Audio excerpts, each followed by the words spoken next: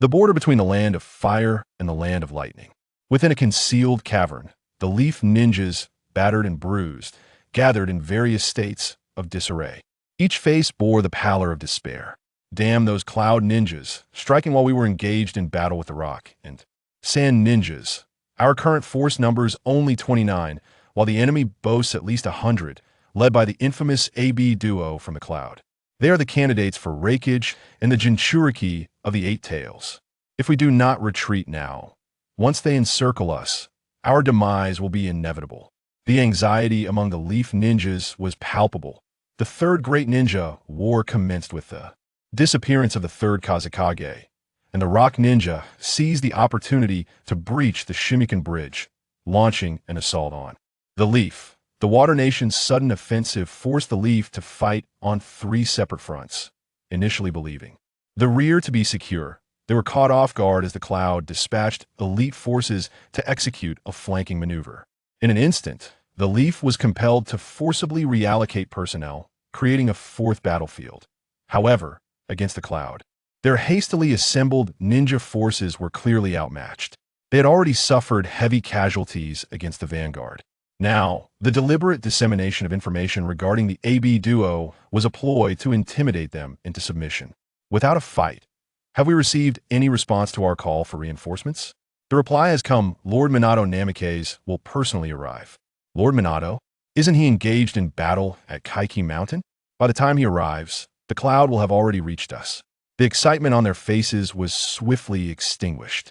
Minato Namikaze had gained renown during the Third Great Ninja War, establishing a formidable reputation.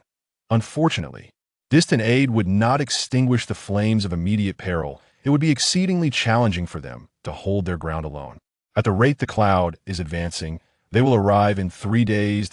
In terms of individual combat prowess, we are no match for them. And with the addition of the AB duo, our defeat is assured. One Leaf ninja expressed his impatience. As his words fell, the collective gaze of the room fixated on the 2 men leading them.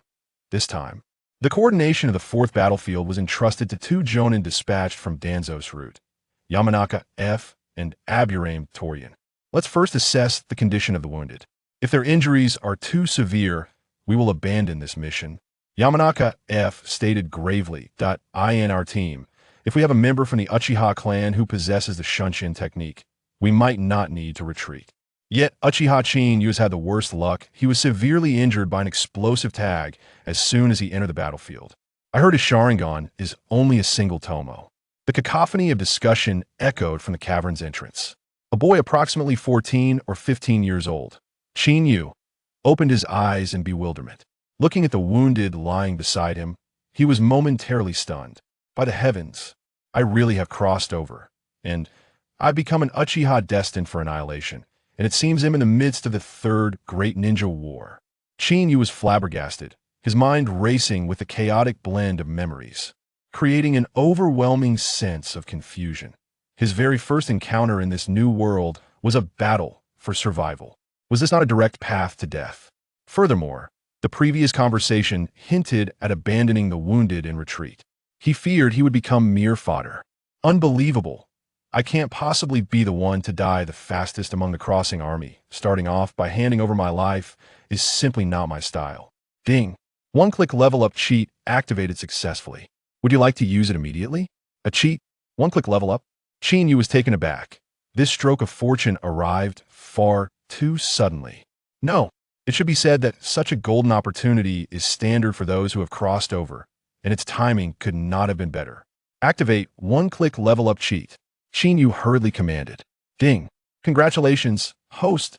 Activation successful. Building database. Host. Uchiha Chinyu. Ninja rank. Chnin. Ninjutsu.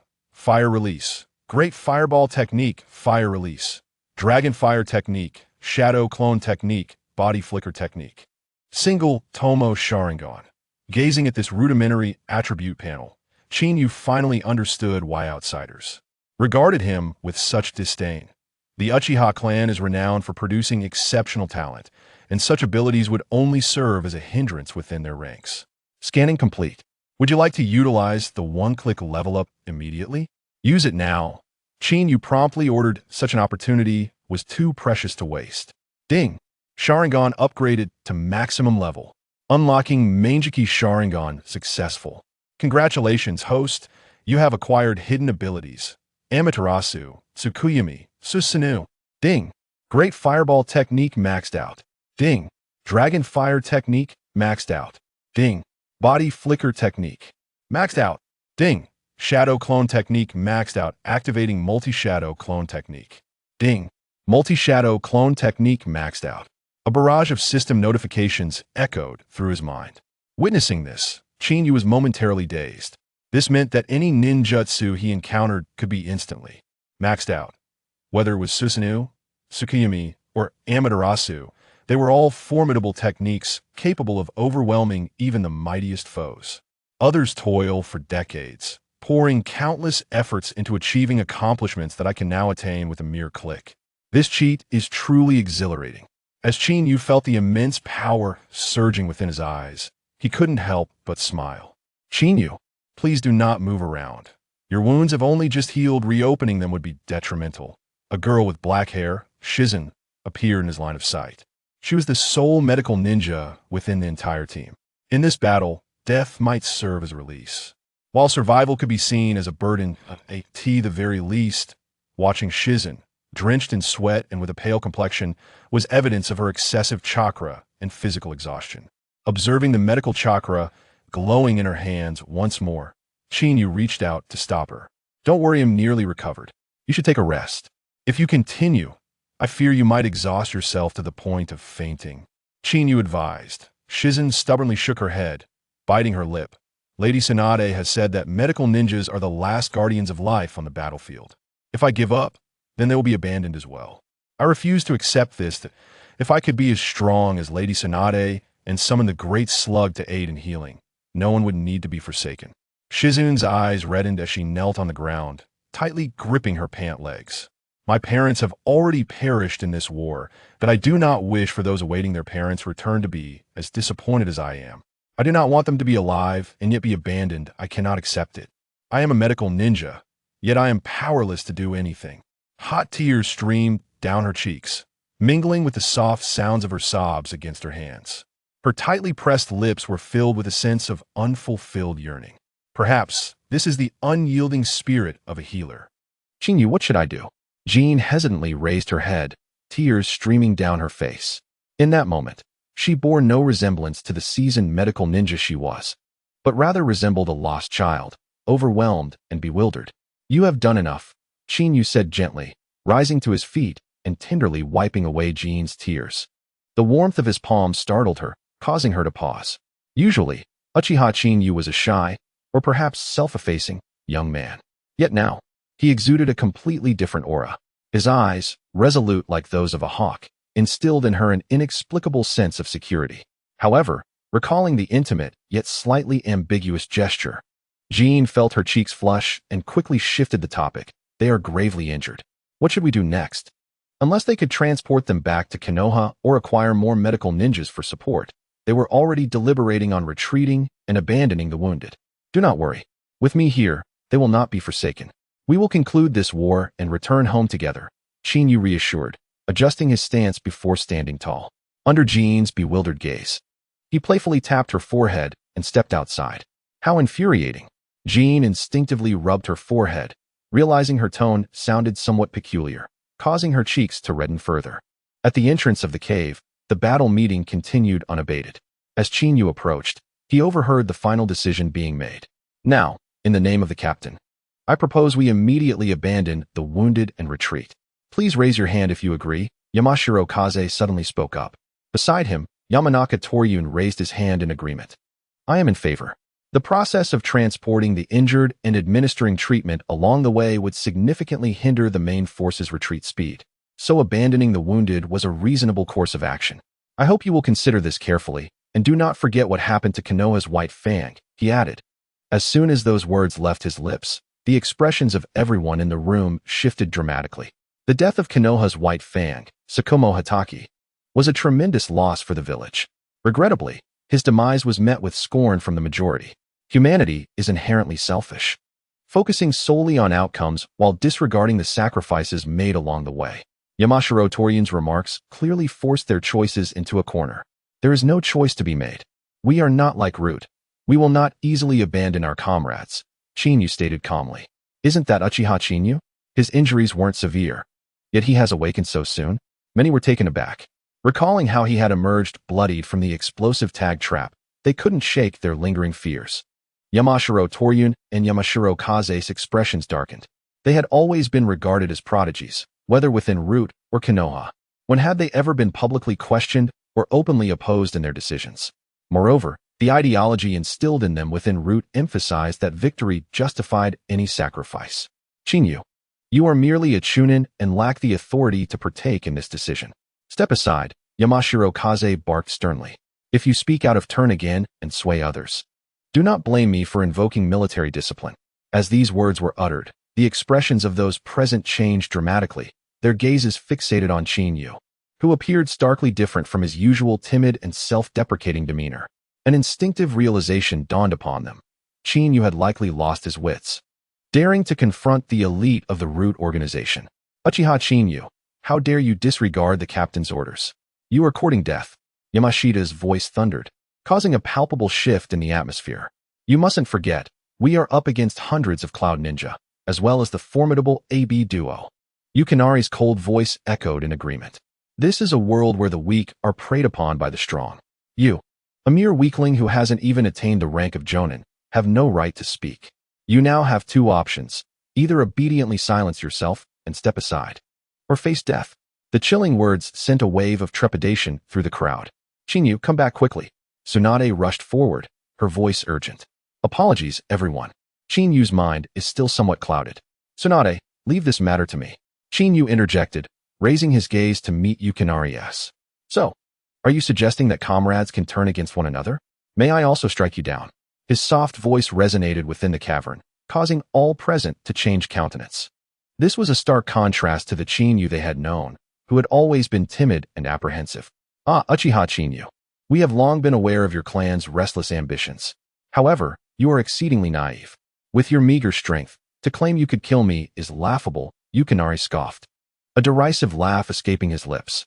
A mere chunin without an ounce of power should have remained quietly in the shadows. Perhaps we would have considered taking you with us. But now, it seems we can forego that. Yamashita's voice turned cold. To defy authority and openly disobey the captain's orders grants us the right to eliminate you. The weak should cower in a corner. An oppressive aura suddenly focused on Chinyu. Everyone present understood that if Chinyu made even the slightest move, he would be met with lethal force. Yamashita, we are comrades. Do not go too far. A purple-haired Jonin stepped forward to address the crowd. In this situation, we should calm down and discuss a solution. I advise you not to meddle. This mission is solely under the jurisdiction of our Root organization. This weakling is already a liability, and now he openly defies orders. We hold the right to execute him. Are you suggesting that strength justifies murder? Very well. Allow me to show you what despair truly is, Chinyu replied with a mocking smile. Blood-red hues surged within his eyes, swiftly enveloping his pupils. In the next instant, 9 Tomo coalesced into a singular form. An overwhelming force surged forth, akin to a tempest, erupting from the center of Chinyu, his hair swaying without a breeze. The crimson energy bore down upon them, instilling a sense of trepidation in their very souls. What manner of eyes are these? They gasped. Uchiha Chinyu. Was he not merely a single Tomo Sharingan? Now he possesses 39 Tomo. What is happening? The presence of the 9 Tomo Sharingan, a manifestation of immense ocular power, left all within the cavern in a state of shock. The Uchiha clan, renowned throughout the ninja world, has long since deciphered the evolution patterns of the Sharingan. The progression from 1 Tomo to 2, and then to 3, is a rather commonplace transformation. It can be said that even among the Uchiha, few are privy to the existence of the Mangekyo Sharingan, let alone those who awaken it through sheer serendipity. However, none of this bears significance. What truly matters is the overwhelming sense of calamity they feel under the immense pressure of this formidable ocular power. How can this be? Is he not merely a mediocre chunin? How could he possibly awaken the legendary Mangekyo? The expression of Oil Girl Torrigain shifted dramatically. Alongside Yamashiro Kaze, as trusted subordinates of Danzo, they were among the elite operatives of Root. Naturally, They were aware of the Uchiha clan's secrets. The pair of Sharingan before them, transcending all rationality, could only be explained in this manner. Wind. Oil Girl Torigane and Yamashiro Kaze exchanged knowing glances. Attack. Body Flicker Technique. Yamashiro Kaze sprang into action first, his hands pressing forward in the air as he unleashed the secret technique of the Yamashiro clan. Simultaneously, Oil Girl Torigane's mouth began to move, releasing a cloud of black mist. Secret technique. Poison Dust Technique. The sudden eruption jolted everyone's nerves. Silence's expression changed, and he urgently called out, "Chinyu, be careful. That black mist contains nanoscopic poisonous insects. Once ingested, it is certain death. Fear not." Chinyu abruptly raised his head, the 9 tomo of his Rinnegan spinning wildly. The chakra, permeated with the scent of disaster, surged back towards him like a tempest. "Kid, you are overly arrogant." As long as the poison dust approaches within a meter, Oil Girl Torigane's smile faltered. The poisonous mist, rushing towards Chinyu, was halted by an invisible crimson aura 3 feet away from him. In the next moment, the swirling ocular power transformed into a terrifying skeleton, filling the previously confined cavern to the brim. The eyes, ablaze with crimson flames, exuded an entrancing aura. The approaching poisonous insects were instantly incinerated, reduced to mere ashes scattered upon the ground. Without so much as a word, Susanoo, gazing at the menacing skeleton, with its blood-red energy ribs and deep-set eye sockets glowing with flames, merely observing it sent chills down one's spine. How can this be? You were clearly under the control of Kaze's technique. Oil Girl Torigane's expression shifted in shock. It was not only due to Chinyu's manifestation of Susanoo, but also because he and Yamashiro Kaze's formidable combination attack had been effortlessly countered, leaving them bewildered. Huh? Have you forgotten? The Uchiha clan excels not only in fire release, but also in Jinjutsu. Chinyu scoffed. What? Oil Girl Torigane's countenance turned pale. In a flurry of movement, he realized that his entire body felt as if it were ensnared by invisible shackles. I can't move. When did you cast a Jinjutsu on me? What's wrong? Are you frightened now? Chinyu sneered. It is too late. Roaring, Susanoo unleashed a thunderous growl, its skeletal right hand shooting forth like lightning towards the two. No. Since you wish for my demise, you may as well meet the same fate. Oil Woman Chigan's expression twisted with malevolence. Unlike the calm demeanor of Yamanaka Kaze, his body was constrained, yet he retained the ability to command the parasitic insects. Secret technique. Insect detonation. The venomous creatures coursing through his veins surged into a frenzy, causing grotesque bulges to form on his skin. Boom. The insects detonated instantaneously, unleashing a powerful wave that swept through the air, dispersing a noxious green gas. Everyone, be cautious. Do not inhale the toxic fumes. Jingyin exclaimed in alarm. However, the surroundings began to spin, and as they regained their senses, they found themselves still within the cavern. Yet this time, the cave bore no signs of battle or the aftermath of the insect explosions. In haste, they turned to Chinyu, only to find Oil Woman Chigan and Yamanaka Kaze kneeling on the ground, grinning vacantly as if in a stupor. This bizarre sight revealed that they were ensnared in an illusion. What manner of illusion could so swiftly seize control of our minds? The recent skirmish had merely been a figment of our imagination. The 2 elite ninjas had been unwittingly drawn into this phantasm, with no means of escape, an utterly terrifying prospect. Those with keen eyes quickly discerned the situation. Nevertheless, gazing upon the dazed and foolish smiles of Yamanaka Kaze and Oil Woman Chigan, a chill ran down their spines. They understood well that had Chinyu been in a foul mood, he could have easily exterminated them all. Such an act would be trivial. They were well prepared for the battlefield. Yet, while they could accept a grandiose death, the thought of perishing without clarity was unbearable. Very well, if they seek to kill me, then it is only natural that I should eliminate them first, Chinyu mused, as if performing a trivial task, casting a scrutinizing gaze over the assembly. He then proceeded towards Yamanaka Kaze and Oil Woman Chigan. Indeed, Chinyu spoke truthfully. The temperament of the root members was excessively detached, daring to turn lethal against their comrades. Even if they returned to Konoha, punishment would be inevitable, rather than allow these two to remain within the ranks.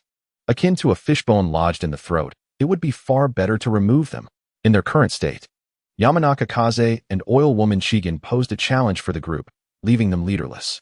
Chinyu, Your prowess is unparalleled. We implore you to lead us. The ninjas present echoed in unison. A smile crept across Qin Yu's face. Opportunistic individuals are a commonality in any environment. Yet, what pleased him was that these people had consistently refrained from suggesting the abandonment of their comrades or turning against him. Otherwise, he would not have hesitated to dispose of them. Qin Yu, you cannot kill them. Jingyin interjected suddenly. Danzo holds a deep grudge. Should Yamanaka Kaze and oil woman Chigan be slain, you would undoubtedly be branded a rogue ninja. I do not wish for you to encounter peril. Her words caused many in the crowd to shift in concern. They had, to varying degrees, heard of Root's modus operandi. Yet, given Danzo's standing, most dared not voice their apprehensions. Furthermore, many had observed Danzo's animosity toward the Uchiha clan. You do not wish for my downfall. Qin Feng replied, a smile gracing his lips as he regarded Jingyin. With a momentary pause, Jingyin's expression faltered, her cheeks tinged with a delicate crimson. Finally, gritting her teeth, she nodded. I simply do not wish for anyone to come to harm. So it appears I have misinterpreted the sentiments. Qin Yu chuckled awkwardly and remarked, since you have spoken up, Jingyin, I shall temporarily spare them. However, while the death penalty may be evaded, lesser transgressions cannot be easily forgiven. Let us confine them for the time being. As I have garnered the admiration of my companions, I will not shy away from my responsibilities. We shall rest for 3 days, and after that, we will take the initiative to engage in battle. Qin Yu turned to Jingyin and asserted, in my eyes, abandoning a comrade is utterly unacceptable, unless they step over my corpse. Someone, take them away for now. His calm words sent a jolt through the assembly. To them, Qin Feng had previously seemed shy and timid, yet this moment entirely shattered that perception. Whether through the use of illusions to swiftly defeat the likes of the mountain winds and oil women, or now, taking the offensive, Qin Yu stood resolutely for his companions. This instilled an inexplicable sense of security among them. Rest assured, Qin Yu, this pass is of paramount strategic importance to our Fire Nation. While we shall not defy orders, we will not easily relinquish it. If the Cloud Shinobi were to breach this pass, it would pose a significant threat to Konoha. Especially if they managed to divide and conquer, spoke the serious Ugetsu Kangwu, who had previously interjected. Prepare yourselves, Qin Yu commanded. In the world of the Hokage, it is a realm governed by the survival of the fittest, and Qin Yu's demonstrated prowess was sufficient to instill fear. Moreover, abandoning comrades, even for the sake of a mission, would lead to disdain upon returning to Konoha.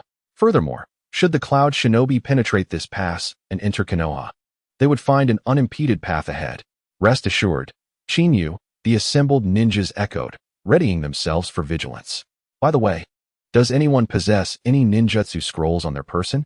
Qin Feng suddenly recalled an important matter. With his ability to elevate various ninjutsu to their maximum level through a unique system, he certainly could not overlook the opportunity to enhance his strength, especially with the formidable combination of Cloud Shinobi to contend with. Ninjutsu scrolls. The 20 or so ninjas present were momentarily taken aback. None. Qin Feng did not harbor high hopes, as it was wartime, and who would carry learning scrolls with them? Moreover, in the ninja village, there were concentrated training facilities for ninjutsu scrolls, and most techniques were passed down from teachers or elders. It was rare for anyone to carry scrolls individually, as losing them on the battlefield would not only mean losing one's life, but also risking the scroll falling into enemy hands. Ugetsu Kangwu stepped forward, saying, Qin Yu, I do not know why you seek a ninjutsu scroll, but this is an A-rank ninjutsu, lightning release, thunderfall, which I had prepared as a gift for my daughter upon her promotion to Chunin.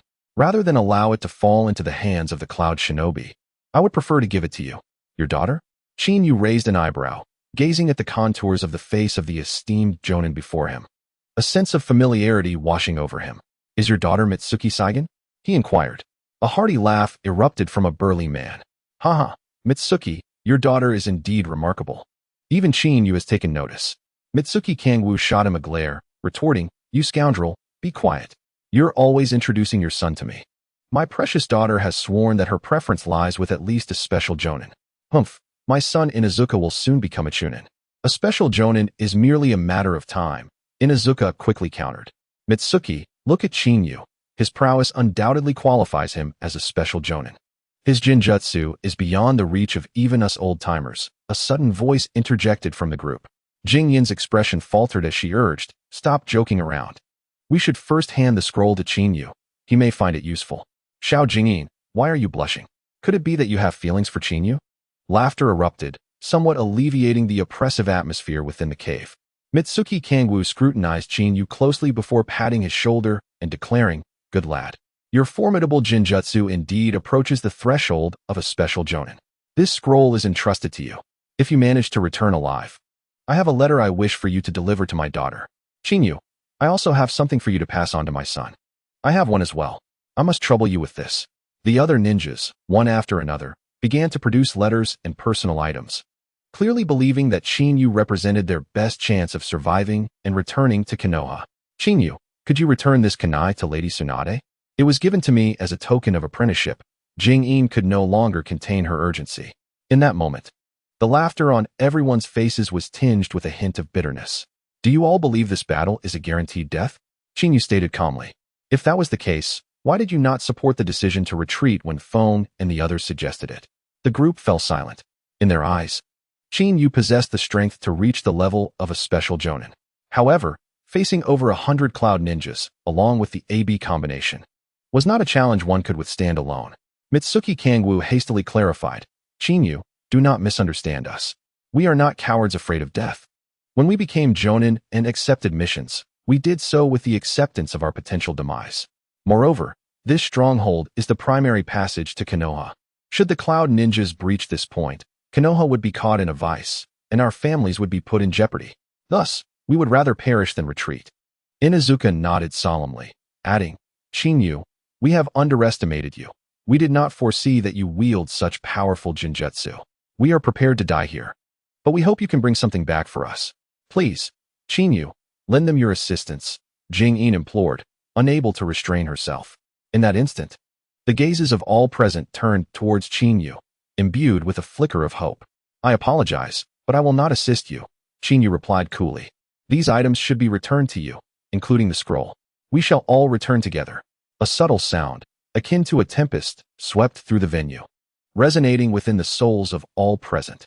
Matsu Kangwoo could not help but clench his fists. His eyes slightly reddened as he exclaimed, "Indeed, you speak the truth, young man.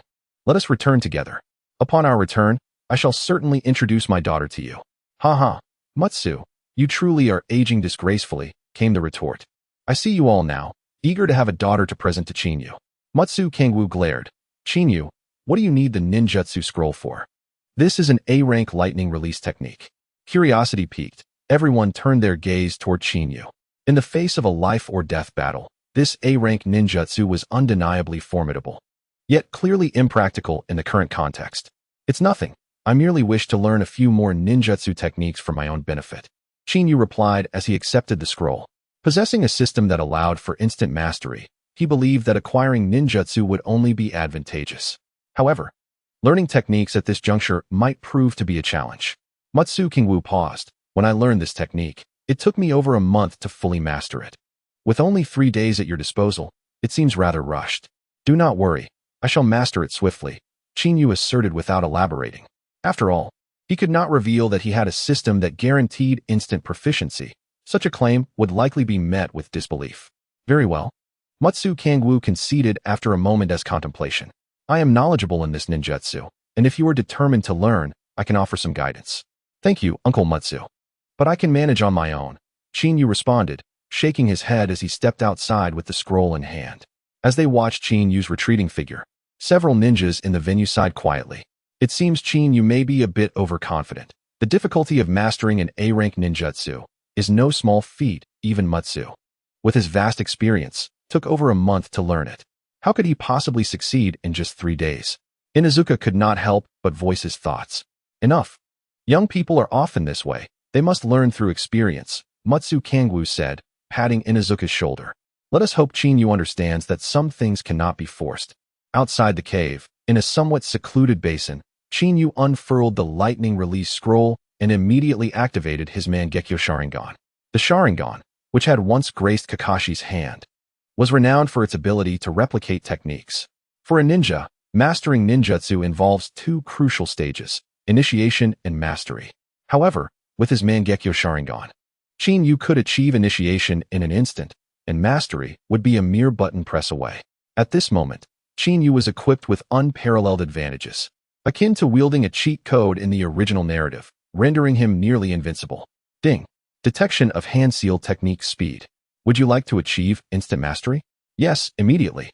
Qin Yu's hands moved in a flurry, his chakra undergoing precise transformations. Lightning release. Thunderbolt. As the final seal was completed, a deep rumble echoed through the sky. 9 bolts of lightning, like dragons emerging from the depths, struck fiercely upon a rock approximately 7 to 8 meters away. Boom. The massive rock shattered explosively. As the lightning surged, debris flew, creating a gaping crater several meters wide. Amidst the swirling smoke, the scene was strikingly dramatic. Witnessing this scene, Qin Yu found himself momentarily bewildered. According to the scroll, the description of the A-ranked lightning release technique, once mastered, would enable the wielder to commune with the errant lightning elements of the universe, unleashing an attack of lightning strikes. However, what unfolded before him transcended this scope. Could it be attributed to the one-click max level system? Qin Yu raised an eyebrow. He recalled the words of Uchiha Madara from the original narrative. There is no such thing as the weakest jutsu, only the weakest practitioner. A simple fire release, Great Fireball, could evoke the essence of a grand technique, a feat only achievable by Madara himself. Now, Qin Yu's current predicament seemed to stem from the full mastery of his jutsu. Nevertheless, that previous strike had still consumed 1/10 of his chakra. Ding. Lightning Attribute Chakra. One-click max level. Ding. Lightning Release. Lightning Strike. One-click max level. Ding. Lightning Attribute Natural Energy Sensing. One-click max level. The system prompts resonating in his mind instantaneously validated Qin Yu's conjecture. As he gazed at the crater formed by the lightning strike not far away, he suddenly recalled the formidable jutsu from Uchiha Sasuke's arsenal within the lightning release techniques. S-rank lightning release. Kirin. It could be said that if this technique did not require the convergence of favorable conditions, its destructive power alone could rival Naruto Uzumaki's wind release, Raisin Shuriken. Alas, in the original tale, the Kirin made a striking debut only to fade into obscurity thereafter, never to be seen again, a lament shared by many fans of the series. Now, with the number of incoming Cloud Shinobi exceeding 100, including the formidable AB combination, a tough battle was inevitable.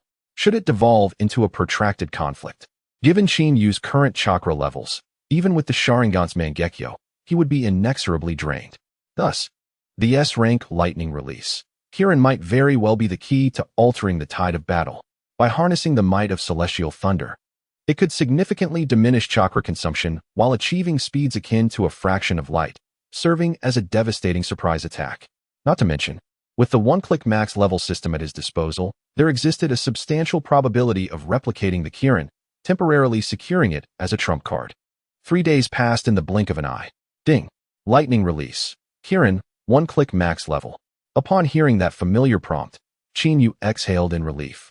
The tenuous connection he had established with the gathering storm clouds above was abruptly severed.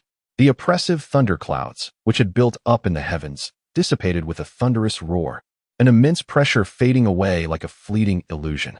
Fortuitously, due to the one-click max level system, even his ability to sense the natural forces of lightning had reached its zenith. Otherwise, he would not have succeeded so smoothly in testing the Kirin. Qin Yu dispersed the chakra within him. His recent training had elucidated a critical weakness of the Uchiha clan, a lack of chakra reserves. No wonder the Sage Mode and Sage Body were ultimately exhausted in prolonged battles. Even Uchiha Madara from the original narrative sought to transplant and absorb the cells of the First Hokage. It seems that after resolving the present matters, Qin Yu would indeed need to find a way to acquire the Sage Body. As Qin Yu emerged from the secluded basin, the 27 remaining Konoha ninjas had gathered, each face etched with solemnity, fully prepared for battle, their eyes reflecting a hint of resolute acceptance of death. In their view, this was an irrevocable war against over 100 Cloud ninjas, and with the formidable AB duo involved, the odds were decidedly grim. However, beyond this pass lay the vast expanse of the Land of Fire.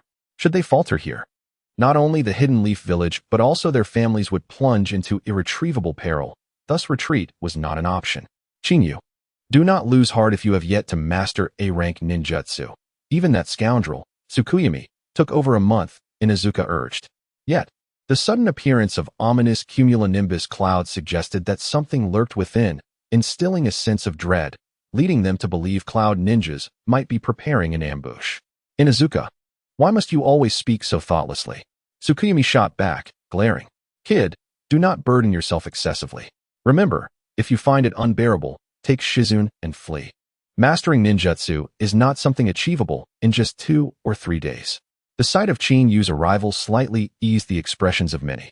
After witnessing the formidable jinjutsu he had previously unleashed, an inexplicable trust in this once obscure youth began to take root. Just in time, I have already mastered that ninjutsu. Chin-Yu replied with a smile. 3 days to learn A-rank ninjutsu? Tsukuyomi was taken aback, then heartily clapped Chin-Yu on the shoulder. You rascal. Joking at a time like this. But perhaps it's for the best, lightening the atmosphere a bit. 30 minutes ago, according to the scout's report, a large contingent of Cloud Ninjas has appeared 5 kilometers away. You may issue your orders. In the face of skepticism, Chin-Yu refrained from elaboration, his brow furrowing as he stated, 30 minutes ago? Did I not establish that during wartime, intelligence updates are to occur every 15 minutes? Tsukuyomi's complexion shifted dramatically. They had been so consumed with coordinating their team and the oppressive atmosphere of impending doom that they had overlooked this crucial detail. Tsukuyomi, this is dire. Fuka and Yono have gone missing in the mountains. A junior ninja, responsible for surveillance, rushed in, panic evident in his voice. At this revelation, the tension among them escalated sharply. On the surface, these 2 incidents seemed unrelated, yet upon deeper reflection, it was clear that their scouts had been silently eliminated without a warning.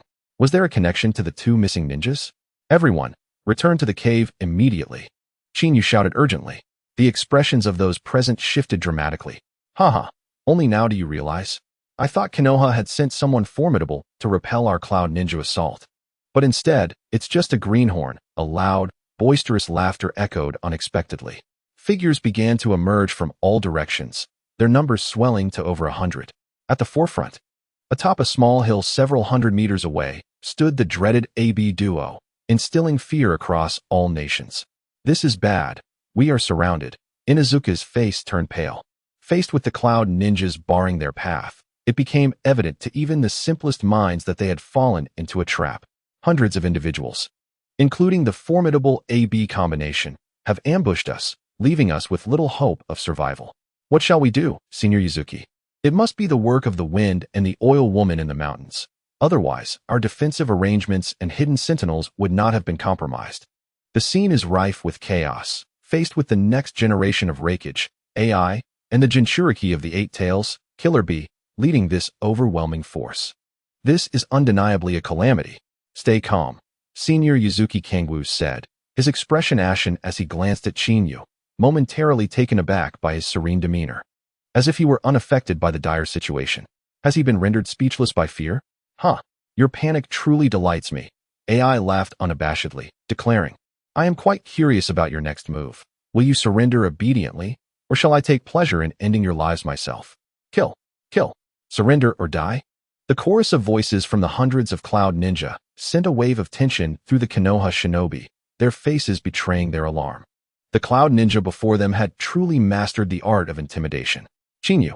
Inuzuka Shizune's face paled as she could not help but glance at Uchiha Chin-Yu. Do not worry. Nothing will happen, Chin-Fong reassured, ruffling Shizune's hair. Senior Yuzuki, take them to retreat into the cave and hide within the barrier. Leave the rest to me. Chin-Yu had anticipated this scenario. After all, in the original narrative, the Root organization would resort to any means necessary to achieve its goals. With the 2 from the Mountain Wind having been usurped by Chin-Fong, they had forsaken their comrades in critical strategic positions. Should Chin-Yu and the others return alive, it could spell disaster for Root. Thus, the only viable option was to strike first, using others as tools for their own ends.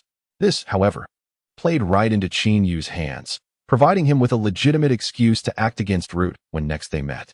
Chin-Yu, are you going alone? Have you lost your mind?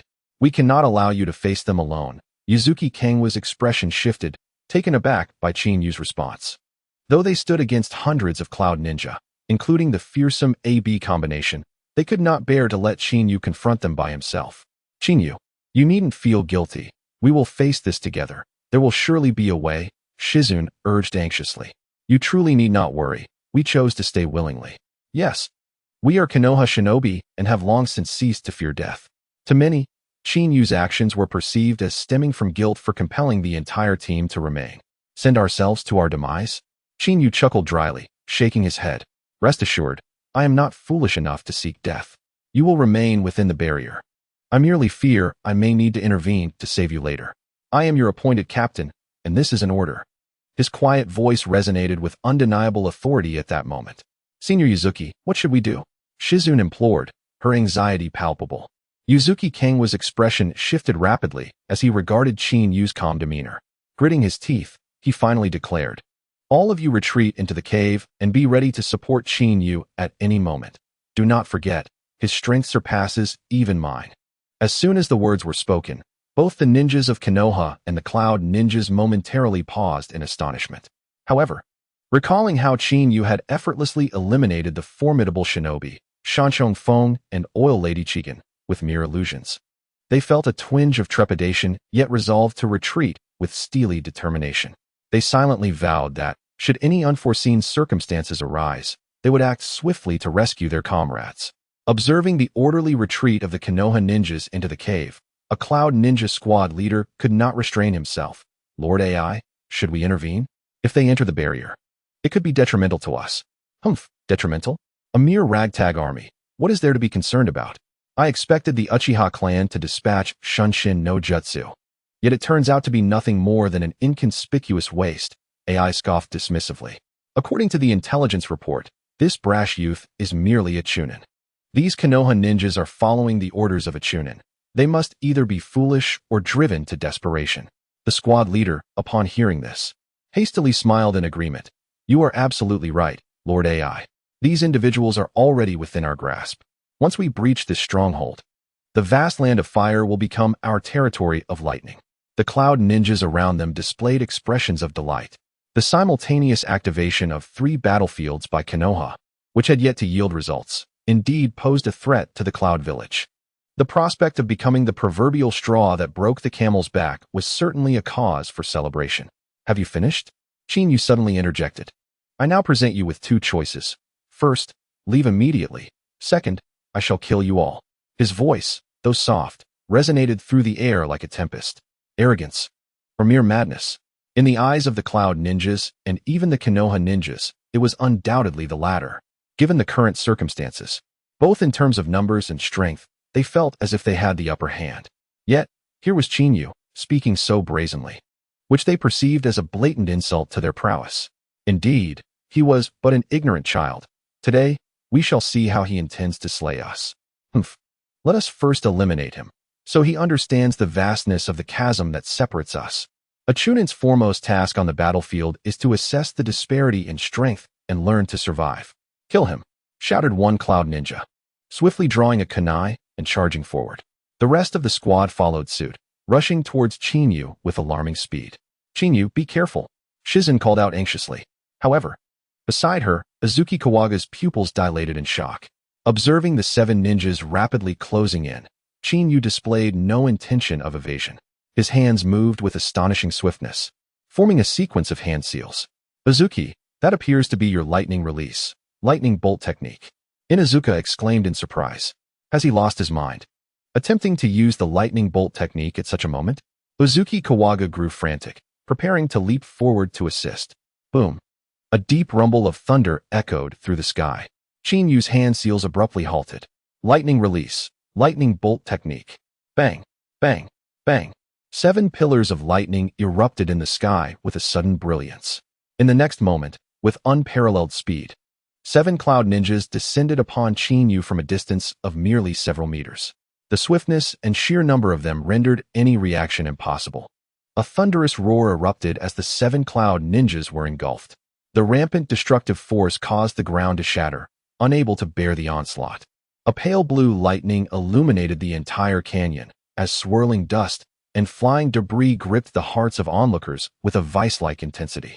Once tranquility returned, the crater left by the lightning was a staggering 7 to 8 meters wide, each Cloud ninja drenched in blood, some with severed limbs, clearly lifeless. What kind of jutsu is this? It resembled an A-rank lightning strike. Even skilled jonin could only summon 3 bolts of lightning. How could a mere chunin execute such a precise annihilation of 7 opponents? This boy is suspicious. We must disperse quickly to prevent him from succeeding again. The scene descended into chaos.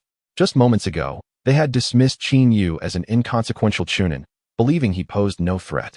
Now, after his display of power, the situation had drastically changed.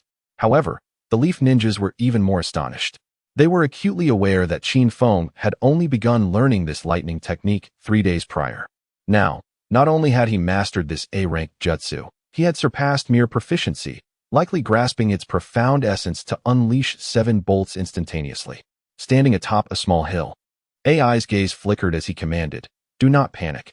He is merely an obscure chunin, perhaps with some talent for lightning release, who has comprehended the essence of this technique. Sato, you are adept at the lightning body flicker technique. Retrieve him." As a masked cloud ninja stationed by AI nodded and stepped forward, his movements abruptly froze mid-air. A searing wave of heat surged towards him. Qin Yu, with his hands soaring, suddenly halted, and in an instant, a massive fireball of 20 to 30 meters emerged from his swirling chakra. It surged forth with a crushing force. What on earth is happening? Am I dreaming? Is this truly the great fireball technique? With a whoosh, the air seemed to be pierced, and distances of hundreds of meters vanished in the blink of an eye. Everything in its path, rocks and trees, ignited instantaneously. Sato, with a pallid complexion, hastily retreated. Even AI and Killer Bee felt their nerves tighten, instinctively dodging the impending onslaught. Yet, the great fireball faltered at a critical moment.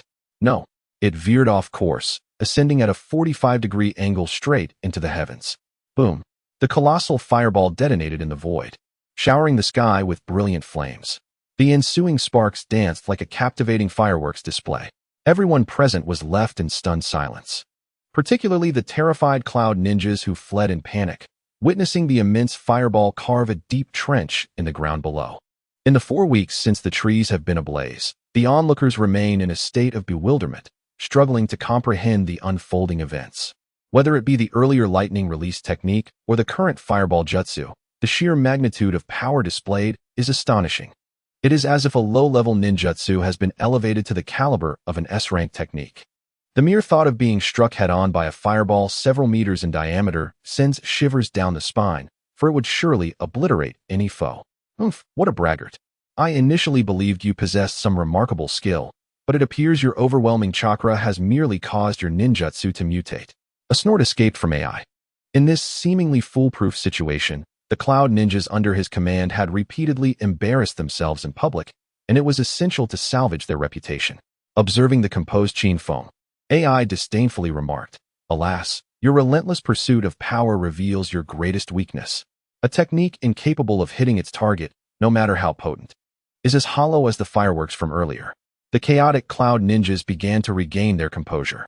AI's words resonated. They must not falter in their ranks. A person unable to properly wield ninjutsu could never triumph over them. Furthermore, having executed 2 power-driven techniques in succession, his chakra reserves must be dwindling. I wager he can muster only 1 more jutsu. If we withstand this strike, capturing him will be a mere formality. The eyes of the cloud ninjas gleamed with renewed determination as they regarded Qin Yu with a predatory gaze. It was indeed unfortunate that the previous attack missed. Had it connected, it would have undoubtedly resulted in significant casualties among the cloud ninjas. Who would have thought that Qin Yu could conceal such depth, elevating ordinary ninjutsu to such heights? Yuzuki, what shall we do now? Qin Yu evidently possesses exceptional talent. In addition to his formidable jinjutsu, he has effortlessly grasped the essence of lightning and fire techniques. If he were to be entrusted to the Third Hokage for personal training, Konoha would undoubtedly witness the emergence of an even more formidable force in the future. The Leaf Ninjas chattered in a flurry. Even Yuzuki's heart was stirred by the final remarks. Having endured the tug-of-war on the battlefield, he understood the immense impact a genius warrior could have on the tide of battle. For instance, the illustrious Minato Namikaze, the Yellow Flash, is a prime example. If Uchiha Qin Yu could reach such heights, he would be a powerful infusion of fresh blood for Konoha. A torrent of thoughts flashed through Yuzuki's mind as he gazed at the still composed Qin Yu. Momentarily taken aback, I sensed that Qin Yu is far from simple. Even after missing his attack, why does he remain so calm? As he spoke, he turned his gaze skyward. The sight that met his eyes nearly left him agape. Centered around the canyon, it seemed as though an invisible hand was swiftly swirling the oppressive thunderclouds above, resembling a colossal funnel. Sinister lightning snakes slithered through the clouds, becoming increasingly menacing. The suffocating aura that gradually permeated the air evoked a sense of foreboding, reminiscent of an impending storm. He vaguely sensed that Chinyu had likely mastered the art of lightning and was lying in wait within the basin, preparing for this very strike. It was imperative to remain silent. Mitsuki Sawaguchi clenched his fists tightly, aware that the power of this impending blow would be nothing short of extraordinary. Otherwise, Chinyu would not have expended such effort. With his heart racing, Mitsuki felt the tension fraying his nerves. Why was Chinyu still standing outside, seemingly unperturbed? Such a state of mind was terrifying. "Kid, are you out of tricks?" AI sneered. "Is your chakra running low? If that's the case, it's our turn." Observing the still unfazed Chinyu, AI's expression darkened as he commanded, "Advance. Surround him. I refuse to believe he can conjure any more surprises. Kill him." In an instant, dozens of cloud ninjas surged forward. The recent lightning and fireball techniques had left them humiliated. Now that Chinyu was low on chakra, it presented an opportune moment to strike a fallen opponent. 300 meters, 200 meters, 10, 30, 50, 70. Chinyu silently calculated everything, feeling the transformation of chakra within him resonate with the storm clouds above. The accumulated force of lightning sent tremors through his heart. "Foolish child, perish." One of the cloud ninjas reached him first. However, it should be noted that dozens of cloud ninjas arrived from all directions, each gaze fixated on the prey before them. Lightning release, lightning spear, lightning release, thunderbolt, lightning release, charge. The air was filled with the cacophony of their roars, echoing wildly through the heavens and the earth. As the blinding flashes of lightning morphed into various attacks, hurtling towards Chinyu, Shinin could no longer contain herself and rushed forward. "Now, everyone, brace the barrier with all your strength, or we shall all perish," Mitsuki bellowed. Everyone was momentarily taken aback. In the next moment, amidst the onslaught, the lightning surrounding Chinyu surged, and he vanished like a specter. It was the lightning release, body flicker technique. Those with keen eyes discerned the truth in an instant. AI's expression tightened as he hurriedly glanced towards a nearby hilltop. What he beheld sent shockwaves through his nerves. "The sky. There's something amiss. We must flee." AI shouted urgently. Within the clouds, he sensed a presence that even he found chilling. At this moment, he finally comprehended why Chinyu had stood there, unflinching and unresponsive. It was a trap. "You cannot escape. My chakra may be insufficient, but to ensnare you all at once requires wide-ranging, destructive force, coupled with an unavoidable speed. Hence my intention to harness the power of the thunder." Standing atop the hill, Chinyu's concealed lightning fully revealed itself at that moment. The swirling, pressurized storm clouds erupted with lightning, coalescing into a massive thunder kirin. "Farewell, foolishly endearing cloud ninjas." As his words fell, Chinyu sprang into action, his right hand pressing down fiercely as the amassed lightning transformed, unleashing a roar that echoed to the heavens. Thunder roared, tearing asunder the heavens, while lightning consumed the very pupils of onlookers. Boom! The Qilin descended with a breathtaking velocity, leaving the cloud ninjas utterly stunned. Crash! The flash of lightning erupted, its might rivaling that of tailed beasts. In an instant, the entire gorge was engulfed in blinding light, obliterating trees and rocks alike, reducing them to mere fragments. The lightning surged skyward, piercing through the dense clouds above. When clarity returned, several minutes had elapsed. The once vast gorge lay in utter disarray. No, it would be more accurate to say that the landscape bore no resemblance to the gorge. It was transformed into a desolate expanse of charred earth. The so-called trees and rocks had vanished without a trace, and some hills had been leveled to the ground. As for the cloud ninjas, not even their remains could be found. Those who were fortunate enough to employ some defensive measures might have saved a limb or two.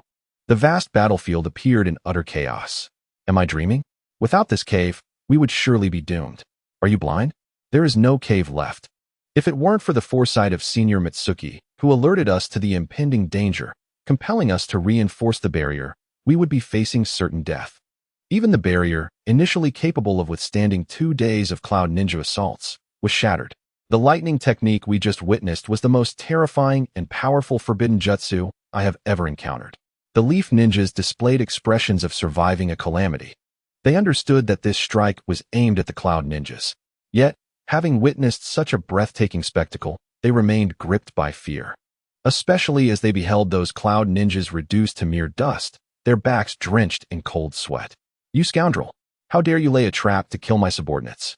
A and Karabi emerged from the rubble, somewhat disheveled, but not significantly harmed. Some cloud ninjas who had been near them during the assault were also rescued in time. However, even counting A and Karabi, there were only 7 of them. This stood in stark contrast to their earlier, imposing arrival. Who would believe that amidst such a vast numerical disparity, the cloud ninjas led by the AB duo could be annihilated by a single chunin in the blink of an eye? The killer must be slain. Are they not deserving of their fate? Chinyu remarked with a smile. At the sight of his warm smile, both the cloud ninjas and the leaf ninjas felt a chill creeping beneath their feet. Very well. A's expression darkened as he repeated the word well twice, then sternly declared, "I may fall for a trap once, but I shall never fall for it a second time." Having unleashed such powerful jutsu, your chakra is indeed astonishing. Yet it cannot sustain itself for long. Today, I shall see what capabilities you possess to overcome me. Once you fall into my grasp, I will shatter your bones, making you understand the might of the cloud ninjas and that their authority is not to be trifled with. His commanding words echoed through the ruins. Observing Chinyu, who had effortlessly dispatched over 100 foes, Mitsuki Kangwoo and the others indeed felt a glimmer of hope. However, the mere thought of the renowned AB duo from the Cloud Ninja clan lurking nearby sent a jolt of tension through me. "Senior Yuzuki, shall we intervene?" Shizen urged anxiously. Yuzuki Kangwoo turned to Chinyu and declared, "Chinyu, we shall assist you." "No need," Chinyu replied with a gentle smile. "You all can join in. I am curious to gauge my own strength." "Haha, you young rascal, truly audacious. I see you are merely a facade of bravado, daring to utter such boastful words." AI laughed heartily, yet a shadow soon darkened his expression. "I shall make you wish you were never born." With a thud, AI's foot struck the ground, unleashing the latent lightning chakra within him like a raging torrent. His attack was immediate, employing the body flicker technique and lightning release chakra mode. If Minato Namikaze was the golden lightning, then AI was the blue. As his foot landed, the ground cracked beneath him, and in an instant, he had traversed 100 meters, appearing before Chinyu. The sheer swiftness caused the pupils of Yuzuki Kangwoo and the others to constrict in shock. To their eyes, it seemed as though Chinyu had made not a single move, remaining frozen in place, quietly observing the unfolding scene, as if rendered speechless by the spectacle. "You, who cannot even keep up with my speed, dare to be so reckless? Prepare to meet your demise." AI grinned menacingly, tightening his fist, causing arcs of lightning to erupt. Without a hint of flamboyance, he unleashed a devastating strike. Lightning fist. Boom. The air was instantly pierced as his colossal fist barreled toward Chinyu's cheek. Witnessing Chinyu's unwavering stance, the remaining cloud ninjas could not help but chuckle. In that moment, they envisioned the grim scene of Chinyu's demise. Thunderous. A deep, resonant clash echoed suddenly. The formidable lightning fist descended with the weight of 1,000 mountains, landing mere meters from Chinyu. It struck an invisible barrier, halted abruptly as if colliding with an iron wall. The ensuing surge of lightning and crimson energy generated a tremendous shockwave. AI's expression shifted abruptly, as if he had struck a solid surface. As he beheld Chinyu's eyes consumed by a blood-red hue, the 9 tomo within spun wildly. AI's eyes nearly bulged from their sockets. A ribcage formed from crimson chakra stood defiantly before Chinyu. What is this? Could it be a creature from an illusion? It was the Sharingan. But no, the patterns bore no resemblance to the Uchiha clan's single, double, or triple tomo Sharingan. What was transpiring? As he observed the transformation in Chinyu's aura, a palpable sense of foreboding enveloped him, instilling a sense of inexplicable oppression. The 9 tomo Mangekyo Sharingan. Though Chinyu's chakra was limited, his ocular power was virtually undiminished. In the face of the speed and might characteristic of lightning release chakra mode, Susanoo was the optimal countermeasure. "It is my turn," Chinyu suddenly proclaimed. The moment the 9 tomo Sharingan spun frantically, the aura laden with calamity surged forth like a tidal wave. A colossal blast of energy erupted from Chinyu's center. A blood-red skeletal arm suddenly emerged from the ribcage, evoking an unsettling aura. With no flourish whatsoever, it shot towards AI like a bolt of lightning. "Be careful," Karabi urgently called out, sensing the impending danger. The lightning coursing through AI intensified to its utmost limit.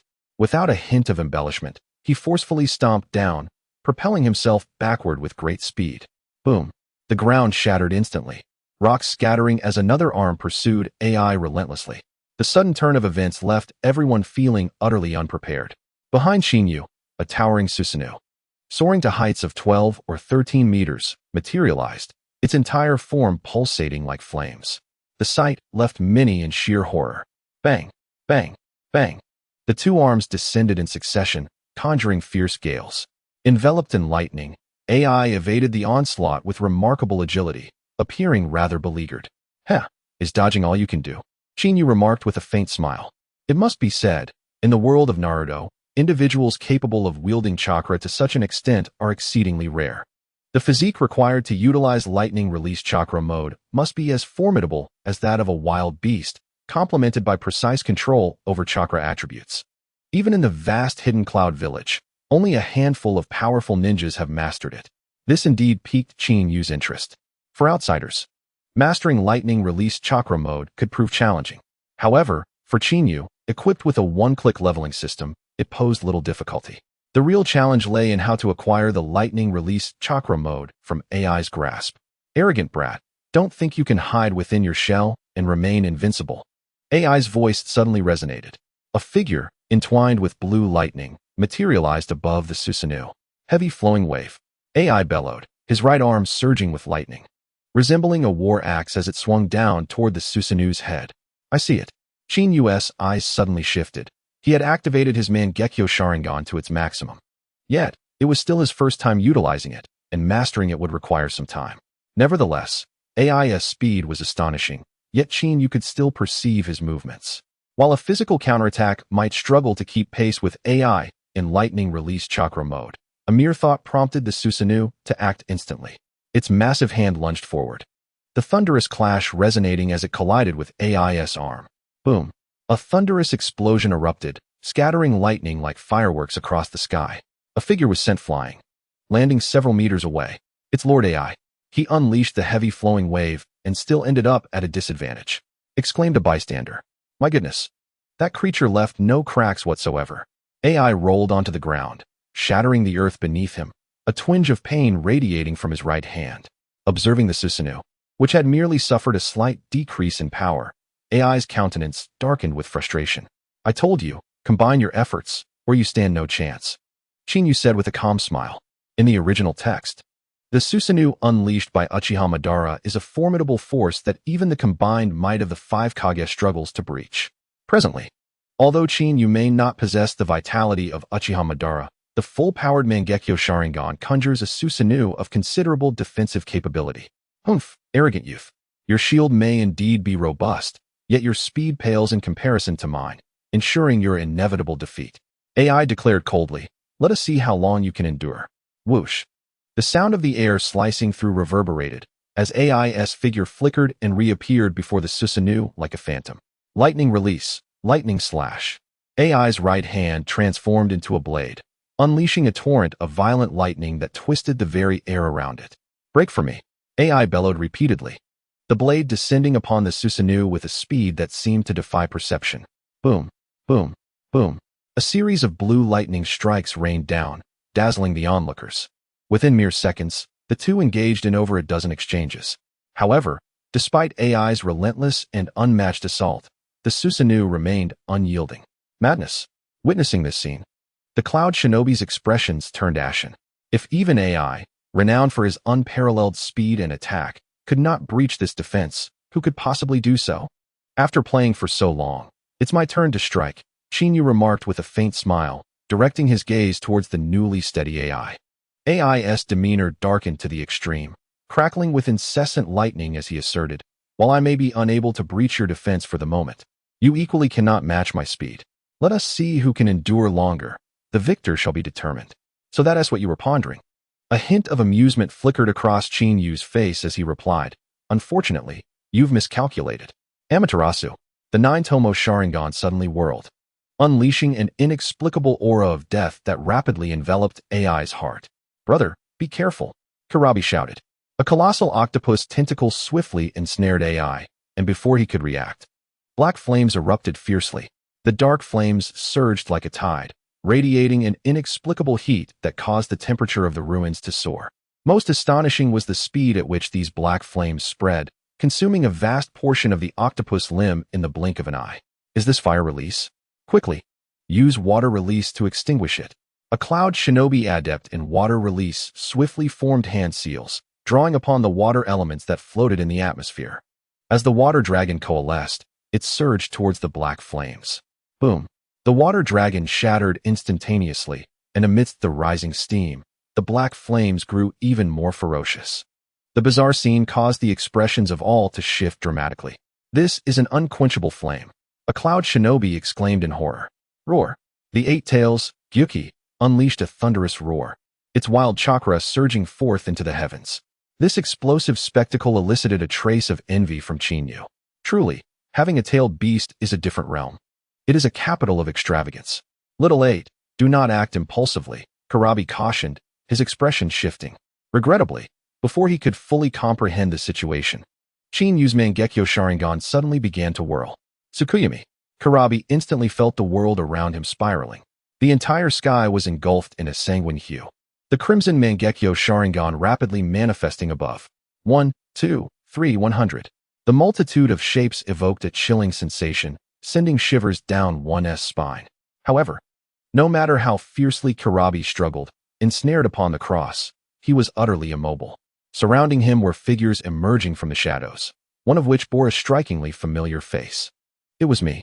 Kurabi's expression shifted dramatically. Alas, before he could react, countless approaching figures, each wielding blood-red blades, lunged toward him. The agonized screams reverberated through the heavens, sounding hauntingly desolate. This seemingly intricate scene transpired in the blink of an eye to the outside world. Observing the suddenly dazed Kurabi, AI's countenance shifted with concern. This is an illusion. Lord AI, quickly sever the eight tails tentacles, or else the black flames will engulf Lord Kurabi. A cloud shinobi urged urgently. Without a moment to spare, AI unleashed a bolt of lightning from his right hand, transforming it into a blade that cleaved down upon the tentacle. With a splatter, a torrent of verdant liquid surged skyward, and as the tentacle fell to the ground, it was swiftly consumed by the black flames. Witnessing the ground ablaze with the dark fire, both Cloud and Leaf Shinobi felt a chill run down their spines. Illusion dispelled. AI, disregarding everything else, rapidly formed hand seals and bellowed fiercely. Nevertheless, after consecutively attempting 7 or 8 methods to dispel the illusion, Kurabi remained unresponsive, ensnared within Tsukuyomi. Lord AI, what is happening? Among the Leaf, the Onma clan and Uchiha clan are adept in illusions, yet despite our numerous attempts to break free, we remain powerless. What shall we do? The scene erupted into chaos, the remaining 5 Cloud Shinobi feeling a pang of retreat. A single strike from Kirin had annihilated over 100 elite warriors. They had believed that, with the AB combination, they could reverse their misfortune, defeating Chinyu and securing victory. However, the successive strategies only served to challenge their understanding. Faced with such an insurmountable adversary, how could they shatter the impasse? The only recourse was to forcibly dispel the illusion, first by eliminating the caster, and second by employing a chakra of greater potency to instigate an internal upheaval. AI's expression darkened to an extreme. Yet, upon witnessing Chinyu clad in an impenetrable shell, AI swiftly abandoned the first option. As for the second, against Kurabi, the 8 tails Jinchuriki, AI questioned whether he could match chakra. Such a feat was utterly unattainable. What is the matter? Unable to make a decision? Chinyu smiled warmly. The solution is quite simple. As long as you distance yourself from me, the caster, this illusion will soon be dispelled. Tsukuyomi is one of the most formidable illusions encountered in the realm of ninjas. However, the duration of the illusion is intrinsically linked to the caster's ocular power. On that day, Kakashi managed to escape precisely because Uchiha Itachi's ocular power was insufficient. However, after the incident, Kakashi remained in a state of unconsciousness for 7 or 8 days before gradually recovering. The memory of that moment still lingers, instilling a sense of trepidation. Of course, I would not allow you to escape so easily. A more pronounced smile appeared on Chinyu's face. His cheeks twitched as he remarked, "Kid, do not be overly arrogant.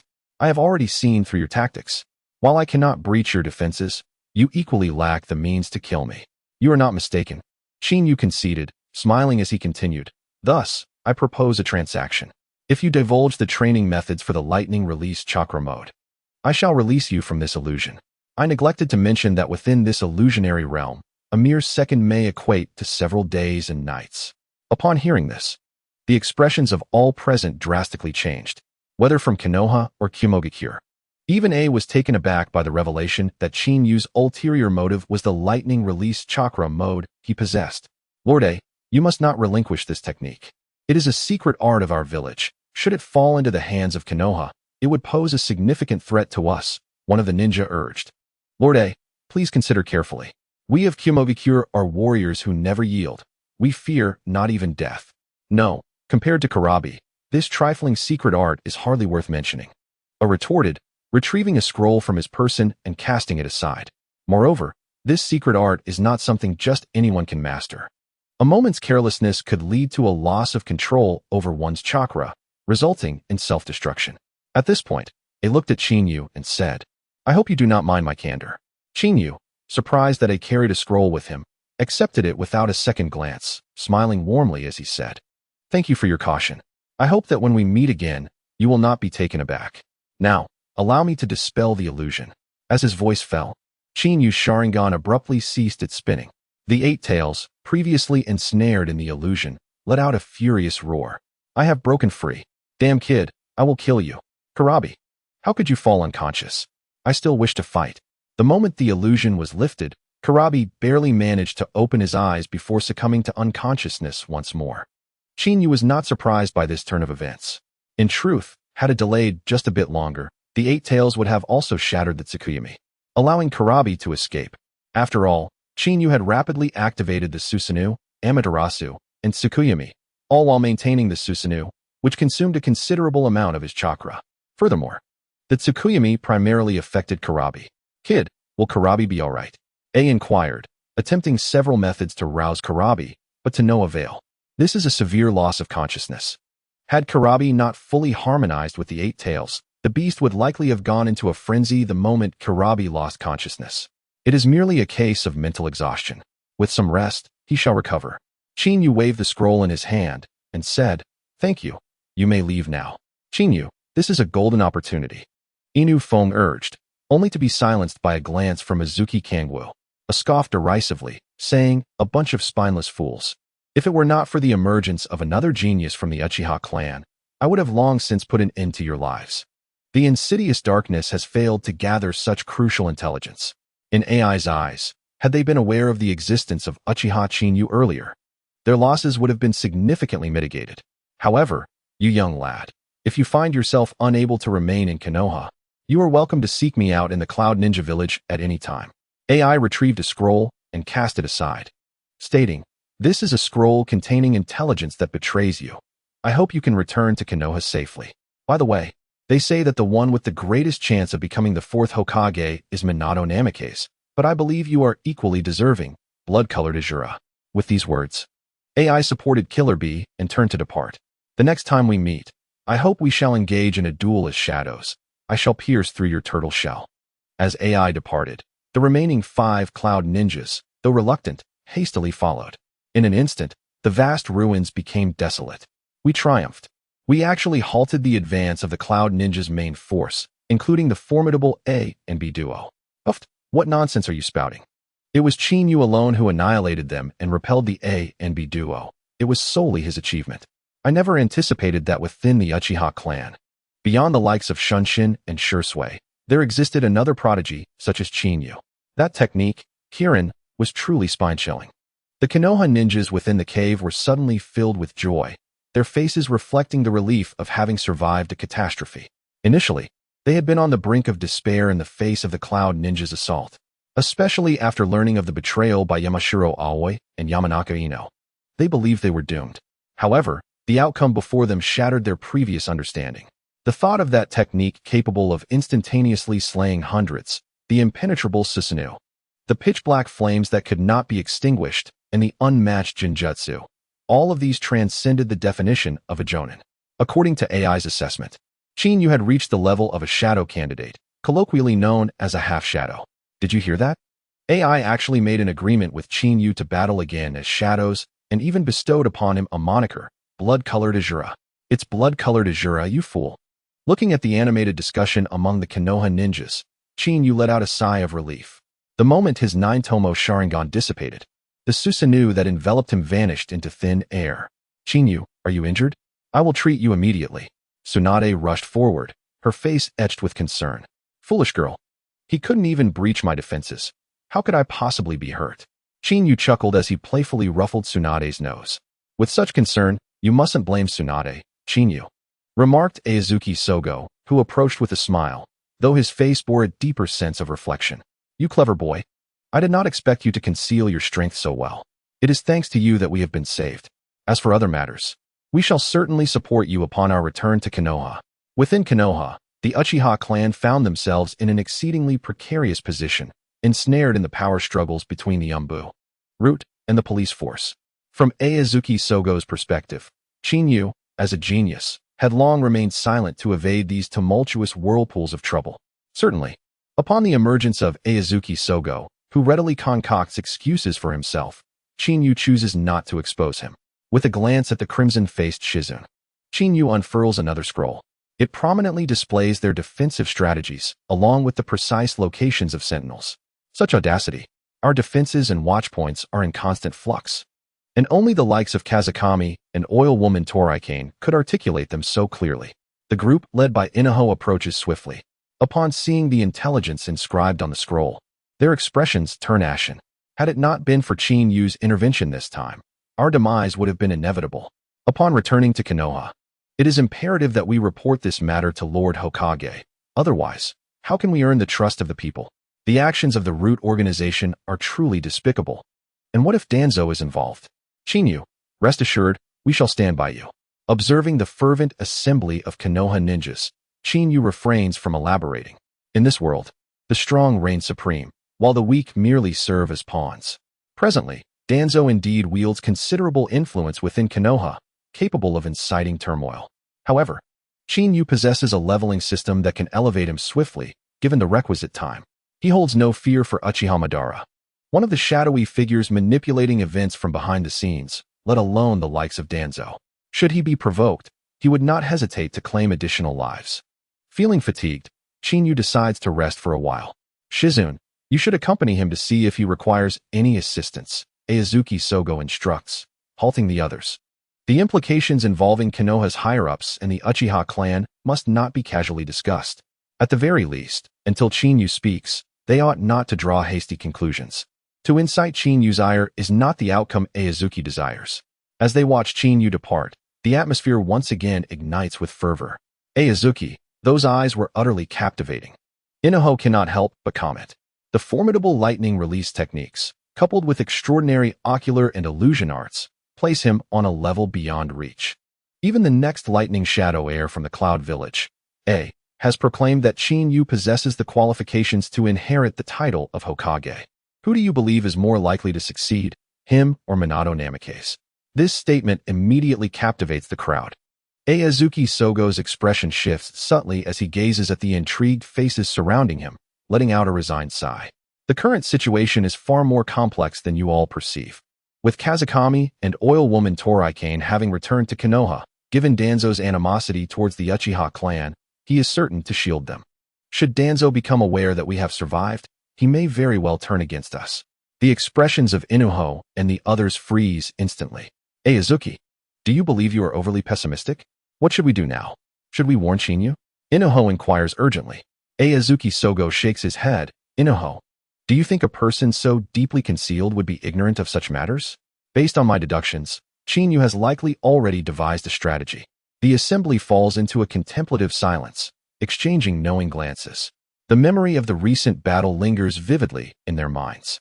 To possess such formidable strength while remaining hidden within Konoha for so long is indeed remarkable. I fear the ambitions at play are indeed considerable. However, should we succeed in repelling the Cloud Shinobi this time, the credit will predominantly belong to Chinyu. Once news of this triumph reaches back to Konoha, the higher-ups will undoubtedly take notice. Chinyu is remarkable. Not only has he triumphed over the AB combination, but he has also cunningly extracted the ninjutsu from the Cloud Village. If he presents this lightning release chakra mode to Konoha, it would be a significant achievement. The crowd once again erupted into animated discussions. After all, this battle was profoundly shocking. Do you think Qin Yu, being adept in lightning release techniques, will attempt to master the lightning release chakra mode? Inuzuka suddenly interjected. Everyone's nerves tensed at once, and Yuzuki Kangwa's expression faltered as he responded, perhaps it is indeed possible. However, I still find it hard to believe he could grasp the essence of thunder in just 3 days and develop a lightning release Kirin worthy of S-rank ninjutsu. Yuzuki, are you saying this out of embarrassment for your own shortcomings? Inuzuka teased. How about we place a wager? Very well, Yuzuki replied, thumping his chest. If Qin Yu truly accomplishes this, I will arrange for my precious daughter to date him. TCH, Yuzuki, is that really a wager? It sounds more like an excuse to push your daughter into Qin Yu's arms. Count me in. If Qin Yu truly masters it, I shall allow my 2 daughters to be at his disposal. Old man Mu, you have quite the audacity. Your 2 daughters, one is 30, and the other resembles a bear. How could they possibly be considered? If Qin Yu were to take an interest, it would be a matter of poor judgment. Nonsense. What are you saying? I challenge you to a duel. If you lose, you must let my daughter date me. Within the cave, Qin Yu remained blissfully unaware that he had acquired numerous potential fathers-in-law. As he walked, he focused intently on the scroll detailing the lightning release chakra mode. Qin Yu, are you truly uninjured? Ino blushed and spoke again. Qin Yu, exasperated, shot her a glance and replied, you have repeated this question 10 times already. If you do not believe me, perhaps I should remove my clothing for you to see. As he spoke, he began to unfasten his buttons. Qin Yu, you are being inappropriate. Ino's cheeks flushed deeper, and after giving him a glare, she turned to leave. As he watched her depart, Qin Yu found himself with a rare moment of solitude. His chakra and ocular power had been significantly depleted. In other words, his body felt utterly drained. He lacked the strength and impulse for any further endeavors. Finding a suitable corner, he sat cross-legged and began to practice the lightning release chakra mode. During the previous battle, he had discreetly observed AI activating his mode with his Sharingan. Now, comparing it with the explanations in the scroll, he found no discrepancies. It seemed AI had never anticipated his own downfall. There were no manipulations within the secret technique scroll. After a thorough review, Qin Yu tucked the scroll away and entered a meditative state to gradually restore his chakra. After some time, he opened his eyes. The sky outside had begun to darken. Following the battle of the day, the ninja of Konoha clearly resumed their respective duties. Some individuals have been reassigned to guard various hidden outposts. Thus, within the vast caverns, only Qin Yu remains. His chakra has nearly restored itself, and he has finally grasped the agony of lacking blue chakra, akin to that of Kiki's predicament. With a resigned sigh, Qin Yu reflects on the matter. Exhausting 2/3 of his chakra merely to unleash 3 formidable techniques suggests that should he encounter a prolonged battle, he would find himself disarmed mid-conflict, a veritable nightmare. Alas, he resolves to contemplate the enhancement of his chakra at a later time. For now, his priority is to master the lightning release chakra mode. Casting aside his thoughts, he slowly closes his eyes, allowing the explanations from the scroll to manifest in his mind. After a few seconds, he suddenly opens his eyes, his hands moving swiftly to form a series of hand seals. As his chakra roars to life, arcs of electricity begin to emerge from his body. In the next instant, an array of information copied from AI's Sharingan flashes through his mind, causing his hand seals to shift unexpectedly. The once tranquil flow of chakra transforms dramatically, akin to a stampede, emitting a deep rumble from within Qin Yu. Countless violent arcs of blue electricity surge forth, illuminating half the cavern. However, just as the lightning bursts forth, it swiftly dissipates into the air. The attribute change in his chakra fades, returning to its normal state. A flicker of relief crosses Qin Yu's face as he mutters to himself, "Fortunately, I managed to sever the chakra transformation in time. Otherwise, that moment of agitation could have resulted in my untimely demise. It is no wonder that AI so readily entrusted me with this secret scroll. Ding. Host has mastered lightning release chakra mode. Would you like to max it out with one click? Max it immediately."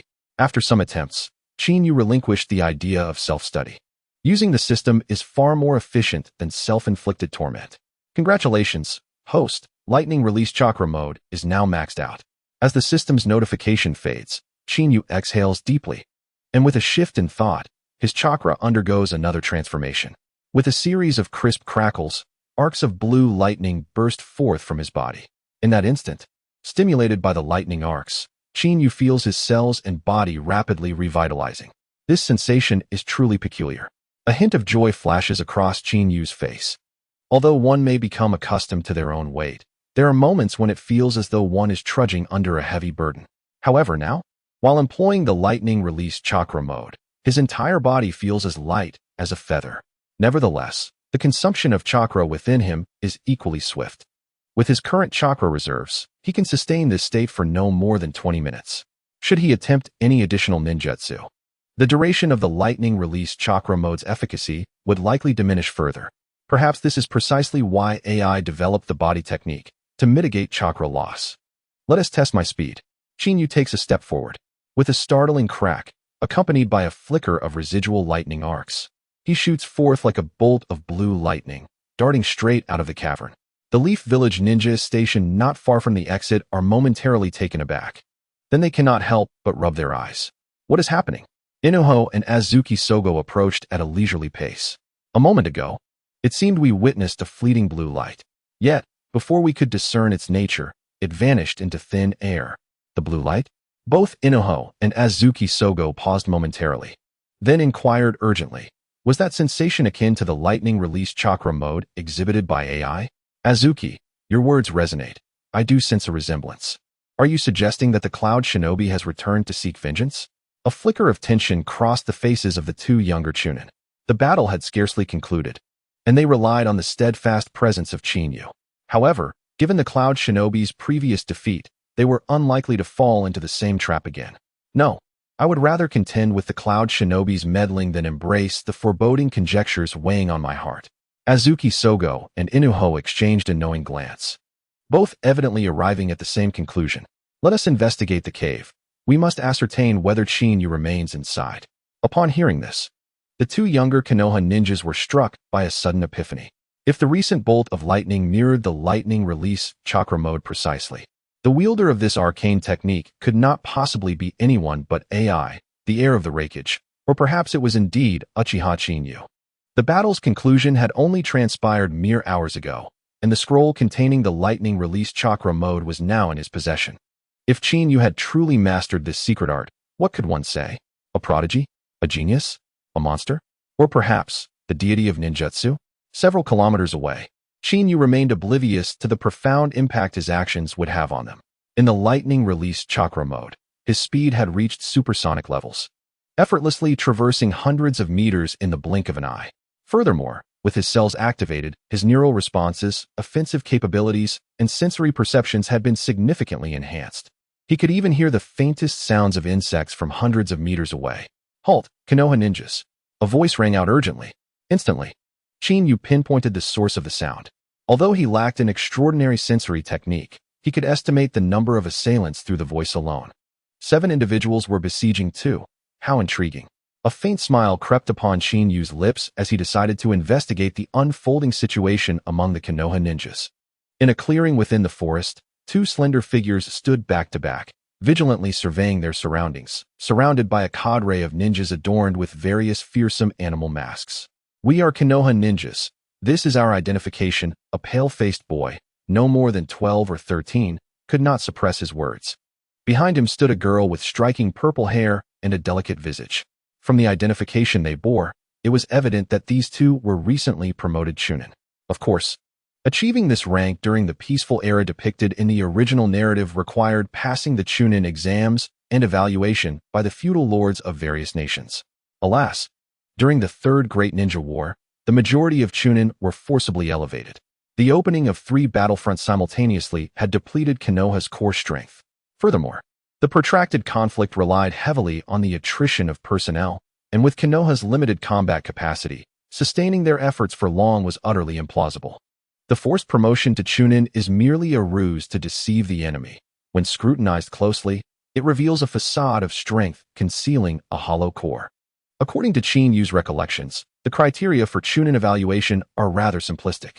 One merely needs to complete a B-rank mission with their squad and return alive to apply for the Chunin title. Chinyu distinctly remembers that during the Third Shinobi World War, Obito, who had yet to awaken his Sharingan, was promoted to Chunin under Kakashi's leadership to undertake special missions. This serves as ample evidence of the inflated nature of the Chunin rank. Xiang, remain vigilant as you stand behind me. We are not far from the checkpoint. These Umbu have mistaken our identities, believing us to be imposters from the enemy. Once I clarify the situation, all will be well, Moonlight Shifeng explained. A hint of anxiety flickered across Ujetsu Xiang's face. This was her first genuine foray into the battlefield since graduating from the Ninja Academy. Until now, she had only undertaken minor tasks, searching for lost pets, providing security for Konoha, and engaging in harmless skirmishes to gain experience.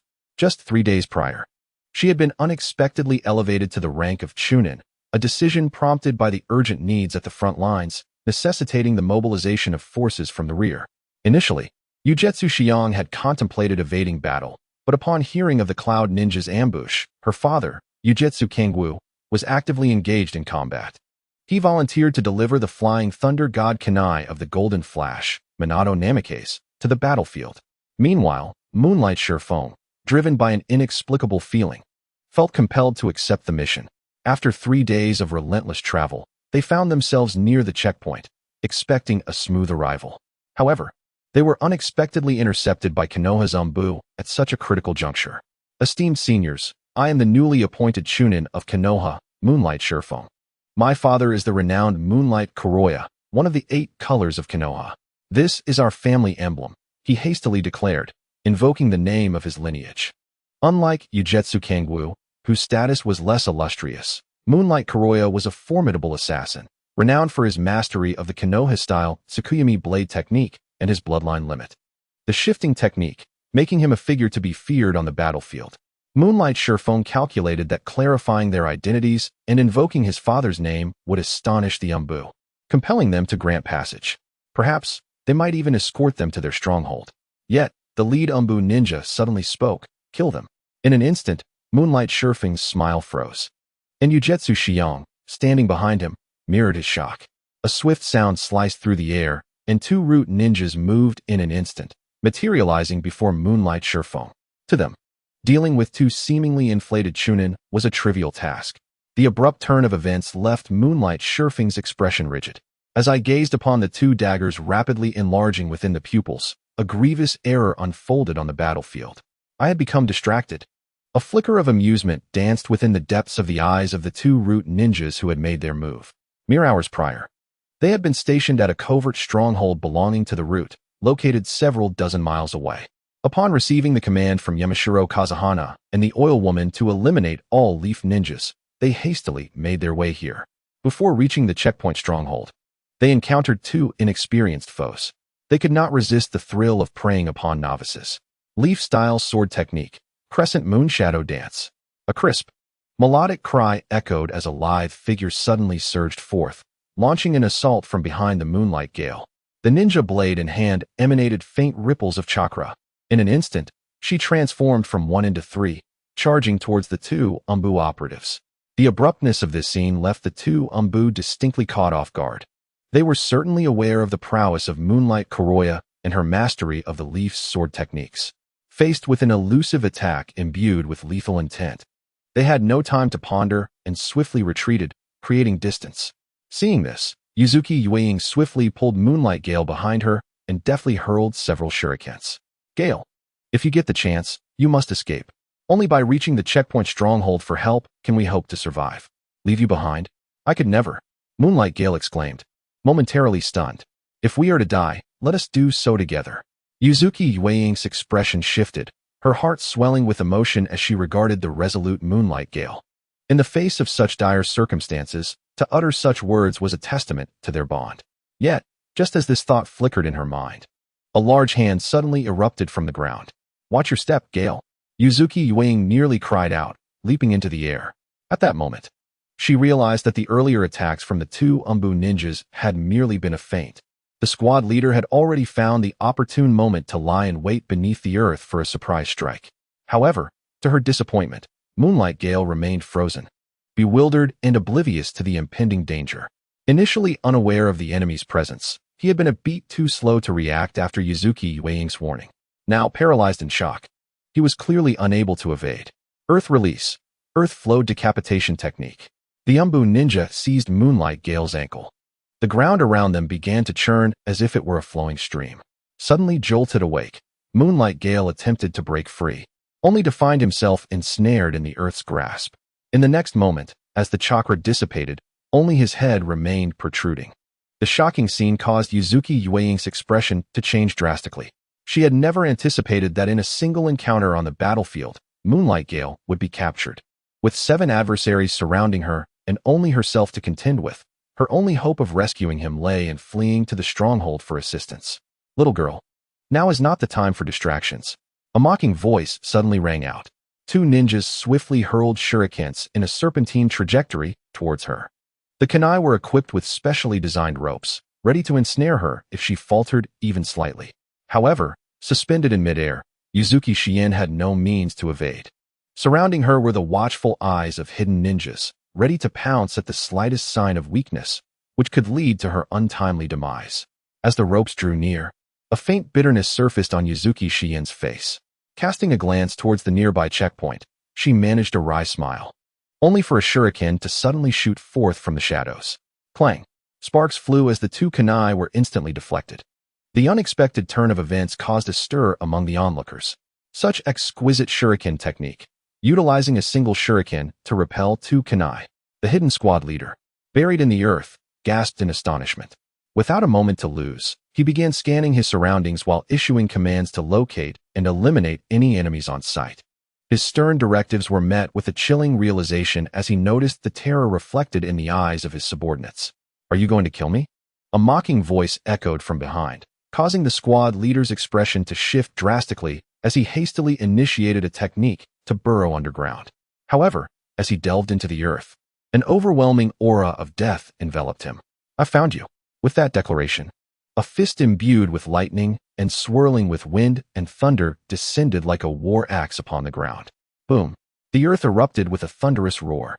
As the fist struck the ground, the solid terrain shattered violently, spiderweb-like fissures rapidly spreading outward. The squad leader, who had just burrowed beneath the soil, found his head crushed like a watermelon. Scalding blood erupted, resembling dazzling fireworks, yet evoking a visceral horror. "Run! We must escape." The remaining 6 hidden ninjas were thrown into a panic. With a quick flicker, they attempted to flee, yet they were acutely aware of Qin Yu's presence. Yet, with the slightest movement, that fearsome figure vanished into thin air. Thunderstorm Blade. Qin Yu's right hand transformed into a blade, launching at subsonic speed through the use of lightning chakra, and appeared before the foremost fleeing ninja. Without a hint of flamboyance, he swung his hand towards the ninja's neck, blood gushing forth. The look of terror had yet to dissipate when the massive head was sent soaring into the air. The explosive scene jolted the nerves of all present. Regrettably, against the embodiment of death that was Qin Yu, all defenses appeared futile. In mere flashes, they caught sight of the blue lightning. By the time they comprehended the situation, it was already too late. In their minds, they could only conjure the image of a figure shrouded in lightning, as the large head and accompanying blood were hurled into the air. As Qin Yu came to a halt, 6 heads tumbled to the ground, splattering hot blood like rain drumming on banana leaves. Mitsuki and Shien had just steadied themselves, gazing at the figure before them, bathed in lightning. With a warm smile akin to that of a neighboring youth, Qin Yu, they could not help but take a step back. "Now it is your turn." Qin Yu chuckled playfully. "You, my dear girl, possess quite the charm. Why not entertain me for a while?" His soft words rendered Mitsuki and Shien momentarily speechless. They had never anticipated that the person before them was not a savior, but rather a wayward rogue. "What exactly do you intend to do?" Mitsuki instinctively retreated a step. After witnessing Qin Yu's instantaneous slaughter of 7 dark operatives, she would rather face them than endure such lewd banter. "You should be well aware of my intentions." Qin Yu replied with a mischievous smile, turning his gaze to Moonlight Gale. "I now offer you a chance to live. Are you willing to let us go?" Moonlight Gale's face brightened, and he hastily replied, "My father is Moonlight Knight. If you let us leave, he will surely reward you handsomely." As he spoke, he contemplated escaping with Mitsuki. "You seem to have misunderstood. I meant that only one among you may leave alive." Qin Yu interjected suddenly. Both Moonlight Gale and Mitsuki were taken aback. Was this not a matter of life and death? "Fear not. You shall decide who lives and who dies." "Of course. I shall handle the killing," Qin Yu mocked. "If you believe you are stronger than the 7 dark operatives, by all means, come forth and meet your demise." His voice echoed through the forest, thickening the atmosphere with an inexplicable oppression. Mitsuki could not help but glance at Moonlight Gale. The scene before her momentarily stunned her. Shien, wait for me. The base is merely a few thousand meters away. I am faster than you and shall surely fetch reinforcements. Moonlight Gale declared before turning to flee with astonishing speed, as if summoning every ounce of strength. In mere moments, he vanished into the depths of the forest. Do you believe that only in times of crisis can one's true potential be unleashed? Shinyu chuckled. Mitsuki's complexion paled slightly as she drew a kunai from her gear, aiming it at her throat. Clang! Shinyu deftly threw a shuriken, knocking the kunai from her grasp. Mitsuki's expression shifted as she exclaimed, "Did you not say it is a matter of life and death? Can I not act for myself?" "Of course you can," Shinyu replied earnestly. "But I was merely trying to frighten you. I did not expect that fellow to flee faster than a rabbit. Come, or else Mitsuki will worry about you." With that, Shinyu turned and made his way back to the base. Mitsuki was left bewildered, having resigned herself to the thought of suicide. She could not have anticipated such an outcome. Watching Shinyu's receding figure, along with Moonlight Gale's hasty escape, a hint of self-mockery crept onto her face. "Help! Mitsuki, please hurry and save Shien." Before the Moonlight Swift Wind could reach the stronghold, he was already detected by the hidden sentinels. The battle just fought by Shinyu was also sensed by the perceptive ninjas. Consequently, Izuki Kangwoo and Inuho had hastily gathered their men. "Swift Wind, what brings you here?" Izuki Kangwoo's expression changed. "What were you just saying? What has happened to Shiyuin?" "Uncle Izuki, it's dire," Moonlight Swift Wind exclaimed urgently. "Shiyuin and I were tasked to deliver the Flying Thunder God Kunai from Senior Watergate for precise spatial positioning. However, we encountered an ambush by the Umbu at several thousand meters. At a critical moment, a boy enveloped in arcs of lightning intervened and eliminated the Umbu members. Yet, he coveted Shiyuin's beauty and demanded one of us to leave. I am faster than Shiyuin, so I came to seek help." Upon witnessing the anxious and flustered Moonlight Swift Wind, everyone exchanged glances. "That scoundrel!" Izuki Kangwoo retorted, slapping him sharply. The crisp sound resonated through the air, leaving Moonlight Swift Wind momentarily stunned as he covered his cheek. "Uncle Izuki, why did you hit me? We must hurry to save Shiyuin. There may still be a chance." "To hell with you." Izuki Kangwoo nearly kicked him. "One can survive while the other perishes, and you fled first. If Shiyuin encounters harm because of this, I swear I will make you pay dearly. Even if you are Moonlight Black Knight's son, it matters not." In Izuki Kangwoo's eyes, Moonlight Swift Wind and Izuki Shiyuin shared a childhood bond. Moreover, Moonlight Black Knight had even taught Izuki Shiyuin the Konoha-style sword technique. Thus, he held a certain appreciation for Moonlight Swift Wind. If the circumstances had allowed, perhaps Izuki Kangwoo would have let their relationship develop further. Now, however, faced with life-and-death decisions, Swift Wind had fled faster than a rabbit, leaving Izuki Kangwoo feeling utterly bewildered. "Uncle Izuki, what do you mean Shiyuin is still in that madman's clutches?" Moonlight Swift Wind's expression stiffened. "Ah, were you looking for me?" A familiar voice floated over. "I happened upon two bewildered youths while taking a stroll, so I decided to rescue them." Moonlight Swift Wind was taken aback and hastily turned toward the voice, only to be met with the unflinching face of a killer. To his astonishment, Izuki Shiyuin approached with an icy demeanor. How are you unharmed?" Moonlight Swift Wind gazed at Izuki Shiyuin, unable to contain his surprise. "You are quite amusing. You ran away like a rabbit moments ago, and now you inquire if I was treated well?" Shinyu chuckled. "I'm still young. I don't understand such matters." Moonlight Swift Wind felt a surge of frustration, vividly recalling Qin Feng's lecherous expression. "Shiyuin, let me explain," he urged as he stepped forward. A sharp slap echoed again. "It seems there's nothing to explain between us, Swift Wind," Izuki Shiyuin replied coldly. "Dad, I'm here to hand over the mission." "Very well, let us discuss this further inside," Izuki Kangwoo said, casting a cold glance at Moonlight Swift Wind. "Young lady, you must learn to recognize people wisely in the future.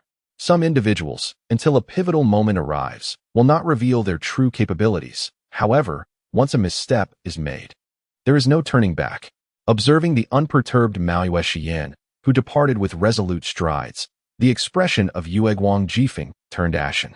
"You are Qinyu, are you not?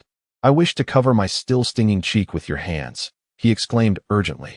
"Do you intend to duel with me? Bring it on. I am in need of more kills."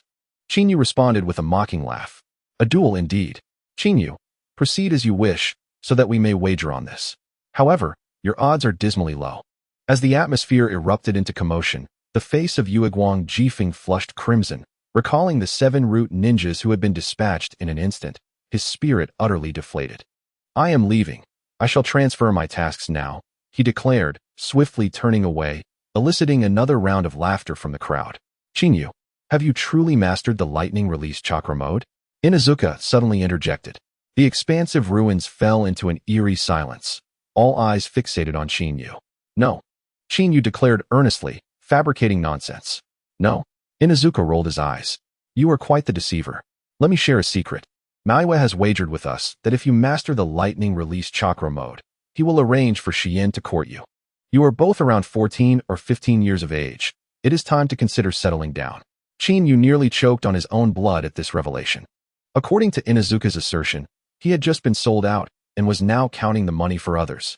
Within the cave, Maiyue Xian handed the Flying Thunder God Kunai to Maiyue Kangwu. Father, as per the Third Hokage's description, once you take the Kunai, if you activate the technique inscribed upon it, Hokage Minato will be able to sense the coordinates and perform a space-time jump, Maiyue Xian urged. The Cloud Ninja army is approaching. Intelligence suggests that it may be led by the AB duo. In the face of such adversaries, only Hokage Minato possesses the capability to counter them. As she spoke, Maiyue Xian hastily unfurled the scroll to activate the Flying Thunder God Kunai. Xian, it is unnecessary. Maiyue Kangwu interjected, a bittersweet smile gracing his features. You are already too late. Father, what do you mean? Haven't we caught up? Maiyue Xian insisted anxiously. This time, the Cloud Ninja army consists of hundreds. A from the AB duo is the next heir designated by the Third Hokage. Should they invade, this place will be utterly defenseless. We must activate it quickly. Xian, truly, it is not needed, Maiyue Kangwu said, patting her hand gently. Chinyu has already repelled them. No. It would be more accurate to say he has eliminated them. At this juncture, even Maiyue Kangwu could not help but exhibit a hint of reverence. Maiyue Xian's expression faltered as she urged, Father, what in the world transpired? Did you just say that Chinyu was the one who dealt with the Cloud Ninjas? Was it solely his merit? Indeed, it was entirely his accomplishment. Maiyue Kangwu's voice quivered as he recounted the battle. If you had witnessed it, you would understand my awe. He single-handedly confronted the Cloud Ninja army, harnessing the power of thunder to unleash the S-rank lightning release Kirin, annihilating over 100 Cloud Ninjas in a single strike. Exhibiting a formidable ocular technique, he summoned a bloodthirsty Azura, enveloped in an unquenchable black flame, and unleashed an overwhelming illusion that subdued the Eight Tails Jinchuriki in an instant. Yuzuki Yuin was momentarily stunned. It was her first experience witnessing her father, akin to a child, so profoundly admire a youth. However, as Yuzuki Kawagu recounted the events, indistinct images of that battle involuntarily surfaced in her mind. Father, given your description, could it be that Chinyu, so deeply concealed, is a genius secretly hidden away by the Uchiha clan? Yuzuki Yuin spoke solemnly. With such prowess, he might indeed contend for the position of Hokage. By the way, AI mentioned as he departed that the next decisive battle would be conducted under the guise of a shadow. Yuzuki Kawagu exclaimed excitedly. He even referred to Chinyu as the Blood Azura. Yuzuki Yuin's expression shifted. She was certainly aware of the AB combination of Cloud Ninja, particularly AI, the heir to the next Hokage.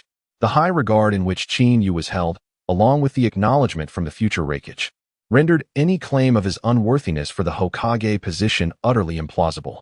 Yuin, there is a matter I wish to discuss with you, Yuzuki Kawagu said, rubbing his hands together. A look of embarrassment on his face. Yuzuki Yuin furrowed her brows. Father, you sounded so elated just now. You haven't done anything to betray me, have you? Cough, Yuin. Please do not say that.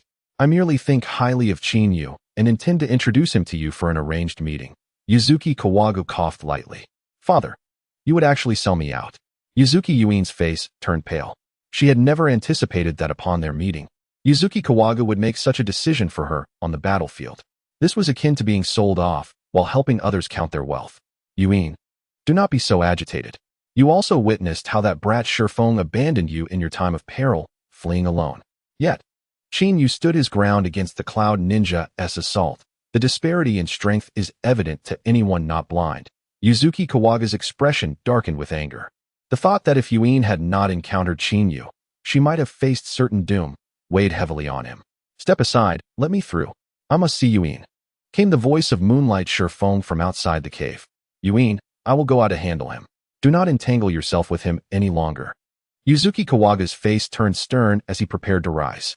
"Father, allow me to handle this. It is my affair," Yuzuki Yuin interjected, striding directly towards the cave's exit. As Moonlight Shifeng's clamoring echoed, the surrounding individuals were evidently drawn to the commotion. "Step aside. I need to see Yuin. I have something to say to her." Moonlight Shifeng called out urgently. Regrettably, no matter how he shouted, the two Konoha ninjas stationed outside the cave remained unmoved. "Moonlight Shifeng, cease your ruckus here," Inufuku admonished in a deep tone. "This is a critical area. As a Chunin, you cannot enter without proper notification. Step aside quickly and do not hinder others." "Inufuku, whom am I hindering? I simply wish to clarify things with Yuin. I was merely eager to save someone and intended to return with reinforcements." Moonlight Shifeng hurriedly glanced back. Suddenly, an unexpected figure appeared before me. "You are blocking my way," Qin remarked with a languid stretch. "The sky has darkened. I must return to rest properly. Remember to inform me when dinner is ready." "Do not worry, Qin. Your absence will not be felt," two previously indifferent leaf ninjas hastily replied with smiles. Witnessing this scene, Moonlight Gale was taken aback. "Uncle Inuhan, did you not say that this cave is a restricted area where Chunin are not permitted to enter? Why is he allowed?" Moonlight Gale inquired anxiously. Upon hearing this, the leaf ninjas present instantly displayed displeasure. Inuhan was no exception. With a cold gaze, he replied, "Moonlight Gale, sometimes one must know when to stop. If Qin is considered a Chunin, then this world may very well have no Hokage left. Indeed, someone like you, who fears for their life, would not be allowed to enter if it weren't for your status as a leaf ninja. Moonlight Night is still one of the 8 colors of the leaf," they added. "Moonlight Gale, if I were you, I would remain obediently aside and refrain from further embarrassing myself here." Moonlight Gale was stupefied. For a long time, due to the backing of Moonlight Night and the existence of his bloodline limit, he had been regarded as a prodigy. "Are you deliberately isolating me? I have been childhood friends with Xian. She will surely listen to my explanation," he exclaimed, a hint of madness flashing across his face. "Let me in. Xian will certainly forgive me." "Moonlight Gale, that is enough," came the voice of Maui Xian from within the cave. Soon, 2 figures emerged. "This matter does not concern me." Qin shrugged, expressing his exasperation. He was the one clamoring to explain. "You can deal with it yourself." As Qin, the instigator, elegantly turned to leave, Maui Xian was momentarily taken aback, her brows knitting together. "Qin, could you stay a moment?" "Stay?" Qin eyed Maui Kangwu with suspicion, quickly discerning the circumstances. "Xian, why do you want him to stay?" "Go over to the bushes. I will explain to you privately," Moonlight Gale urged, reaching out towards Maui Xian. However, before he could make contact, she deftly evaded him. "Moonlight Gale, please refrain from making rash moves in front of my partner. Otherwise, I will sever our ordinary friendship," Maui Xian suddenly declared. This statement caused everyone present to pause, glancing at Qin. He felt utterly helpless, realizing what it meant to be caught in the crossfire. "Xian, what are you saying? Who is your partner?" Moonlight Gale asked urgently. "It is Uchiha Qin. My father has already agreed to my relationship with Qin. So please do not disturb us in the future," Maui Xian replied coldly. "Him?" Moonlight Gale was momentarily stunned. "Impossible. I do not believe you. You are saying this to provoke me. You and Uchiha Qin, you do not even know each other." Among the younger generation, it had long been instilled that the Uchiha clan was the root of rebellion. To avoid suspicion, many would consciously steer clear of those from the Uchiha clan. "Moonlight Gale, that is enough." A flicker of disdain crossed the face of Yuzuki Yuka. Once, she regarded the Moonlight Gale as a gifted and responsible prodigy. Never did she imagine that her first venture beyond the village would lead her to such a predicament. "No, I am not finished. Allow me a moment to explain," Moonlight Gale urged fervently. "You fool," Qin retorted with exasperation. "If she finishes her explanation, will you cease your antics?" "Indeed, as long as Yuka explains. I shall depart without further ado," Moonlight Gale declared, his resolve unwavering. "Very well, then watch closely." Qin encircled Yuzuki Yuka's waist, his right hand exerting force as he drew her into his embrace. Without a hint of hesitation, and under the astonished gazes of onlookers, he pressed his lips against hers. It was a fleeting kiss, yet it resonated in Yuka's mind, rendering her momentarily blank. "What are you doing?" Moonlight Gale exclaimed, jolted from his stupor. This was the first kiss he had long coveted for 7 or 8 years, now brazenly stolen by Qin Yu in a heartbeat. How could he possibly accept such a transgression? "Is this not an explanation?" Qin Yu shrugged nonchalantly. "Are you disheartened now? If there is nothing else, I shall take my leave."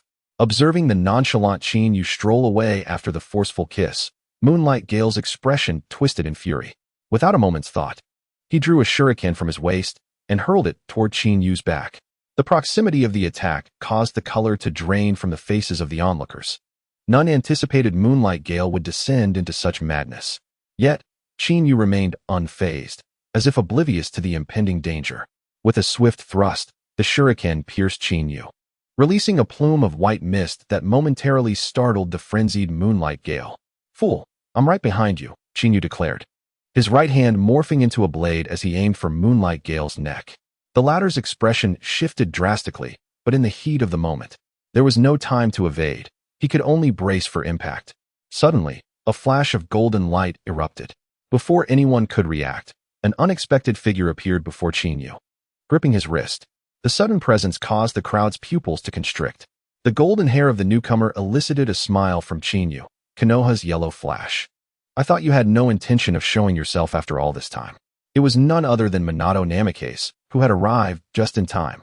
Only with the space-time ninjutsu could one traverse 2 battlefields in such a brief span.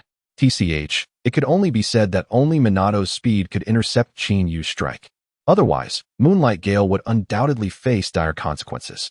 Humph, this insufferable brat, without a taste of hardship, will never learn to restrain his temper. But for now, it is best to let it be. Many harbored dissatisfaction with Moonlight Gale's choice to abandon his companions in the heat of battle, especially given his reckless behavior that had incited the ire of numerous onlookers. This was a battlefield, not a place for impulsive emotions entwined with romantic entanglements. "I must confess, I had no intention of appearing here. After witnessing your successful repulsion of the Cloud Ninja's assault, I contemplated returning to the land of Earth. However, had I refrained from intervening just now, that young man would undoubtedly have faced considerable adversity," spoke Minato Namikaze with a wry smile. "Lord Minato, it was he who previously toyed with me in the forest, leading to a misunderstanding with Shien. You must advocate for me," exclaimed Tsukikage Shurfong urgently. Qin Yu shook his head with a smile. "Minato, as you can see, to quiet him down, perhaps he should indeed face some consequences.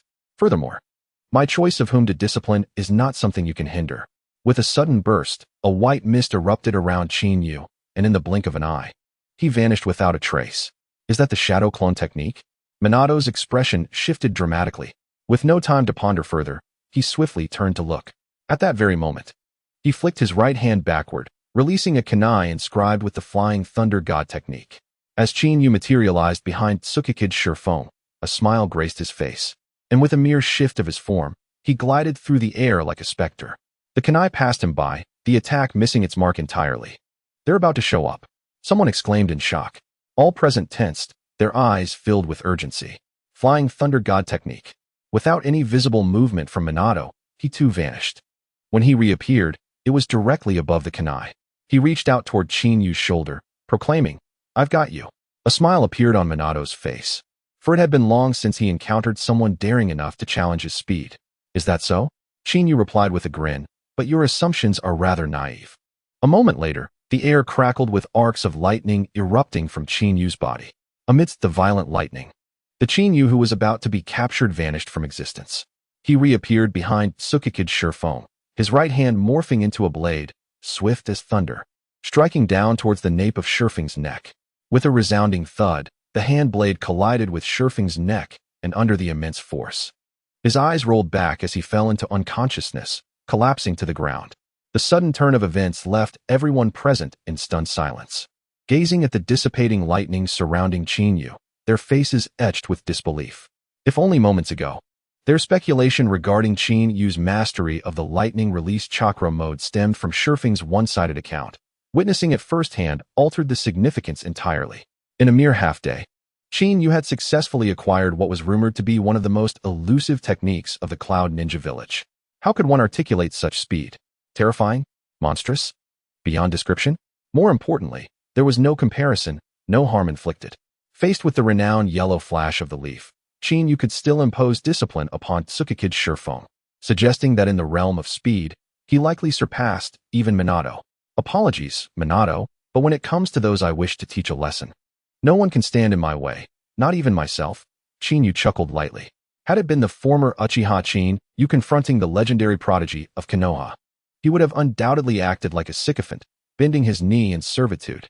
Yet, now that he possesses a system that elevates him to the pinnacle of power with the mere press of a button, the notion of him submitting is utterly ludicrous. Qin Yu's words may have been harsh, but for the likes of Moonlight Gale, it served as a profound lesson. Namikaze Minato, representing the new generation of peace-seeking ninjas, maintained a close camaraderie with Uchiha Fugaku, often referring to each other as brothers. Throughout, he has been deeply concerned about the issues plaguing the Uchiha clan, striving for peaceful resolutions alongside Fugaku. Were it not for the bond between him and Minato, Fugaku, who had long awakened his Mangekyo Sharingan, would have likely turned against Konoha, fervently believing in Minato's ideals. Regrettably, as the fingers of time ticked away, the Third Great Ninja War was nearing its conclusion. It is only a year later that Minato would meet his untimely demise, leading to a cascade of events orchestrated by the likes of Danzo and other high-ranking officials. However, Qin Yu regarded all of this with indifference. With the system at his disposal, the world was vast, and countless places awaited him. If pushed to the brink, he could casually unleash a couple of formidable techniques and vanish without a trace, unimpeded by anyone. Well then, if there is nothing else, I shall retire to rest. The lack of resources is quite exhausting, Qin Yu remarked, patting Minato on the shoulder. Under the astonished gazes of the onlookers, he entered the cave. To them, Minato was an unattainable figure, renowned as the most qualified candidate to inherit the title of Hokage, treated with utmost respect even by the elder generation. They had never witnessed someone as audacious as Qin Yu, who exhibited not a hint of reverence. After bidding farewell to Qin Yu, the elder Yuzuki Kogo approached with a wry smile, saying, "Lord Minato, do not hold it against Qin Yu. His contributions were pivotal in repelling the Cloud Shinobi alongside the AB duo. Besides, he is merely 15 or 16, still quite naive in matters of etiquette. In comparison to the 20-something Minato, Qin Yu could indeed be considered a junior. Moreover, when juxtaposed with Minato's long-standing illustrious status, Qin Yu seemed somewhat lacking in decorum. Kogo-senpai, you're addressing me as Lord again, Minato said with a resigned shake of his head. In your company, I find myself preferring Qin Yu's demeanor. However, from what I gather, Qin Yu was not particularly outstanding among the Uchiha youth. When he emerged, Fugaku even asked me to keep an eye on him. It seems he is quite the hidden gem." At this, the expressions of all present turned to one of wistful contemplation. The thought of a descending Qilin and the cold aura emanating from the Mangekyo Sharingan loomed large. "Lord Minato, your status has changed. You are now worthy of our reverence," Yuzuki Kogo remarked with a smile. "However, we must inform you that Qin Yu likely wishes to remain aloof from the conflicts involving Konoha and the Uchiha clan, deliberately keeping himself concealed." As Kogo elaborated, the previously warm expression on Minato's face shifted to one of grave concern. "Senior Kangwu, you mentioned that Qin Yu possesses formidable lightning release techniques and a unique Sharingan, along with an exceptional aptitude for learning ninjutsu, correct?" Bo Feng Shuimin could not restrain himself. Observing the nodding agreement from the gathered crowd, Bo Feng Shuimin felt increasingly restless. "Senior Kangwu, I shall leave the Moonlight Gale to you. I will seek out Qin Yu. Lord Shuimin, rest assured." However, within the Cloud Ninja Village, the next Raikage, AI, has previously stated that Qin Yu possesses the potential to become the next Hokage. "I hope this does not trouble you," said Kangwu after a brief moment of hesitation. This time, Danzo's confidants, Yamashiro and Aburame, not only managed to escape, but also leaked our stronghold's information to the Cloud Ninja. If Danzo discovers that Qin Yu is responsible for thwarting his subordinates, he may target him. We hope, Lord Shuimin, that you can offer assistance at a critical juncture. In the eyes of Kangwu and the others, external foes could be countered with powerful means. Yet, when facing internal strife, it was akin to dodging an open blade while being unable to protect oneself from hidden arrows. "Senior Kangwu, rest assured, I understand what must be done." Bo Feng Shuimin nodded. "Wait here, I will report this matter to Lord Third Hokage. With the Third Hokage's intervention, Danzo will surely temper his actions." Kangwu breathed a sigh of relief. Let us proceed with this arrangement for now. Our continued defense will rely on our collective efforts. Bofeng Shuimin patted Kangwu on the shoulder. I will go speak with Qinyu. After watching Bofeng Shuimin depart, Otsutsuki Shiyin could no longer contain herself. Father, are you saying that once Qinyu returns to Konoha, he may be targeted by Root? What's this? So soon you are concerned for your little lover? Inu Feng teased. Otsutsuki Shiyin shot him a glare. He is not my lover. I simply do not wish for Konoha to lose such a powerful ally. Such individuals are akin to companions, an undeniably formidable support, but if they turn into enemies, it would be utterly terrifying. Suddenly, Kangwu interjected, as he rightly said, when faced with someone like Qinyu, the only option is to ally, not oppose. Even if we cannot become friends, we must at least remain neutral. Within the cavern, Qinyu sat cross-legged, recuperating his chakra while contemplating how to resolve his shortage of blue chakra in a short time. After 2 exhausting battles, his chakra reserves had dwindled significantly. Without the backing of his ocular prowess, he would struggle against his foes. After much deliberation, Qinyu concluded with 2 possible courses of action: forge a contract with Miyaboka Mountain to learn Sage Mode, thereby absorbing natural energy for rapid chakra replenishment, or become a Jinchuriki by capturing a tailed beast. This was the most expedient solution that came to his mind. However, the summoning contract with Miyaboka Mountain had long been in Jiraiya's possession. Since Orochimaru's defection and subsequent escape from Konoha, Jiraiya had taken on the role of a caretaker, vigilantly tracking Orochimaru. It would be quite challenging to locate Jiraiya in a short time frame. Regarding the selection of tailed beasts as Jinchuriki, surveying the entire ninja world. Apart from the 3 tails, the remaining 8 tailed beasts reside within their respective Jinchuriki. During this time of war, every ninja village exercises utmost caution in protecting their Jinchuriki. It seems rather impractical to consider this method as a solution to the shortage of resources. With such thoughts, Qinyu let out a resigned sigh. I find it quite challenging. Qinyu, if you have any difficulties, do not hesitate to share them with me, came the sudden voice of Minato Namikaze. Upon seeing the approaching Minato, Qinyu's eyes brightened. Minato's ninjutsu is undoubtedly renowned, encapsulated in the famed 3 techniques: the Flying Thunder God Technique, the Rasengan, and the ability to confront the reanimated dead. Beyond these 3, Qinyu could hardly recall Minato utilizing many other techniques. However, among these, Qinyu placed particular emphasis on the Flying Thunder God Technique, as the lightning release chakra mode significantly enhances his speed. When it comes to evasion, combat, and unpredictability, no ninjutsu can rival the prowess of the Flying Thunder God Technique. Qinyu, are you worried that Danzo might pose a threat to you? Minato inquired tentatively. Qinyu raised an eyebrow, surprised at Minato's perceptiveness. He had been contemplating how to coax Minato into imparting the Flying Thunder God Technique to him, thus saving himself the trouble of elaborate explanations. He replied, "It's merely a trivial matter. If Danzo truly intends to make a move against me, I could always choose not to return. The world is vast, and there will always be a place for me to hide." Minato's expression faltered. This was precisely what he feared. According to the accounts of Tsukuyomi and others, Qinyu's strength was sufficient to reach the level of a jonin, possibly even surpassing that. Coupled with his extraordinary talent for ninjutsu, should Qinyu depart from Konoha, it would result in a significant loss and a looming threat. Qinyu, do not view matters so pessimistically. I share a good rapport with Fugaku, and I assure you that Danzo will not be able to act recklessly against you, Minato urged. Furthermore, I will report this matter to the Third Hokage in advance.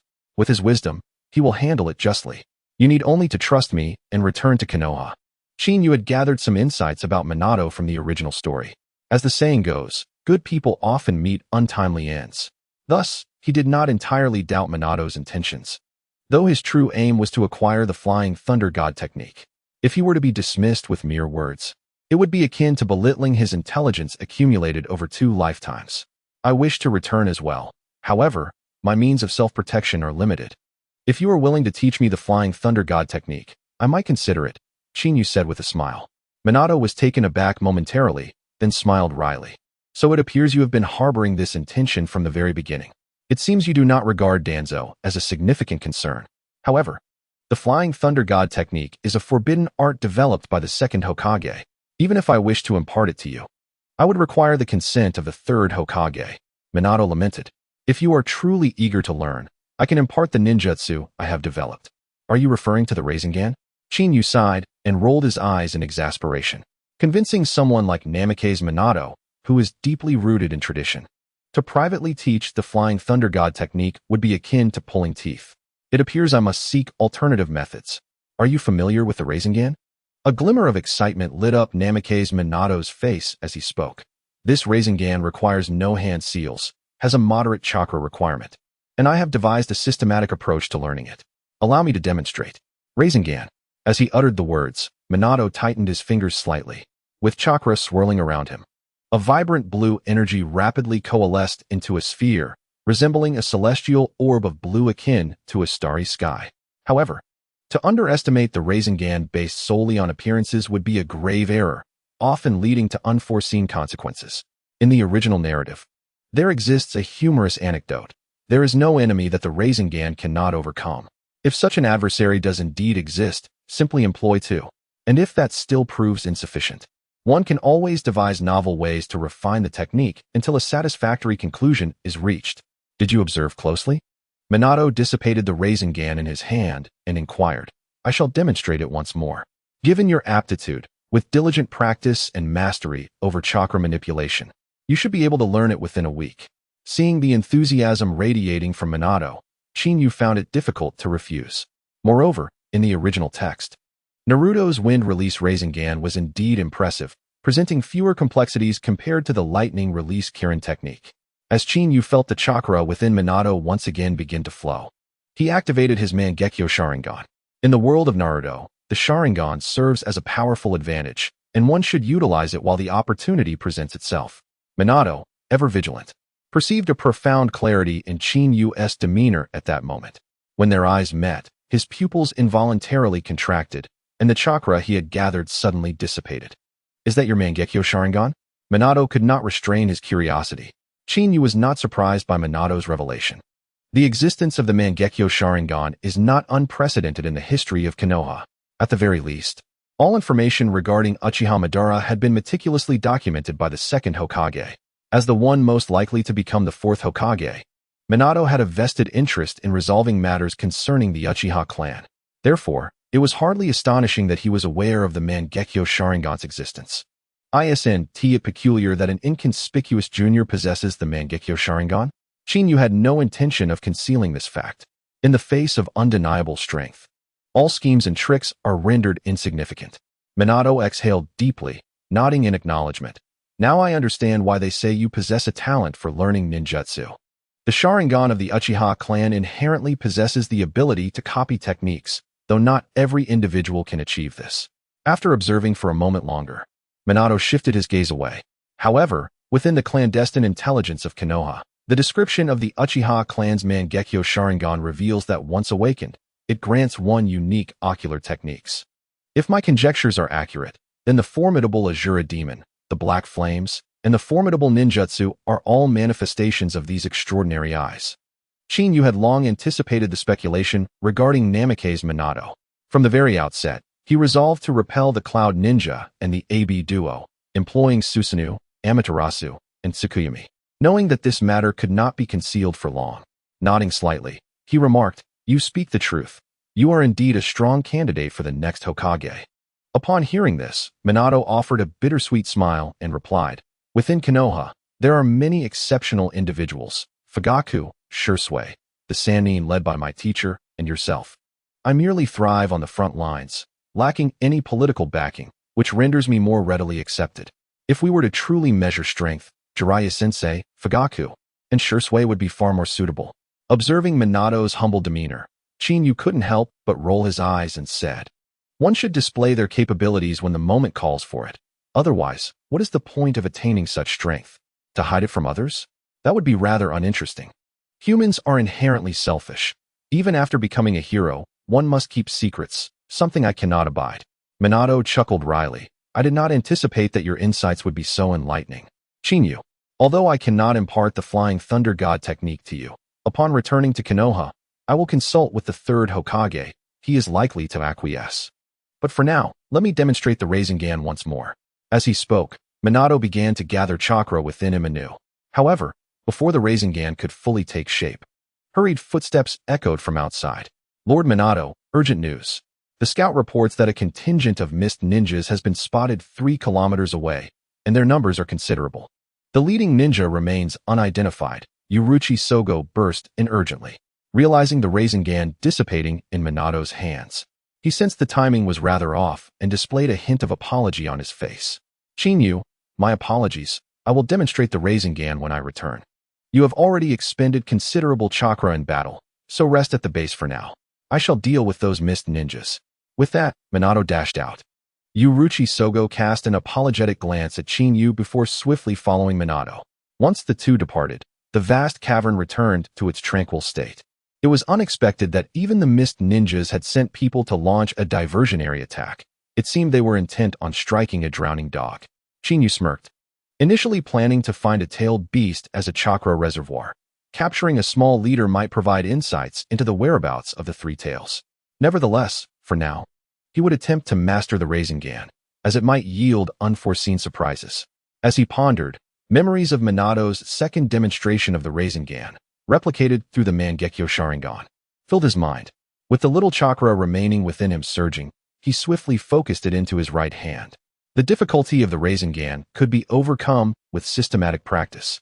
Even Naruto, who was often at the bottom of the class, could learn it. At this moment, utilizing the kaleidoscopic Sharingan, Chinyu meticulously deciphered the operational framework of the Rasengan, thus ensuring a remarkable efficiency in its execution. With a subtle tightening of his right hand's fingers, he channeled a vibrant blue chakra, which swiftly converged in the palm of his hand. In the next instant, accompanied by the high-pitched sound of chakra circulating, the Rasengan coalesced into existence. Ding dong, a rank ninjutsu Rasengan detected. Would the host like to level up to maximum? The system's voice prompted Chinyu to raise an eyebrow in intrigue. This Rasengan had already been perfected to its utmost form by the Fourth Hokage, Minato Namikaze. If it could indeed be leveled up further, what marvels might ensue? Without hesitation, he commanded, immediately level up. Ding dong, congratulations to the host for acquiring the Super Rasengan. Ding dong, detecting host's lightning attribute chakra, acquired lightning release Rasengan. The successive notifications left Chinyu momentarily stunned. Initially, he had merely intended to replicate the original work to master the Rasengan and subsequently attempt a wind release shuriken. To his astonishment, thanks to the system's one-click leveling feature, he had also obtained the Super Rasengan and the lightning release Rasengan. As for the lack of other elemental attributes, it seemed the system could not detect any variations in the chakra within his body. It appeared that he would need to cultivate a sage body in the future to experiment with all elemental transformations of the Rasengan. As Chinyu gathered his thoughts, outside, the sudden appearance of the mist ninjas had set everyone's nerves on edge. After leaving the cavern, Minato issued several stringent commands and proceeded with a small team towards the location of the enemy's appearance, which was the closest point between the land of fire and the land of water. Regrettably, Minato had already been dispatched to the battlefields in the land of wind and the land of earth, and had not left behind any flying thunder god techniques in the vicinity of the land of water. Otherwise, a spatial leap would have allowed for a swift arrival at the destination. With Minato's departure, the stronghold, initially manned by 26 personnel, saw its defenses dwindle to a mere 12, even accounting for the presence of Yuzuki Yugao and Moonlight Gale. Dad, is there anything I need to do? Yuzuki Yugao could not help but express her concern. Currently, we are unaware of the enemy's numbers, and I fear they may attempt a flanking assault on our stronghold. As her words hung in the air, the atmosphere grew tense. The remaining personnel at the stronghold suddenly tightened their resolve. However, as this anxiety began to settle in, Yuzuki Kawaii glanced back at the cavern where Chinyu resided and let out a quiet sigh of relief, patting Yuzuki Yugao on the shoulder. Don't worry, my dear. Although we are short-staffed and Lord Minato is absent, we must not forget that Chinyu is here. At this point, Yuzuki Kawaii turned his gaze to the now conscious Moonlight Gale and solemnly advised, Gale, I hope that when you next encounter Chinyu, you will not act recklessly. He is not an opponent you can challenge. Moonlight Gale's expression darkened, his fists clenched in anger as he defiantly replied, Uncle Kawaii, you need not worry. My reconnaissance mission has been completed. With someone like Chinyu present, my staying here serves little purpose. I shall leave the stronghold now and return to Konoha to report. Abandoning his previous words, Moonlight Gale strode towards the outpost. However, after merely 3 or 4 steps, a colossal shadow descended from the heavens. Without any flourish, it crashed down upon him. Bang! Moonlight Gale was forcefully pinned to the ground. Feeling the warmth and metallic scent of blood on his face, he struggled slightly to lift his head, only to be confronted by a sight that drained the color from his face. Indeed, it was a corpse. Moonlight Gale's eyes nearly bulged in disbelief as he beheld the lifeless form of a Konoha ninja, mere inches from him, their eyes locked in a haunting gaze. His legs trembled, and an inexplicable warmth and wetness surged forth, causing his trousers to become shamefully damp. The pungent odor of urine prompted the surrounding Konoha ninjas to adopt a wary stance, their gazes towards Moonlight Gale tinged with disdain. Yet, one could hardly blame him. This was his first experience on the battlefield, having endured the relentless pursuit of the Umbu, the threats and taunts from Chinyu, and now, facing a corpse. The fact that he had not succumbed to terror was already a considerable achievement. Figures darted in all directions. Upon learning of the failure of the Cloud Ninjas' assault on the stronghold, the Mist Village immediately mobilized their forces, preparing for a second wave of attack. In their eyes, the Konoha ninjas' ability to withstand the initial onslaught could only stem from two possibilities. Either they had paid a heavy price, or they possessed formidable ninjas as their backbone. When they noticed that the so-called Yellow Flash, Namikaze Minato, had departed from Konoha, they recognized that the crucial stronghold was now left with merely a handful of Konoha ninjas. To the Mist, this presented an unguarded opportunity. Thus, from the very beginning, they employed a strategy to lure the tiger away from its mountain lair. Using ordinary ninjas as bait, they enticed Namikaze Minato away, only to then rally their elite forces for a surprise assault on the stronghold. They had anticipated that Minato would not be easily lured away. However, the outcome had far surpassed their expectations. Once they breached this stronghold, the Mist Ninjas could advance unimpeded and strike at the heart of Konoha's rear. At that point, Konoha, caught between foes, would undoubtedly falter, disrupting the balance of the three major battlefronts. Most crucially, this time, the Mist Village had dispatched ninjas whose strength did not rival that of the formidable Cloud Ninja duo. Yet, leading them were two members of the infamous Seven Ninja Swordsmen, dreaded figures in the shinobi world. As products of the Bloody Mist, the Seven Ninja Swordsmen were elite warriors forged in the crucible of violence. Faced with a stronghold that barely boasted a dozen or so defenders, their victory was all but assured. Stay vigilant. Everyone, muster all your focus. This is no ordinary foe, commanded Mitsuki Sawaguchi, his complexion paling as he beheld the two leading ninjas, the Seven Ninja Swordsmen, Kisame Hoshigaki and Raiga Kurasuki. As these names echoed through the ranks, all Konoha ninjas instinctively gasped in shock. Behind them trailed 50 elite Mist ninjas. Kisame Hoshigaki towered over 2 meters, his imposing physique lending him an appearance of formidable strength. In the village of Mist, the ninjas emerging from the era of Blood Mist are all characterized by profound psychological transformations. These are ruthless individuals who would betray even their companions for personal gain. Among them is Haishu Leia, a slender figure with flowing black hair, draped in a long black robe, wielding 2 glistening blades that crackle with electricity. Crimson droplets of blood drip from the edges of his weapons. It was evident that the recent ambush was orchestrated by him. What a bunch of worthless fools, especially that little brat over there who has wet his pants. Leia laughed mockingly. For them, who are typically bloodthirsty, facing such adversaries posed no challenge whatsoever. Let us not forget the troublesome Namikaze Minato. We must swiftly dismantle this stronghold. Even if he manages to return, it will be of no consequence. Shiguashan surveyed the desolate surroundings with a chilling gaze. In this vast ruin, the Mist Ninjas, outnumbering those of Konoha, watched with predatory eyes. The atmosphere thickened with an inexplicable sense of oppression, particularly with Shiguashan and Leia leading the charge. It felt as though an invisible hand was gripping the heart tightly. Hurry!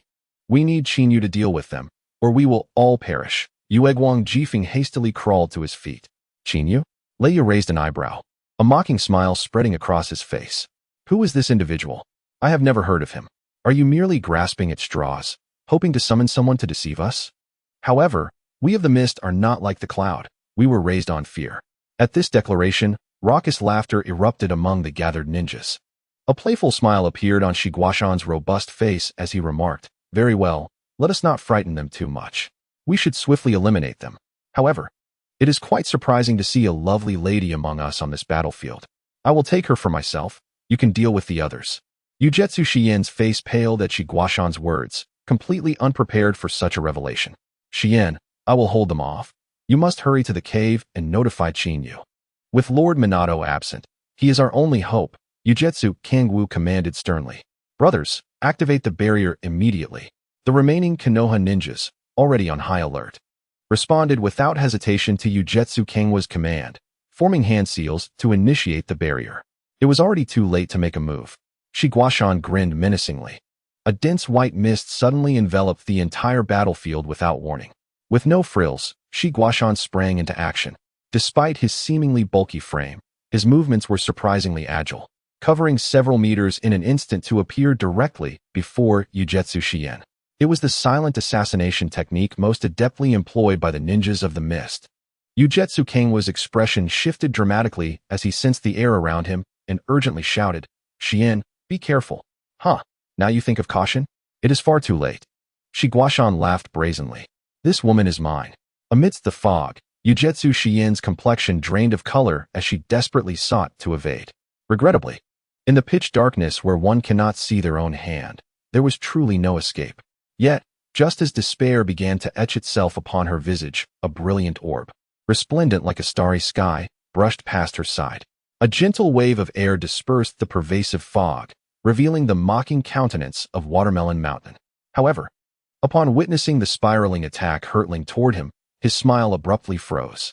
With no time to ponder, he swiftly drew the sword strapped to his back, the shark skin, and without hesitation, positioned it defensively across his chest. Bang! The spiraling attack collided with the shark skin. The immense force surged forth like a raging tide. Boom! A thunderous explosion echoed through the air, dispersing the surrounding mist in an instant. Watermelon Mountain's massive form was sent flying backward like a cannonball. As he barreled through, a number of mist ninjas that leaped into his path were sent flying.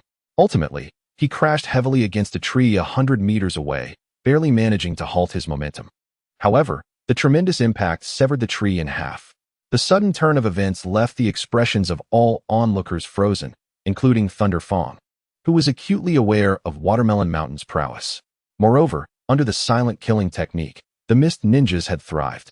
Yet, Watermelon Mountain had been ambushed at a critical moment, which surpassed his expectations.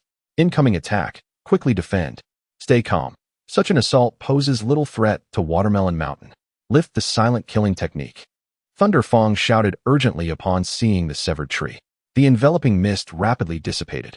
What was once hailed as the strongest silent killing technique among the mist ninjas now inadvertently facilitated the enemy's advantage. If this became known, it would undoubtedly bring shame upon the mist village. As the fog cleared, although the Konoha ninjas were similarly flustered, a flicker of joy appeared on their faces upon spotting Watermelon Mountain, lying amidst the ruins, his fate uncertain, alongside the remnants of destruction. Yes, it must be Chinyu. He has intervened. With him here, we shall surely be saved. Fool, do not forget, over 100 cloud ninjas fell to Chinyu's hands, and even the AB duo was forced back by him. Observing the previously panicked Konoha ninjas now displaying joy, the expressions of the mist ninjas darkened. Lord Thunderfong, shall we retreat? One mist ninja could no longer contain himself. However, before the words could fully escape, Thunderfong retaliated by swinging his blade. Thud! A massive head was sent soaring, blood gushing forth, creating a shocking sight. Disrupting the morale is akin to courting death. Thunderfong treated it as a mere commonplace act. As the lifeless body crashed to the ground, he sternly declared, "Those who hide and skulk, if you have the courage, come forth. Are you searching for me?"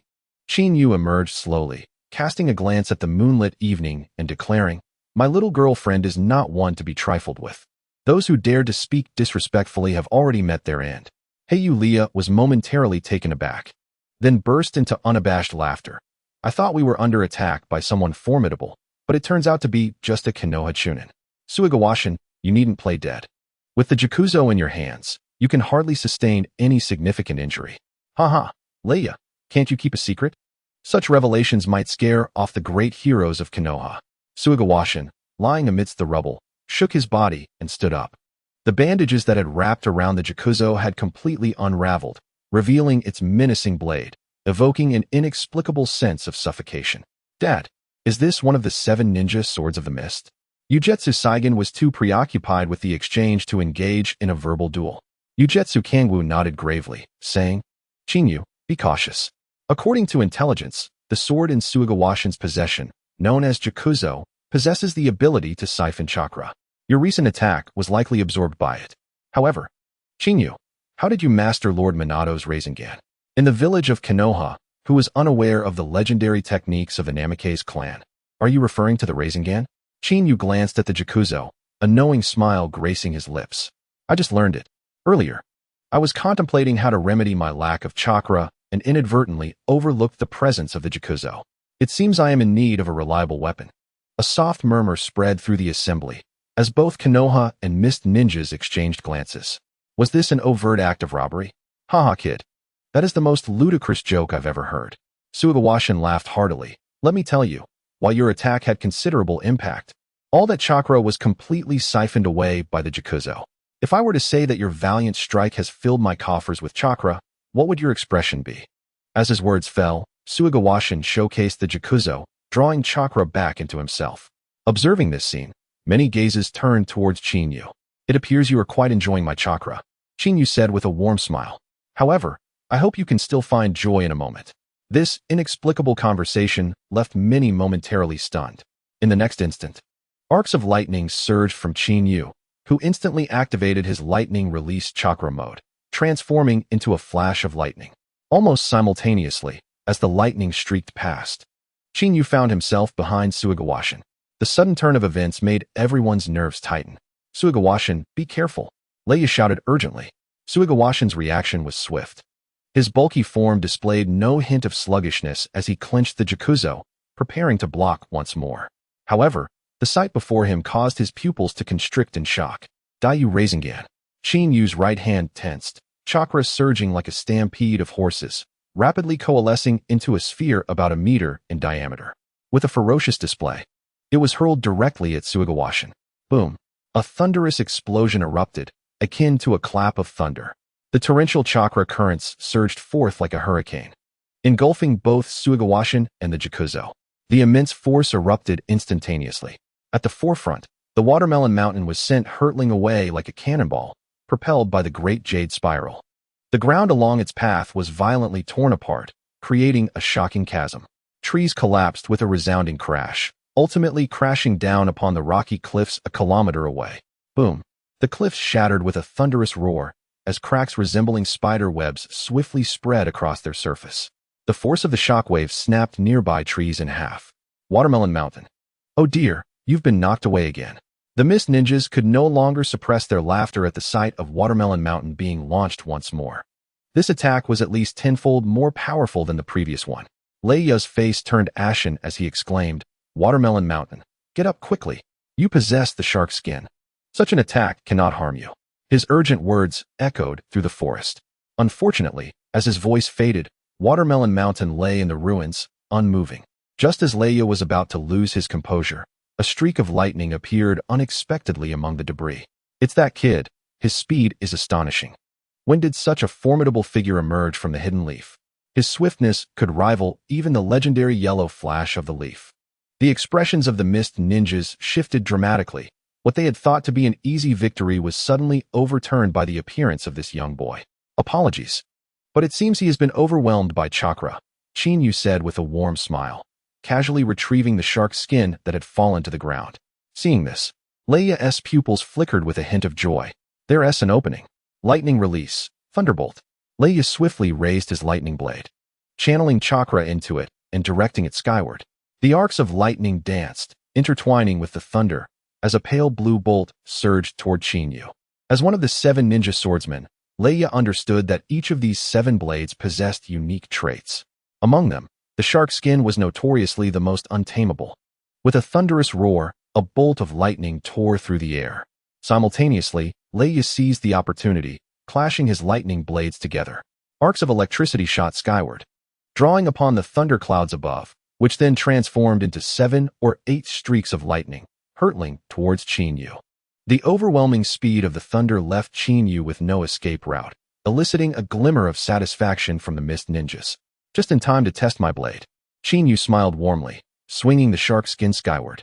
As the monstrous jaws of the blade opened, the cascading lightning was effortlessly cleaved in two. Boom! The thunder erupted, accompanied by arcs of electricity. The scene sent Leia's expression into turmoil. Impossible. Why isn't he the shark skin rebounded against you? As one of the 7 ninja swordsmen, Leia was acutely aware of the shark skin's wild nature, capable of rebelling against anyone who sought to control it. Even those with immense power would typically suffer backlash upon first contact. The fact that Qin Yu was using the shark skin with such ease defied all expectations. It was behaving even better than a well-trained child. Qin Feng abruptly lifted his gaze, and beneath the 9 tails of the Sharingan, even the tailed beasts could be effortlessly subdued, let alone a mere blade of shark skin. As he sensed the fleeting chakra that had just coursed through the lightning, it reverberated back into his being. After executing the great tailed beast spiral, the chakra within him, though slightly diminished, evidently surged with renewed vigor. Although the amount was modest, it was a remarkable weapon indeed. Qin Yu turned to Leia and inquired, "If your 7 ninja swordsmen were to find themselves devoid of their blades, how would you be addressed then? How dare you lay your hands on our ninja swords?" Leia's expression darkened as he retorted, "I finally understand who you are, to speak with such audacity. That eerie Sharingan and your extraordinary speed reveal you as a genius of the Uchiha clan, Uchiha Shursui." Qin Yu couldn't help but roll his eyes.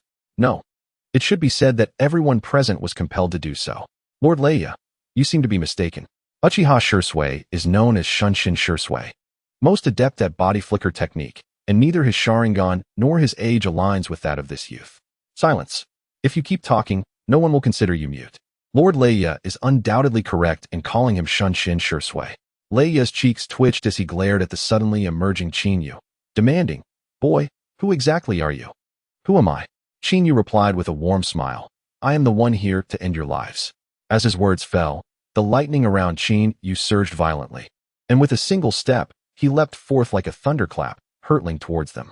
"Everyone, activate your defensive ninjutsu," Leia bellowed. Since becoming part of the 7 ninja swordsmen, they had never been so disregarded. Among the 30 or so mist ninjas surrounding them, a portion quickly formed hand seals. As the hand seals flew and chakra surged, they collectively shouted, "Water release! Water wall!" Walls of water erupted swiftly from all sides, forming a defensive line spanning 100 meters. The remaining mist ninjas exchanged glances. Evidently the elite guard under Leia. As they completed their hand seals, they opened their mouths to unleash torrents of water. Water release, great waterfall technique. Streams of water poured forth, rapidly cascading away from the water walls, creating colossal waves that crashed down, instantly flooding the terrain within thousands of meters. Mizuki, Kingwu, and the others had already reacted, activating the barrier of their base to keep the water at bay. Observing how the mist ninjas had altered the landscape within mere seconds, the Konoha ninjas wore solemn expressions. The ninjas emerging from the land of water's blood mist were indeed unparalleled compared to other ninja villages. Regardless of chakra reserves or teamwork, their timing was impeccably precise. If they were to face off, defeat seemed inevitable. "Where are you running, boy? Are you afraid?" Leia grinned menacingly, raising his lightning blade high, summoning the thunderclouds above. Boom! A bolt of blue lightning descended from the heavens, striking the water with a resounding crash. The moment it met the water, its power surged exponentially, crackling with ferocity. Like arcs of lightning, thick as the width of a bowl, they lashed out and spread across the surroundings with a ferocious intensity. The expressions of Maui Kangwu and the others changed dramatically as they urgently shouted, "Increase the chakra output. Do not let the barrier be breached." The barrier, now fully unfurled, radiated brilliant light.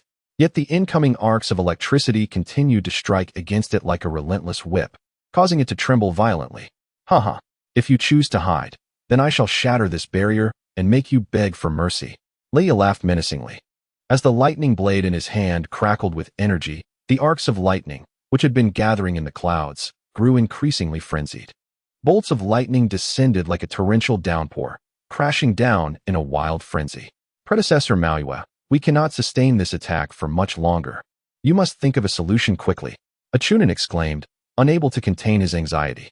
They did not need to confront the assault directly, but the continuous influx of chakra to bolster the barrier was taking a significant toll on them.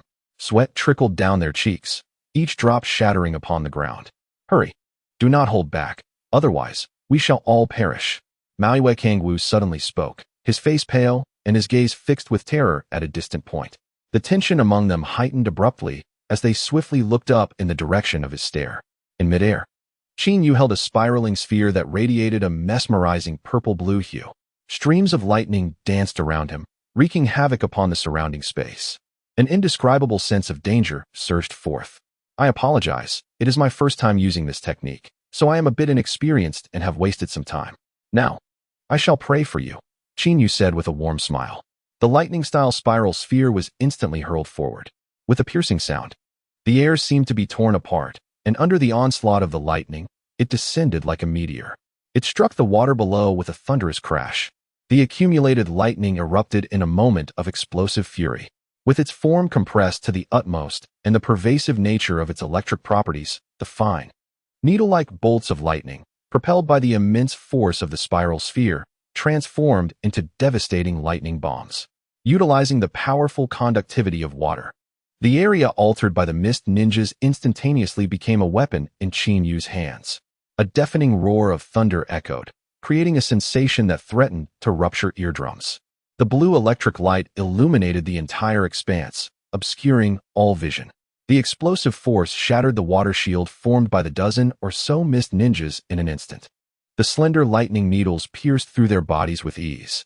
The overwhelming voltage, combined with the destructive tearing power, obliterated their entire physical structure. In the next moment, they erupted into a cloud of blood mist, merging into the sea. Dozens of mist ninjas simultaneously transformed into blood mist, a sight that could leave one's eyes wide with disbelief. The only solace was that the lightning-style spiral sphere primarily targeted the mist ninjas. Otherwise, the four-sided barrier of Konoha would likely have been breached in an instant. Without the support of chakra, the river's waters struggled to maintain their form. In the next moment, everything shattered and dissipated upon the ground, flowing away into the ether. Once the scene returned to its original state, the ruins where the Cloud Ninja had battled were marred by a massive pit, several hundred meters in diameter. The edges of this chasm were riddled with countless small indentations, the remnants of the lightning strikes. 2 lightning blades were embedded diagonally in the debris, while the mist ninjas had long since been reduced to blood and flesh. Swept away by the river's current, the Leaf Village ninjas, witnessing this spectacle, were left utterly astonished, their jaws dropped in disbelief. It had only been a mere half-day since the Cloud Ninjas' incursion, during which a single lightning release Kirin had annihilated over 100 of their ranks. Now, confronted with a mere handful of mist ninjas, a lightning release Rasengan had similarly dispatched them in an instant. Such nonchalance in the face of destruction raised questions. Was this truly war? Qin Yu descended into the ruins, observing the arcs of electricity dancing upon the lightning blades. Seeping into the soil, a playful smile graced his lips as he remarked, "Rhea, it appears you are the last one left. Why do you hide? Where has your earlier bravado vanished?" A pale hand emerged from the earth, grasping one of the lightning blades. Soon, the onlookers beheld Rhea, tattered and drenched in blood. Upon his emergence, he wasted no time, howling with a ferocious countenance, "You insolent brat, I will fight you to the death." The chakra that had lain dormant within Rhea surged forth, frantically pouring into the lightning blade. He understood that against a youth possessing such formidable strength, rumored to rival that of a Kage, his only option was to carve a bloody path. "Excellent chakra, just what I needed," Qin Yu replied with an even broader smile. He retrieved the Samahata from his back, without any flourish, and faced Rhea head-on. A tearing sound echoed through the air as the fabric of battle was rent asunder. The chakra surging from Rhea was instantly devoured by Samahata, and the once flickering lightning blade faded into nothingness. The razor-sharp spikes of Samahata, akin to dozens of blades, swiftly pierced through Rhea's chest. Blood gushed forth, revealing stark, white bones, creating a gruesome tableau. The sudden turn of events left Rhea dumbfounded. As one of the 7 ninja swordsmen, he could scarcely fathom that he would meet his end by the very sword he wielded. You are no ordinary person. Who exactly are you?" Rhea stammered. "The one who will kill you," Qin Yu replied with a playful grin. "The dead have no right to know my name." "You." Rhea spat blood, ultimately succumbing to his injuries, collapsing lifelessly to the ground. As the dust settled, the Leaf Village ninjas, still in shock, began to regain their senses. Qin Yu sheathed the lightning blade and declared, "I leave this to you. If all is well, I shall return to rest." With those words, he treated the entire affair as though it were a trivial matter. Meanwhile, Minato Namikaze, along with Inuzuka and others, traversed several dozen kilometers to locate the mist ninjas. After a strenuous search, they finally encountered a few of them. With a swift motion, Minato's kunai severed the throat of the last remaining mist ninja. As I gazed upon the lifeless body of the fallen mist ninja, a somber expression washed over me. "Lord Minato," I spoke, "this is also a chunin. Based on the traces, it appears that hundreds of mist ninjas have passed through here, yet we have encountered only 8. In a moment of anxious reflection, Inuzuka Fong examined the deceased mist ninja on the ground and could no longer contain his unease. "This is not good. It may well be a ploy to lure us away." Suddenly, a grave look crossed Minato's face. Inuzuka Fong was taken aback. "Lord Minato, are you suggesting that the mist ninjas intend to divert our main forces and send others to assault our stronghold? However, with Chinyu present in the stronghold, we need not be overly concerned." After witnessing the battle with the Cloud Ninjas, the Leaf Ninjas, including Inuzuka Fong, felt a profound sense of security in Chinyu's presence. While Chinyu has proven himself formidable after his recent battle, I remain somewhat apprehensive, Minato confessed. A hint of worry etched on his features. "Take this kunai embedded with my Flying Thunder God technique. Should any trouble arise, activate it with your chakra, and I shall arrive immediately. I will return to the stronghold to ascertain if the mist ninjas have made their move." With that, Minato vanished as if he were a specter, disappearing from sight. Utilizing the Flying Thunder God seals left along his path, he leapt multiple times before finally arriving at the stronghold. "Be cautious, we are under attack," cried Yuzuki Kangwu urgently. A flurry of kunai suddenly whistled toward Minato. The unexpected assault momentarily stunned him, but he swiftly vanished again, reappearing beside Yuzuki Kangwu, just as he intended to reassure him with a pat on the shoulder. His gaze fell upon a massive crater, causing his pupils to constrict in alarm. The attack had missed its mark, and the familiar spatial ninjutsu left the Leaf Ninjas present momentarily dumbfounded. "It is Lord Minato." Yuzuki Kangwu regained his composure and, noticing the astonished expression on Minato's face, a hint of pride flickered across his own. "Lord Minato, you have once again missed the action." Shortly after your departure, the Mist Ninjas launched a surprise assault. Numbering around 40 to 50, led by the likes of Suigetsu and Raiga from the 7 Ninja Swordsmen. You should have seen it. When Chinyu entered the fray, he sent Suigetsu flying with a single Rasengan. Then, astonishingly, Suigetsu stood up, as if unscathed, only for Chinyu to follow with an enormous Rasengan that ultimately claimed his life. Following that, Raiga manipulated the terrain, and Chinyu responded with a lightning attribute Rasengan, obliterating them in a cloud of blood mist. As Yuzuki Kangwu animatedly recounted the events, his words spilling forth with fervor, Yuzuki Shien shot him a disapproving glance. "Please excuse my father's crude description, Lord Minato. Just moments ago, Chinyu faced the Mist Ninjas and dispatched them with merely 4 techniques.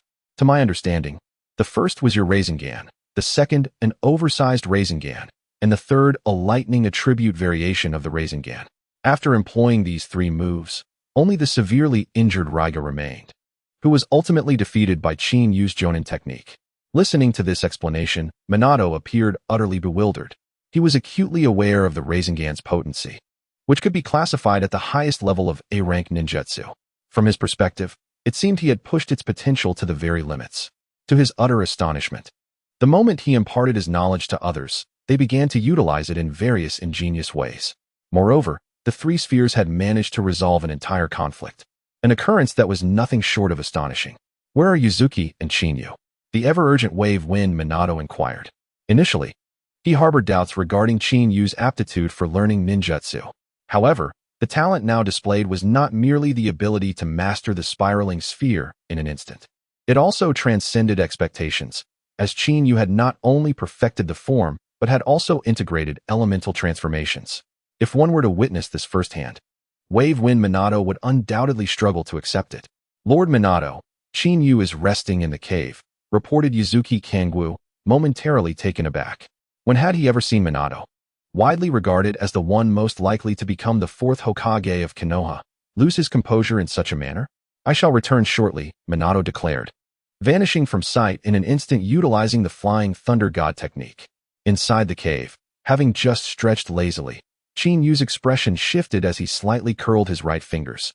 With a surge of chakra, he rapidly condensed it into a spiraling sphere, striking it backward with absolute simplicity. As Minato appeared, he instantly noticed the spiraling sphere expanding within his line of sight, prompting him to swiftly perform another space-time leap, reappearing several meters away. "I didn't anticipate you had left so many flying thunder god marks," Qin Yu remarked, dispelling the sphere in his hand. Minato chuckled helplessly, saying, "You truly are extraordinary. Not only have you mastered the spiraling sphere, but you have also refined its form to an advanced level, incorporating elemental changes as well. Would you like to learn more?" Qin Yu smirked playfully. Minato shook his head and replied, "Forget it. Despite my prolonged efforts, I could not achieve the utmost perfection of the spiraling sphere. It appears to be more suited to you. However, I possess knowledge of other basic ninjutsu. Would you like to learn those?" Qin Yu did not reject this proposition. Given that he was currently unable to learn the Flying Thunder God technique, mastering other ninjutsu was not a disadvantage. 3 days swiftly passed. Wind release, great breakthrough.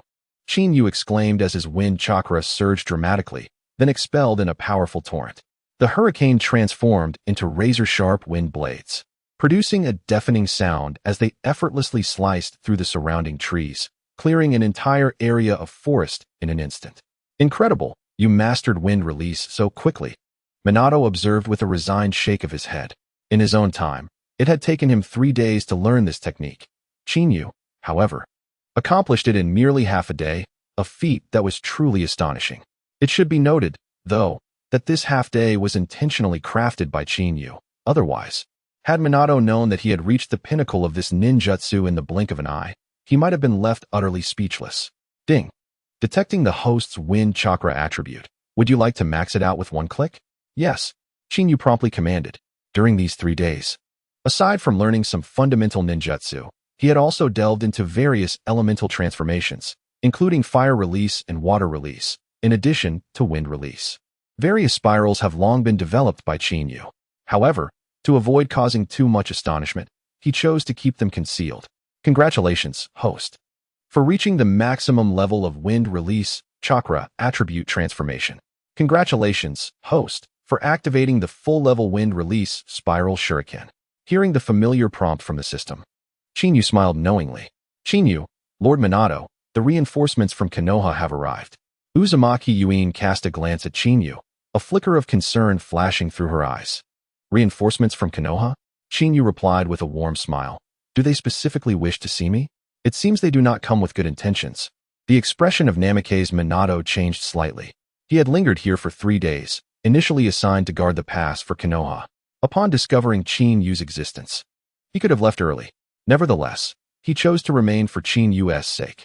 "Qin Yu, wait a moment. I will take charge if anything arises," Namikaze Minato cautioned. He was uncertain whether the higher-ups in Konoha would alter their approach upon witnessing Qin Yu's presence. Having witnessed Qin Yu's extraordinary learning ability firsthand, Namikaze Minato had attributed it to the special Sharingan, which possessed formidable ninjutsu copying and extending capabilities, allowing him to master the techniques he taught in a short span. 3 days prior, he had discreetly relayed this information back to the Third Hokage. With Konoha's reinforcements approaching, Namikaze Minato hoped it signified the will of the Third Hokage. Within the cavern, under the moonlight of the night, Uchiha Fugaku, accompanied by a masked Umbu Jonin and 50 Konoha ninjas, arrived.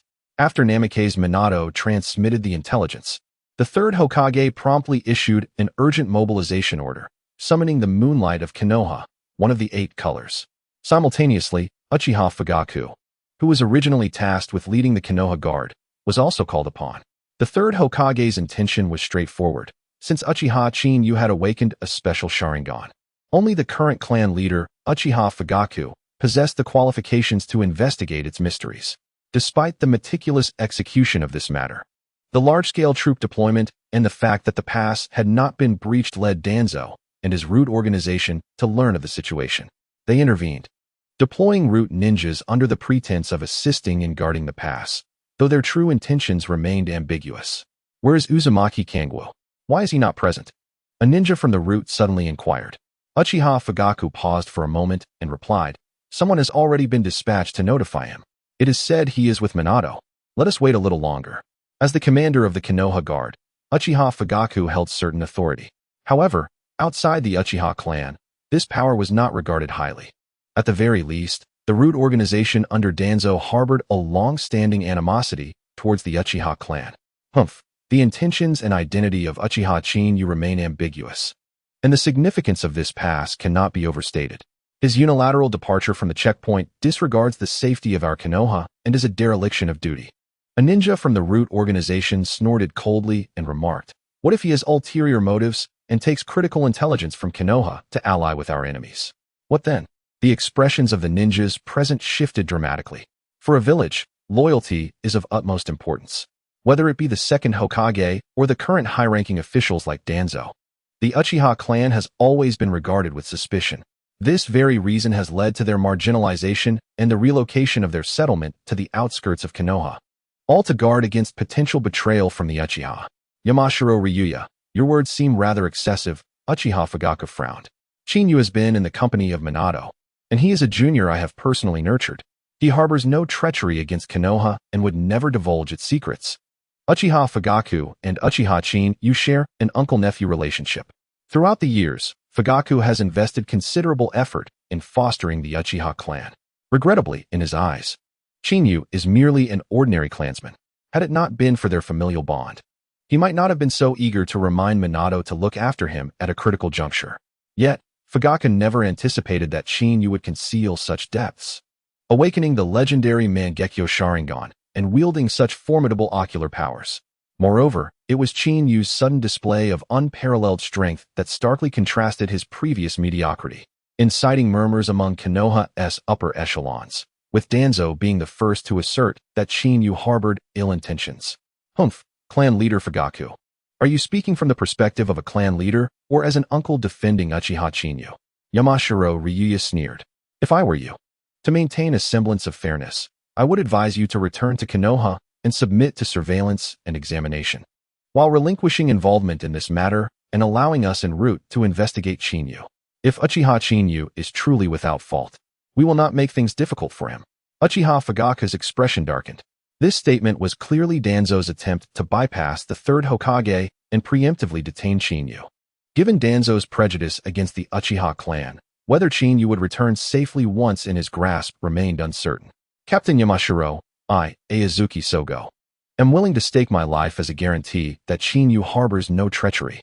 He not only repelled the Cloud Ninjas at a critical moment, but also thwarted the incursion of the Mist Ninjas. Aizuki Sogo could no longer contain himself. Thus we, the Konoha ninjas present, are prepared to vouch for Chinyu with our forehead protectors. Upon hearing this, the Konoha ninjas stationed at the checkpoint, who had been saved by Chinyu, solemnly echoed their agreement. The expressions of Uchiha Fugaku and Tsukuyomi Kage also shifted noticeably. They had never anticipated that within just 2 or 3 days, Chinyu's prestige would ascend to such heights. How dare you contemplate rebellion? Yamashiro Lonya exclaimed coldly.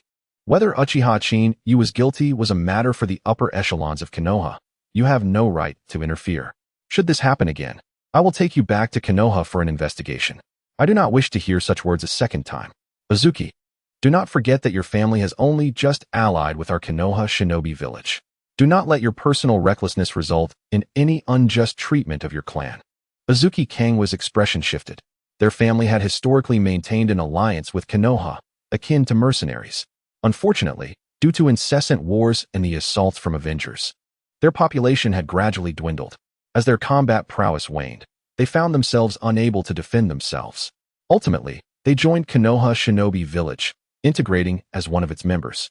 Given that the Azuki clan now possessed merely 3 or 5 capable fighters, the higher-ups of Konoha regarded them with indifference.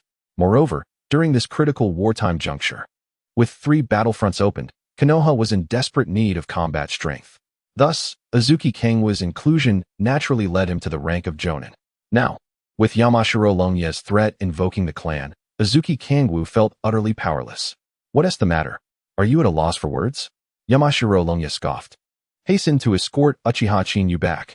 Until we ascertain his intentions, this matter is to be handled by our root. Everything is for the safety and stability of Konoha Shinobi Village. Upon hearing this, both Uchiha Fugaku and Azuki Kangwa's expression stiffened. Yamashiro Longya's actions were akin to rendering a judgment without interrogation, directly condemning Chinyu. Who would have thought that Root holds such authority? Just as we rid ourselves of two rascals, another old scoundrel arrives. A flippant voice suddenly echoed from outside the cave. Chinyu strode in with great strides, followed closely by Minato Namikaze. They had overheard everything outside, and Minato's face was exceptionally grim. When relaying intelligence back to Konoha Shinobi Village, he had repeatedly emphasized the necessity of employing a conciliatory policy towards Chinyu. Even if they could not become allies, they must never become enemies. However, Minato had never anticipated that Danzo would attempt to forcefully insert himself into the situation at such a critical moment. "You insolent brat, how dare you speak so disrespectfully? It seems you have been lurking in Konoha for quite some time with ulterior motives." Yamashiro Longya immediately retaliated. "Seize him." 4 root ninjas under his command surged forward towards Chinyu. "Get lost," Chinyu retorted coldly, as an immense crimson chakra erupted like a tempest. The faces of the 4 Umbu ninjas changed drastically, and they let out muffled groans, retreating 2 or 3 steps. Moreover, this aura did not merely affect the 4 Umbu. The entire cave was filled with this ominous energy. Feeling the overwhelming aura, both the Mountain Dragon and Uchiha Fugaku, as well as Moonlight Knight, were visibly startled. They had speculated about the extent of Chinyu's power. However, the intensity of the energy now emanating from him far exceeded their expectations.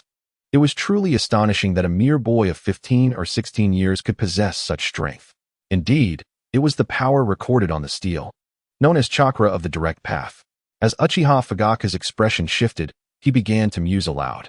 According to Uchiha Madara's description, the direct awakening of the Mangekyo Sharingan is referred to as chakra of the direct path, signifying an ability to trace back to the source of power, with the potential to awaken the Rinnegan. Nonetheless, the formidable ocular prowess exuding from Chinyu was not solely indicative of chakra of the direct path. It also bore an ominous quality that surpassed even that of the tailed beasts. This sensation was reminiscent of encounters with the Nine Tails. "Arrogant fool, we are the captains stationed at this pass, and you, a mere chunin, dare to show us disrespect." Mountain Dragon's demeanor had shifted as well. To act against one's superiors was a violation of military discipline that warranted immediate arrest. Konoha's Wave Wind and Uchiha Fugaku do not hesitate to subdue Chinyu. The accusation came forth with an air of baselessness, an indication that this was a rehearsed act, perhaps orchestrated by Danzo from the very beginning. The expressions of Wave Wind Minato and Uchiha Fugaku grew tense. It was evident that Mountain Dragon had discerned their favorable relationship with Chinyu, deliberately issuing such an order to curtail his resistance, thereby sparing his subordinates from engaging and minimizing losses for Root. This was indeed a clever stratagem that achieved 2 objectives with one action. The people of Root are truly shameless. You dare accuse me of insubordination. Yet what of the betrayal by Yamashiro Kazuma and Yuhi Kurenai, who provided intelligence to the Cloud Ninja? Did you execute them, or did you hand them over to the Third Hokage for punishment? Chinyu remarked with a sardonic smile. Or perhaps you handled their punishment internally, locking them away yourselves. The expressions of the Konoha ninjas shifted dramatically.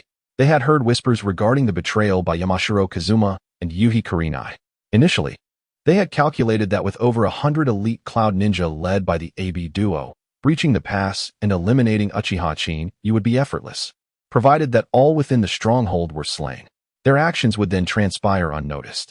However, they had never anticipated the emergence of Chinyu as an unforeseen variable at such a critical juncture.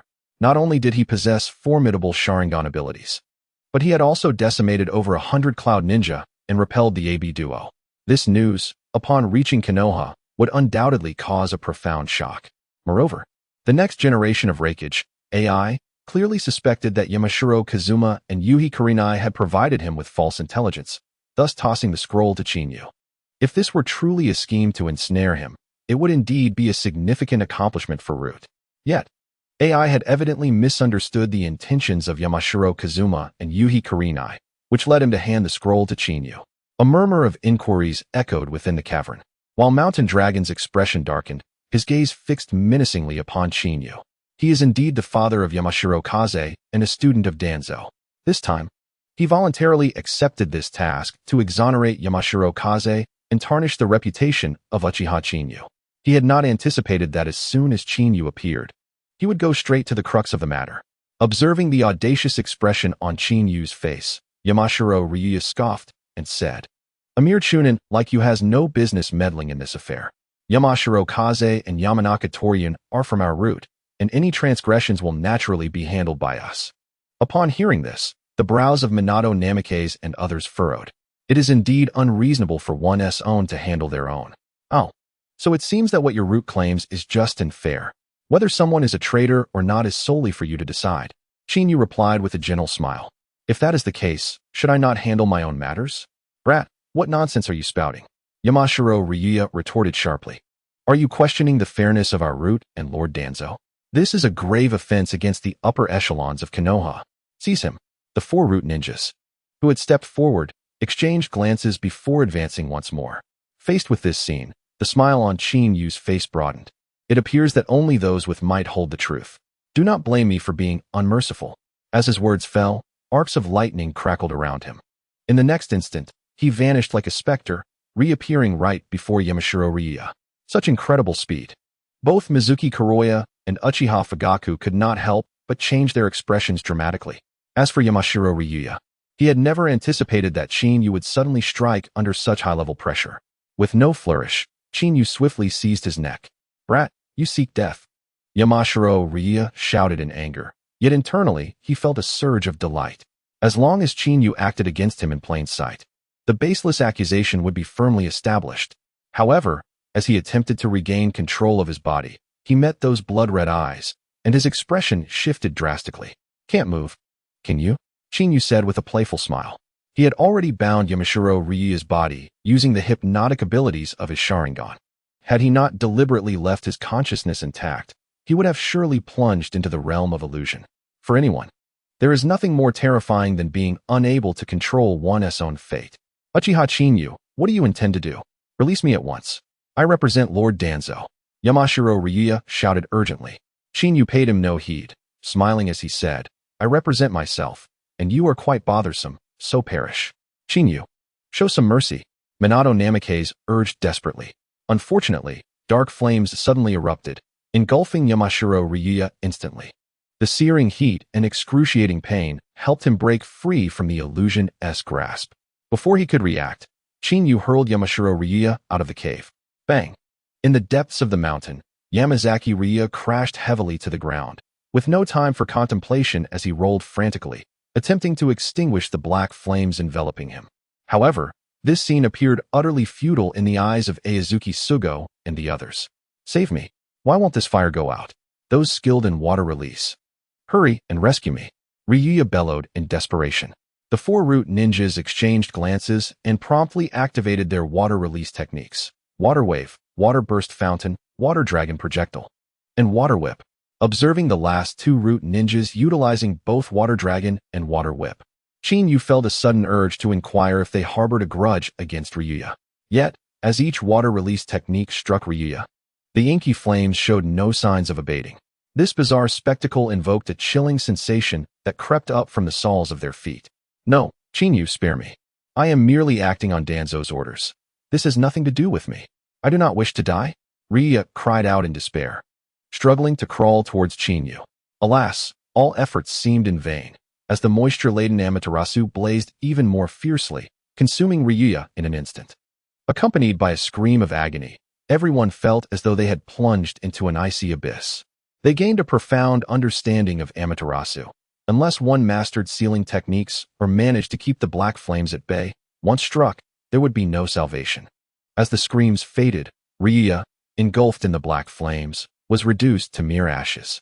The acrid scent of charred remains filled the air, inducing a wave of nausea among the onlookers, whose gazes towards Yu were now tinged with a mix of awe and trepidation. A single misstep could lead to a deadly inferno, and once unleashed, there would be no hope for assistance, casting a shadow of despair over the others. Whether they would dare provoke him again hinged upon their self-assessment. Within the vast cavern, the stench of burning lingered. All eyes turned towards the slender figure, where a flicker of inexplicable fear danced within their pupils. He had effortlessly slain a ninja of Jonin caliber with a single strike. Such prowess likely hinted at strength beyond that of even a Kage. Do you still wish to capture me? Yu inquired, directing his gaze at the four root ninjas. Their expressions shifted dramatically as they hastily shook their heads. "No, we are merely following orders," they stammered. "Chinyu, they are not acting of their own volition," Minato urged swiftly.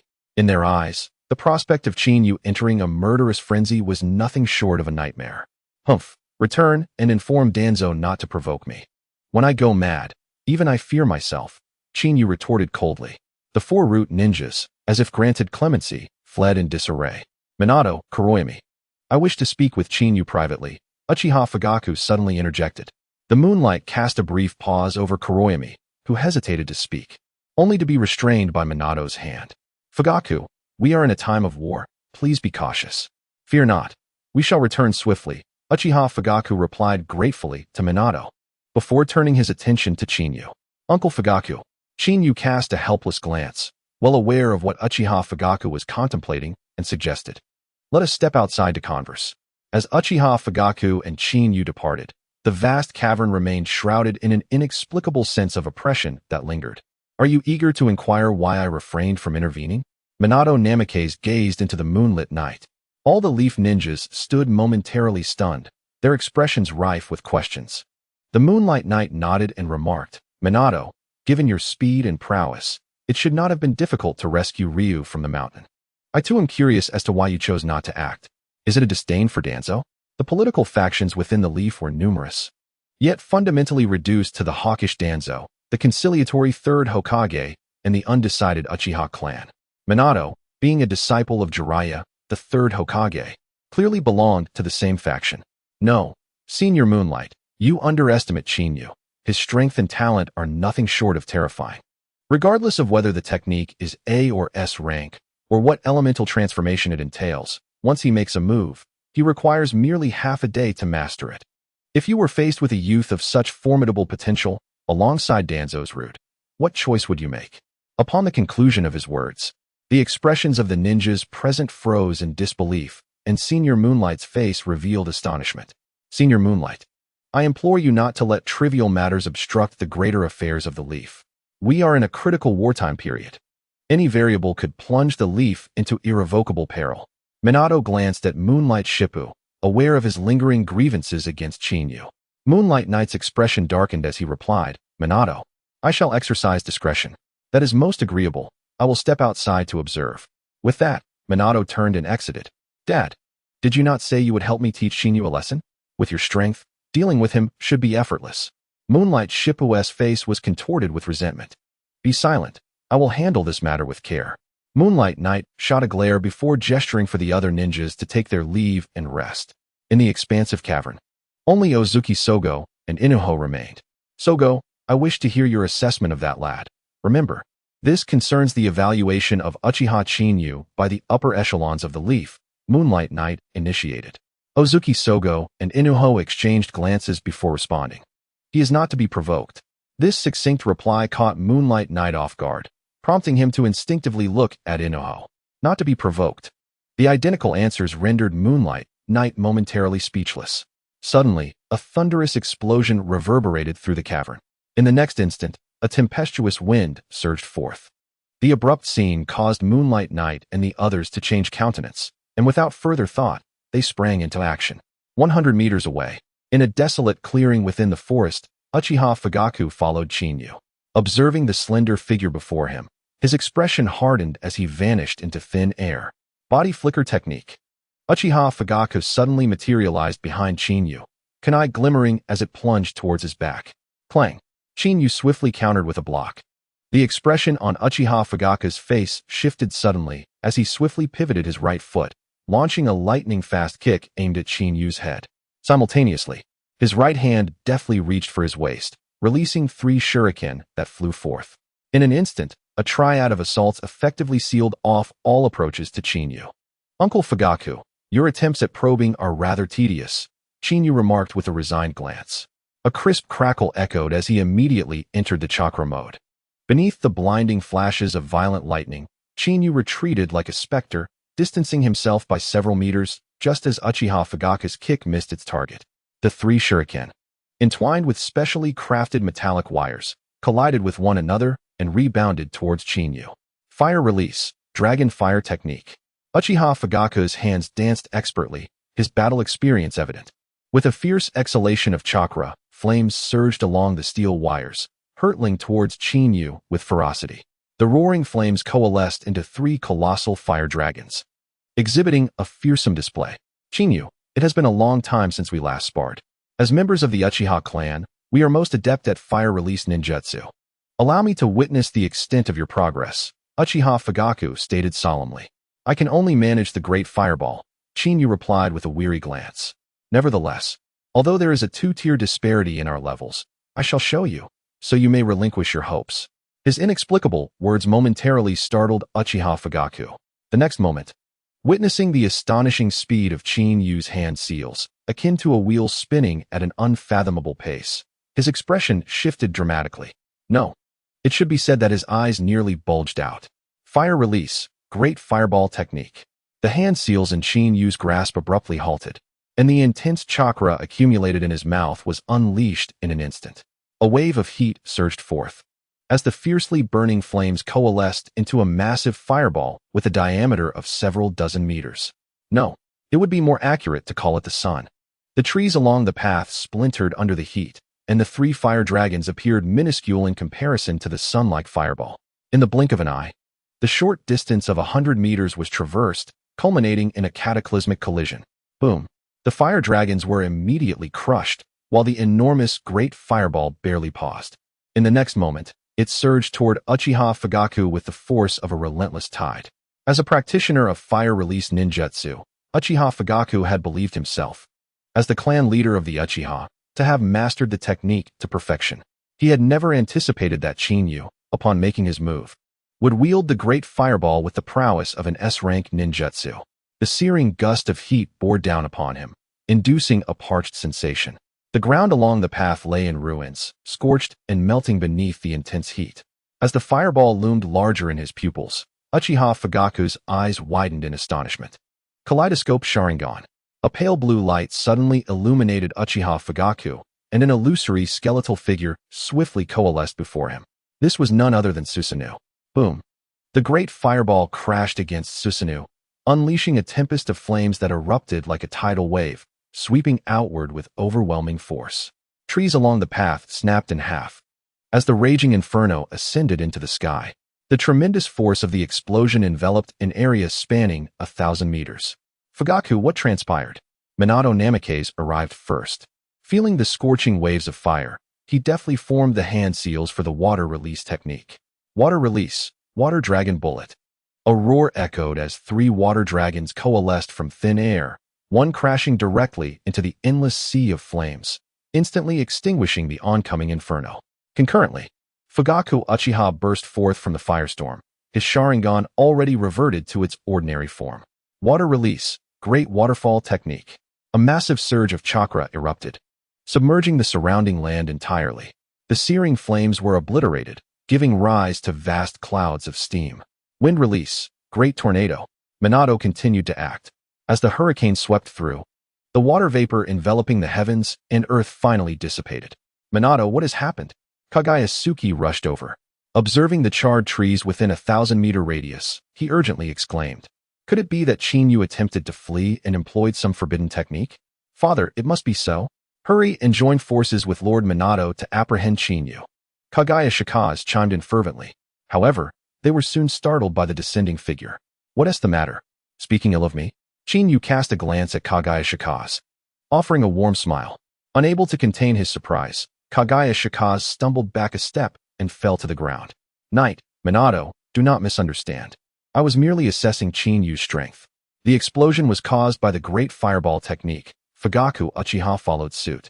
As his words fell, the expressions of those present froze, gazing in bewilderment at the charred trees surrounding them. Fugaku, surely you jest. I heard from Yuzuki that Chinyu possesses knowledge of certain forbidden techniques. Such a wide-ranging assault must be the work of a forbidden art, Kagayasuki remarked, unable to restrain himself. Upon hearing this, the other ninjas remained silent, yet their faces betrayed their thoughts. In their eyes, the great fireball technique was merely a C-rank ninjutsu within the realm of fire release. The Uchiha clan excelled in fire release, capable of amplifying the great fireball's power beyond its standard limits. However, Achieving such an S-rank level, or even that of a forbidden technique, was evidently impossible. It was indeed a great fireball. I witnessed it with my own eyes. However, its size was rather immense, with a diameter likely around 60 to 70 meters, Minato observed, nodding in agreement with Fugaku. A profound silence enveloped the scene. All the leaf ninjas exchanged glances, and even Kagayasuke's expression turned grave. Were it anyone else speaking such words, they would undoubtedly dismiss them. Yet, the speaker was none other than Minato Namikaze, rendering his words of unparalleled significance. A Chunin wielding the power of a forbidden technique with a C-rank great fireball. Could this possibly leave room for the special Jonin, and even the Jonin themselves? Well, if there are no further matters, I would like to converse with Chinyu. Is that permissible? Fugaku Uchiha had never anticipated that a mere test would provoke such a commotion. Go ahead, but exercise caution, Minato nodded in agreement. How could I not engage in conversation? Chinyu replied, a hint of exasperation in his gaze.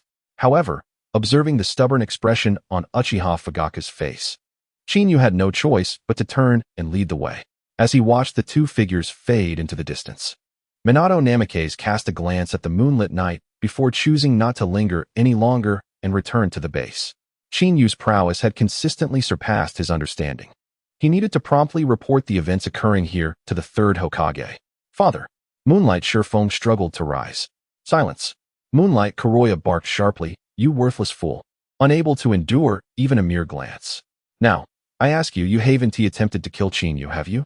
Moonlight Surefoam was momentarily taken aback. But soon his face lit up with excitement as he replied. Father, you weren't present. How could I dare to lay a hand on him? Rest assured, I have devised numerous strategies. Once you make your move, I will ensure he regrets offending me. Slap. A crisp sound resonated suddenly. Moonlight Surefoam was stunned, covering his stinging cheek. Shut your mouth, you imbecile. I warn you, never lay a hand on Chinyu, for that would jeopardize our entire clan, Moonlight Kuroya admonished furiously. It seemed that the Uchiha clan had birthed an existence even more terrifying than Shunshin Shursui. The gravity of this statement caused the expressions of the Konoha ninjas present to shift dramatically. If the previous generation of Konoha ninjas who had made their names in the ninja world included Jiraiya, Orochimaru, and Tsunade, along with the existence of the legendary Konoha 8, then the contemporary elite at the pinnacle were undoubtedly the Golden Flash Minato Namikaze and Shunshin Shursui. The next tier consisted of the likes of Ino Shikicho. Within Konoha, the rise of an Uchiha Shursui had already instilled a sense of crisis in many. Now, with the emergence of an even more formidable Uchiha Chinyu, it is feared that the entire landscape of Konoha Ninja Village would undergo a transformation. Humph, be cautious in your dealings. If possible, even if you cannot befriend Uchiha Chinyu, do not make him your enemy. After delivering this stern warning, Moonlight Kuroya turned and departed. Moonlight Surefoam was left bewildered. No, it should be said that the Konoha ninjas present were equally taken aback. They had never anticipated that one of the illustrious Konoha 8 would utter such words. Thousands of meters away, atop a rocky outcrop, Chinyu stood against the wind, with Uchiha Fugaku standing behind him, a hint of solemnity on his face. Feel free to inquire, Fugaku. Please do not beat around the bush. I never expected you would dare to reveal your Mangekyo Sharingan in plain sight. Uchiha Fugaku was momentarily stunned, not anticipating that his secret would be so swiftly unveiled by Chinyu.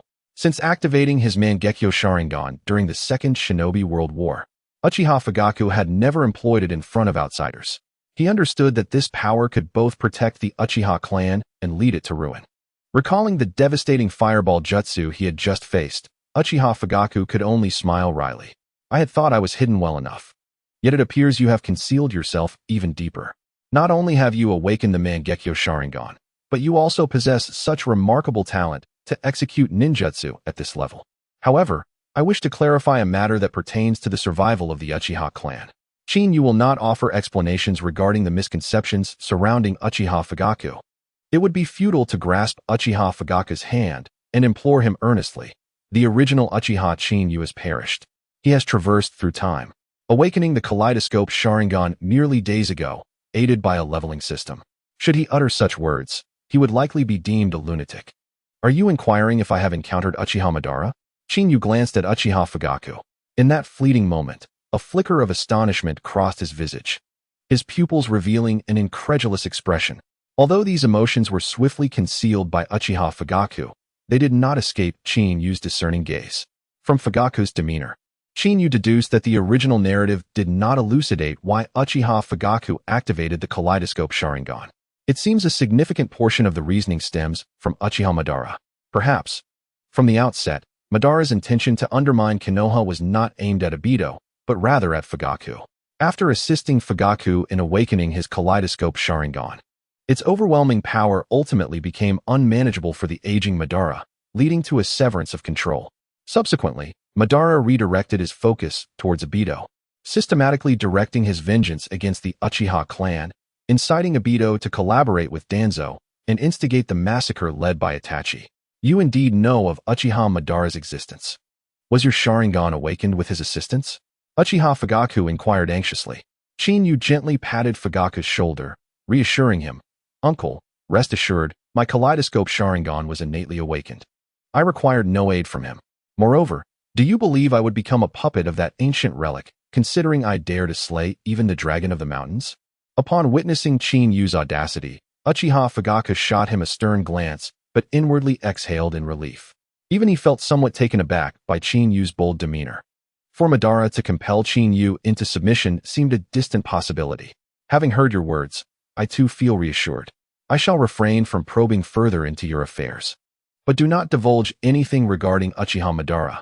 That man is indeed deranged," Uchiha Fugaku cautioned in a solemn tone. "However, I suspect he will soon seek you out. And when that time comes, I hope you will articulate what you have expressed today." In Uchiha Fugaku's perspective, it was rumored that Uchiha Madara had been gravely wounded and ultimately killed by the First Hokage, Senju Hashirama, in the Valley of the End.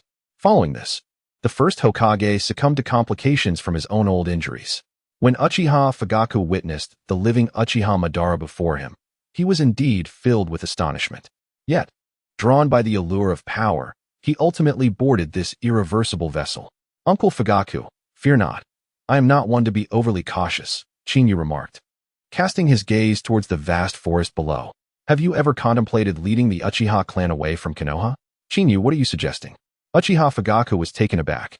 After swiftly surveying his surroundings, he exclaimed, "Are you suggesting a complete defection of our clan?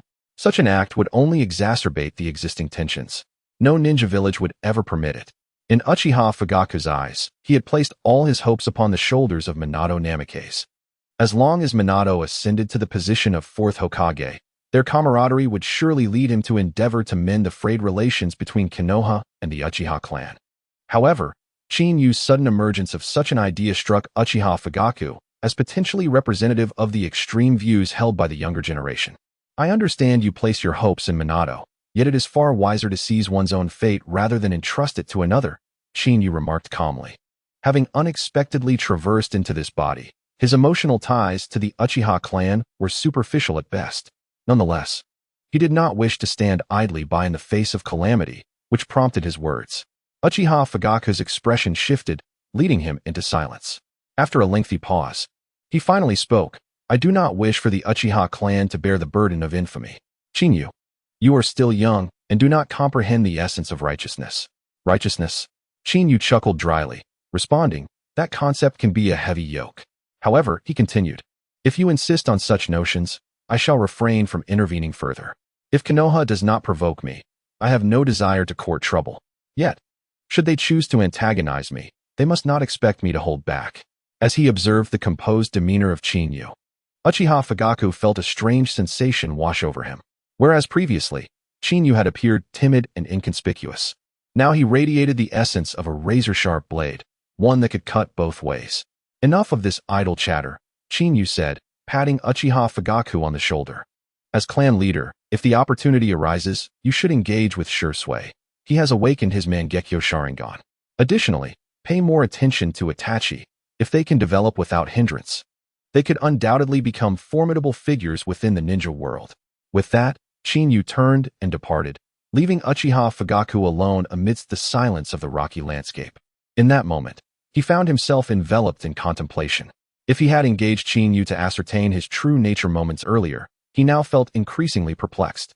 He had indeed taken note of Uchiha Shursui and even speculated about his connection to Uchiha Madara. But he never anticipated that Shursui would awaken his Mangekyo Sharingan at such a young age. Moreover, he had overlooked the burgeoning potential of Itachi. Chinyu, who are you truly, concealing your depths for what purpose? Is it for the position of Hokage? Uchiha Fugaku mused aloud. After parting ways with Uchiha Fugaku, Chinyu could not help but frown. He had already anticipated Fugaku's decision. Furthermore, the current state of the Uchiha clan was riddled with internal decay. Setting aside the targeting by Konoha, many among the younger generation harbored a mindset akin to that of marauders. Often, under the guise of the security team, they extort protection fees or engage in disreputable conduct. Uchiha Fugaku has attempted to rectify this, yet it remains a deeply entrenched mindset, evolving into a pernicious issue. To some extent, altering the thoughts of certain clan members is nearly impossible. Even if Uchiha Fugaku were to orchestrate a mass defection, those individuals would undoubtedly seize any opportunity to retaliate against Konohagakure. At that moment, the village would possess a pretext to annihilate the Uchiha clan. Chinyu, have you concluded your business? Within the cavern, Minato Namikaze observed Chinyu's return with a sigh of relief. No, it would be more accurate to say that everyone present, including Kurenai Yuhi, was wagering on whether Chinyu would defect and abandon the Hidden Leaf Village. After all, having witnessed Chinyu wielding even C-rank jutsu as forbidden techniques, it was clear what Kurenai had meant. Better to be a stranger than an enemy. What's the matter? Do you think I would flee? Chinyu cast a glance at Minato Namikaze. Rest assured, in this world, there is no one I deem worthy of fear.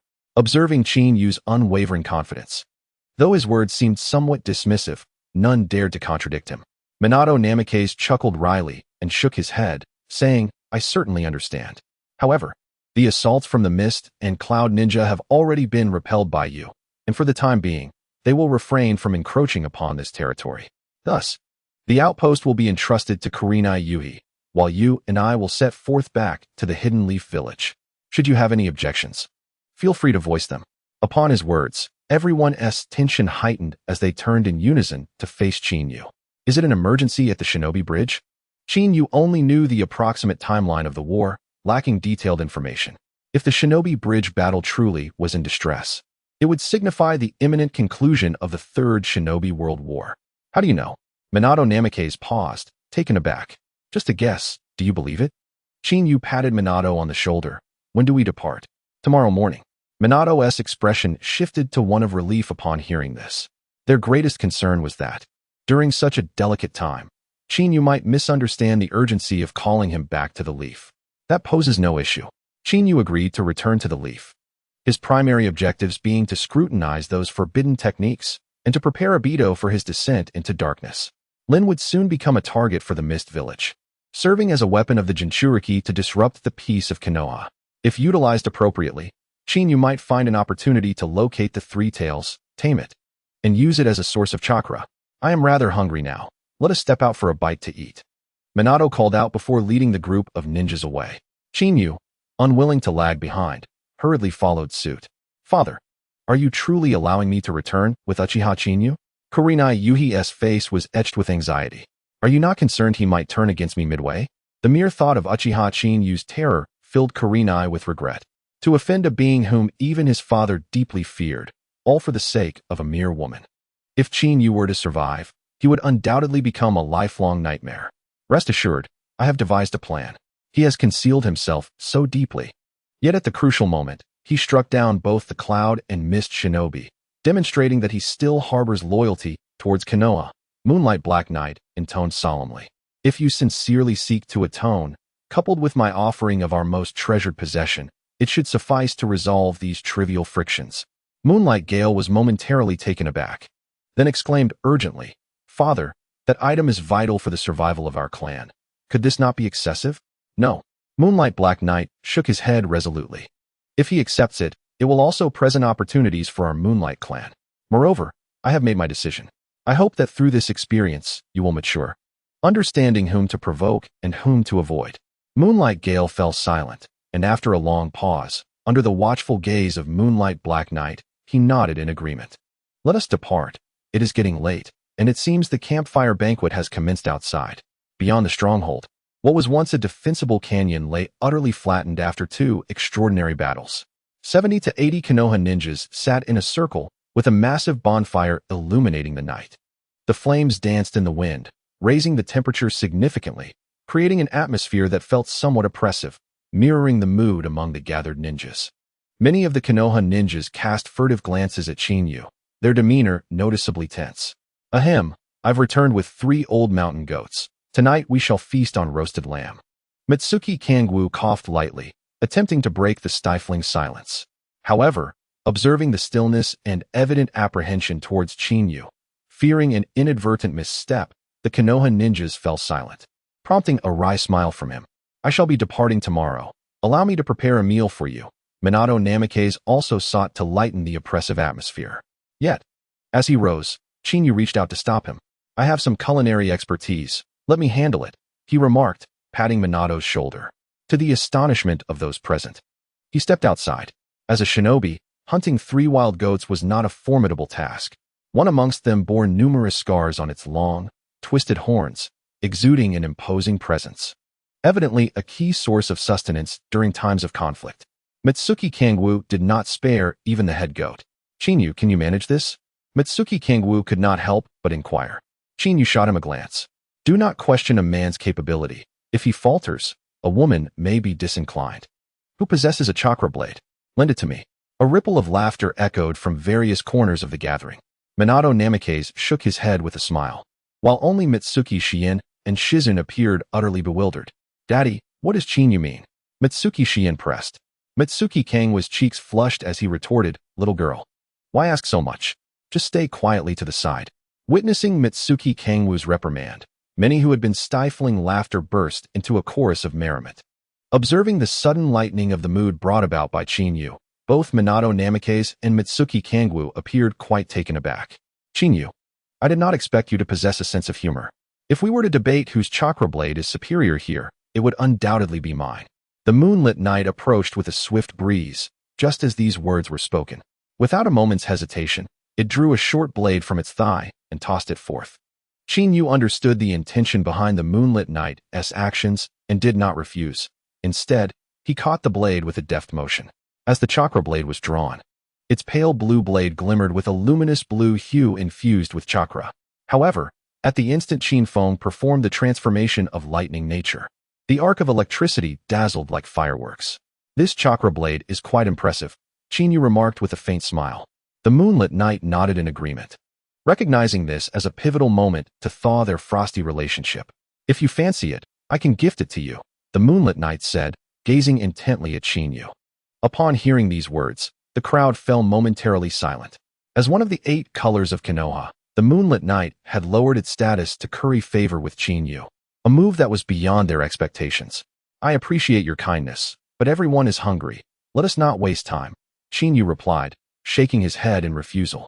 The moonlit night paused, a flicker of embarrassment crossing its face.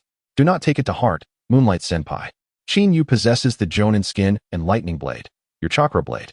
While commendable, may not catch his interest, explained Yueshien in a hushed tone. The blades of the 7 mist ninjas?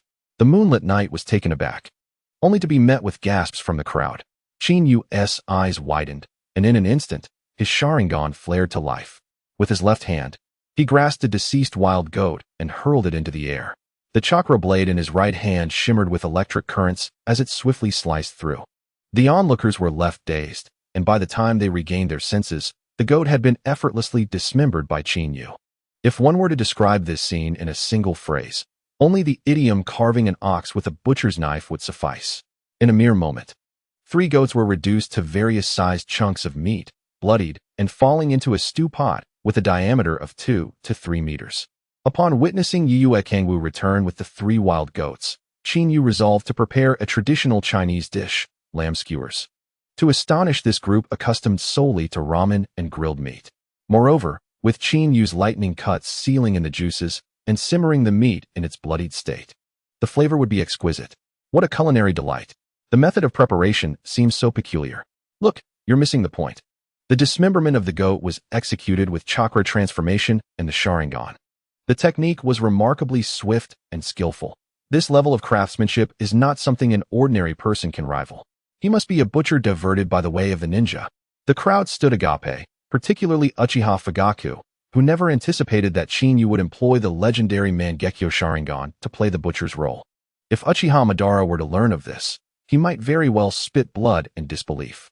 However, when Uchiha Fugaku noticed the slight furrow of Chin-Yu's brow, a far more absurd thought crossed his mind. Surely, he doesn't intend to use fire release, does he? As the words fell, all present were momentarily taken aback, their eyes fixed upon the intricate hand seals performed by Chin-Yu. The fire release technique erupted in fiery sparks. The intense chakra, exhaled and inhaled by Chin-Yu, caused the mutton simmering in the pot to bubble vigorously. Indeed, an untrained observer might have found this spectacle absurd. Yet, among the assembled ninjas, the precision of Chin-Yu's chakra manipulation nearly left them wide-eyed in disbelief. Too little chakra would result in failure. Too much could obliterate the entire pot of mutton. Now, Chin-Yu's ability to bring the mutton to a boil was a feat that even the esteemed Minato Namikaze would surely envy. Soon, as the water reached a rolling boil, Chin-Yu discarded the blood-soaked water, replacing it with clean water, and continued to cook. He added a handful of freshly picked wild scallions, a sprinkle of Sichuan pepper, and a prepared pinewood stick, covering it all as the fragrant aroma began to waft through the air. Once the dish was complete, a touch of salt would transform it into a culinary delight. "Bring me a stone," Chin-Yu instructed. Without hesitation, Aizuki Kagu swiftly fetched a smooth, large stone. As Chin-Yu placed the stone into the fire until it was incandescent, the fat from the goat dripped onto it with a sizzle. He deftly spread the dough, originally intended for noodles, upon the stone. With a quick sear, the sound of sizzling goat fat filled the air, and he sprinkled more scallions on top. In no time, a scallion pancake was formed. When the mutton was sliced and wrapped within, it would elevate the dish to an extraordinary delicacy. Chin-Yu crafted over 100 scallion pancakes, and as he sensed the mutton was nearly ready, the pot lid was lifted, releasing an aromatic wave that enveloped the surroundings. Suddenly, silence fell. Turning to survey the area, Chin-Yu noticed Aizuki Kagu and the others, their eyes wide with anticipation, encircling him. They were practically drooling at the sight of the mutton, their hunger palpable. Had it not been for their respect for Chin-Yu, they would have surely rolled up their sleeves and lunged at the feast. With a roll of his eyes, Chin-Yu managed to wrap 7 or 8 pieces of mutton before making his way through the eager crowd. "Help yourselves. I have demonstrated the method." As soon as the words left his lips, the ravenous wolves surrounding him sprang into action. "Let me go first. Damn it, you push me out. Ulan. Don't forget that you call me brother. Let me have my turn first."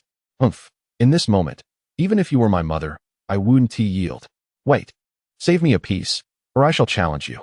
The aroma of this exquisite Chinese dish, with its medley of spices, captivated not just their sense of smell, but their taste buds as well. Observing the chaotic scene, Chin-Yu shook his head in exasperation and approached Aizuki Shien and Shizune. "Go ahead, it tastes quite delightful." Hee, it appears I have somewhat disrupted the atmosphere. We no longer enjoy such treatment as Watergate, Aizuki Kagu remarked, casting envious glances as he joined the fray. "Thank you, Chin-Yu. I never anticipated you could create such an extraordinary dish. Whoever marries you will surely be fortunate." The dog held 2 scallion pancakes in its mouth, while clutching 3 in its paws. It was evident that a fierce struggle had ensued to acquire them. As it spoke, it could not resist winking at Ugetsu and Shizune, causing their cheeks to flush even deeper. They could only lower their heads and silently nibble on their food. I too observed as Minato gazed at the scallion pancakes handed over by Chin-Yu, unexpectedly accepting them. "Chin-Yu, should you return to Konoha and open a culinary establishment? I fear it would spell the end for Ichiraku ramen," he remarked. "I found it rather curious that you have remained inconspicuous for so long, only to suddenly become so versatile. It has left me somewhat bewildered." Uchiha Fugaku shared this sentiment. Chin-Yu, with a shake of his head and a smile, replied, "Perhaps it is merely a hobby. After feigning the pig to eat the tiger for so long, it is time to embody the dragon that devours the tiger." Minato and Fugaku exchanged startled glances, falling into contemplative silence. Since Chin-Yu was reluctant to divulge too much, they refrained from pressing further. After the meal, the atmosphere had undeniably lightened. The Konoha ninjas, who had initially regarded Chin-Yu with suspicion, now cast him glances imbued with a hint of goodwill. This, perhaps, was the remarkable magic of camaraderie forged over a dining table. As the hour grew late, Chin-Yu declared that he would take his leave to rest. He brushed off the dust from his clothes and departed first. The attendees nodded in approval at his exit, yet none noticed the departure of Tsukikage Kuroya and Tsukikage Shifu. The cool night breeze carried an inexplicable chill. Instead of returning directly to the cave, Chinyu veered into a nearby dense thicket and abruptly halted. After trailing for so long, it was time for a meeting. Two figures emerged from the shadows, illuminated by the dappled moonlight. They were indeed Tsukikage Kuroya and Tsukikage Shifu. As expected, they had discerned my presence, showcasing their prowess. Tsukikage Kuroya possessed the ability of intangibility. Within this rare bloodline limit, he had become Konoha's most formidable silent assassin. I had anticipated gaining the upper hand, yet was caught off guard as Chinyu saw through my ruse instantaneously. You have shown me goodwill in public earlier, and now you follow me. There must be a purpose behind it, Chinyu remarked, glancing back at Tsukikage Shifu. Your clan's intangibility is commendable, but with this liability in tow, how could I not uncover your presence? Tsukikage Kuroya chuckled helplessly. Though regarded as one of Konoha's elite, the disparity between him and Tsukikage Shifu was quite stark. Moreover, when compared to the formidable youth before him, the difference was even more pronounced. Chinyu, do not misinterpret my intentions. I am following you to resolve the enmity between you and Tsukikage Shifu, Tsukikage Kuroya stated candidly. Our clan, besides possessing a bloodline limit, excels in swordsmanship. Among our techniques, the Konoha's three-crescent moon dance is our family's most treasured skill. The external world often compares me to Konoha's white fang, Tsukuyomi Hatake, precisely because of this technique. Chinyu was somewhat taken aback by Tsukikage Kuroya's straightforwardness. However, having acquired the shark skin and the thunderblade, he had indeed contemplated learning some sword techniques. Otherwise, if the blade fell into the hands of Chinyu, who only understood the rudiments of hacking and slashing, it would indeed be a disgrace. Originally, Chinyu had contemplated returning to Konoha to seek out Kakashi Hatake, hoping to learn the sword techniques of Tsukuyomi Hatake. He had not anticipated that someone would come to him willingly. Chinyu, I ask for nothing more than your protection of Moonlight Gale at a critical moment. If you can do that, I will impart to you the moonlit dance of Konoha, urged Moonlight Black Knight anxiously. Chinyu frowned, glancing at the visibly anxious Moonlight Gale, and replied, forget it. I have no desire to be coerced by a mere boy. As he turned to leave after uttering these words, Moonlight Black Knight's expression faltered, and he quickly interjected, Chinyu, do not misunderstand. I intended to teach you this technique from the very beginning. As he executed the body flicker technique and appeared before Chinyu with an earnest expression, it struck Chinyu for the first time just how profound a father's love could be. For such a trivial matter, he was willing to part with the family's most treasured sword techniques. However, this development suited Chinyu's intentions perfectly. Chinyu, please accept it, otherwise Gale will never find peace, Moonlight Black Knight insisted urgently. To be at odds with a powerful adversary leaves one with only two options. Either eliminate the formidable foe or live in perpetual fear, worrying that one day the adversary may decide to take vengeance. Furthermore, faced with Chinyu, it was evident that Moonlight Gale had no choice but the first option. When something is offered freely, one ought not to refuse. Thus, Chinyu graciously accepted the scroll and unfurled it. As he perused the contents, a notification resonated in his mind. He discovered the S-rank technique, Moonlit Dance of Konoha, and was prompted to upgrade to maximum level. Without hesitation, he chose to level it up immediately. Ding! Congratulations, host. The Moonlit Dance of Konoha is now at maximum level.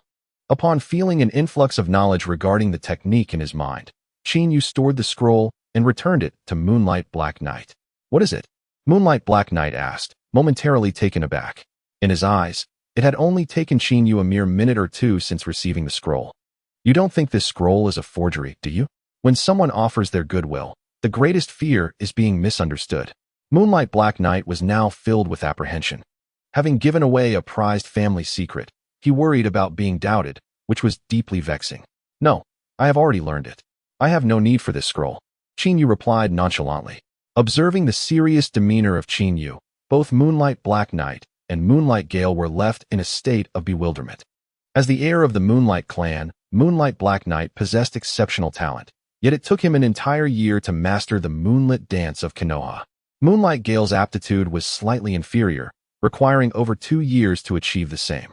Nevertheless, both were acclaimed as the most gifted successors apart from the clan leader who originally created the technique. As one of Konoha's 8 colors, Moonlight Black Knight was further celebrated for his role in promoting the moonlit dance of Konoha. For a long time, they took great pride in the Konoha Crescent Moon dance. However, the moment Shinyu spoke, he claimed to have mastered the Konoha Crescent Moon dance in merely 2 minutes. Such a statement was undeniably hard to believe. Do you not trust me? Shinyu replied with a faint smile. Moonlight Black Knight was momentarily taken aback, but he steeled himself and agreed. He had imparted the Konoha Crescent Moon dance to Shinyu to resolve their grievances and perhaps cultivate a bond. If Shinyu had indeed not learned it, then all efforts would be in vain. Moonlight Black Knight wished to avoid antagonizing Shinyu, yet under these circumstances, he had no choice but to proceed with resolve. To prevent injury, let's use branches instead. Shinyu extended his right hand, and 2 3-foot-long branches fell effortlessly into their grasp. Chakra threads, the very essence of a puppet master's craft. Moonlight Black Knight's expression shifted. He was once again astonished by Shinyu's formidable chakra control. Let's begin without hesitation. Shinyu remained unfazed. In an instant, he stepped forward, casting his gaze at Moonlight Black Knight. Moon Shadow? The expression on Moonlight Black Knight's face changed dramatically. Without a moment to spare, he swiftly turned and thrust backward. With a piercing sound, the ordinary branch in his hand transformed into a lethal blade. The rush of air accompanied by the surge of chakra intensified the cutting power of the branch. Simultaneously, the branch plunged into Shinyu's body. Yet, no blood spattered forth. Instead, the figure of Shinyu behind him began to distort and fade. I am right behind you. The familiar voice echoed once more. Moonlight Black Knight's complexion paled. Solar and lunar reflection strike. This was a technique from the Konoha Crescent Moon dance, employing afterimages and clones to confound the enemy and launch a preemptive strike. Should one make a misstep, they would strike at an illusory target, leading to a fatal counter. Initially, Moonlight Black Knight thought Shinyu was jesting. But now, seeing that Shinyu not only executed Moon Shadow, but also Solar and Lunar Reflection Strike, it surpassed all his expectations. Solar and Lunar Phantom Slash. Moonlight Black Knight roared. Gripping the branch tightly as he infused it with chakra, he spun around and thrust it directly at Shinyu. As the attack commenced, light and shadow erupted, transforming into a myriad of afterimages that instilled an inexplicable sense of oppression. Solar and Lunar Blood Wheel Slash. Shinyu faced the assault without fear. This Solar and Lunar Phantom Slash, a blend of reality and illusion, demanded a bold confrontation.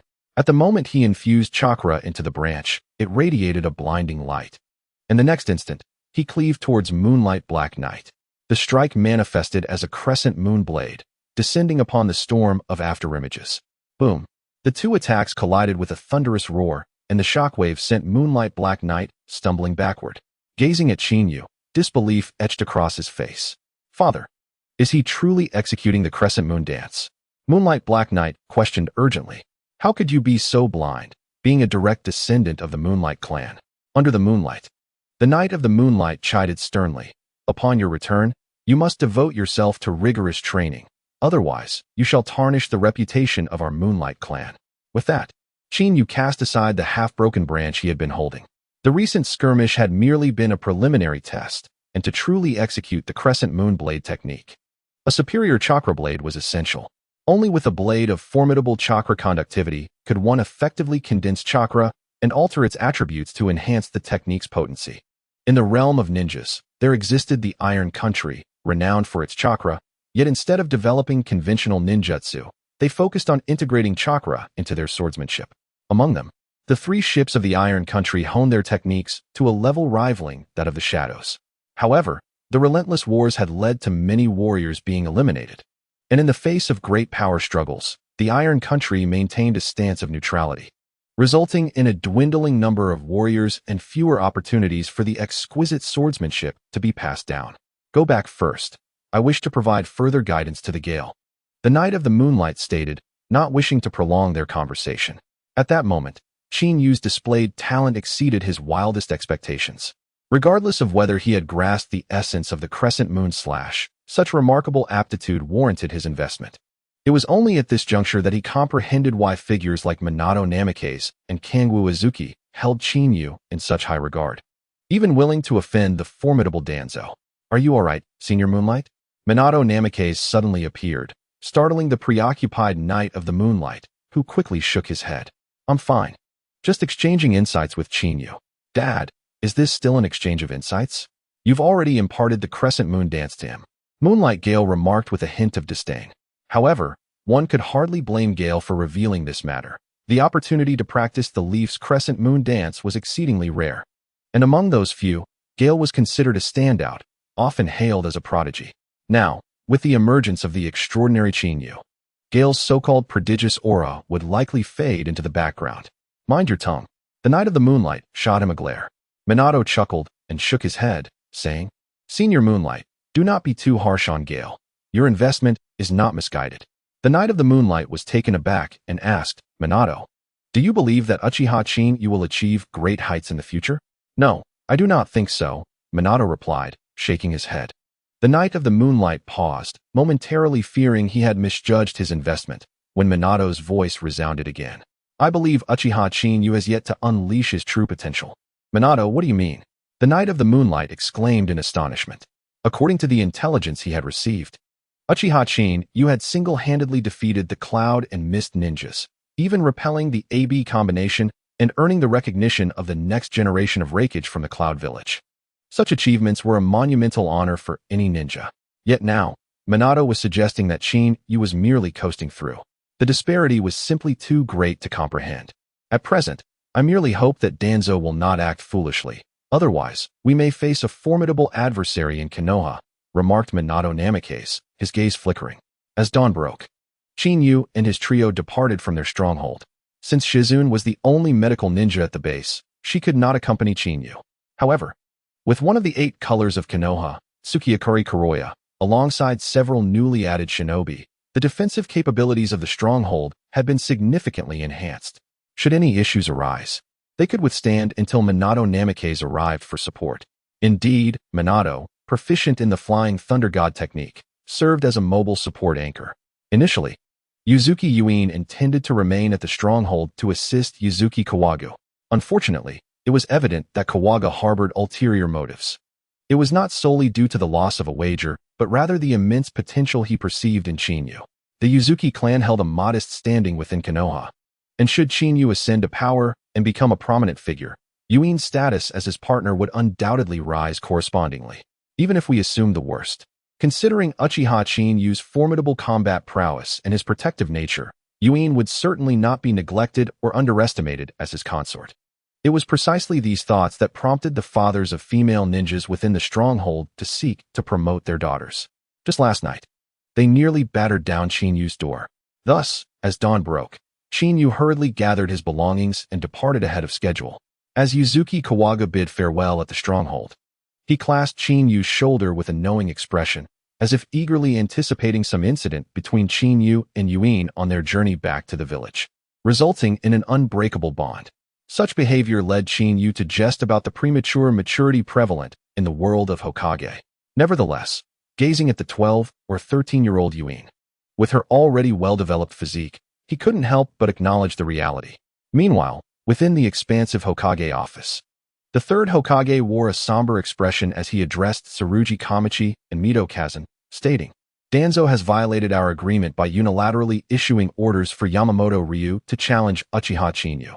Sarutobi, have you received Minato's report? What was the outcome?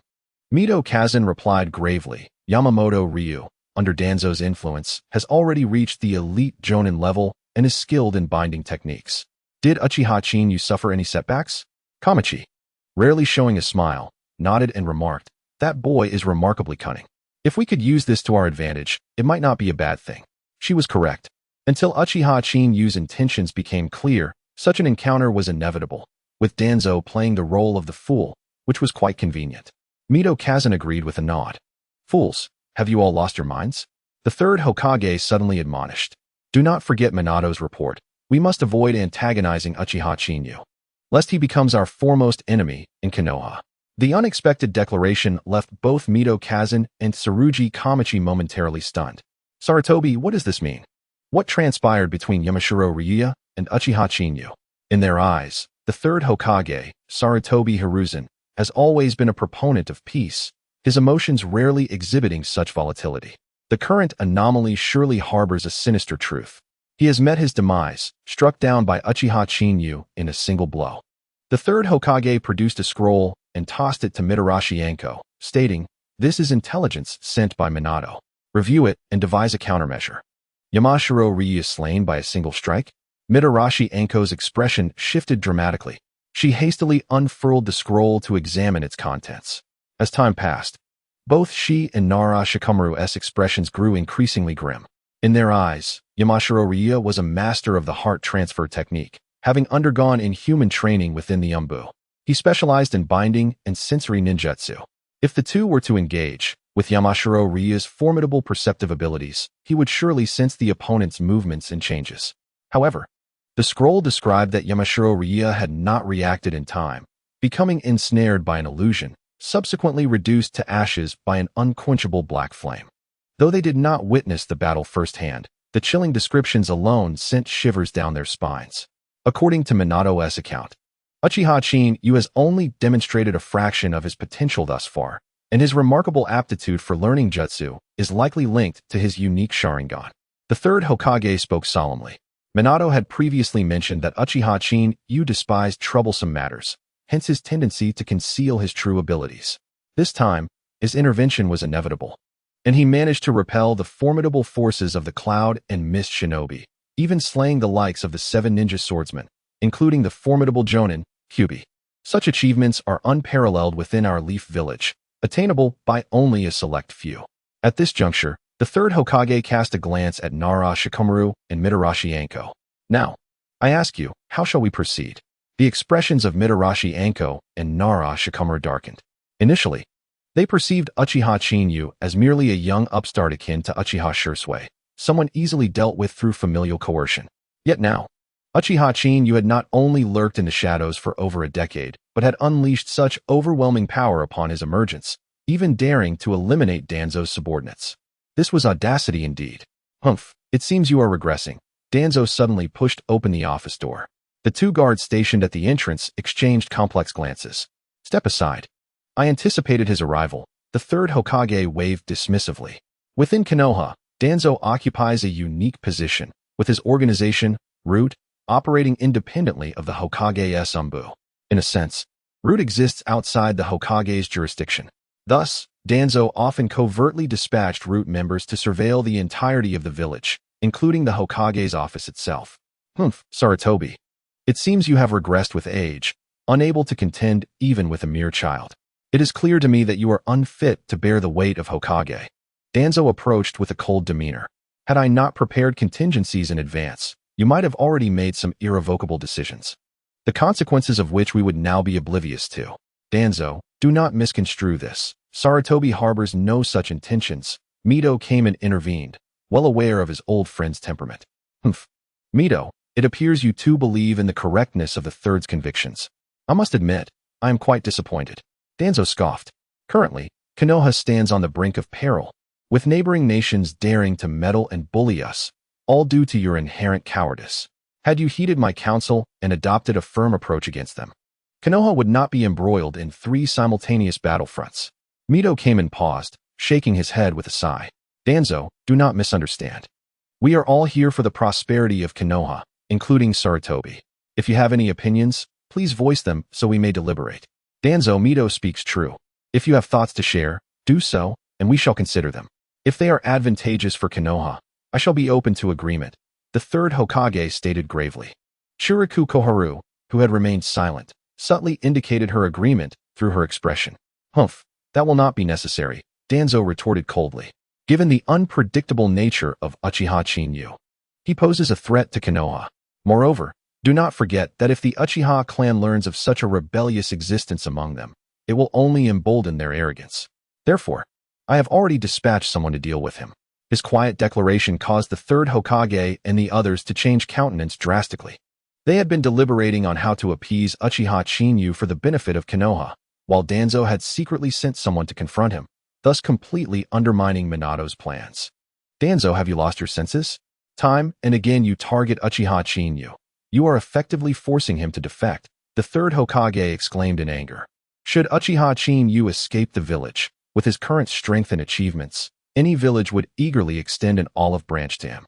At that point, he could become a blade aimed at our Konoha, and you would bear the greatest culpability." Shiriku Koharu and Mito Kamen could not help but change their expressions. It was the first time they had witnessed the usually composed Sarutobi Hiruzen so incensed. Furthermore, in Sarutobi's eyes, attaining the position of Third Hokage came with a sense of indebtedness towards Danzo, which had allowed the root organization, beyond Hokage's control, to exist. Yet now, due to the matter of Uchiha Chinyu, the Third Hokage was unleashing his fury upon Danzo. This highlighted the significance the Third placed on Uchiha Chinyu. Danzo, I now warn you. Summon him back at once, or do not blame me for being unyielding, the Third Hokage commanded in a low voice.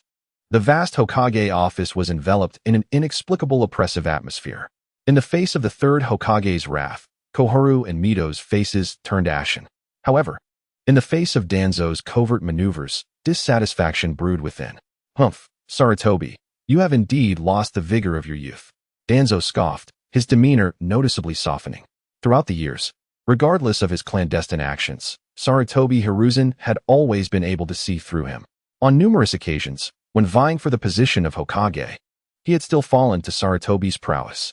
If it were not for their past bond and the genuine intent for the welfare of Konoha, the roots would have long since been eradicated. You may rest assured, this time I have dispatched individuals who are not from Konoha, but rather a band of wandering ninjas. No matter the outcome, they will remain oblivious to my identity, Danzo stated solemnly. Should they fail, Uchiha Chin, you would merely misattribute the act to another hidden village, especially since his brilliance has recently come to the forefront. With that, Danzo turned and departed. Watching the office door close, the Third Hokage could not help but massage his throbbing temples. Sarutobi, what do you plan to do now? Mito Kazan could not restrain himself from asking. Tsubaki Koharu remained silent, merely observing the Third Hokage intently. They were acutely aware that Danzo's words constituted his utmost concession. As for the eventual outcome, it all hinged on the Third Hokage's resolution. Danzo truly is a source of exasperation. The Third Hokage sighed helplessly. Send someone to inform Minato. Wandering ninjas have appeared within the Land of Fire, and they must be cautious. In the Third Hokage's eyes, Danzo's intentions were rooted in the security of Konoha. Moreover, they were only aware that Danzo had employed certain means to establish contact with these wandering ninjas. Who these wandering ninjas truly were remained a mystery. Thus, thwarting them was an impossibility. The only course of action was to alert Namake's Minato to heighten vigilance. If Uchiha Chinyu were to return alive, it would signify strength. However, should he fall victim to assassination along the way, it would be a matter of fate. Sarutobi was not mistaken. This was indeed the only viable approach. Mito Kazan nodded in agreement. The situation in the Land of Fire is tumultuous. The pace of the Earth country's offensives and deployments has also shifted. It seems this protracted stalemate of 2 years is nearing its conclusion. Once Minato arrives in Konoha, he shall lead his team to undertake the final mission in the Earth country. Outside, as soon as Danzo left the Hokage office, Yamanaka Fu and Aburame Toryun emerged from the shadows. Lord Danzo, has everything proceeded smoothly? Yamanaka Fu could hardly contain his impatience. You must help me avenge my father. Yamanaka Ryu, also Yamanaka Fu's father, was one of Danzo's most capable subordinates. Upon hearing of Yamanaka's near demise at Uchiha Chinyu's hands, Yamanaka Ryu had volunteered to strike back, intent on exacting vengeance. Yet they could never have anticipated that this act of retribution would not only be thwarted, but would also cost them their lives. Rest assured, Fu. The wandering ninjas I have contacted belong to a once noble, yet now fallen clan, and among them is a long-standing monster. With his intervention, that boy, despite his formidable strength and long-standing low profile, will undoubtedly lack the requisite battle experience, Danzo remarked with a cold chuckle. In the mountains, the expression of the wind god grew solemn as he inquired, Lord Danzo, are you referring to that monstrous figure who has recently emerged on various battlefields to carry out bountiful assassinations? The oil woman, who had remained silent until now, suddenly transformed in countenance upon hearing this. If Danzo had indeed summoned that legendary figure, then Uchiha Chinyu would undoubtedly be facing an inescapable demise.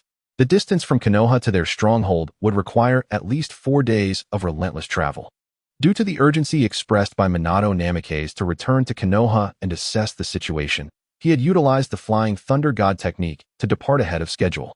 Although Minato had mentioned the possibility of using the technique to transport them all, Chinyu had firmly declined. The Flying Thunder God technique bears a resemblance to the space-time jumps enabled by Sasuke's later Rinnegan.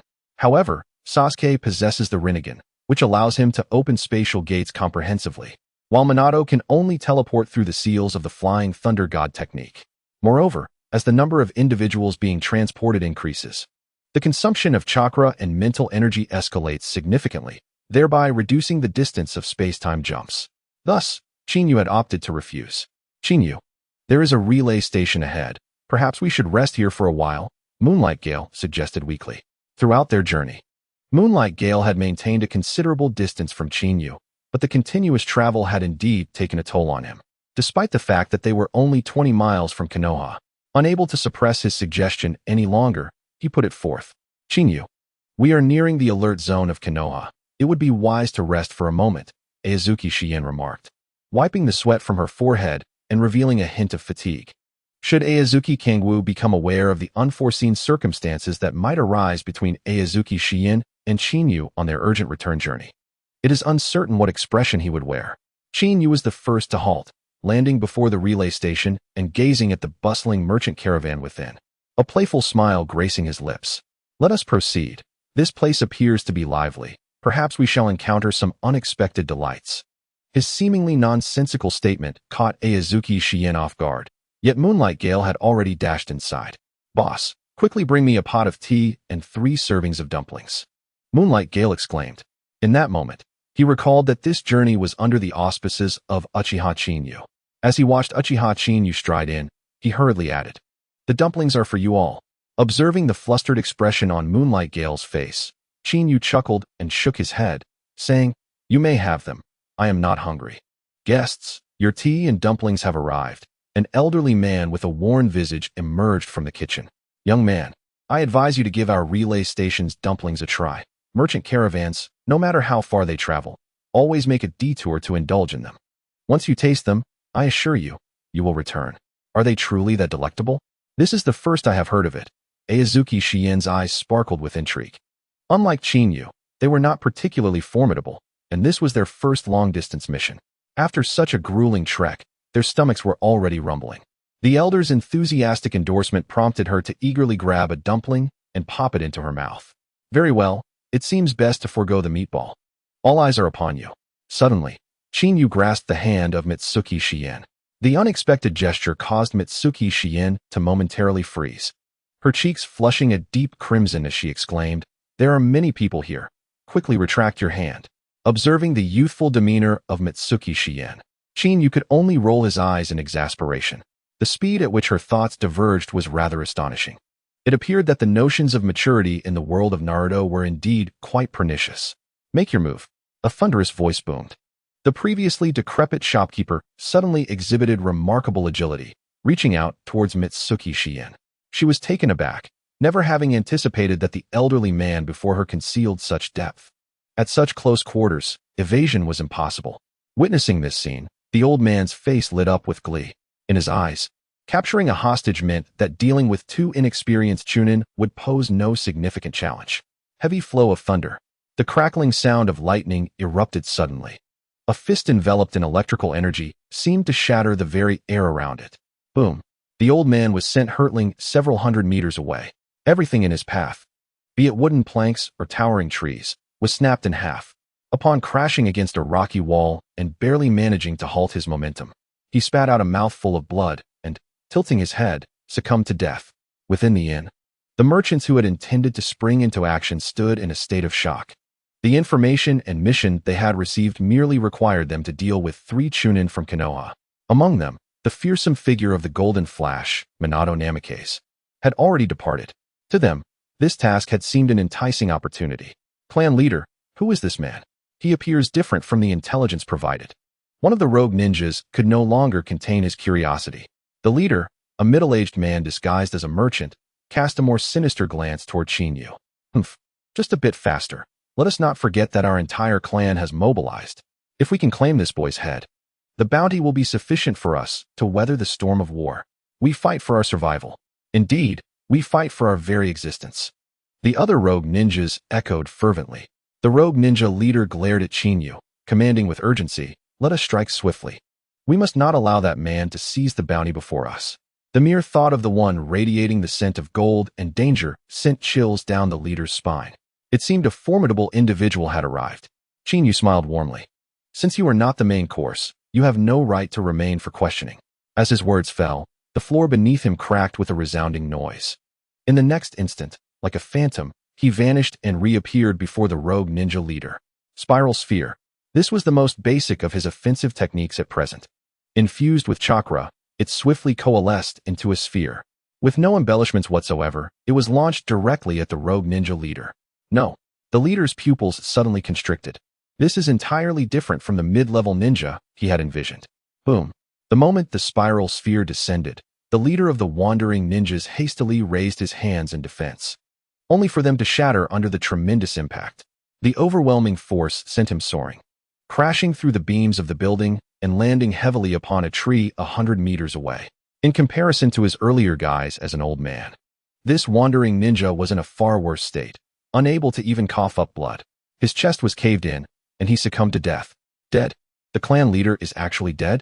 Flee. We must escape quickly, or our Wind Demon clan will face annihilation. The echoes of terrified roars reverberated throughout the scene. The remaining wandering ninjas, caught off guard, scattered in all directions. Chinyu, you must pursue them swiftly. These wandering ninjas dare to commit violence outside Konoha village. If they encounter someone weaker than you, it will be disastrous, urged Mitsuki Shien in a frantic tone. After recovering from the earlier shock, she swiftly drew her chakra blade. Standing guard nearby, given that Chinyu had effortlessly dispatched the wandering ninja leader, she was not particularly surprised. Chinyu, go ahead, I will ensure Shien's protection, declared Moonlight Jifeng with a sense of urgency. This was an excellent opportunity to gain favor. However, upon observing Moonlight Jifeng's trembling legs, his confidence appeared somewhat diminished. No need. They cannot escape, Chinyu stated calmly, glancing towards the nearby forest. Just as the wandering ninja leader had mentioned, a formidable opponent had indeed arrived. The screams suddenly pierced the air. Mitsuki Shien's expression shifted as she exclaimed, Chinyu, is it Lord Minato who has arrived? In her eyes, Namake's Minato possessed the Flying Thunder God technique. Being on the outskirts of Konoha village, it was inevitable that there were patrolling umbu or sentinels nearby. The sounds of the earlier battle were sufficient to attract Konoha's attention. As soon as Namake's Minato learned of the situation, he could cover the short distance in mere moments using his Flying Thunder God technique.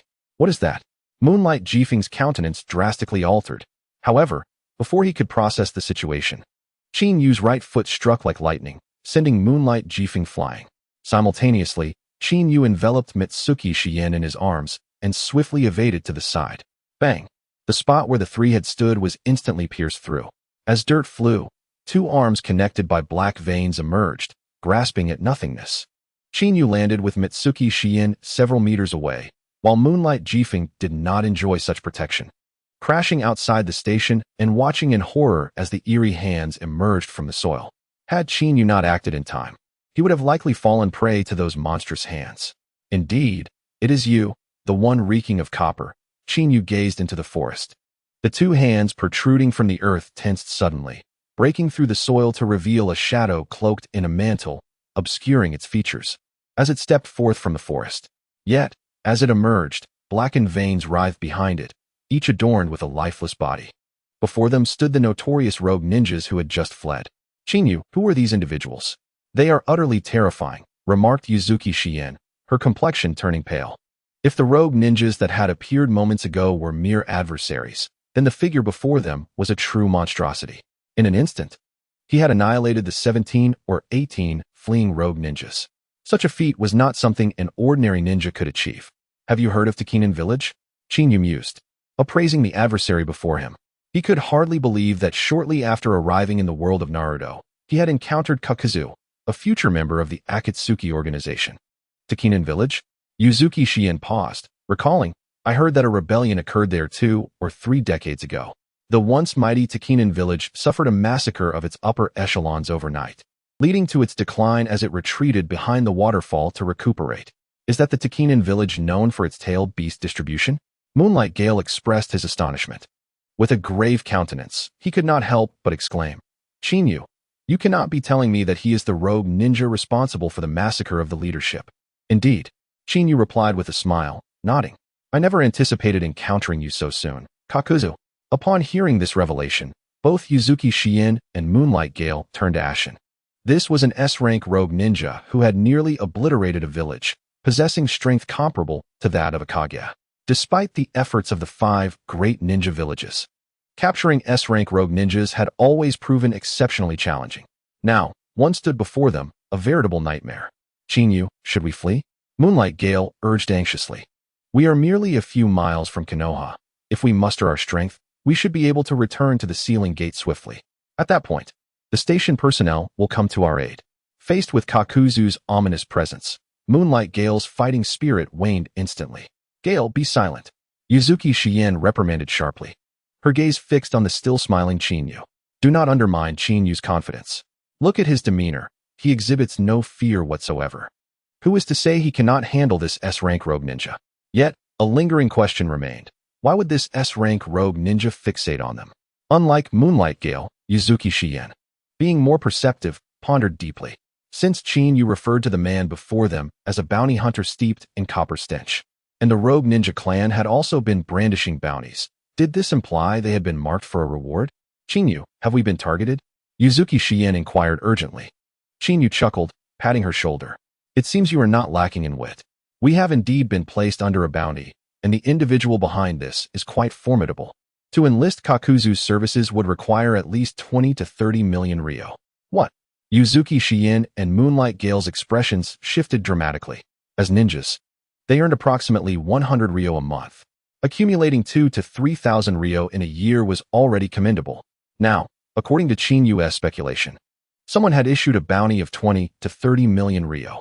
The one who had dispatched this assassination order was undoubtedly no ordinary individual. Chinyu, are you suggesting that someone within Konoha village intends to take our lives? Inquired Yuzuki Yugao, unable to suppress her curiosity. Over the past few days, she and Chinyu had shared no noteworthy experiences. Nevertheless, in light of Chinyu's affectionate demeanor, the nature of their relationship compelled her to care deeply.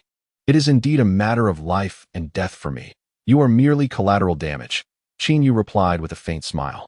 If you fear for your lives, you may leave at once. He will not pursue you, for your lives hold little value. Observing Chinyu's playful banter amidst such peril, Yuzuki Yugao shot him an incredulous glare and resolutely declared, Chinyu, I refuse to run. I have faith that you will defeat him, right, Gale? Moonlight Gale, who had just begun to entertain thoughts of retreat, found himself caught off guard by her words. Under the weight of Yuzuki Yugao's gaze, he grimaced and nodded in agreement. Have you finished speaking, boy?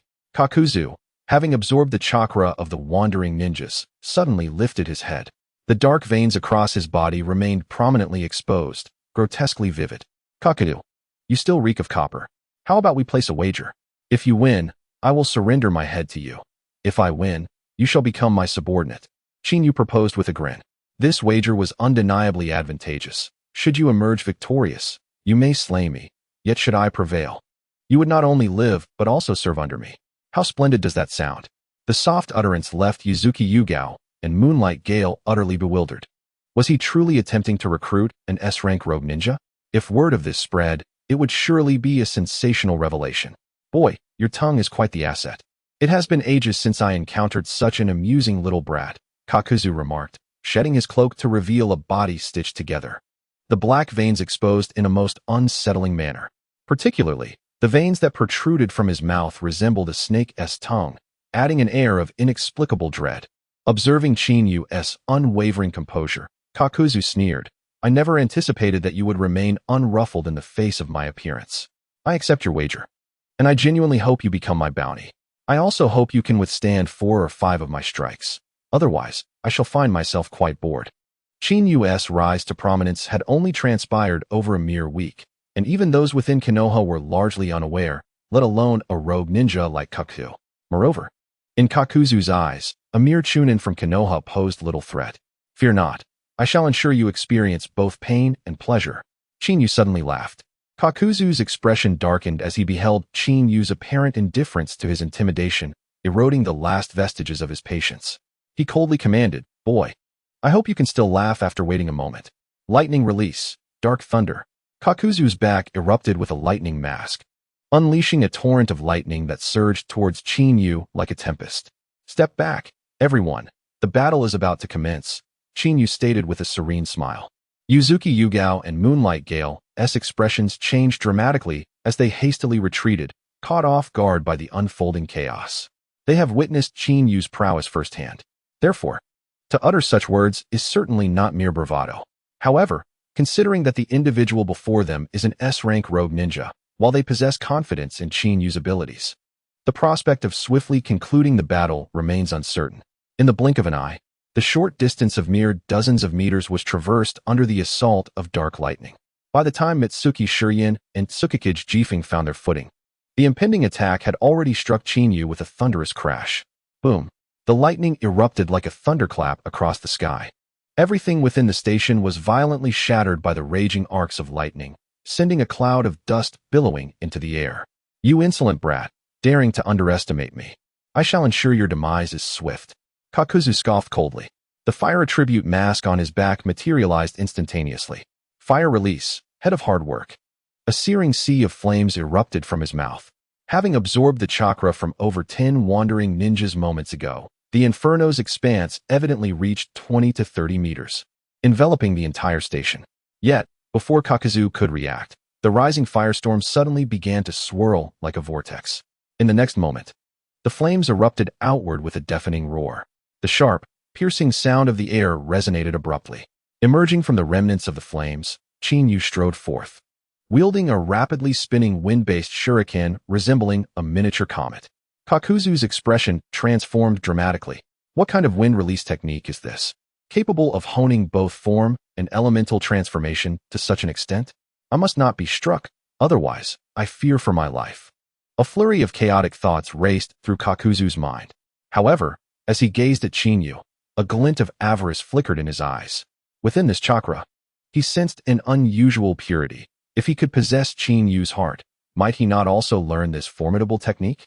Just as the greedy notion began to take root, Kakuzu's pupils suddenly constricted. The ground beneath Chinyu erupted violently, collapsing like a spider's web. Kakuzu barely perceived a flash before a bolt of lightning surged toward him. When he regained clarity, the attack was already perilously close. "Your delivery of the orb has arrived. Please sign for it." Chinyu smirked playfully. The wind-based shuriken plunged directly toward Kakuzu's chest. Buzz! The sharp sound of air vibrating momentarily halted. In the next instant, an immensely powerful gale erupted forth. As the deafening sonic boom resonated, the wave of force surged skyward, obliterating everything within a 100-meter radius. Rocks, trees, all were instantly torn asunder. In that moment, Kakuzu felt as though his entire being was being shredded by countless blades. Were it not for the earth release heart bolstering his defenses, an ordinary attack would have been unable to penetrate. He would have met his end by now. Now, he must forfeit one heart, endure this wave of assault, feign death, and await the opportune moment to strike. In this unexpected turn of events, the peculiar individual was poised for annihilation. However, as this thought began to germinate in his mind, the scene that unfolded before his eyes nearly caused him to gasp in disbelief. Observing the tempestuous orb of lightning in Chinyu's grasp sent shivers down his spine. The mere presence of a wind-release spiraling sphere had already instigated a crisis of faith in his existence. Now, with the addition of a lightning-release shuriken, his earthen form seemed utterly incapable of withstanding such onslaught. Moreover, ensnared in the throes of attack, he found himself paralyzed, rendered entirely a target. Faced with the specter of his own demise, Chinyu's relentless pursuit of vengeance, coupled with his meticulous and unforeseen formidable tactics, prompted Kakuzu to question, for the first time, the validity of his own avarice. "No, spare my life. Surely you haven't forgotten our wager?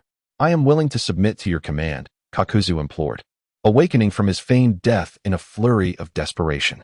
Chinyu smirked with a hint of intrigue. "The reins are mine to hold now. Experience the taste of the lightning release orb." Without hesitation, he unleashed the electrifying shuriken, a sphere of lightning swirling with arcane energy. "No!" Kakuzu shrieked in horror as the lightning release shuriken collided with the wind release, a cataclysmic eruption of lightning engulfing him in a torrential wave. The seething arcs of electricity, compressed to a razor's edge, pierced through Kakuzu's entire being relentlessly. Under the oppressive might of lightning against his earth-based defenses, Kakuzu's barriers crumbled into nothingness. With a thunderous roar, the cacophony of the explosion echoed for a considerable duration before fading into the ether. The sight of the ravaged ruins, alongside the battered and torn remnants of Kakuzu's form, left Tsukikage and Mizuki in a state of disbelief. Was this truly the feared S-rank rogue ninja? The one who had mercilessly exterminated the upper echelons of Takigakure? In an instant, he had been reduced to mere fragments by Chinyu's two orbs. A spectacle that defied all expectations.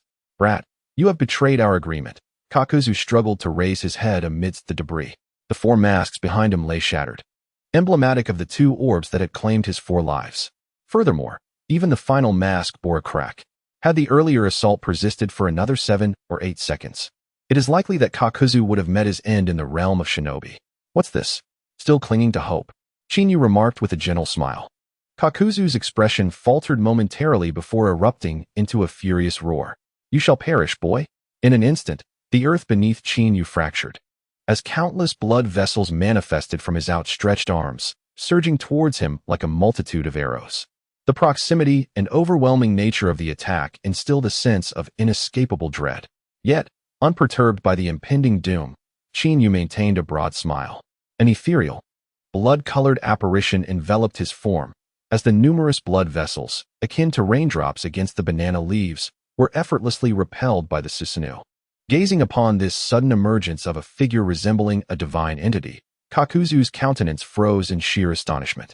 By the way, I still possess the techniques of water release, earth release, and fire release that have yet to be unleashed. Would you care to sample them? Chinyu remarked with a playful smile. If Danzo were to witness this, the ace he had high hopes for to eliminate Chinyu was now being toyed with, as if he were an infant. Surely, like Kakuzu, he might even come to wish for death. No, just kill me. Go ahead and end my life. Kakuzu bellowed with a sinister expression. Danzo, I have long suspected your ill intentions. Both Yuzuki Yugao and Tsukikage Shifu were momentarily taken aback. They had speculated that this assassination attempt might be linked to Konoha, but it could also be a retaliation from the Mist Village and Cloud Village after suffering significant losses at Chinyu's hands, specifically placing a bounty in the black market to entice Kakuzu to carry out the assassination. However, now that Kakuzu had explicitly revealed the truth, the situation had shifted entirely. They were not afraid of external threats, regardless of who they came from. Yet, this assassination was orchestrated by Konoha itself, a treachery that would undoubtedly chill one's heart. Oh, to lay everything bare, does that not make one a good child? Chinyu chuckled lightly, assuring, rest assured, I shall not take your life. You are a rare powerhouse. The ninja world would lose much of its vibrancy without you, and I appreciate your genuine, albeit callous nature. As these words left his lips, the Susanoo enveloping him dissipated in an instant. He seemed utterly indifferent to the multitude of blood vessels surrounding him. Aren't you afraid I might kill you? Kakuzu could not help but inquire. Chinyu smiled enigmatically, replying, Isn't this a matter of fundamental trust? Or perhaps, I simply believe you lack the capacity to kill me. Kakuzu paused, momentarily taken aback. Had anyone else uttered such words, he would have certainly bristled with indignation. Yet, having witnessed Chinyu's formidable prowess firsthand, the renowned S-rank rogue ninja had been bested by mere techniques. It was indeed a nightmare. I concede, Kakuzu finally declared after a prolonged silence. The blood vessels concealed within the earth swiftly retracted. Observing the once mighty S-rank rogue ninja surrendering, both Tsukikage Shifu and Yuzuki Yugao stood frozen, astonished by the drastic shift from assassination to capitulation. The vast ruins around them appeared desolate and chaotic, as Kakuzu lay there like a salted fish. If Danzo were to see his prized bounty hunter reduced to such a state before Chinyu, it would be difficult for him to accept. Fear not. You shall soon realize that this decision is the right one, Chinyu said, patting Kakuzu on the shoulder.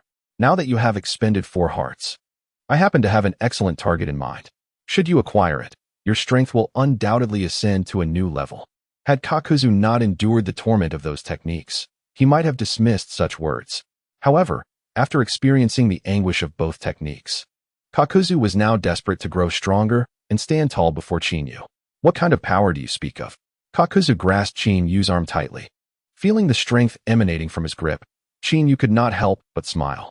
In this world, the greatest fear lies with those devoid of ambition. To contemplate how one might become stronger, one must consider the amplification of ambition to limitless proportions. Take, for instance, Uchiha Obito, who transformed from an inconspicuous figure to the enigmatic mastermind behind the scenes. This serves as a quintessential illustration. You may have heard that the catalyst for the Third Shinobi World War was the disappearance of the Third Hokage from Sunagakure, correct? Shinyu cast a glance at Kakuzu, who had long operated in the shadows, privy to secrets unknown to the outside world. As a bounty hunter, he possessed an abundance of information channels. In Kakuzu's realm, there exists no problem that money cannot resolve. I am aware that this incident has stirred considerable turmoil, yet I am unaware of the perpetrator, Kakuzu replied, shaking his head. The Third Hokage has a bounty of 100 million ryo on the black market. Are you certain it wasn't your village, Konoha? It was not, Shinyu countered, shaking his head. I require you to locate a certain individual, and once found, devise a means to seize the Third Hokage's heart from him. With the iron sand in your possession, your prowess will ascend to new heights. Kakuzu's Doton Domo allows him to acquire this chakra attribute transformation through the act of claiming others' hearts. Iron sand, akin to the Raijin of Kumogakure, represents a unique mutation, distinct from the bloodline limits.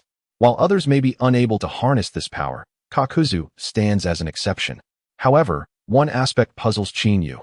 Why, in the original narrative, could techniques with the potential for great strength be squandered so easily? Could this be the fabled phenomenon known as plot-induced demise? Perceiving the shift in Shinyu's gaze, Kakuzu managed a wry smile and struggled to sit upright. Boss, I know you must wonder why, with such a formidable secret art as Doton Domo, I still seek out special individuals to usurp. It is not that I desire this. Rather, I am unable to accomplish it alone. Shinyu understood Kakuzu's predicament. His fame stemmed from an assassination attempt on the first Hokage, dispatched by Takigakure. After merely throwing a shuriken from a distance, he was so intimidated by the Hokage's gaze that he fled in disgrace. Fearing exposure, Takigakure subsequently framed him with unfounded accusations. Kakuzu, incensed, appropriated the secret art Doton Domo. The overall strength of Takigakure was already waning, and in the later phases of the original story, even a single jonin could easily overpower an entire village. In the face of a being like Kakuzu, who had transformed into a monstrosity, he was nothing more than a target. Do you know the whereabouts of the Third Hokage? Kakuzu, unable to contain his anxiety, inquired. In the distance, Tsukikage and Yuzuki Yugao were momentarily taken aback, preparing to step forward. Shinyu's Sharingan suddenly shifted, instantly hypnotizing the two. Though he harbored no distrust towards Yuzuki Yugao, he was reluctant to involve her, cognizant of the scrutiny from Danzo and the Umbu. Should coercion arise, it would be even more undesirable. Observing how effortlessly Shinyu rendered both Tsukikage and Yuzuki Yugao into a state of hypnosis with merely a glare, Kakuzu was astounded. Finally recognizing the anomaly. Boss, your Sharingan is akin to that of Uchiha Madara, isn't it? Only two individuals in the shinobi world have the power to intimidate Kakuzu into retreating with a mere glance. The first Hokage stands as the foremost among them. The second figure in question is Uchiha Obito. Kakuzu, as a survivor of the first Great Ninja War, is not unfamiliar with the existence of Uchiha Obito. Quite the contrary. Shinyu did not disguise his intentions. If one desires another to serve them wholeheartedly, instilling a sense of fear is essential.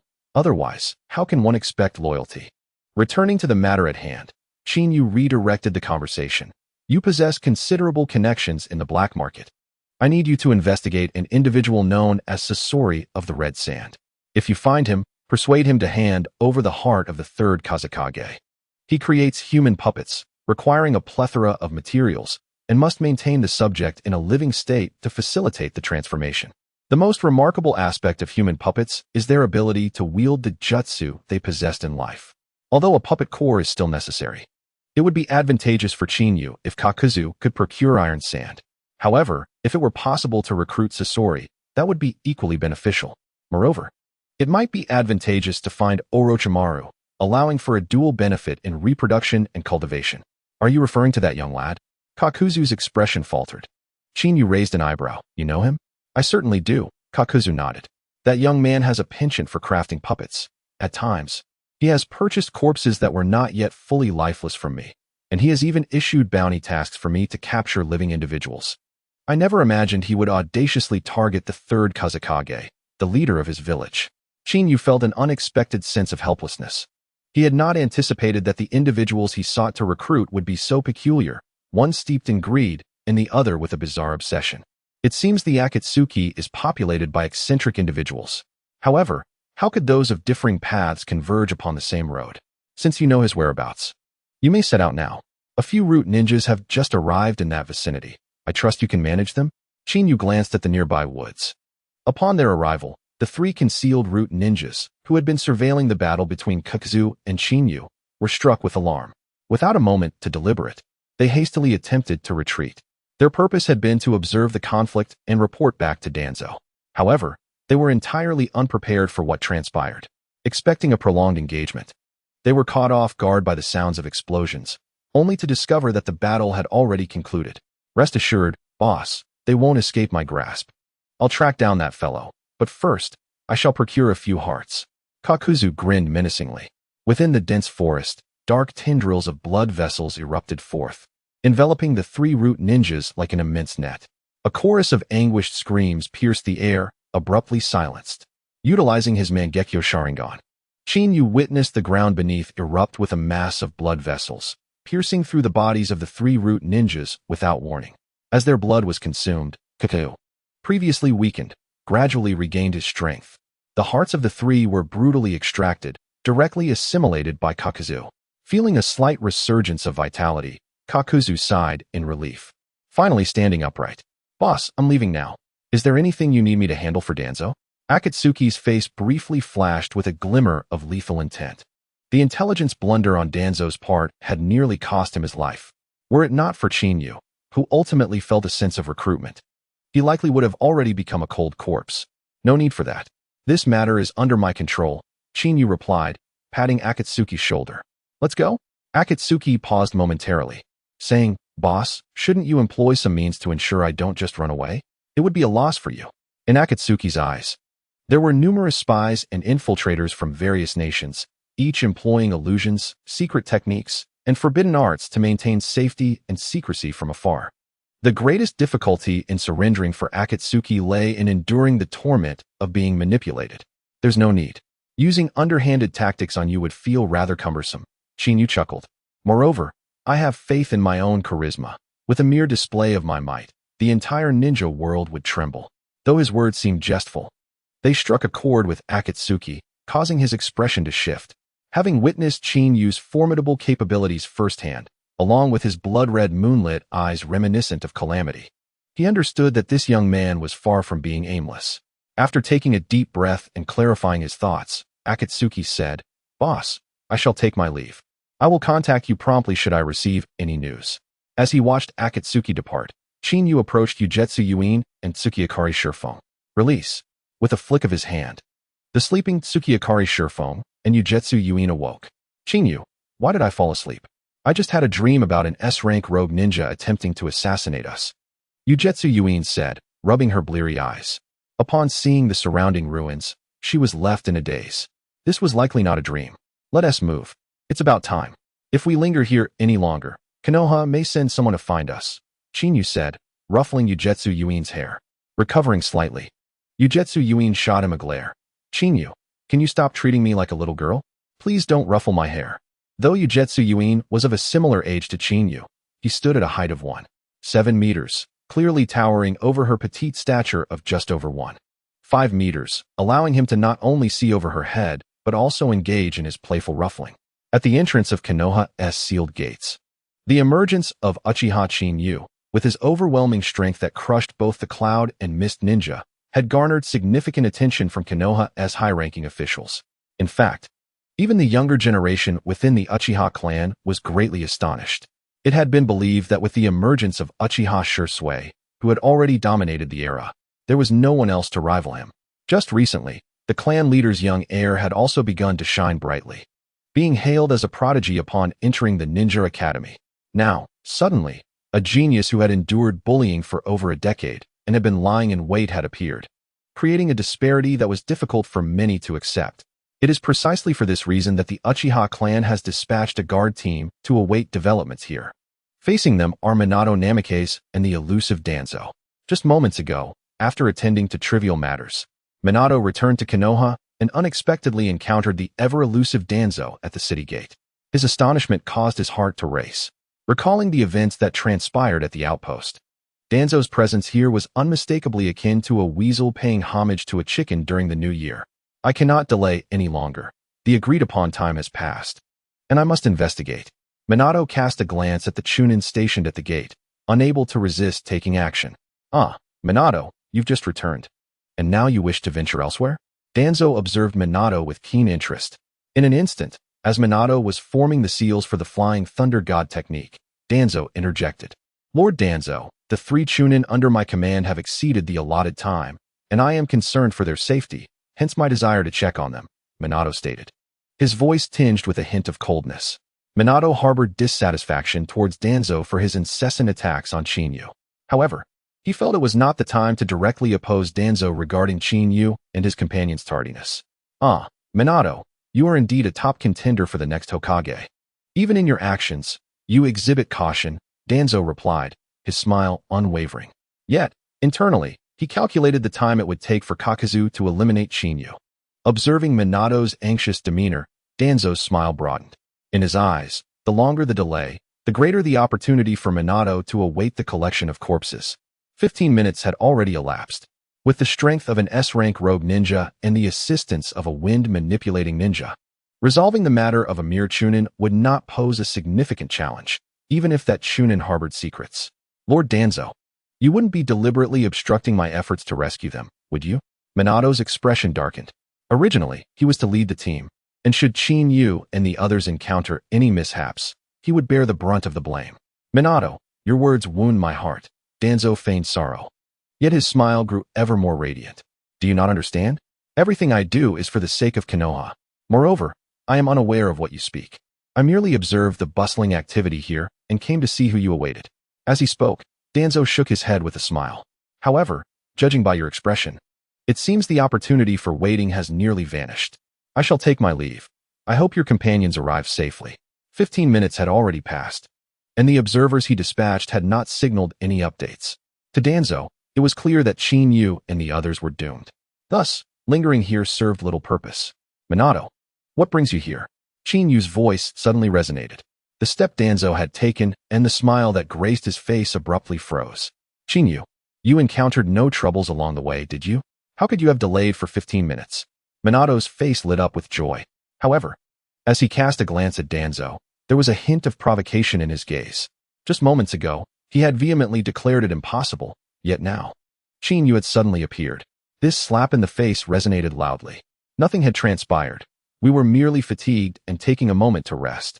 Chinyu chuckled as he patted Minato Namake's shoulder. Is there something amiss? If not, I shall take my leave to rest. This scene immediately stirred the guards stationed not far away, causing a stir among them. Did you see that? That worthless Uchiha Chinyu is acting as if he is on familiar terms with Minato Namake's. Their rapport seems rather amicable. The speed at which Konoha wins hearts is truly remarkable. No wonder he is a favored candidate for the next Hokage. The leader of the guards, a slender young man in his early 20s with a glint of hostility in his eyes, stood out. Chinyu recalled that his name was Uchiha Stone. He possessed the double Tomo Sharingan. Before the rise of Uchiha Shursui, he was regarded as a promising talent of the Uchiha clan, a beacon of hope. Unfortunately, in the instant of Uchiha Shursui's meteoric rise to fame, Uchiha Stone had been swiftly eclipsed. Now, with the emergence of another Uchiha, Chinyu, it was likely to stir feelings of discontent within him. Nevertheless, Chinyu paid little heed to it all. In this world where strength reigns supreme, there is no issue that cannot be resolved with a fist. If it cannot be resolved, then one must strike again. You are indeed Uchiha Chinyu. It seems that heroes emerge from youth, and despite the myriad of challenges, you have successfully arrived at Konoha. It appears the legends hold truth. Danzo turned, a smile gracing his features, though the smirk bore an unsettling undertone. According to Chinyu's perspective, this was akin to a dagger concealed beneath a friendly facade. Thank you for your concern. Aside from a few pesky flies, it seems I have encountered no troubles. Chinyu replied with a warm smile. Or perhaps, my fortune is simply too fortunate, while perhaps one of your subordinates, Lord Danzo, has had exceptionally poor luck, resulting in their getting lost. With this, Qin Yu unabashedly met Danzo's gaze, his smile growing ever brighter. Lord Danzo, do you believe that a rabid watchdog should be put down? Should I happen upon those two beasts, I shall show no mercy to anyone. As his words fell, Qin Yu's Sharingan began to whirl intensely. Subsequently, an immense surge of chakra erupted like a tidal wave, sweeping forth. However, this aura was fleeting, vanishing as quickly as it came. What formidable chakra! Danzo's expression momentarily froze. Yet, as he regarded Qin Yu, a flicker of greed ignited within the depths of his pupils. His feelings toward the Uchiha clan were a tumultuous mix of affection and disdain. He despised the clan but adored their Sharingan. Moreover, from the intelligence he had gathered, it was evident that Qin Yu's eyes were distinct from those of ordinary clan members. Having witnessed them firsthand, Danzo was further convinced that these eyes were akin to the Mangekyo Sharingan documented by the second Hokage. Most importantly, the potency of the chakra that had just erupted was extraordinary. If not measured by the kaleidoscopic Sharingan, it would be utterly inexplicable.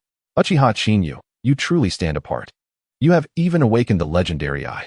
Perhaps you shall surpass Uchiha Shursui and emerge as the unparalleled genius of our clan. Danzo bluntly stated. The expressions of Uchiha Shur and the members of the security team inevitably shifted. As members of the Uchiha clan, they felt joy at the emergence of a strong individual within their ranks. Yet, who does not desire to be that strong individual themselves?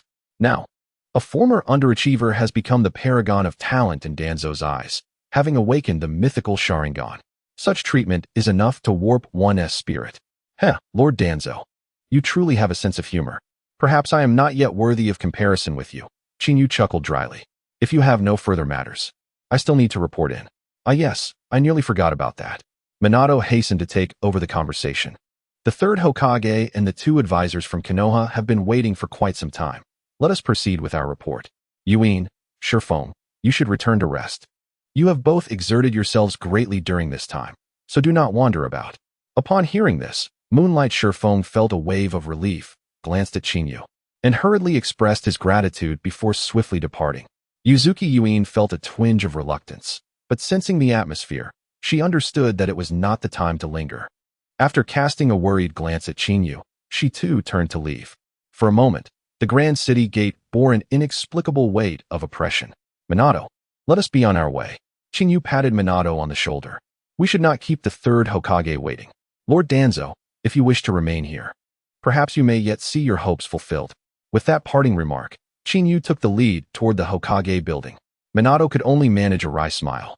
However, he too disagreed with Danzo's actions. At this moment, it was enough for him to relish Danzo's misfortune, and he had no intention of nurturing Danzo's fragile pride. As he watched Qin Yu and Minato depart, Uchiha Shur left with a dark expression, leading the security team away. Lord Danzo, will you not wait? It is already time for my shift change, the Chunin guarding the sealed gate timidly inquired. Get lost. Do you think you have the right to question Lord Danzo? Yamashiro Fu emerged from the shadows, accompanied by Yamanaka Toryun, both wearing visibly displeased expressions. Danzo remained silent, still brooding over Qin Yu's earlier words. Although they were somewhat veiled, the thought of the Sharingan he had painstakingly collected on his arm and the secret dealings with Orochimaru filled him with a sense of being exposed. As the founder of Root and a high-ranking official of Konoha, in terms of intellect and strategy, he believed no one, not even the third Hokage, could rival him. Yet, this time, not only had the assassination failed, but he could not even discern the intentions of a mere child. For the first time, Danzo understood the sensation of being incomprehensible. Lord Danzo, did you not send the S-rank rogue ninja from Takigakure to eliminate Uchiha Qin Yu? Why has nothing happened to him? Yamashiro Fu could no longer contain his impatience. Upon reflecting on the demise of Yamashiro Ryuya, he felt an overwhelming urge to rend Qin Yu asunder. Foam, do not be anxious. Perhaps that young lad has altered his route, and Kakuzu has missed his mark, spoke oilwoman Shikun in a deep tone. Otherwise, given this imp's temperament, if Kakuzu had truly failed, he would surely have unleashed an assault by now. In response to her words, Danzo silently nodded in agreement. Gather some individuals, contact Kakuzu, and simultaneously investigate the relay station. I require results within 30 minutes. Rest assured, Lord Danzo, I shall attend to it immediately, replied Yamashiro Foam, unable to contain his impatience. With that, he abandoned the conversation and dashed out through the ceiling door, eager to validate Shikun's assertion. Yet, another thought persistently flickered through his mind. Within the Hokage's office, the third Hokage, Sarutobi Hiruzen, along with Tsunade and Mito Minju, sat in contemplative silence. The atmosphere in the expansive office heavy with an inexplicable tension. Sarutobi, do you believe he will arrive? Mito Minju suddenly inquired. Tsunade also turned her gaze towards the third Hokage. After a brief moment of silence, the third Hokage replied, I have faith in Minato, and I am certain he will come. If he cannot surmount these dangers, how could he ever repel the cloud and mist ninjas? Even A from the AB duo acknowledges his prowess. Tsunade and Mito Minju were momentarily taken aback. This response was evidently not what they had anticipated. Sarutobi, are you not perhaps oversimplifying the situation? Mito Minju remarked. Soon, an Umbu ninja appeared in the office like a specter. I have gathered information regarding the bounty hunter in contact with Danzo. Aside from the Fuma clan, there is also Kikuyu, who once ambushed the first Hokage and assassinated the higher-ups of Takigakure. The Umbu ninja produced a scroll. Is it him? Mito Minju and Tsunade's expressions shifted dramatically, though a flicker of relief crossed their eyes. The third Hokage's aging visage displayed a hint of change. Inform Namikaze Minato to come see me at once. Initially, the third Hokage had remained calm regarding Minato's regard for Chinyu. However, upon discovering that Danzo had summoned such a formidable foe for an ambush, his composure began to unravel. Sarutobi, you are overextending our resources. If that boy is dead, then so be it. We need not concern ourselves excessively. Let us not forget that we are amidst war and at a critical juncture. Tsunade interjected unexpectedly. Mito Minju nodded in agreement. Tsunade is correct.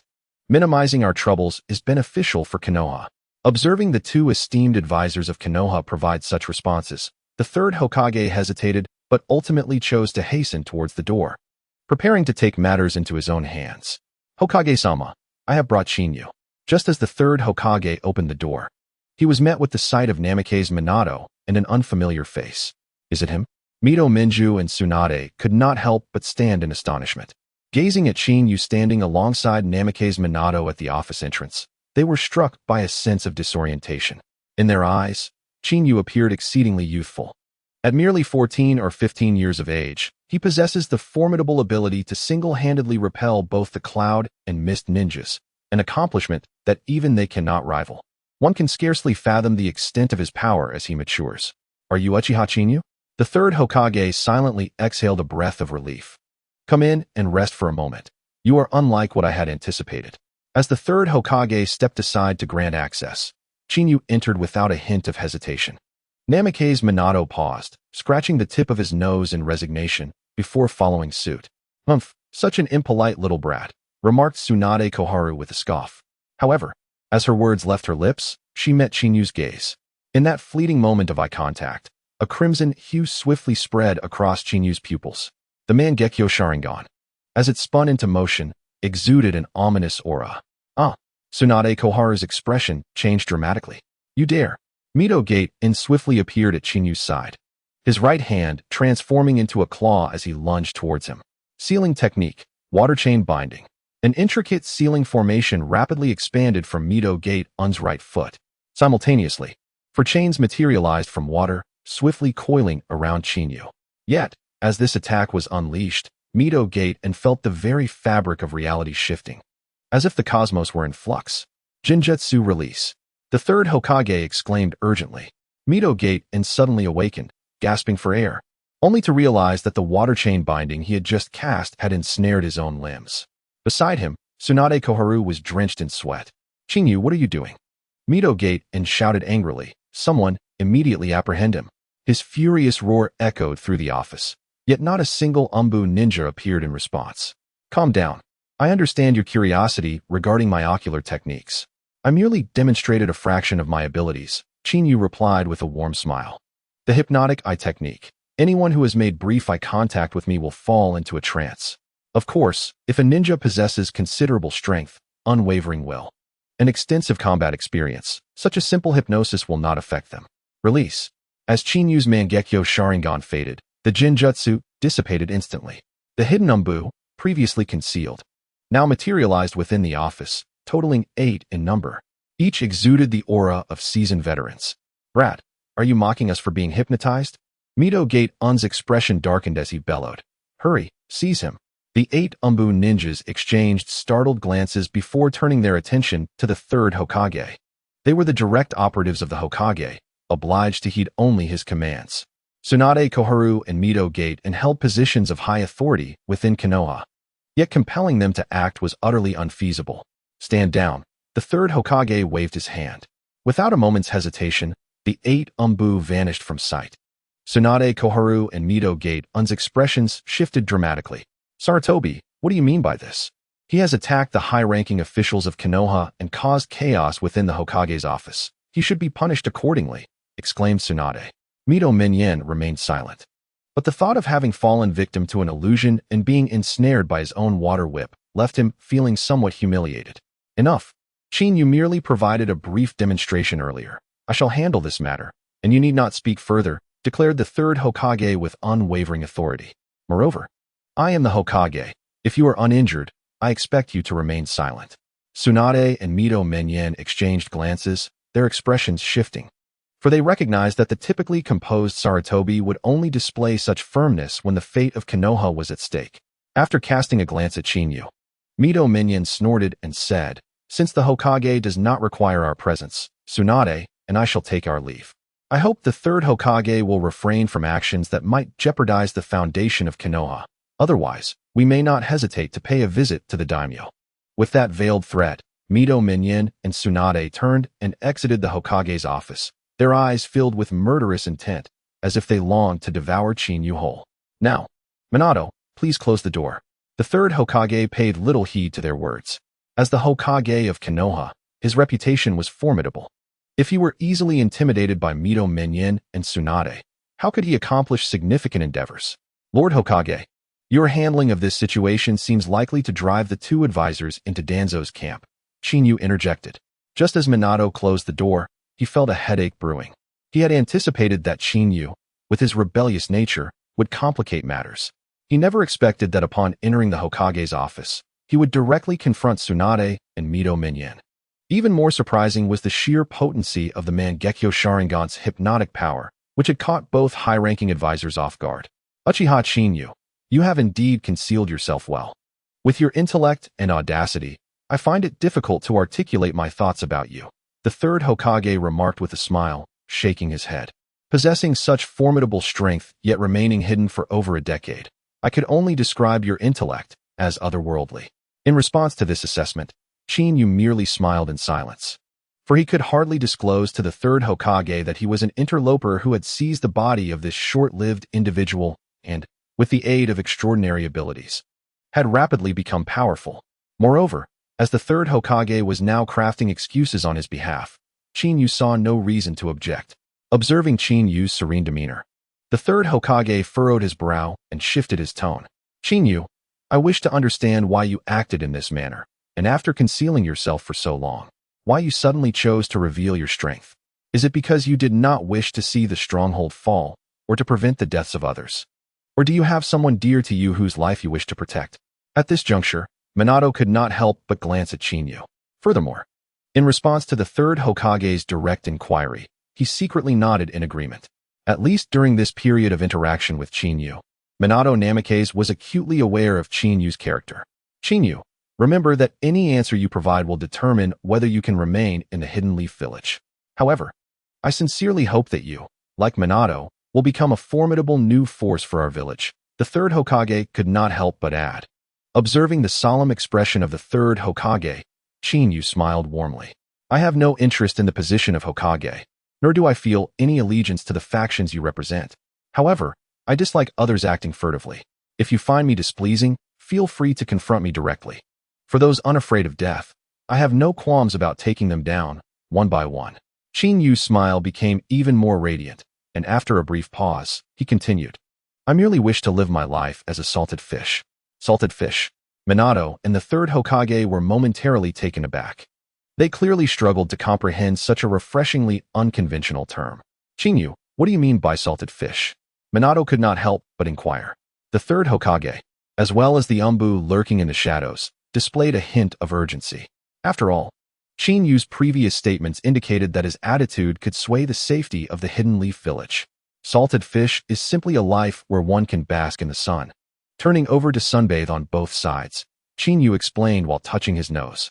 In the eyes of those from his previous life, this lifestyle symbolized success. Imagine, while others toil away at work, one lounges under the sun on a beach, occasionally attended to by a lovely lady in minimal attire, helping to apply sunscreen. Isn't that life akin to being a salted fish? Minato was bewildered. No. To say that even the Third Hokage and the Hidden Umbu had their expression stiffen would not be an overstatement. This notion of a salted fish lifestyle seemed utterly absurd. Yu, are your demands truly so simple? The Third Hokage could no longer contain his impatience. If you are willing, I can promote you to an elite jonin and announce your achievements, granting you power comparable to Minato's. The proposal from the Third Hokage astonished even the Umbu ninjas. Minato had already been regarded as the heir to the next Hokage, possessing a status and identity that was entirely unique. Now, with the Third Hokage presenting such an offer, it implied an acknowledgement of Yu's eligibility to compete for the position of Hokage. No need. Being Hokage is far too troublesome. I have no desire to age prematurely, suffer from hair loss, or even, heaven forbid, sacrifice myself for the village. Such selflessness is better left to Minato. Yu replied indifferently. If there is nothing else, I shall return to rest. With that, Yu turned and departed. Minato was momentarily stunned, intending to offer a word of caution, but he saw the Third Hokage shake his head to prevent him. As the office door closed once more, the Third Hokage pondered for a moment before saying, Minato, what do you think? Is there any truth to what Yu just referred to as salted fish? Regarding Yu's theory of being a salted fish, the Third Hokage now finds himself somewhat troubled by the thought. It is indeed a stretch. Hokage-sama, I believe Yu is trustworthy. After a moment of hesitation, Minato Namikaze remarked, from the very beginning, he was acutely aware of the situation surrounding the Uchiha clan. Not only did he harbor no animosity, but during the Cloud Ninjas ambush, he faced 100 of their warriors, including the formidable A and B combination, and selflessly revealed a secret he had guarded for over a decade to come to their aid. This demonstrates that his heart still lies with Konoha. After repelling the Cloud Ninjas, he was fully aware that Danzo would undoubtedly seek to blame him due to the incident involving Yamenka Ino and Yamanaka clan members. Yet, he did not flee. Instead, he thwarted another ambush by the Mist Ninjas and has now returned to Konoha with me. With the strength he just displayed, who could possibly stop him if he chose to slip away? As he spoke, Minato cast a glance at the Third Hokage, fully aware that, despite his words, the ultimate decision lay with him. Minato, I understand your perspective. After a moment of contemplation, the Third Hokage replied, the matter concerning Uchiha Yu is yours to handle. I hope you can help him become a spear in our hands, shining brightly like you do. The departure of the Sannin was, in fact, a significant catalyst for the Third Great Ninja War. The quiet words reverberated within the office.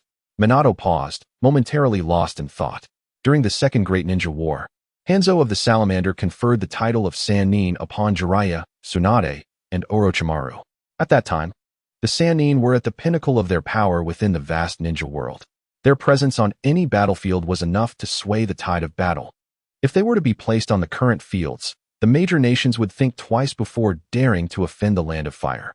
Unfortunately, Orochimaru's betrayal, Tsunade's lingering trauma, and Jiraiya's departure wrought a tremendous blow to Konoha. If Yu were to join as a new force, it would be ideal for bringing an end to the ongoing Third Great Ninja War. Hokage-sama, rest assured, I have a good relationship with Fugaku.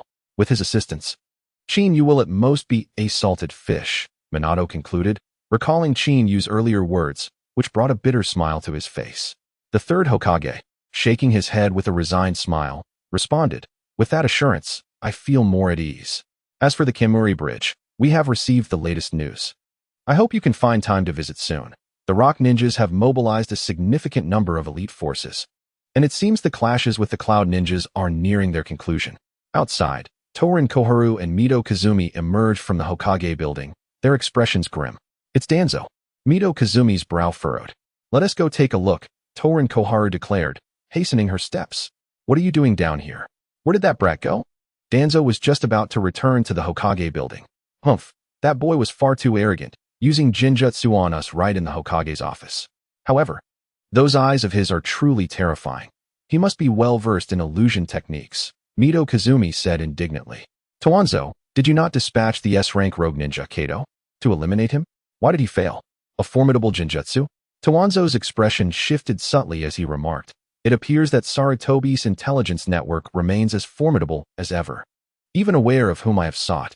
Indeed, I did send Kato from the Takigakure and the Fuma clan to carry out the assassination, yet judging by that boy's expression, it seems he has cleverly altered his route to evade capture. Humph, I knew it. He is merely a coward, terrified for his life. How could he possibly stand against an S-rank rogue like Kato? Mito Minion scoffed. This boy is far too unruly. I fear he may not serve Konoha well. Toanzo, you must swiftly reach out to Kato and find a resolution, voiced Tsunade Kotetsu, her silence speaking volumes. Observing Tsunade and Mito, who remained aligned with Sarutobi. A faint smile graced Toanzo's face. Rest assured, this decision by Sarutobi has jeopardized the very foundation of Konoha. I will make contact with Kato post-haste to handle that boy. However, I believe it is time for you to contemplate the next Hokage. For Toanzo, this represented an unparalleled opportunity to seize the Hokage position. With the backing of Tsunade Kotetsu and Mito Minion, along with evidence of Sarutobi's failed decisions, he would possess sufficient leverage to contend with Minato Namikaze for the title of the next Hokage before the daimyo. Mito and Tsunade were momentarily taken aback, having anticipated such a turn of events, yet they did not foresee Toanzo's blatant ambition for the Hokage position. Lord Toanzo, Yamanaka Fu has returned, suddenly interjected Oil Girl Torian. Casting a glance at the hesitant faces of Mito and Tsunade, Toanzo continued, you need not rush your decisions. I will have Yamanaka Fu contact Kato to ensure the swift resolution of Chinyu. Return and contemplate this. We are at a critical juncture in the war. The four great nations are simultaneously striking at our land of fire, and the daimyo is furious, all due to Sarutobi's so-called prudent thinking. Had he heeded my counsel sooner and employed a firm hand to intimidate the four nations, who would dare to offend our Konoha? A heavy silence enveloped Mito and Tsunade. Yamanaka Fu arrived in haste, drenched in sweat and urgency, nearly gasping for breath, as if he might break the silence with words of his own. Fu, take your time. They are now part of our camp, Toanzo said with a hint of smugness. You must contact Kato immediately. The target has returned to Konoha. We will create an opportunity for him to act. This time, success is the only option. Failure is not permitted. If we fail, Lord Toanzo, Kato and the Fuma clan will likely meet with disaster. Yamanaka Fu blurted out, overwhelmed. Toanzo's smile faltered, his face twitching as he demanded, Fu, what nonsense are you speaking?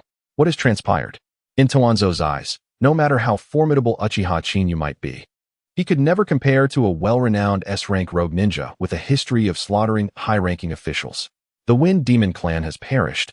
All their elite members have been slain, leaving behind signs of a massive battle within the relay station, remarked Yamashita with a pallid expression. Among the remnants, the traces of certain ninjutsu indicate a power level reaching the S rank. What? The faces of Danzo, Mito, and Tsubaki shifted dramatically. Although Chinyu was accompanied by two others, they could scarcely believe that the newcomers, Moonlight Gale and Yuzuki Yuin, could wield such formidable ninjutsu. If this so-called S-rank ninjutsu indeed originated from Kakuzu, then Chinyu would undoubtedly not have returned alive. After thorough contemplation, it became evident that this S-rank technique was likely conjured by none other than Chinyu himself. His survival suggested that their hopes pinned on the S-rank rogue ninja Kakuzu had, regrettably, been extinguished. The mere thought of this caused Mito and Tsubaki's expressions to darken ominously. Only moments ago, they had been at odds with Chinyu. Had they unwittingly fallen under his genjutsu, and had the third Hokage not intervened in time, they would have faced certain doom. Mito, Tsubaki, do not forget the promise you made to me, Danzo urgently interjected, steering the conversation back. Tsubaki, the weather today is splendid. It has been a while since we enjoyed a cup of coffee together, Mito suddenly remarked. Tsubaki nodded in agreement, responding, indeed, it feels like ages since we last gathered. Observing the two dismiss his words and turn to leave, Danzo's countenance darkened to an extreme. Fools, absolute fools. Danzo seethed with indignation. This was supposed to be his closest opportunity to the Hokage position. However, with Kakuzu now dead at Chinyu's hands, this was far beyond his expectations. Lord Danzo, what shall we do now? Yamashita inquired, growing increasingly impatient. If even the S-rank rogue Kakuzu cannot eliminate Uchiha Chinyu, are we to simply watch him parade through Konoha unabated? Calm yourself, Yamashita. Lord Danzo will devise a plan, Yamanaka Kigen hastily cautioned. Yet, while he spoke, he too found himself at a loss for a solution. If someone as formidable as Kakuzu could not contend with Chinyu, who else would dare to intervene?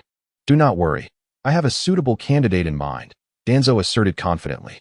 The Uchiha clan's enclave lay in the northwestern corner of the Hidden Leaf Village, nestled against the village's edge and flanked by mountains, presenting an aura of formidable defense.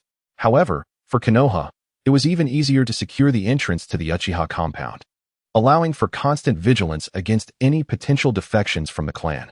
After departing from the Hokage building, Chinyu made his way towards the Uchiha compound. Having lived 2 lives, he had grown increasingly cautious.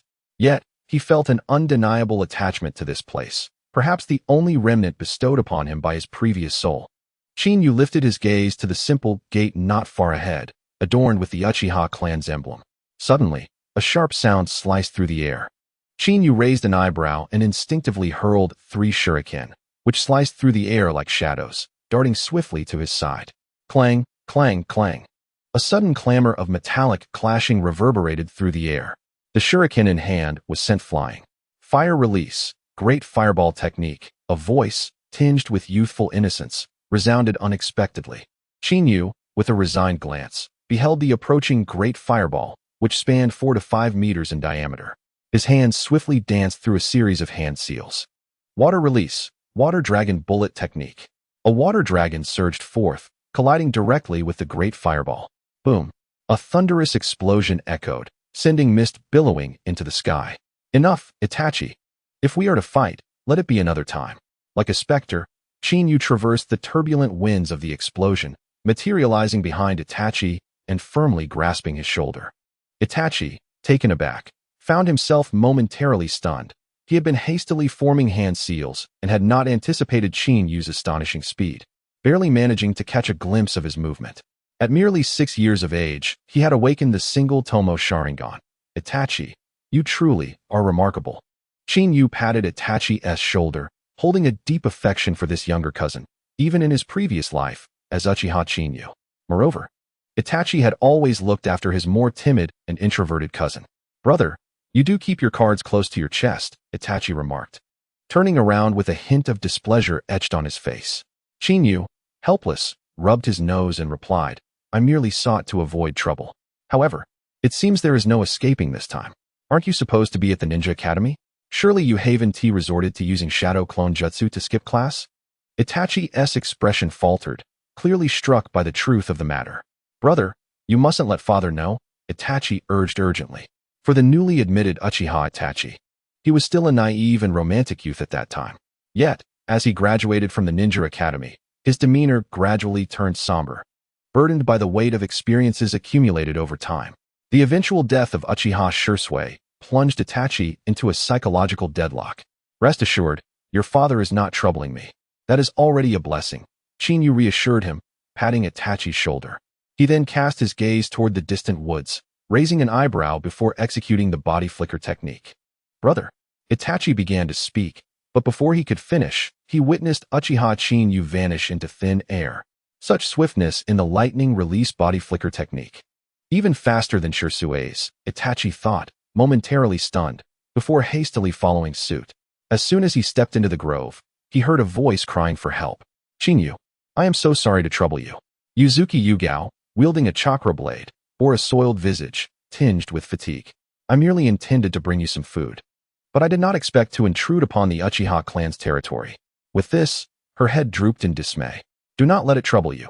Chinyu shook his head, his expression darkening as he regarded the 3 individuals blocking Yuzuki Yugao's path. If memory served correctly, the leader was none other than Uchiha Ishii, one of the vice captains. Once hailed as a prodigy, accompanied by 2 lackeys. However, he had since been overshadowed by the emergence of Uchiha Shursui. Chinyu, is this your friend? Have you forgotten that non-Uchiha individuals are prohibited from entering within 500 meters of the security team's base? Uchiha Ishii mocked with a sneer. This time, he deliberately sought trouble, intending to bring Chinyu under the sway of his authority. Uchiha Stone, I recall there is no such regulation within the security team. My father would never establish such a rule. Uchiha Itachi spoke first. Release him at once, or you will violate the clan's rules. The Uchiha clan has long aspired to the position of Hokage, yet they have consistently lagged behind in the voting process. Despite the Uchiha being numerous and regarded as a prominent clan within the ninja world, they pale in comparison to the entirety of Konohagakure. Therefore, Uchiha Fugaku prepared extensively for this position of Hokage. Unfortunately, a genius like Namikaze Minato emerged in the same era, with Uchiha Fugaku concealing his Mangekyo Sharingan. The two were hardly comparable. Humph, with clan leader Fugaku absent, I am the law, Uchiha Stone declared in a low voice. In truth, we are of the same clan. If you heed my words in the future, we can overlook her intrusion into our security team this time. Otherwise, do not blame us if we resort to punishment now. Itachi's expression shifted slightly as he cast a wary glance at Chinyu. Itachi, do not involve yourself in this matter. Merely stand aside and observe, Chinyu said, patting Itachi on the shoulder. He turned to Uchiha Stone and inquired, is there no room for negotiation? Uchiha Stone was momentarily taken aback, then sneered. I forgot to inform you that I have just been appointed as an elite jonin. Do you think there is room for negotiation in this matter? Elite jonin? Chinyu smiled gently. Ah, no wonder you dare to arbitrarily alter the rules. It turns out you have been promoted to elite jonin. There seem to be few elite jonin in Konoha. As he spoke, Chinyu's smile deepened, but a hint of coldness crept into his voice. Unfortunately, your confidence appears somewhat lacking. As soon as the words left his mouth, arcs of electricity crackled around him. Boom. The ground beneath shattered violently as he moved like a flash of lightning, covering several dozen meters in the blink of an eye. By the time Uchiha Stone and the others reacted, Chinyu had already appeared before them. Heavy flow burst. Chinyu clenched his right hand into a fist without any embellishments, striking directly at Uchiha Stone's abdomen. Rumble. Like thunder exploding, amidst the lightning's splendor, all defenses seemed futile. The overwhelming force sent Uchiha Stone hurtling backward like a cannonball. With a deep, resonant crash, a great tree was cleaved in two. The sudden turn of events, along with Chinyu, illuminated by the lightning, left the remaining two lackeys pale with shock. Without a moment to ponder, they hurriedly drew kunai, thrusting them toward Chinyu's chest. However, in the face of this scene, Chinyu appeared utterly unfazed. Clang! As the two dark kunai struck his chest, they were instantly deflected amidst the chaotic lightning. What kind of monster is this? The two lackeys' faces turned ashen, just as they took a step back. A massive fist loomed rapidly in their vision. Boom! Two figures hurtled through the air like cannonballs, crashing heavily into two large trees. Blood splattered forth as they fell to the ground, unable to rise. This was astonishing. Uchiha Itachi was momentarily stunned, grappling with disbelief. He had learned about the transformation of his cousin from Uchiha Fugaku. However, in Itachi's understanding, such a transformation would only elevate one to the ranks of a jonin or perhaps an elite jonin at best. When he had seen Uchiha Ishii and his two lackeys appear, he had contemplated intervening, never anticipating that Chinyu would dispatch the elite jonin Uchiha Ishii with such ease. Are you uninjured? Chinyu asked, gently ruffling the still-dazed head of Yuzuki Yuin. If you're hurt, I can assist with your treatment. During their time at the base, Uchiha Chinyu had seized every opportunity to learn medical ninjutsu from Shizune. Now, his mastery of the healing arts and extraction techniques had reached a pinnacle. I'm fine. It's just that my lunchbox got damaged, Yuzuki Yuin replied, her tone tinged with disappointment. Let's go eat at Ichiraku Ramen, Chinyu suggested, shaking his head in resignation. Is that permissible? Yuin exclaimed, her cheeks flushing. In her eyes, this was akin to a date. And what about that little boy over there, if you don't mind? Chinyu glanced at the bewildered Uchiha Itachi, who was just over 6 years old and had yet to graduate from the ninja academy at the age of 7. Thus, he had only awakened a single Sharingan, his strength barely surpassing that of a Chunin. Is this your brother, Uchiha Itachi? Yuin inquired, clearly having heard of the prodigious child. I certainly don't mind. Itachi is quite adorable, she said, pinching Itachi's cheek. One could only imagine the expressions of those in the future if they were to witness such treatment of the revered Itachi. I actually don't have to go, Uchiha Itachi stammered, snapping back to reality. Don't you want to uncover how deeply your brother conceals his secrets? Yuin teased, her eyes sparkling with mischief. Together, we might just pry them from him. And don't you wish to know how he single-handedly repelled the cloud and mist ninjas? After a moment of hesitation, Itachi bit his lip and acquiesced. Let us go, Chinyu said, casting a resigned glance before leading the way. As they walked, the presence of the charming Yuzuki Yuin drew the attention of many. Notably, those who saw Yuin walking alongside the Uchiha clan members wore expressions of disdain. Chinyu paid little heed to this. He simply hadn't anticipated the deep-seated animosity that Konoha harbored towards the Uchiha clan. Welcome. A girl of about 12 or 13 greeted them as she stepped out. Please greet the guests and have them sit. I'll prepare the ramen. Came the voice from the kitchen. I'll have a char-siu ramen, Chinyu said, casually taking a seat. This ramen shop, affectionately dubbed Ichiraku Ramen, was famously said to never falter, even amidst the chaos of the Hidden Leaf Village. It had even spurred fanciful theories that the enigmatic Uncle Ichiraku was, in fact, a secretive descendant of the Otsutsuki clan hiding within the village. I want char-siu too, Yuin eagerly chimed in. In her eyes, only sharing the same meal as Chin, you could be deemed a date. I wish to partake as well, Uchiha Itachi said with resignation. However, the two soon found themselves engrossed in a communication conference. When Yuzuki Yuin mentioned Uchiha Chinyu, showcasing the lightning release technique that annihilated hundreds of cloud ninja, Itachi's gaze towards Chinyu visibly shifted, imbued with a hint of shock and reverence. Handa, I would like a bowl of char-siu ramen. A somewhat weary voice resonated from outside. Chinyu raised an eyebrow and beheld a silver-haired man, burdened with a colossal scroll, taking a seat beside him. Lord Jiraiya, I did not expect your return at such a critical juncture. Handa emerged from the kitchen, a flicker of joy gracing his features.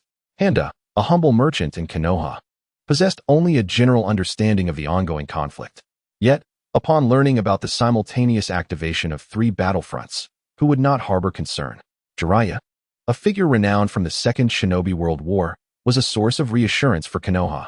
Handa, you remain unchanged, Jiraiya remarked as he tore open a pair of chopsticks. Gesturing towards the snacks brought by Iom, shaking his head and adding, I have returned merely to report intelligence to the Third Hokage. I shall depart shortly. The outcome of the war will soon be determined. Handa's expression shifted, hastily signaling Jiraiya to lower his voice. Lord Jiraiya, there are juniors present. You must not divulge such information carelessly. Also, please refrain from drinking this time. During your last visit, you revealed far too much information, and had it not been for the timely arrival of the Hokage, I would have been deemed a criminal. Handa swiftly removed the sake from Jiraiya's table. Very well. It indeed seems inappropriate to drink on this occasion. Surprisingly, Jiraiya did not argue with Handa this time, but turned his attention to Chinyu. Handa, not lacking in acumen, immediately discerned the underlying tension and retreated to the kitchen with Iom. The ramen will be ready in 10 minutes. Understood. Jiraiya acknowledged Handa's subtle warning. Gazing at the youth who seemed to recognize him from the outset, Jiraiya sighed deeply. I never anticipated that Minato would summon me back for you, this little rascal. I have heard that you single-handedly repelled both Cloud and Mist Ninja. Such prowess is nearing that of a Kage. In all of Konoha, few could rival you. Yuzuki Yuin and Uchiha Itachi, sensing the gravity of the moment, fell silent. Witnessing one of the legendary Sannin bestow such praise upon Uchiha Chin, you left them both astonished. Lord Jiraiya, you flatter me, Chinyu replied with a carefree smile. I originally intended to live a leisurely life, much like you, penning light-hearted literature. Such a life is wonderfully poetic. Had I not been conscripted, I would not have stirred up these troubles. At this point, Chinyu sighed with reluctance, regrettably. My kind-hearted nature compelled me to intervene. Observing Chinyu's nonchalant demeanor, Jiraiya was momentarily taken aback. These sentiments echoed closely with what Minato had shared. Alas, this was not the outcome Jiraiya sought. Chinyu, you must be acutely aware that once you expose yourself, returning to the past becomes an impossibility. Often, you will find yourself at a crossroads. Jiraiya spoke solemnly. I have returned this time solely to ascertain your thoughts on the outcome of the Third Great Ninja War for Konoha. The decisive battle at the Kamikaze Bridge is about to unfold. In this scenario, the greatest variable is Uchiha Chinyu. With the prowess he has displayed, he is entirely capable of facing 1,000 foes alone. Should he unleash his might in the heart of Konoha, it would spell a monumental disaster for the village. Rest assured, I intend to venture onto the battlefield. Chinyu replied with a calm smile, declaring, victory for Konoha is assured in the battle at Kamikaze Bridge. Jiraiya was evidently taken aback by Chin Yu's prompt agreement. However, this alleviated his and Konoha's concerns. Rather than harboring the unpredictable Uchiha Chin Yu within the village, it would be far better to have him join the battlefield alongside Minato Namikaze. This would at least stabilize the rear guard. However, I have a condition. Chin Yu suddenly interjected. Jiraiya paused, surprised, and asked, "What is your condition?" "As long as it does not jeopardize Konoha's safety, I can acquiesce. Fear not. Do not always perceive me as a threat. I have stated before that I would rather be a mere bystander than seek the limelight. Alas, fame is a double-edged sword." Chin Yu chuckled lightly. Initially, he was somewhat disappointed not to see the summoning scroll of Mount Myaboku in Minato's possession. But he had not anticipated that Jiraiya would present it to him willingly. Such a prime opportunity should not be squandered. "Are you considering summoning techniques?" Jiraiya raised an eyebrow and remarked, "Minato has mentioned your desire to forge a summoning contract with the Toads of Mount Myaboku. This is certainly feasible. But I must caution you. You must never harbor any ill intentions towards Mount Myaboku, or I will rescind your contract." As the sage of the Toads from Mount Myaboku, Jiraiya possesses numerous special privileges, including access to the mountain and the ability to merge with the two great sages. "Rest assured, I am a good person. Let us finish our ramen before we proceed with the contract." Chin Yu smiled at the freshly prepared dish that had emerged. The delightful aroma of the ramen wafted through the air. Observing that no conflict had arisen between Jiraiya and Uchiha Chin Yu, the chef felt a wave of relief. "The ramen has arrived. Jiraiya, here is some sake. Why must you make me drink again?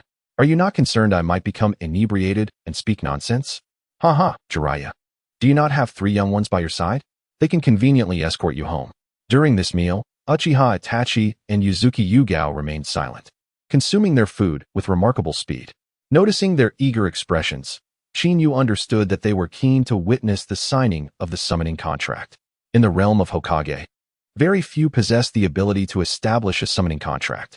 Moreover, even among those who can, many of the summoned beasts are not particularly formidable. When compared to the renowned strongest, such as the Wetland, the Dragon's Cave, and Mount Myaboku, there is a significant disparity. As for the 3 great lands of contracts, they have gained renown throughout the ninja world due to the rise of the 3 legendary Sannin. Now, Chin Yu is able to forge a contract with Mount Myaboku, a testament to his strength.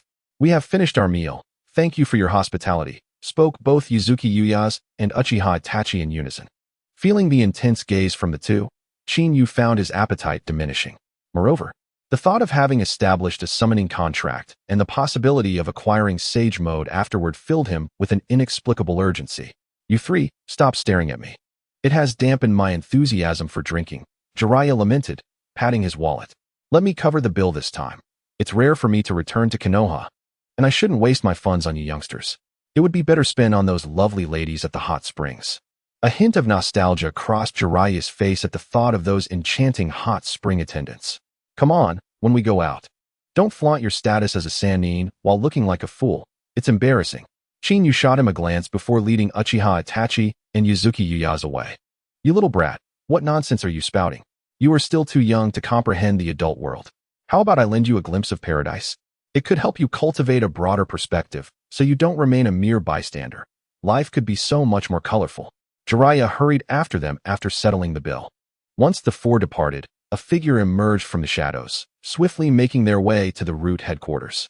Under Uchiha Itachi's guidance, Chin Yu finally arrived at a secluded basin outside the village. Observing the sparsely populated surroundings, he noted numerous straw dummies tied up in the clearing, alongside traces of attacks scattered across the ground.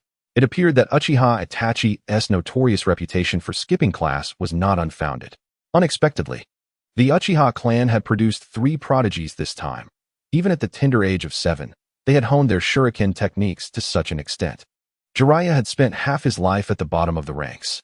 However, now that he had mastered sage techniques, he could undoubtedly be regarded as the strongest among the Sannin. Perhaps this is the tale of a hard-working genius's resurgence.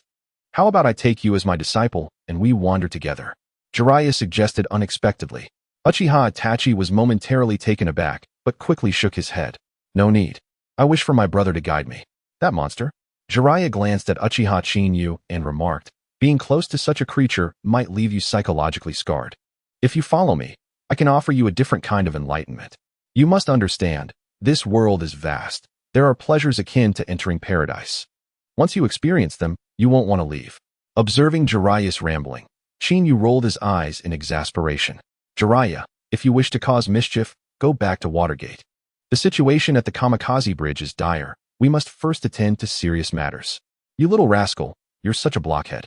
No wonder you overlook the lovely ladies around you, Jiraiya scoffed, though he promptly retrieved the contract scroll from his person. Young one, this is the contract scroll of Mount Myaboku. It is only after signing this scroll that one can summon the toads of Mount Myaboku. Jiraiya unfurled the scroll, revealing the names of those who had signed the contract throughout the ages, including that of Hagoromo's son, Yura. Listen, if you possess other summoning beasts, you must dissolve those contracts first. The toads of Mount Myaboku are not known for their temper. If they discover that you are playing both sides, you'll be in for quite a predicament, Jiraiya cautioned. Rest assured, my temperament is equally formidable. I hope the toads will not provoke me, Shinyu replied with a smile. Such bravado. Jiraiya shot him a sidelong glance. Just remember not to come crying to me for help later. He instructed Shinyu to bite his index finger, inscribe his name upon the scroll, and then he would cast the spell. Once the contract is sealed, betrayal of Mount Myaboku would result in dire consequences. Jiraiya added as a final warning. With the scroll laid out before him, Shinyu bit his finger, and the moment the blood flowed, he swiftly inscribed his name. As Shinyu withdrew his hand, Jiraiya quickly formed a series of hand seals, culminating in a radiant display of 5 colors as he pressed down upon the scroll. Mist billowed forth, and the seal Jiraiya conjured merged with Shinyu's signature, transforming into an intricate sealing technique. As the light dissipated, Shinyu felt an inexplicable connection to another realm. Well done, the contract has been successfully established. You may attempt to summon a toad now, but I advise you to exercise caution. Do not embarrass yourself, Jiraiya remarked as he tucked the scroll away. By the way, I have yet to learn the hand seals for summoning techniques. Could you kindly teach me? Shinyu recalled an important matter. Having spent over a decade in a state of mediocrity, he was unfamiliar with even the basic ninjutsu, let alone such advanced summoning techniques. You do not know the hand seals for summoning? Jiraiya expressed surprise. After all, he had returned to Konoha upon hearing of the legendary genius who had lain in wait for over a decade. Shinyu. The revelation that Shinyu was unaware of summoning techniques exceeded Jiraiya's expectations.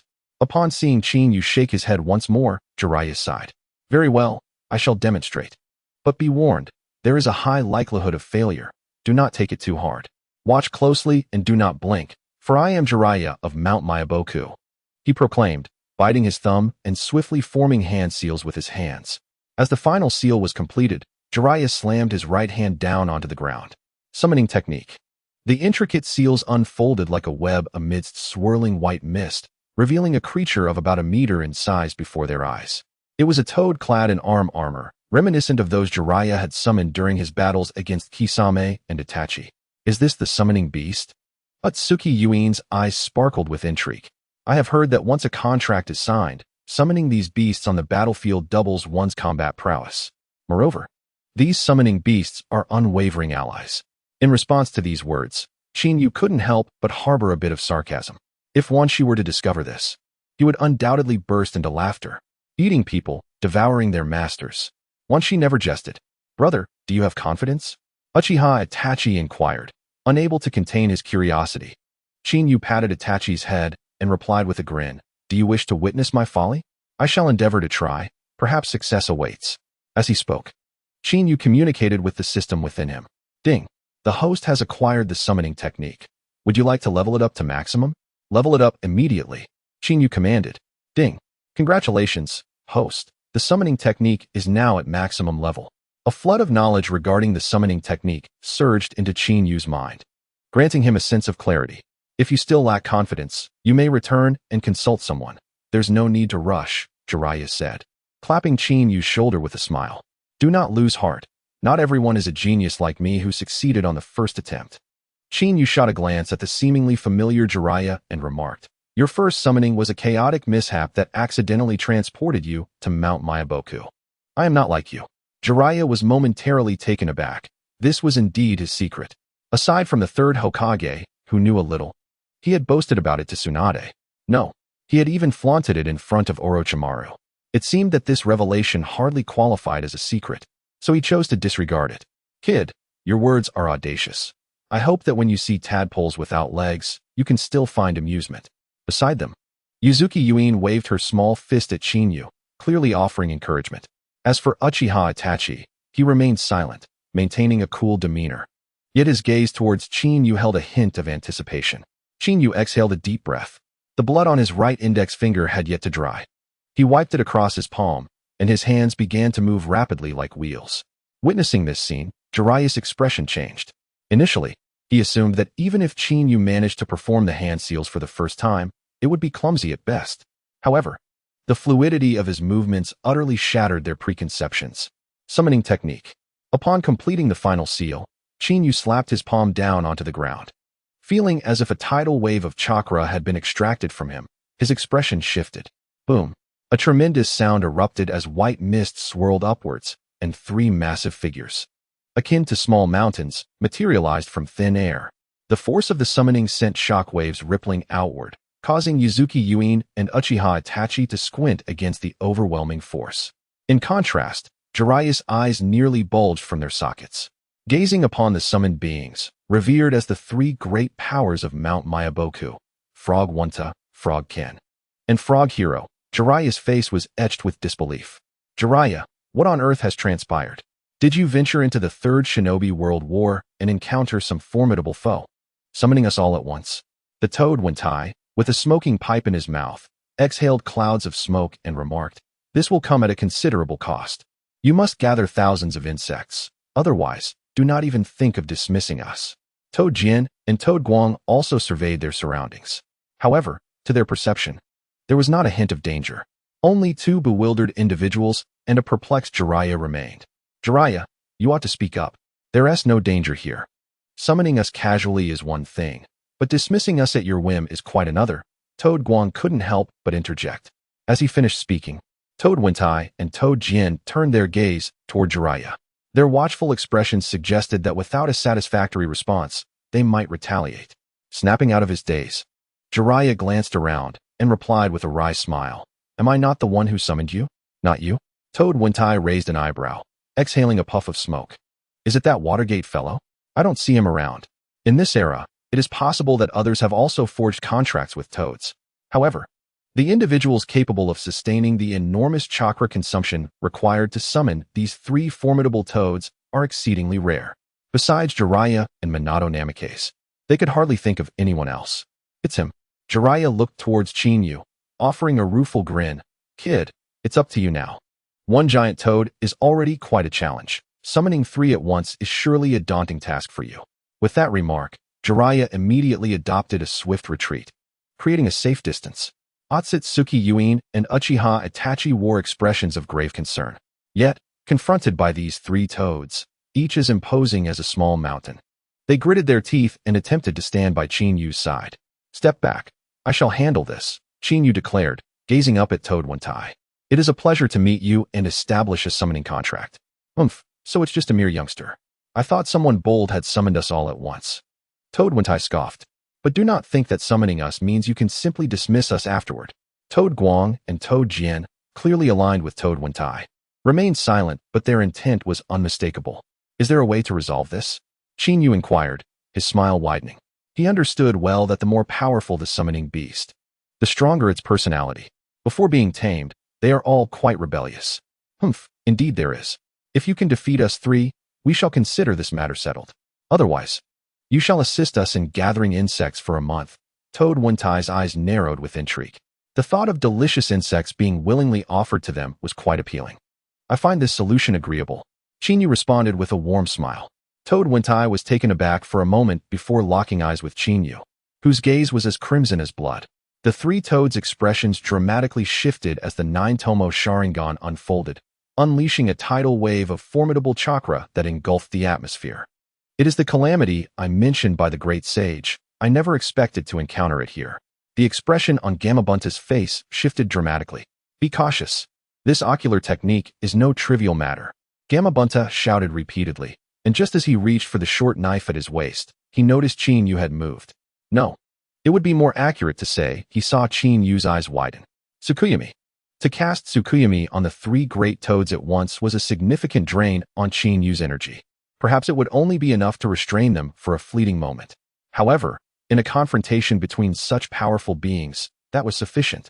Jiraiya and the others merely observed a brief pause in the movements of Gamabunta and his companions.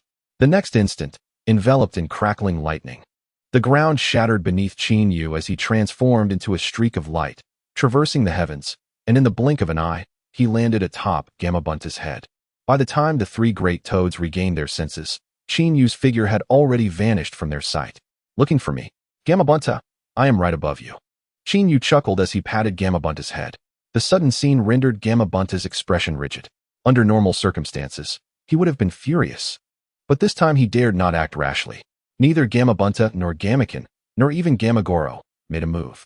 They understood clearly that in the fleeting moment they were ensnared in the illusion. The opponent's ability to ascend to their heads indicated a capacity to eliminate them with a single strike. In such circumstances, the victor was already apparent. Kid, I didn't expect your skills to be quite impressive. I am convinced, Gamabunta remarked as he withdrew his hand from the knife, taking a deep drag from his pipe. Let this suffice for now.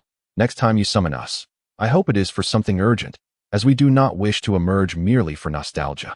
Ken, Goro, we are leaving. With that statement, the three of them transformed into a cloud of white mist and vanished without a trace. Was it really resolved so easily? Jiraiya stood there, stunned. He recalled his first encounter in Myobokuzen, where he had been thoroughly bullied by the toads, especially during that bug feast, where the wriggling creatures in the bowl had made his stomach churn just at the thought. As Chinyu descended from the air, he was met by Uchiha Itachi and Yuzuki Yujin, who rushed over. Rest assured, I am unscathed. Brother, was that your Sharingan just now? Itachi couldn't help but inquire. To others, Itachi was deemed a genius for unlocking his Sharingan at the tender age of 7, a distinction he had always cherished. However, witnessing Chinyu merely widen his eyes to ensnare the three great summoned beasts in an illusion rendered Itachi's prowess, the so-called single Tomo Sharingan, utterly insignificant. That is the Mangekyo Sharingan, the pinnacle of the Sharingan's power, and one day, you too shall possess it. Chinyu tousled Itachi's hair. It could be said that the Amaterasu, Tsukuyomi, and Susanoo he now wielded were ocular techniques manifested at their peak, shaped by the system through Chinyu's own thought processes. In a sense, he had appropriated Itachi's ocular techniques. Is that true? Uchiha Itachi rarely displayed a hint of youthful innocence at his age. Chinyu gently patted his head and said, of course. The sky had grown dim, so you should return now. Jiraiya and I have matters to discuss. After a moment's hesitation, Yuzuki Yuin and Uchiha Itachi exchanged a glance before ultimately turning to leave.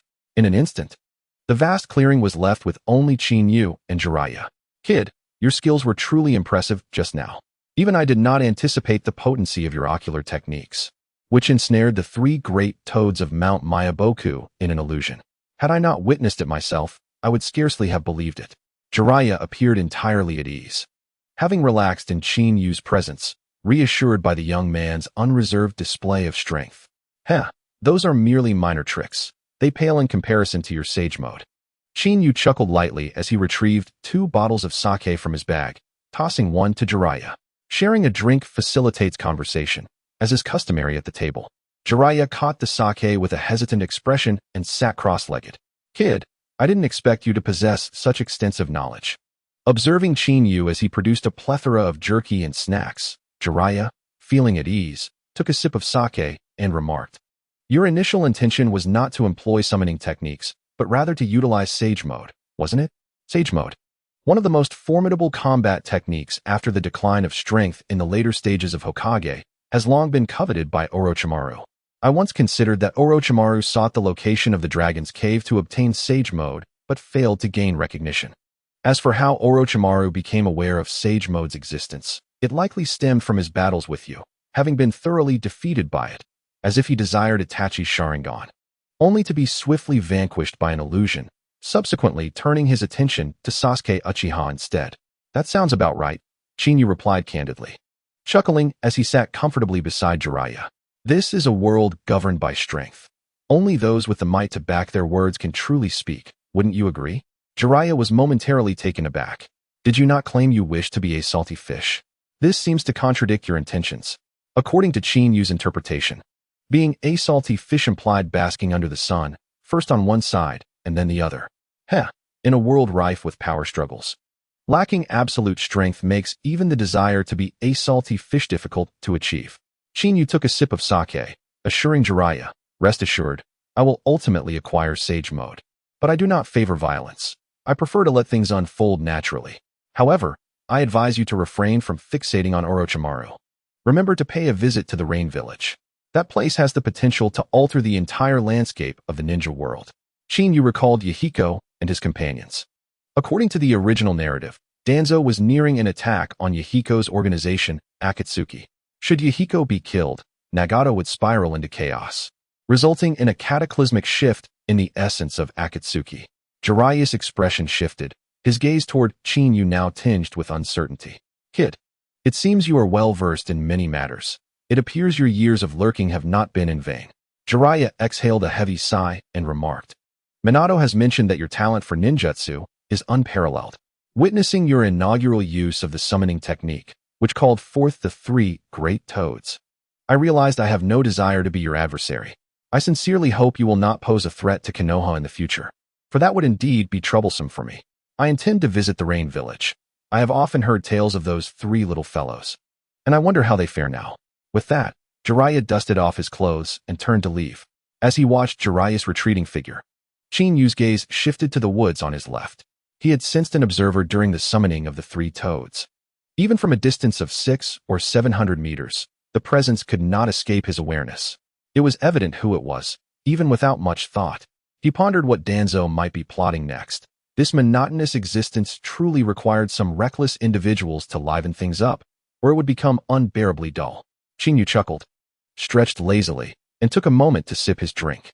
Meanwhile, at the root headquarters, Danzo stood atop a building, squinting into the wind, accompanied by a tall, pale-faced man. The subtle smile on the man's lips exuded an unsettling chill. "Lord Danzo, urgent news." A root ninja appeared at Danzo's side, involuntarily glancing at the pale-faced man. Upon recognizing his identity, the ninja's expression shifted dramatically. "Do not be alarmed. He is our ally from this point forward. Speak freely," Danzo replied coolly, leaning on his cane. He had not anticipated that the person he sought would conveniently infiltrate the Hidden Leaf Village, thus saving him considerable effort. "Yes," the root ninja responded. "According to our intelligence report, Uchiha Chinyu and Jiraiya departed the village together and simultaneously summoned 3 great toads. As for who performed the summoning, we arrived just in time to miss the details." "Huh, to summon 3 toads at once, aside from Jiraiya, I cannot believe anyone else possesses such capability."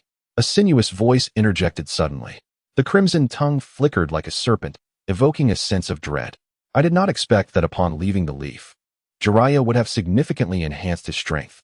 The root ninja could not help but take a step back, instinctively creating what he deemed a safe distance from the terrifying man before him, Orochimaru, who had been expelled from the village due to his peculiarities and human experiments. He was an entity far more fearsome than the other Sannin. However, despite their trepidation, the root ninja mustered the courage to assert, "No.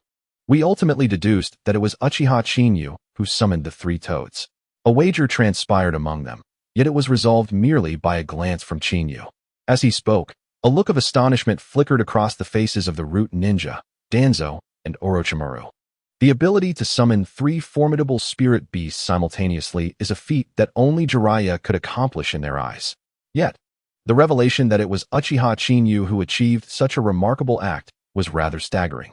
As the root ninja recounted the events, a solemn expression settled upon the faces of Danzo and Orochimaru, though their pupils burned with fervor and urgency.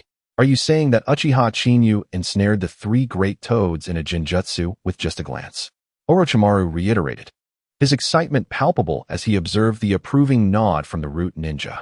It was astonishing to discover that the legendary Mangekyo Sharingan, previously thought to belong solely to Uchiha Madara, had manifested in a mere 14 or 15-year-old boy. No wonder he exhibited such audacity. With a sinister grin, Orochimaru remarked, "Danzo, I never anticipated that your contact with me would yield such a monumental opportunity. If I could possess this vessel, it would be truly delightful." To Orochimaru, a suitable body was an irresistible temptation, especially one that bore the Mangekyo Sharingan, a power attributed only to Uchiha Madara. who was said to be on par with the first Hokage. For someone as enamored with human experimentation as Orochimaru, this was the epitome of a perfect specimen. Humph, Orochimaru. Have you forgotten the terms of our collaboration? Danzo retorted with a cold snort. He had once aided Orochimaru during his defection, and they had engaged in clandestine dealings, including the acquisition of his right arm and right eye. Although he had yet to obtain Shirsui's Mangekyo Sharingan, he had nonetheless been gathering a considerable number of Sharingan during this time. Danzo's objective was to seize the cells of the first Hokage, revered as the strongest in the ninja world, along with Uchiha Madara's Sharingan. He firmly believed that with these two most powerful foundations, he would one day surpass Hiruzen Sarutobi. The morning sunlight bathed Konoha village in a golden hue, reminiscent of scattered gold. Before the sealed gates, Chinyu yawned and stretched lazily. The battle at the Kamizukan Bridge would decisively shape the trajectory of the Hokage storyline. Whether to honor Jiraiya's request or to address his own chakra deficiencies by seeking the whereabouts of the Three Tails to compensate for his weaknesses, Chinyu knew he had to embark on this journey personally. Hello, a melodious voice suddenly rang out. Following the sound, Chinyu's gaze fell upon Rin. At 14 or 15 years old, Rin stood out in Konoha not only for her beauty, but also for her gentle and kind nature. Becoming the object of affection for the future antagonist, Obito. Are you here to participate in a mission? Rin inquired, unable to contain her curiosity. In her mission scroll, she noted that the team heading to the Kamizukan Bridge consisted only of herself, Kakashi, and Obito, led by their teacher, the legendary Yellow Flash of Konoha, Minato Namikaze. The sudden appearance of another individual at the rendezvous point prompted Rin to ask, I suppose I've been drafted as a last-minute addition to the team. Chinyu replied with a casual smile. Drafted? Rin was momentarily taken aback, then smiled reassuringly. You need not worry. With Minato-sensei and Kakashi around, we will be quite safe. Allow me to share a secret. Today, Kakashi has ascended to the rank of Jonin, a true testament to his prowess. Lin remarked, casting a curious glance at Chinyu. It turns out, you and I are both Chunin. Is this your first mission? No wonder you arrived so early, perhaps out of nervousness. Fear not, for I am a medical ninja, and should anything occur, I shall provide you with adequate treatment. Observing Lin's enthusiastic demeanor, Chinyu couldn't help but roll his eyes. She is the epitome of naive sweetness. It's no surprise she is so well-liked. From the moment we met, she was utterly familiar, and her incessant chatter about injuries might have provoked a less patient soul to retaliate. By the way, when did you graduate? Kakashi is truly formidable, Lin continued, oblivious to Chinyu's discomfort. With a sigh, Chinyu glanced toward the bushes nearby and called out, Kakashi, if you're here, step forward. If you tarry any longer, my ears will develop calluses. Kakashi? Lin paused momentarily, only to soon notice a shadow darting from the thicket, swiftly advancing toward Chinyu. The speed was astounding. In the blink of an eye, he traversed the short distance of mere meters. Before Lin could react, Kakashi unsheathed his chakra blade, transforming it into a streak of white light aimed directly at Chinyu. Kakashi, no? Lin exclaimed in alarm. Yet, the next instant, her expression froze in disbelief. A crackling arc of lightning flickered around Chinyu and then vanished into thin air, leaving Kakashi's chakra blade to strike nothing but empty space. Just as Chinyu regained his footing, a sense of danger enveloped him from behind. A chilling blade hovered at his throat. Do not move. My knife is quite sharp. Chinyu smiled warmly, but this grin caused Lin and Kakashi's pupils to constrict in fear. The speed was astonishing. Chinyu, must you be so ruthless? I merely arrived a moment late, and you treat my student with such hostility? Minato Namikaze appeared as if summoned by a specter, materializing beside Chinyu. Observing the camaraderie between Minato and Chinyu only deepened the confusion etched on Kakashi and Lin's faces. Minato, how dare you arrive late? Had you come sooner, I would not have been misjudged, nor would I have needed to escalate matters, Chinyu remarked, retracting his lightning blade and storing it within a scroll. Noticing the bewilderment on Kakashi and Lin's faces, he added, Minato, perhaps you should clarify things.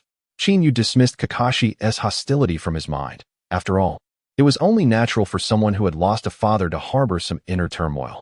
Furthermore, amidst this monotonously invincible existence, having fearless youngsters to add a bit of excitement to life was rather delightful. As soon as he finished speaking, Kakashi and Lin turned their gazes toward Minato. Yes, I apologize, but I am not late, am I? A hurried voice echoed from afar, followed by the sight of Obito Uchiha, donned in an eye patch, hastily bounding toward Kakashi. You are indeed late. Kakashi spoke in a chilling tone. However, we are currently in no mood to entertain you. Teacher Minato. The completion rate of a mission relies on regulations. When we accepted this task, it was clearly stated that it was a 4-member team. Why then has an unknown individual appeared? Observing Kakashi, whose thought process seemed singularly focused, even daring to confront Minato, Shinyu couldn't help but chuckle. The matter of his repelling the Cloud and Mist ninjas was known only to the higher-ups of Konoha and certain members of the Uchiha clan. To Kakashi and the others, it remained a secret. You are Uchiha Shinyu? Obito, as a member of the Uchiha clan, was aware that he was at the lower end of the family hierarchy. He had some knowledge of clan brothers who had awakened the Sharingan. Weren't you assigned to guard the Northwestern Pass? What brings you here? Shinyu sifted through the remnants of his memories, realizing he and Obito had a minor acquaintance. Thus, it was not surprising to learn he had taken on a mission. However, the sudden turn of events made it challenging for Shinyu to explain himself to Obito. Ahem, Obito, do not be rude, Minato interjected with a light cough. He too was at a loss for how to explain. He couldn't simply disclose that the Uchiha Shinyu before them was a once-dormant genius who had been undercover for over a decade. Not only had he returned from the Northwestern Pass, but he had also unleashed the power of the Mangekyo Sharingan, capable of dominating all around him. Teacher Minato, did I say something wrong? Obito couldn't help but rub his eyes and said, I just saw an old woman trying to cross the street. So I went to help her, which delayed me. Then, some sand got into my eyes. Observing Obito, who wore goggles and had sand in his mouth, Shinyu rolled his eyes. Surely, if one were to concoct an excuse, it should be more convincing. All right, the timing is just right. It's rare for Kakashi not to bicker with you. We should set off. We can discuss matters on the way. Minato turned to Shinyu and paused. Today, I have 3 announcements to make. The first is to welcome the Elite Jonin, Shinyu, to our team. Elite Jonin? Kakashi and the others were momentarily taken aback, especially Rin, who couldn't help but exclaim, Teacher Minato, isn't that a Chunin headband he's wearing? How can he be an Elite Jonin? In the hierarchy of ninja ranks, they are categorized as Genin, Chunin, Special Jonin, Jonin, and Elite Jonin. Special Jonin denotes those with abilities surpassing Chunin, but not quite reaching Jonin level, possessing unique personal strengths that allow them to barely meet Jonin assessments. For instance, in the original work, the character who mastered the Konoha-style sword technique, the Crescent Moon Dance, or any ninja with exceptional skills in a particular domain might be considered a Special Jonin. As for Elite Jonin, they are the creme de la creme among Jonin. He was designated as an Elite Jonin by the Third Hokage yesterday, but the announcement had not yet been made, so he hadn't had the chance to replace his headband. Minato appeared quite helpless regarding this explanation. If it weren't for the confidentiality order issued by the Third Hokage, he certainly couldn't reveal any details about Shinyu. Wolfing Shuemin truly desires to express all his thoughts candidly. The Third Hokage's personal endorsement? Uchiha Obito could hardly contain himself. Shinyu, you haven't awakened the double Sharingan. Have you? Or perhaps, like the clan leader, you have unlocked the triple? Kakashi, observe, this is the prodigy of our Uchiha clan, far surpassing your Chunin. As he looked at the arrogant Uchiha Obito, Shinyu could only roll his eyes in exasperation. Kakashi has also been promoted to Jonin today. The quiet announcement left Uchiha Obito momentarily stunned. He had always regarded Kakashi as a rival, believing that once he activated his Sharingan, he would surpass him. Yet now, he learned that Kakashi had become a Jonin even before he had awakened his Sharingan. Although this was indeed splendid news, it seemed somewhat diminished in light of Chinyu's Elite Jonin title. Obito, you haven't forgotten, have you? Rin quickly interjected to lighten the mood. We should prepare a gift for Kakashi. This is my present. It may not be the most aesthetically pleasing, but it is undoubtedly practical in critical moments. Wolfing Shuemin declared as he produced the Flying Thunder God Kunai. Rin promptly presented her specially crafted medical kit, saying, Kakashi, I made this with my own hands. I hope it proves useful. Listening to this unconventional blessing, Shinyu felt an urge to pinch Rin's delicate nose. However, before he could act on that thought, Wolfing Shuemin had already winked at him. Shinyu, as a senior, shouldn't you express your appreciation? Kakashi, taken aback, accepted the kunai and the medical kit, stating, Teacher, I don't need his gifts. Observing Kakashi's stubbornness, Wolfing Shuemin felt a headache coming on. Kakashi, This is a rare opportunity. If it weren't for my acquaintance with Chinyu, no one could extract benefits from him. Benefits? Kakashi frowned. Teacher, could his items possibly be superior to the Flying Thunder God Kanai? If they are, I would merely like to broaden my horizons, not take them. In Kakashi's eyes, Chinyu was merely his peer. On what should be a joyous occasion, not only had he been subdued by Chinyu, but he was also overshadowed by his elite Jonin prowess. To cheer him up now would be a Herculean task. Very well, since you are resolute. I implore Chinyu to enlighten you, Wolfing Shuimin said helplessly as he turned to Chinyu. Shuimin, can't you be a bit more mature? Chinyu sighed in resignation. Nevertheless, he swiftly summoned a sealing scroll to his hand. With a puff, amidst swirling white mist, the fearsome Samahata and Raijin blade appeared in Chinyu's grasp. Haha, to unveil the swords of the 7 ninja swordsmen right off the bat, you truly are extravagant. Chinyu, Wolfing Shuimin's eyes sparkled. Why not, in the spirit of generosity, provide Kakashi with a supplementary gift? Absolutely not. Chinyu swiftly returned Samahata and Raijin to the scroll. I shall keep them for my collection. Watching the opportunity slip away, Wolfing Shuimin couldn't help but feel a tinge of regret. However, in stark contrast to him, Kakashi and the others could hardly contain themselves. The renown of the 7 ninja swordsmen was indeed formidable within the ninja world. Their 7 blades were regarded as their very essence, with the saying as the man. So the sword often echoed. Yet now, one of those blades, the Kaijin and the Raikiri, had fallen into the hands of Chinyu, signifying the demise of 2 members of the 7 ninja swordsmen. Moreover, they had perished at the hands of the youth before them. Kakashi-sensei. Uchiha Obito was the first to lose his composure. Before he could articulate his thoughts, he saw Minato Namikaze nodding with a wry smile. Kakashi, it seems fortune has eluded you this time. I initially intended to seize the opportunity for you. However, you were correct in your assumptions. Chinyu's ascension to the rank of elite Jonin is partly due to his slaying of 2 from the Mist's 7 ninja swordsmen. At this juncture, Minato turned his gaze toward Chinyu and continued. Due to the urgent circumstances surrounding the Kamizuki Bridge battle, we shall divide into 2 teams to undertake this mission. I will operate independently, while you 3 will be led by Chinyu. What? Uchiha Obito and the others were taken aback. Kakashi, unable to maintain his composure, interjected, Minato-sensei, teamwork is essential in forming a squad. While Chinyu may possess commendable strength, forcibly pairing him with US may prove somewhat inappropriate. Observing Kakashi, who often retorted to Obito, express such sentiments, Minato realized that Kakashi was entirely unwilling to remain with Chinyu. With a resigned sigh, he replied, Kakashi, this is an order from the Third Hokage, and it is an urgent wartime deployment. An order? Kakashi paused momentarily, then, with an expression devoid of emotion, stated, since it is a command from the Third Hokage, I shall adhere to it. However, I must caution that no matter who it is, they must not disrupt the established order, lest they incur disdain.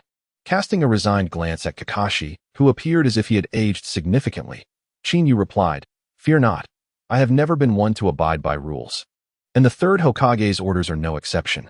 I shall relinquish the captaincy. For the upcoming operation, you 3 will form a team led by Kakashi, while I shall venture alone. Alone? Uchiha Obito was bewildered, exclaiming, Chinyu, this is a command from the Third Hokage. If you disrupt the order, you may face scorn upon returning to the village. Scorn? Chinyu replied with a faint smile, waving his hand dismissively. And what of it? Why should I concern myself with their opinions? I scoff at their disdain. Even if the heavens were to fall, I would not bat an eye. Minato, the hour grows late, let us depart. I am already weary of this group of youngsters. You excel at delegating, perhaps we should switch roles, and you can lead while I take care of the killing. As Chinyu exhibited a complete lack of concern, Kakashi and the others were left speechless, unable to respond. Minato, too, found himself in a state of helplessness. Surveying all the Konoha ninjas, it seemed only Chinyu dared to utter such words. After all, not long ago, another legend within Konoha, Tsukuyomi Hatake, had met a tragic end due to his violation of the rules, criticized and despondent. Orochimaru-sama, they have already set off. A figure emerged from the shadows. Is that so? How exhilarating, he replied. Orochimaru, having donned a new guise, strode boldly out of Konoha. His crimson tongue languidly traced his parched lips as he mused. I had anticipated a considerable effort to lure Minato Namikaze away, yet it appears fortune favors me. You shall continue to shadow him. I will soon follow. The Mangekyo Sharingan is destined to be mine." With these words, Orochimaru vanished into thin air. The wind rustled through the mountains as oil woman Taki glanced at her companion and said, "Let us commence our mission. Do not forget to relay any intelligence to the Rock Shinobi. If we can orchestrate Chinyu's demise through their hands, it would be most advantageous." Lord Danzo has remarked that Orochimaru is a double-edged sword. If wielded poorly, it may inflict harm upon us as well. Taki nodded in agreement, stating, "Everything is for the sake of Root. Let us proceed." After a considerable duration, Chinyu and his companions finally arrived at the periphery of their objective. "Very well.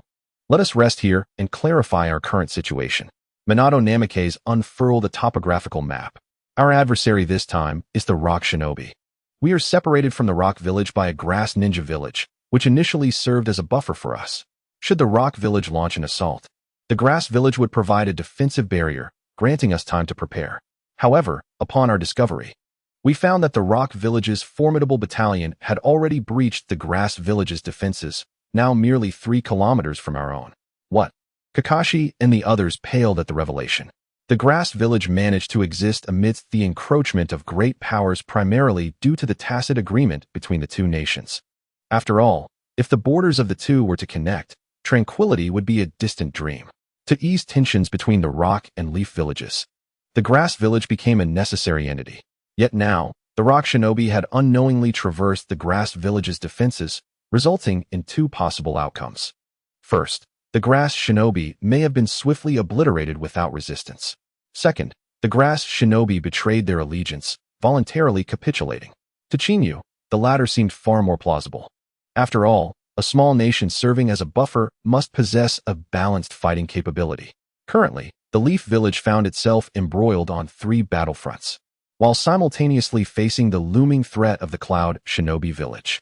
Any rational being would conclude that the Leaf Village stood on the brink of inevitable defeat.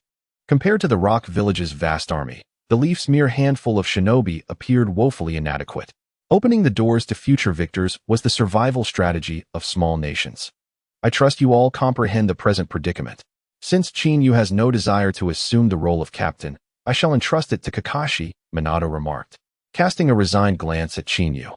My only hope is that after this war concludes, I can still behold you standing before me. Unless there are pressing matters, let us depart. Kakashi, Obito, and their companions were about to embark on a battlefield of this magnitude for the first time.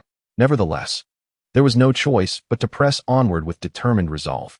The 4 figures swayed momentarily before vaulting into the thicket. Chinyu stretched languidly, casting a glance back at the dense underbrush, a playful smile gracing his lips. This time, he sincerely hoped to reel in a substantial catch.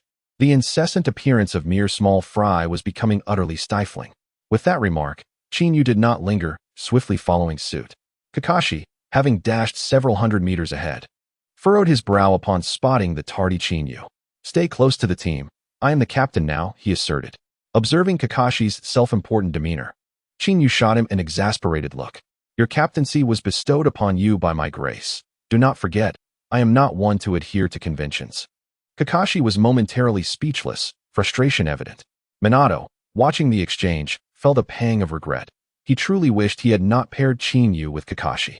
If he himself struggled to make Chinyu cooperate, what hope did Kakashi have? "Stop!" Kakashi suddenly halted, raising a hand in signal. Minato nodded in satisfaction, his gaze fixed on a distant large tree. He sensed the presence of enemies lurking nearby. "Kakashi, let us discuss our strategy. The enemy is numerous," Minato proposed. Kakashi glanced at Chinyu and replied, "There is no need for that, sensei. We are pressed for time. Any further deliberation could allow our foes to escape. I have just developed a new technique, aptly named after you." As he finished speaking, Kakashi proudly began to weave hand signs. With the final seal completed, crackling arcs of electricity coalesced instantaneously. Chidori, at such a young age, to have developed an A-rank ninjutsu, he stood out among his peers as an exceptional talent. Feeling the overwhelming force emanating from Kakashi, Obito and Rin's expressions shifted dramatically. "Kakashi, while this jutsu is formidable, we do not know the enemy's numbers. You may face unforeseen consequences," Minato cautioned solemnly. "Chinyu, you should also lend your counsel." Chinyu shot him a sideways glance and retorted, "Minato, you truly enjoy casting aspersions upon me. I can assure you, while Chidori is swift, your experience and reflexes cannot fully accommodate its demands. Venturing out now would lead you to certain doom. Listening to this unrelenting critique, Minato smiled wryly, regretting allowing Chinyu to interject. Humph, this jutsu is my own creation. I know it best, Kakashi huffed defiantly. Any drawbacks are not for you to speculate upon.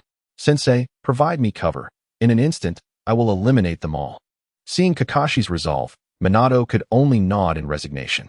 With a sudden force, Kakashi plunged his right hand into the ground, unleashing a tempest of electric arcs that shattered the earth beneath him. In the next moment, he shot forth like a cannonball, his speed augmented by the lightning release technique, growing ever more rapid. Chinyu, watch closely, this is my true strength. His voice was laced with the sound of thunder. Even the rock ninja hiding behind the tree were taken aback by Kakashi's audacious charge. The audacious young man, underestimating me, dared to launch a frontal assault. The rock ninja's face twisted into a grimace as he swiftly hurled a multitude of shuriken. However, as these shuriken approached Kakashi, they were effortlessly deflected by Minato's own shuriken. 1, 10, 15, your attacks have revealed your position. Kakashi's figure darted swiftly, instantly shredding the 15 shadow clones. His gaze abruptly shifted, locking onto the area behind a great tree. The scene that unfolded was akin to a thunderous strike, leaving Rin and Uchiha Obito in utter astonishment. This was entirely beyond their comprehension. Someone was approaching. Chinyu suddenly spoke, tensing every nerve. Obito's expression changed drastically as he soon spotted a figure emerging from the ground. 4. The rock ninja momentarily froze, unable to discern the faces of the newcomers. A kunai shot through the air. With a thud, the rock ninja transformed into white mist, dissipating into the ether. Minato's expression shifted dramatically as he urgently called out, Chinyu, they're in your hands. As his words fell, Minato vanished like a specter.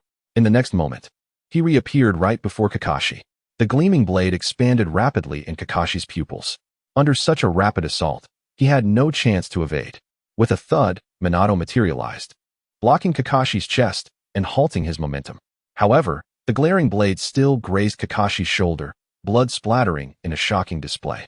In the next instant, Minato vanished once more, taking Kakashi with him. Kakashi, are you alright? Rin's face turned pale as she took a step forward, only to see Chinyu stretching and rising. It's my turn. With his words, arcs of lightning crackled and surged, as Chinyu disappeared from sight like a ghost. Disappeared? The rock ninja, having failed his strike, felt the memories of his shadow clone flooding into his mind. Yet, in the next moment, his expression shifted abruptly. Within the returning memories, he beheld two chilling faces, the Golden Flash and the Crimson Azura. However, compared to the Golden Flash, the recently rising Crimson Azura in the ninja world was far more terrifying. After lying in wait for over a decade, with 2 battles under his belt, he had claimed the lives of nearly 200 ninjas. Such a record could undoubtedly be deemed glorious in the context of the Third Great Ninja War. Escape. A thought flashed through the rock ninja's mind, and as he turned, his gaze fell upon a visage that made his pupils constrict. Chidori. Chinyu's right hand crackled with lightning, devoid of any embellishment, as he aimed directly for the rock ninja's neck. With a thud, the massive head was severed and flung away, and even the half-meter-wide tree was cleaved in two by the flowing lightning. Beneath the crashing tree, Chinyu's figure was clearly visible. He caught the falling head midair and vanished once more. Disappeared again. This lightning release body flicker technique was astonishingly swift, not much different from that of Master Minato. Obito could no longer contain his anxiety. Are you searching for him? Chinyu's voice suddenly echoed. The severed head, with its wide-open eyes, was casually tossed aside by Chinyu, blood splattering and staining the grass below. Simultaneously, a peculiar, foul odor pervaded the air. Observing the sheer terror etched on the face of the rock ninja, it was evident that he had witnessed something profoundly horrifying in his final moments. Did you just use the Chidori? Kakashi suddenly inquired. Both Uchiha Obito and Rin were momentarily taken aback, while only Minato Namikaze stood by, wearing a wry smile. To outsiders, Kakashi's Chidori was deemed to possess an A-rank level of difficulty. However, Chinyu could grasp even S-rank ninjutsu in an instant. Furthermore, it was revealed by Jiraiya that Chinyu had summoned the 3 formidable powers of Mount Myaboku during his very first use of the summoning technique. Thus, it could be said that the Chidori was of no challenge whatsoever for Chinyu. Impressive eyesight, Chinyu remarked with a warm smile. As the crisp sound of crackling electricity resonated from his right hand, wild bolts of lightning surged forth with alarming speed. The rampant lightning conveyed an impression of tearing apart everything in its vicinity. Chidori, even Obito, who typically lagged behind, recognized that this was the technique Kakashi had so boastfully claimed as the latest A-rank ninjutsu. In the next moment, the arcs of electricity coiling around Chinyu's hand hesitated briefly before rapidly spreading throughout his body.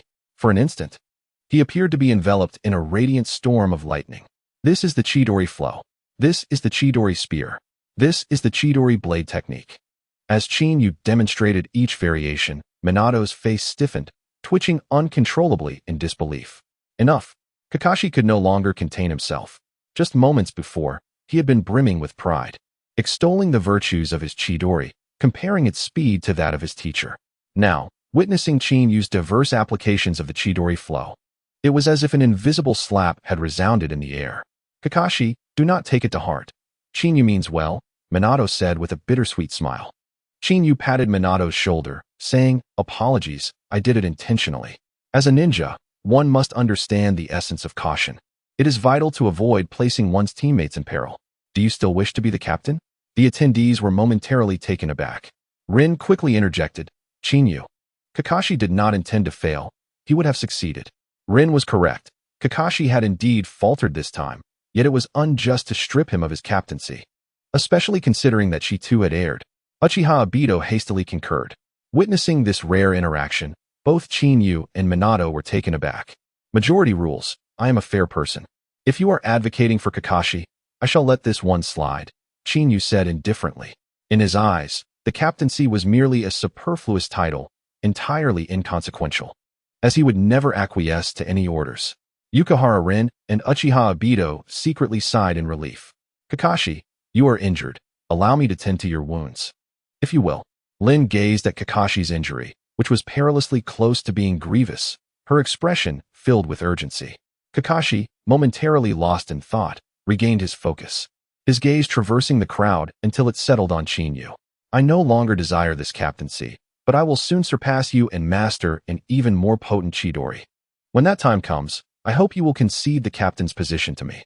Hearing this resolute declaration, Chinyu helplessly rubbed the tip of his nose, contemplating whether he should reveal the truth. I possess a lightning release technique, the Kirin, that can strike down anything in an instant. Observing Kakashi's determined demeanor, Minato felt a profound sense of exasperation, silently wishing that Chinyu would refrain from further provoking Kakashi's fragile spirit. All right, Lin, you must tend to Kakashi's wounds now. We must part ways shortly, Minato stated. I was initially concerned for you, but with Chinyu here, I trust that all will be well. With those words, Minato slung his backpack over his shoulder and vanished like a specter. Phew. Obito breathed a sigh of relief, plopping down beside Chinyu, his voice tinged with nervousness. Chinyu, I never anticipated that you were hiding such depth. The Sharingan, formidable lightning release. It's no wonder you have ascended to the rank of elite Jonin, certainly surpassing some others. At this, Obito cast a pointed glance at Kakashi, clearly intending to leverage Chinyu's prowess to bolster his own standing. Just moments ago, someone had been rendered speechless by an enemy's ambush, despite regularly professing to protect Lin. Kakashi, clearly frustrated, directed his ire toward Obito. You. Obito retorted, exasperated. I merely had sand in my eyes. It was Chinyu who overshadowed me. Witnessing the escalating tension between the two, Chinyu sighed. Children-esque quarrels need no justification. Lin, has Kakashi's bleeding stopped? Chinyu inquired, turning his attention to Kakashi's wound. Lin was the medical ninja of their team, albeit her healing techniques were still rudimentary. Mastery of medical ninjutsu necessitates precise chakra control, a threshold that only a rare few can meet. Lin's ability to reach this level was commendable. Kakashi's wound is rather deep. It will take some time, Lin remarked, wiping the sweat from her brow. Kakashi furrowed his brow and said, Lin, if you are fatigued, please take a moment to rest. This injury is not severe. I can manage. As he spoke, he reached for the bandages, but as he moved, he felt Chinyu's hand on his shoulder. Allow me. Chinyu insisted. I am merely a burden. If I were to be injured, I would only distract you. With a flourish of his right hand, Chinyu activated the healing palm technique. Feeling the sharp pain in his shoulder quickly dissipate, and the wound healing at an astonishing rate. Even Kakashi and Obito were taken aback, not to mention Lin, a medical ninja herself. Chinyu, are you also a medical ninja? Lin exclaimed, unable to contain her astonishment. As a medical ninja, she understood the complexities involved. For Chinyu to heal the injuries so swiftly, he must surely possess the skills of a high-level medical ninja. I suppose you could say I'm half of one, he replied modestly. As Kakashi's shoulder wound healed, Chinyu dispersed the chakra in his hands and remarked, next, we are to catch the big fish. 30 minutes later, Chinyu and his companions entered the bamboo forest. Sensing the enveloping tranquility, Kakashi suddenly raised his hand to halt the group. Earth release, earth spike. Sharp earth spikes erupted from beneath their feet, densely packed enough to pierce through a person like a beehive. Disperse. Chinyu's lips pursed slightly. Everything was consistent with the original narrative. This made Chinyu feel as though he possessed a prophetic ability. The four quickly scattered in different directions, yet all eyes, intentionally or not, were drawn to Noera-rin. As she landed on the water's surface, ripples immediately radiated outward. The Nin, employing camouflage ninjutsu, appeared like a specter and swiftly seized Noera-rin. Three naive youths. Unable to protect even one woman. Fear not, we shall take good care of her. After this remark, the large stone retreated hastily, as did the firelight, which was also employing earth release for concealment. In an instant, the vast bamboo forest fell into a profound silence. Indeed, there was an ambush. Chinyu was correct. The Yingling had not returned. The opposition would surely find a way to act, especially upon noticing our youth. Noera-rin emerged from the shadows. If they were to realize that it was Chinyu's shadow clone they had captured, one could only wonder what their feelings would be.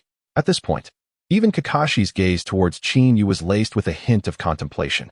Kakashi, acknowledging himself as a genius of Konoha with considerable intellect, believed that most of the younger generation could see through such schemes.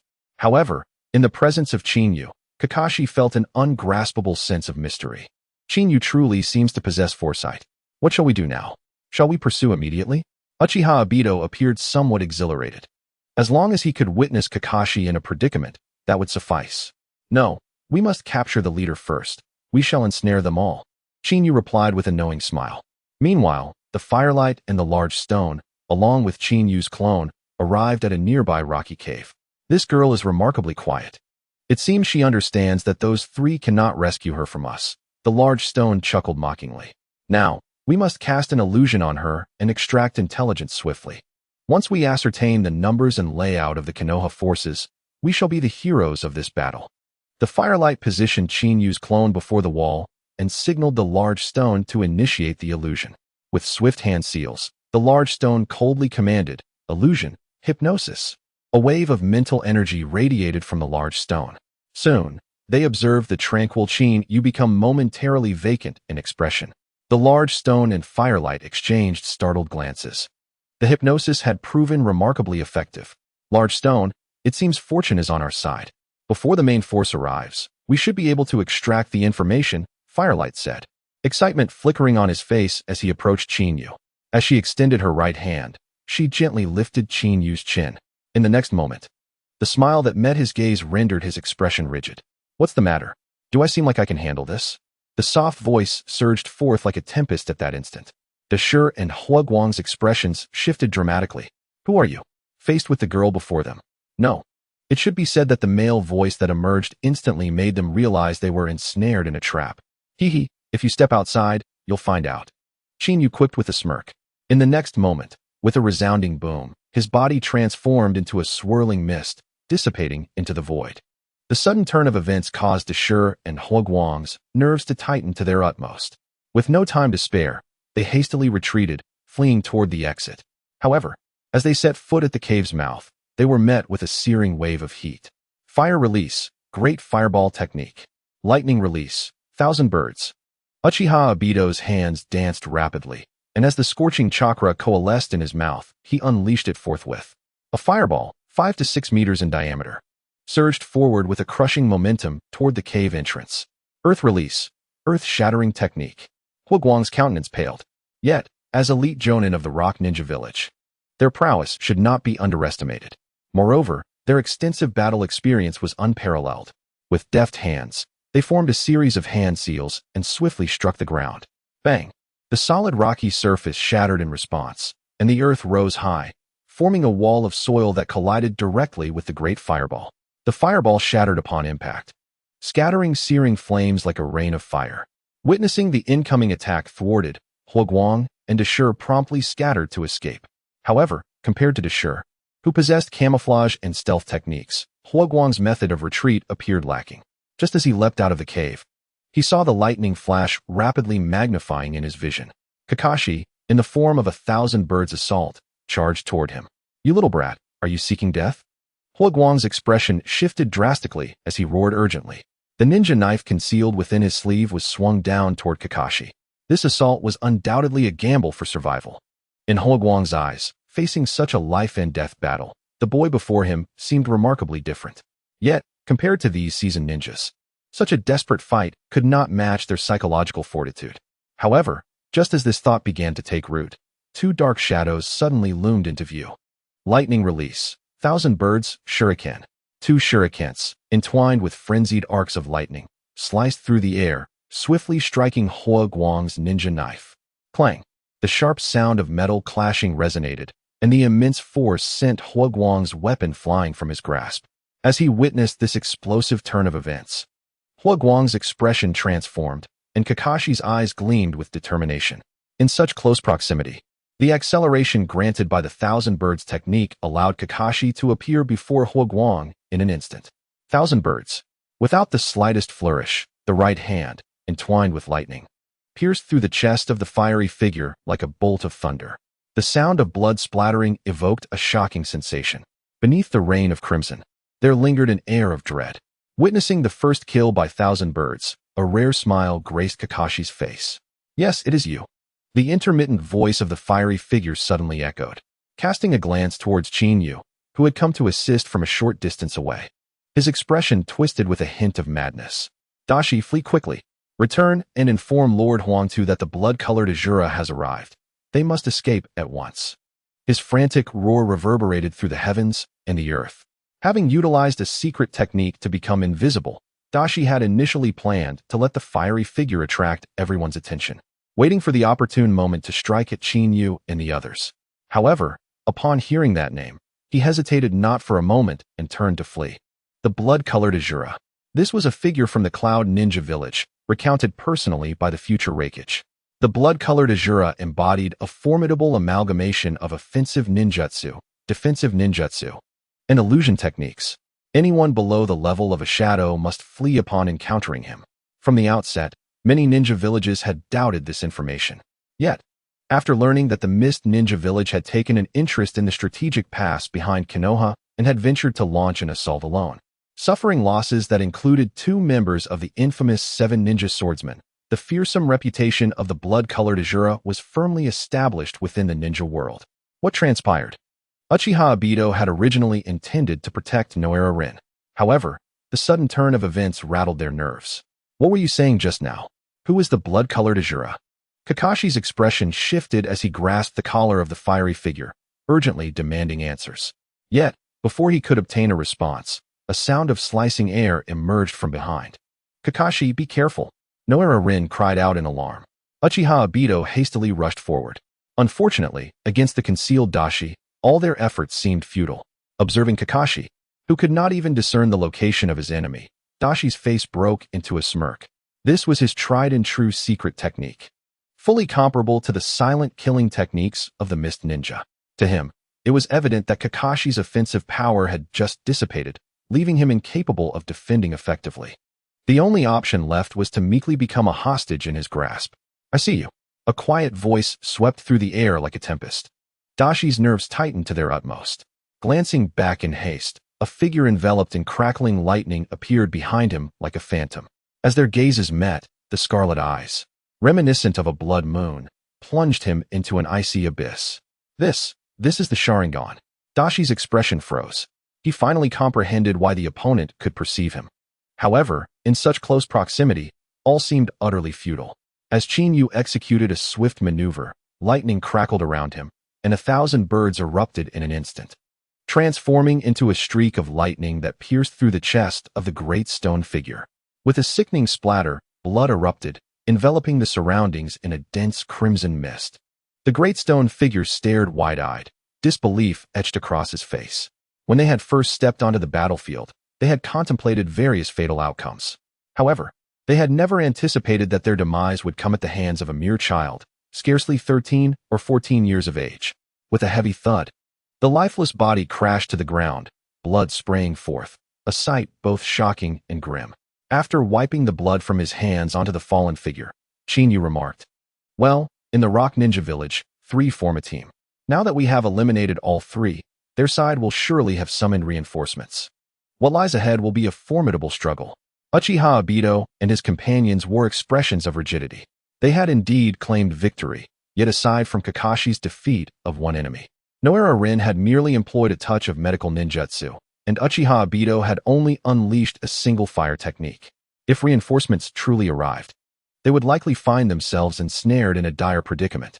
"Chinyu, it appears rain is on the horizon. Should we consider retreating for the time being?" Kakashi suggested hesitantly.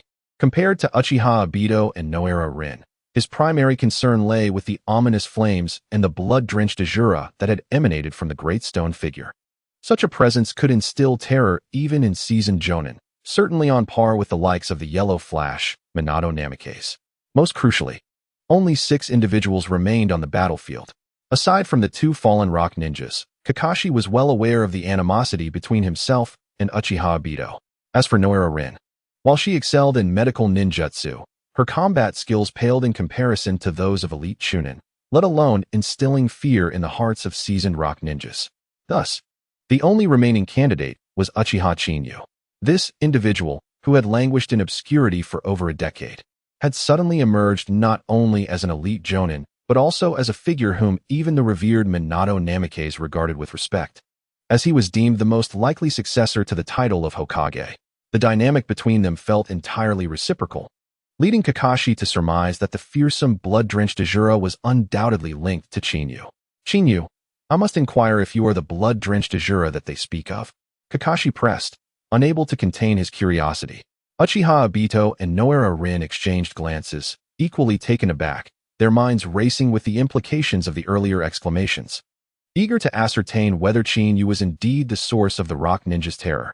"Can I claim otherwise?" Chinyu replied, exasperated. Reflecting on it now, he wished he could strike down Uchiha Itachi. Of all names to choose from, he had been saddled with the ludicrous title of blood-drenched Azura.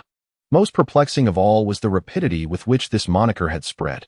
In scarcely a week, it had nearly reached every corner of the ninja world, prompting Chinyu to suspect that there might be a paparazzo lurking among them. Kakashi and his companions were momentarily taken aback. Faced with Chinyu's ambiguous response, they found themselves grappling with a sense of confusion. However, before they could pursue their inquiries further, a series of piercing sounds sliced through the air from all directions.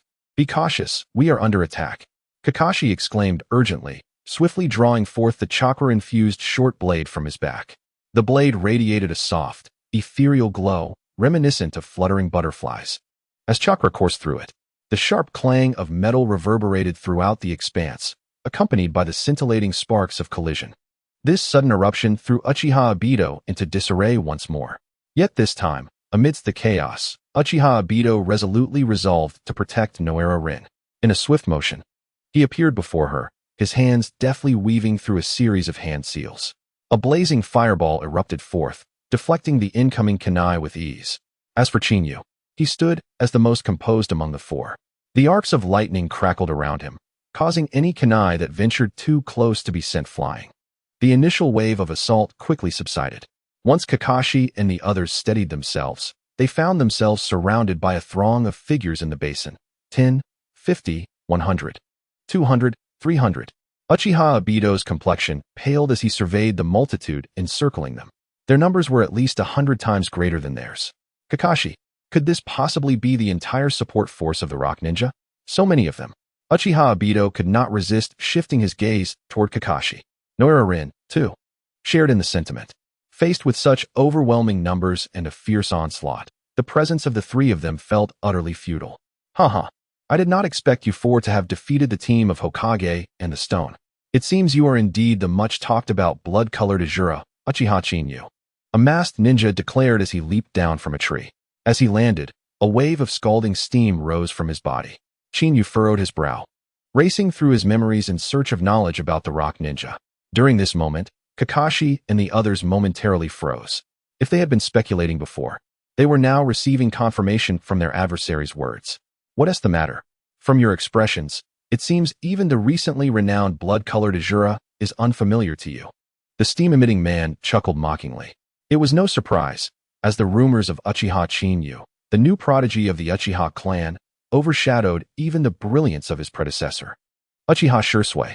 In the battle at the Northwest Pass, he had obliterated 100 enemies with lightning, instilled fear with his Jinjutsu, and shaken hearts with his black flames, all while effortlessly dispatching 2 members of the 7 ninja swordsmen. Such glorious achievements were nothing short of astonishing. With a dismissive expression, the steam man scoffed. Tell me, can you believe such tales? I, for one, do not. This is merely a so-called genius created by your Konoha in a desperate attempt to regain the upper hand on the battlefield. His frantic words echoed with a hint of madness. At last, Chinyu recalled the identity of the rock ninja before him. Initially, he had assumed that the leading ninja would be the favored son of Inoki, the Tsukuyomi, known as Loam. To my surprise, a formidable wielder of the bloodline limit, the Explosion Release Ninja, has arrived. Explosion Release is a rather unique bloodline limit. Upon contact with the enemy, it can trigger a massive explosion. The intensity of the explosion is contingent upon the size of the chakra. As described in the original work, this hunter possesses strength at the level of a shadow. Otherwise, he would not have attracted the attention of the infamous Bailu.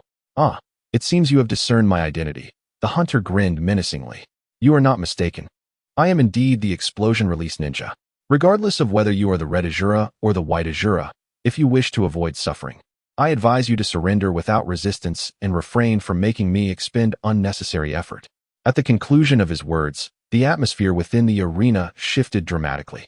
Hundreds of rock ninjas simultaneously focused their attention on Chinyu. Much like the Explosion Release Ninja, in their eyes, Chinyu was merely a fabricated genius warrior of Konoha, born out of desperation. Chinyu. Kakashi could no longer contain his composure. They did not trust the hunter's words. However, as fellow Konoha ninjas, they had heard nothing of the feats of Uchiha Chinyu. In such a critical moment, doubts inevitably arose. There were a total of 365 ninjas, half of whom were shadow clones. I say, do you rock ninja enjoy playing the part of the big shots? Chinyu suddenly chuckled. Did you not claim to be unafraid? Why mobilize such a large force against me and 3 mere children? His voice, at that moment, swept through the air like a hurricane. The leading hunter's expression faltered. This basin spanned at least several thousand meters in width. The rock ninjas had surrounded it, rendering escape impossible. Furthermore, upon their arrival, the hunter had commanded each individual to create at least 1 shadow clone. While this diluted their individual strength, it also increased their numbers, creating an overwhelming presence. Yet now, this scattered formation had been effortlessly discerned by their adversary, both in terms of numbers and strategy. Their tactics had been laid bare. No ordinary enemy could achieve such insight. Is it the Sharingan? The hunter met Chinyu's gaze, but soon recalled something significant and averted his eyes, his expression darkening. The Crimson Nine-Tomo Sharingan is utterly distinct from the common eyes of the Uchiha clan. You are truly exceptional. Indeed, somewhat special. Otherwise, how could one stand apart from the rest? Chinyu replied with a warm smile, his gaze suddenly shifting past the hunter to the periphery of the encirclement. Are we all ready to engage? It appears the time has come. Engage. The hunter was momentarily taken aback before bursting into unrestrained laughter. Boy, are you suggesting it's time to meet your demise? Even if you have perceived that half of us are shadow clones, we are the elite of the rock ninja. None of you infamous thieves can compare. With that, the hunter gestured across his throat, declaring, prepare to meet your end. Kakashi and the others turned pale, instinctively positioning themselves back to back, while their peripheral vision remained fixed on Uchiha Chinyu. Faced with such a seemingly inevitable demise, anyone would be devoid of confidence. Yet only Uchiha Chinyu remained composed. The time for resolution was nigh. Suddenly, Chinyu spoke up, causing the countenance of all present to falter. The leader of the group, Sho, laughed unabashedly. Boy, are you truly jesting? In this situation, what do you propose to do? Do you believe that someone will come to your rescue? As these words were uttered, the figures of the Fourth Hokage, Minato Namikaze, flashed through Kakashi and the others' minds. Although they were unfamiliar with Chinyu, the legendary exploits and renown of the Golden Flash of Konoha were undeniably clear. If they could secure his assistance, escaping this peril might not prove insurmountable. My apologies. It appears I have been too understated, making it easy for others to overlook me, Chinyu said with a playful smile, raising his hand to point at the sky. Look closely and discern who is truly surrounded. His cryptic words caused even Kakashi and the others to lose their composure, hastily gazing upwards. In that instant, their pupils constricted sharply, their eyes nearly bursting with disbelief. Boom! A deafening thunderclap erupted, reverberating through the air, creating an almost overwhelming sensation. Dark clouds loomed ominously in the sky, forming a colossal vortex, with arcs of lightning slithering like serpents. Within that swirling maelstrom, the ethereal figure of a Kirin became strikingly apparent. At that moment, all present were jolted into clarity. Sho's previous declarations were undoubtedly true. The charged lightning in the heavens exuded an aura capable of obliterating the world, likely the legendary lightning jutsu, said to annihilate hundreds of cloud shinobi in an instant. Have you lost your mind, boy? If that attack descends, you shall perish along with us. Sho's expression shifted drastically. Upon their arrival, they had been captivated by Chinyu's fearsome reputation, completely overlooking the changes occurring in the sky. Kakashi and his companions, too, felt their nerves taut as a finely tuned string. The scene before them surpassed all expectations. If the attack were to truly fall, as Sho had asserted, their demise would be inevitable. Our safety is not your concern.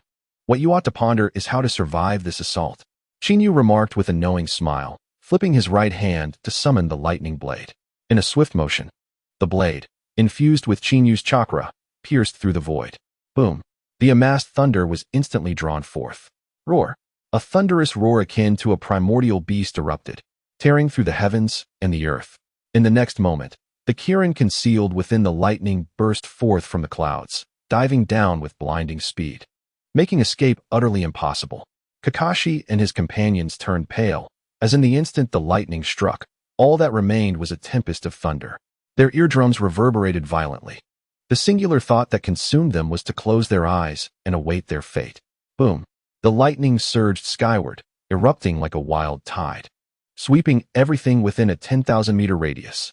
Trees, as well as the rock shinobi attempting to flee from the periphery, were mercilessly obliterated. Regrettably, in the face of the impending strike, everything appeared pale and powerless. The overwhelming cascade of lightning swiftly engulfed all in its path, shattering even the mighty mountains into fragments. When tranquility finally returned, a minute or two had elapsed.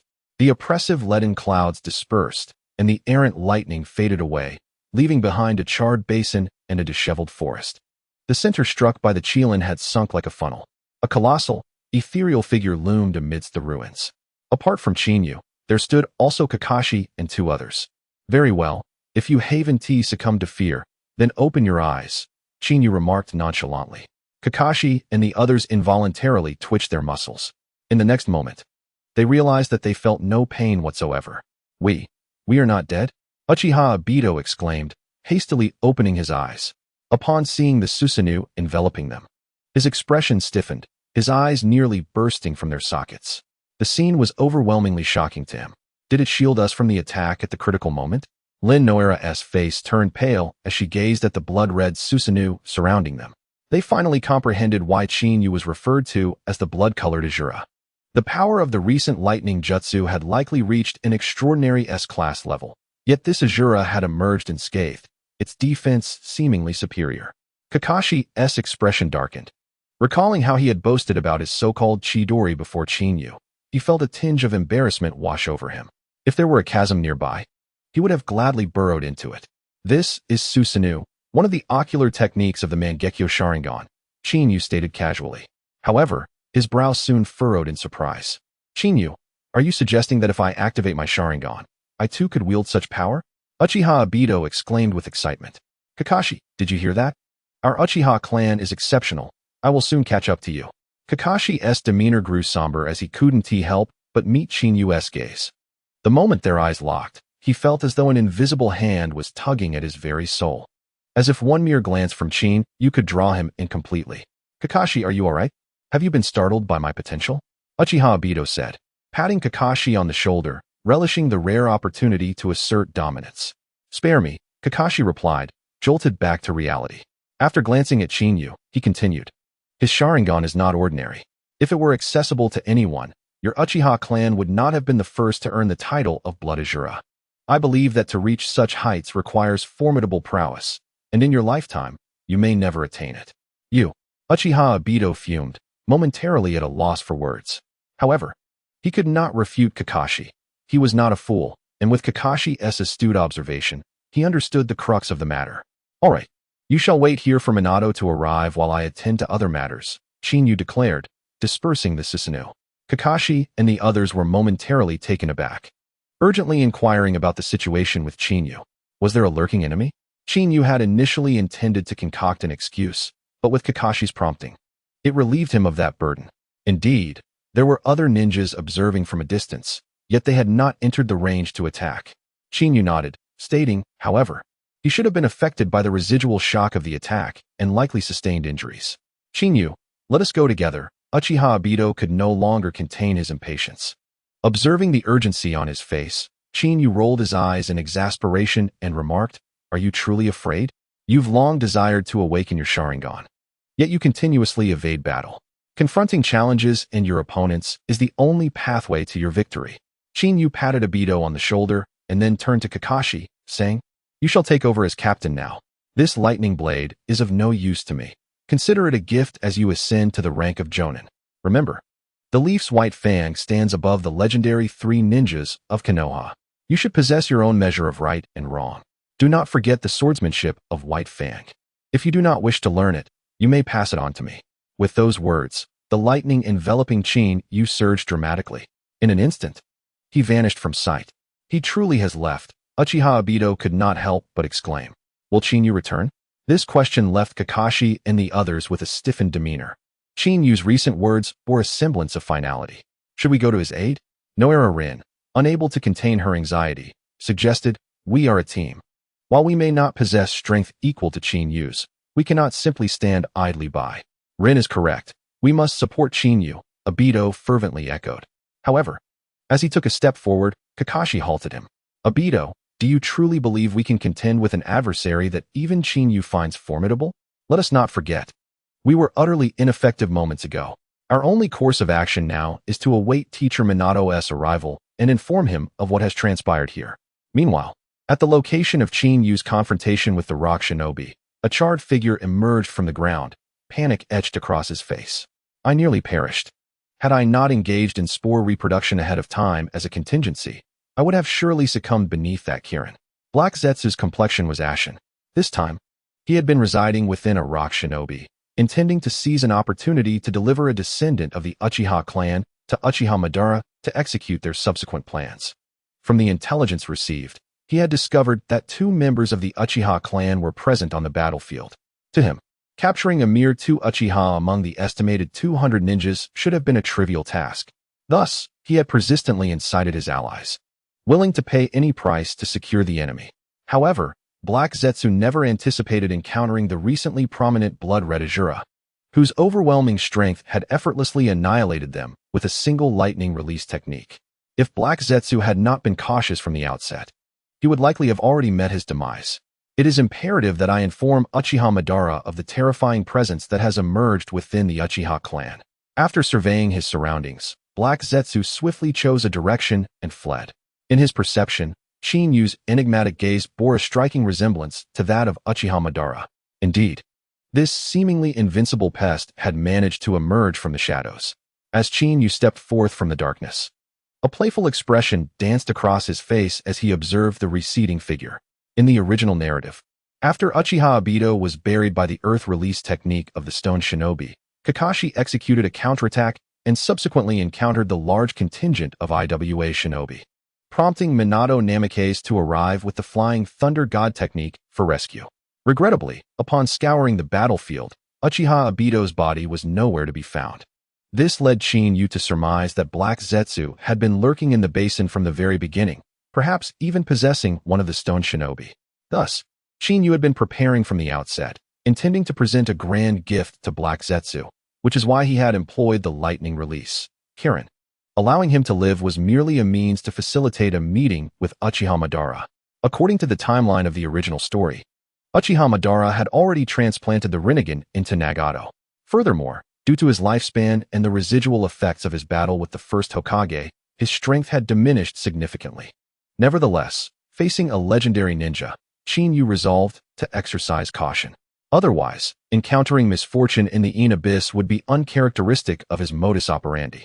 It was only at the last moment that he would convey such sentiments to Kakashi and the others. After a while, Shinyu stood before the eerily silent grass shinobi village, momentarily taken aback. He finally comprehended why the grass shinobi had not impeded the passage of the stone shinobi. With Black Zetsu having escaped to this location, it was likely that this was Uchiha Madara's hideout. Concurrently, the grass shinobi village remained under their control. Keep a close watch. This is a critical time, a small leader commanded at the village entrance. The village chief has ordered that no leaf shinobi or IWA shinobi be allowed to enter. Two concealed grass shinobi immediately heightened their vigilance. However, in the next instant, their pupils dilated in shock. A figure entwined in lightning appeared before the small leader, and with a flash of his right hand, the leader's head was sent flying. Enemy attack. The thought flashed through the minds of the two sentinels. Just as they were about to signal an alarm, the lightning-wreathed figure materialized beside them like a wraith. You should take a rest, Shinyu said, his hands morphing into blades as he struck down at their napes. The two were rendered unconscious before they could even utter a cry. Having dealt with the outer defenders, Shinyu did not linger in the slightest. In a swift motion, he stealthily infiltrated the grass shinobi village. Compared to Konohagakure, the grass shinobi village could easily be deemed a mere imitation. The village likely housed a little over 1,000 inhabitants, with only a little over 100 who could be classified as shinobi. Among them, those capable of standing alone and attaining the rank of Chunin are likely less than a third, and having 10 jonin is already quite commendable. Thus, for a long time, the village of grass has merely existed as a buffer zone between Konoha and the village of rock. This time, however, the audacity to allow the rock shinobi to advance unimpeded has completely surpassed Konoha's comprehension. According to the earlier hypnosis, the cave ahead is a forbidden area of the village of grass, and it is highly likely that Uchiha Obito is concealed within. Shinyu murmured to himself. With his current strength, he could traverse not only the village of grass, but even Konoha with ease. If it were not for the concern of disturbing the grass and alerting the snake, allowing Uchiha Obito and Kurizetsu to escape, he would undoubtedly press forward and demand the immediate surrender of the grass village. A sound echoed, seemingly the voice of Kurizetsu. Shinyu raised an eyebrow, a hint of delight illuminating his expression. In the dim cave, an ancient figure sat upon a chair, his face lined with wrinkles resembling tree bark, exuding an aura of imminent demise. Things have taken a turn for the worse. Our plans have been disrupted. Kurizetsu rushed into the cave. Uchiha Obito lifted his heavy eyelids, a frown creasing his forehead. In his recollections and design, Kurizetsu was a replica of his mental will, expected to remain composed. The current state of panic surpassed his control. What has transpired? Why did you not adhere to the plan and retrieve the subject for me? What use are you to me? Uchiha Obito admonished sharply. Kurizetsu paused, realizing that after a close brush with death, he had entirely forgotten his identity. Observing the barely concealed anger on Uchiha Obito's face, he felt a twinge of displeasure. Yet upon recalling the need to resurrect his mother, Kagaya Otsutsuki, he clenched his fists momentarily before calming his emotions. My lord Obito, I admit I lost my composure earlier. An unforeseen complication arose. A young man from the Uchiha clan, possessing the same Sharingan as you, emerged. Not only did he rescue our target, but he also unleashed a formidable lightning release, annihilating all the shinobi from the village of rock. Had I not prepared a contingency, I might not have returned to see you, Kurizetsu explained. A Sharingan? Uchiha Obito's expression shifted. The so-called Sharingan was merely a term used to refer to Uchiha Obito, synonymous with the Mangekyo. However, during this period of concealment, he had been monitoring the Uchiha clan. Apart from Uchiha Shisui and Uchiha Fugaku, he had found no one else with the potential for the Mangekyo Sharingan. Furthermore, the method to awaken the Mangekyo Sharingan was known solely to Uchiha Obito himself. Given his control over the clan, Uchiha Obito had always been selfish, never disclosing the method. Otherwise, if everyone possessed a pair of Mangekyo, his value would diminish significantly. My lord Obito, I only know that this individual is referred to as Uchiha Chinyu. After infiltrating the village of Rock, I learned that he recently demonstrated his true strength on the battlefield at the northwestern pass of Konoha, engaging with the Cloud and Mist Shinobi for the first time. Kurizetsu paused before continuing. It seems he has awakened the Mangekyo Sharingan, which has granted him such immense power. He even manifested Susanoo. Susanoo? Uchiha Madara's expression darkened as he remarked, I never anticipated he would reach such a level. I initially believed it would require considerable effort to cultivate a pawn, yet one has already matured. Kagaya, you must find a way to capture him for me. Capture him? Kagaya's countenance shifted. This diverges from our plan. Possessing the Mangekyo Sharingan and having awakened Susanoo, he has already pushed the limits of the Mangekyo Sharingan to its utmost. To make him serve our purposes may prove exceedingly challenging. In Kagaya's view, the original target had been Uchiha Obito, who had yet to awaken his Sharingan. Now, unexpectedly emerging was Uchiha Chinyu, a wielder of the Mangekyo Sharingan, adept in the most profound Susanoo techniques, showcasing formidable prowess in battle. Given the current circumstances with Uchiha Madara, the outcome of a confrontation with Chinyu seemed uncertain. Kagaya, I have observed that you appear increasingly unlike yourself, Uchiha Madara stated coldly. I have been the mastermind behind the scenes for years, war, genocide, pillaging, yet this incident has slipped from my grasp. As long as you bring Uchiha Chinyu back, I am fully confident that I can make him kneel before me and serve my will. At this point, Uchiha Madara turned his gaze toward Kagaya, his Sharingan spinning ominously as he commanded, Do you understand? Kagaya's expression changed. He was acutely aware that any further erratic behavior might incite Uchiha Madara's suspicions, given his inherently paranoid nature. Should Madara discover that Kagaya was not the so-called product of his mind, the ensuing plans would undoubtedly collapse. Contemplating this, Kagaya's demeanor shifted, and he nodded solemnly, I shall go at once. With those words, Kagaya turned to leave the cave. However, as he stepped forward, a scene unfolded before him that jolted his very senses. Fire release, great fireball technique. A searing blaze surged toward him. The fireball, several meters in diameter, unleashed a wave of intense heat, drastically elevating the air temperature. This sudden spectacle rattled both Kagaya and Uchiha Madara. In their eyes, only one individual could manifest a mere fireball to such an extraordinary degree, Uchiha Chinyu. Lord Madara. Kagaya's expression changed alarmingly as he could only shout in warning. The colossal fireball loomed closer, rapidly expanding within his vision. The scorching heat ignited his garments. Just as he intended to retreat, a figure intervened before him. Uchiha Madara, though appearing aged, moved with surprising agility, wielding the Uchiha clan's fan and striking out toward the blazing fireball. Uchiha rebound. The blazing fireball momentarily hesitated. In the next instant, it was propelled away with the speed of a cannonball, even faster than when it had approached, colliding violently against the distant rocky cliff. Boom! Flames erupted skyward, causing the shadowy valley to tremble violently. The ground scorched in the wake of the fireball, while some structures were utterly consumed by the inferno. The scent of charred earth permeated the air, mingling with the rising smoke from the blackened soil. Uchiha Madara and Kurizetsu stood side by side, gazing somberly at the descending figure outside the cave. My apologies for the intrusion. I was simply overwhelmed with excitement upon hearing of your intentions to capture me. Chinyu chuckled amiably. His enthusiasm slightly flared, causing him to inadvertently toss a small orb. He inquired, I hope I haven't harmed you. You. Kurizetsu's expression darkened to an extreme. This marked the second occasion he had narrowly escaped death at Chinyu's hands. The first instance may have been a mere accident, but the second was undoubtedly deliberate. Had it not been for Madara's timely intervention, even with the use of his substitute spores, he would have faced a grievous fate. What is the matter? Are you feeling aggrieved? Chinyu remarked with interest, You truly possess remarkable luck. When you were in the basin, death eluded you, and now, as you face an attack, you are once again rescued. Truly, you are a creature that has lived for a millennium. A creature that has lived for a millennium?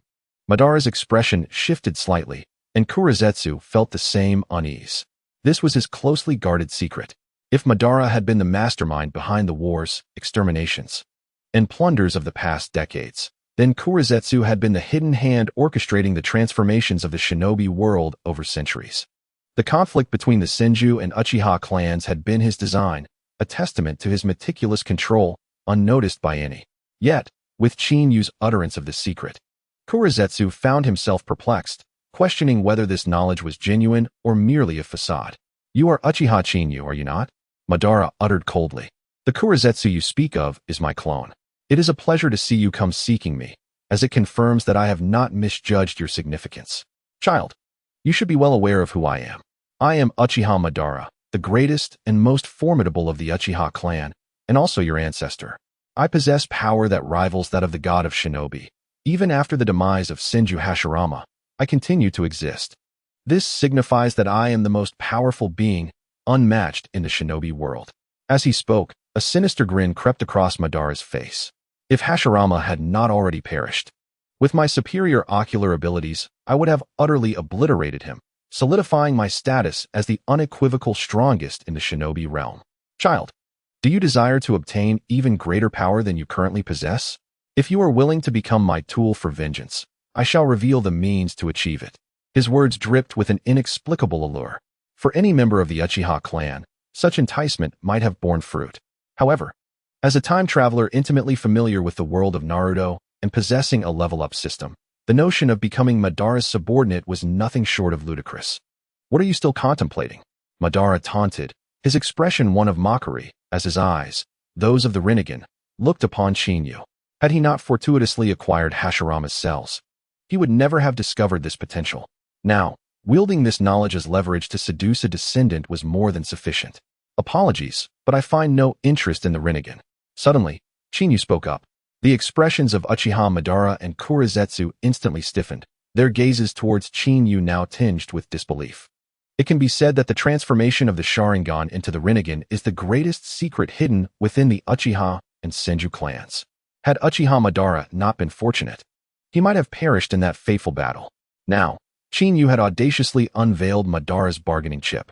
How could that not evoke shock? Child, what are you saying? Uchiha Madara's demeanor twisted into a grimace as he demanded, where did you acquire knowledge of the Rinnegan? Was it information left by Hashirama Senju? In Madara's eyes, the only individual worthy of his regard was Hashirama Senju. He could not fathom that a mere descendant of the Uchiha clan could be aware of the existence of the Rinnegan. Guess? Chinyu replied with a playful smile. Perhaps if you become my subordinate, I might consider restoring you. His words, though soft, caused a drastic change in the expressions of both Uchiha Madara and Kurizetsu. From the outset, this young man had laid bare the secrets they held, without the slightest hint of hesitation, as if he possessed an intimate understanding of it all. Were the youth before them a seasoned being, having lived for decades, or even centuries, they might have believed he had been monitoring them for a long time. Yet, judging by his appearance, he could only be around 15 or 16 years old, rendering such surveillance impossible. How could he possess such knowledge? What unwilling? Chinyu chuckled with amusement. I come bearing sincerity, and if you refuse, I find myself in a difficult position. The only recourse would be to slay you. Upon his words, Uchiha Madara and Kurizetsu's expressions darkened as they shouted in unison, attack. Numerous figures of white Zetsu emerged behind Chinyu, numbering around 30 to 40. As they appeared, they charged directly at Chinyu. It seemed the negotiations had failed. Sparks of lightning crackled around Chinyu as he stamped his foot, causing the ground to shatter. The violent currents unleashed obliterated the white Zetsu lurking below. Simultaneously, Uchiha Chinyu vanished like a specter, reappearing right before Uchiha Madara. Heavy flow strike. With a forceful clash of his fists, enveloped in lightning, he unleashed a surge of electrical power reaching millions of volts. With no embellishments, he struck down toward Uchiha Madara. Such incredible speed. Uchiha Madara's expression shifted dramatically. Were it not for his Mangekyo Sharingan, he might not have been able to perceive Chinyu's movements at all. This was after he had entrusted the Rinnegan to Nagato and seized it from a member of the Uchiha clan. Its power may not have matched his peak, but he could still wield his ocular techniques. Susanoo.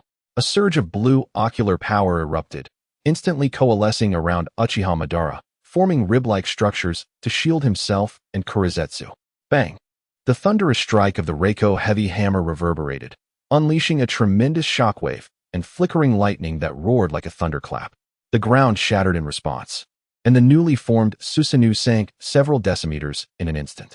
Coughing violently amidst the swirling dust, one could see Uchiha Madara spitting blood through the translucent form of the Susanoo. Find him!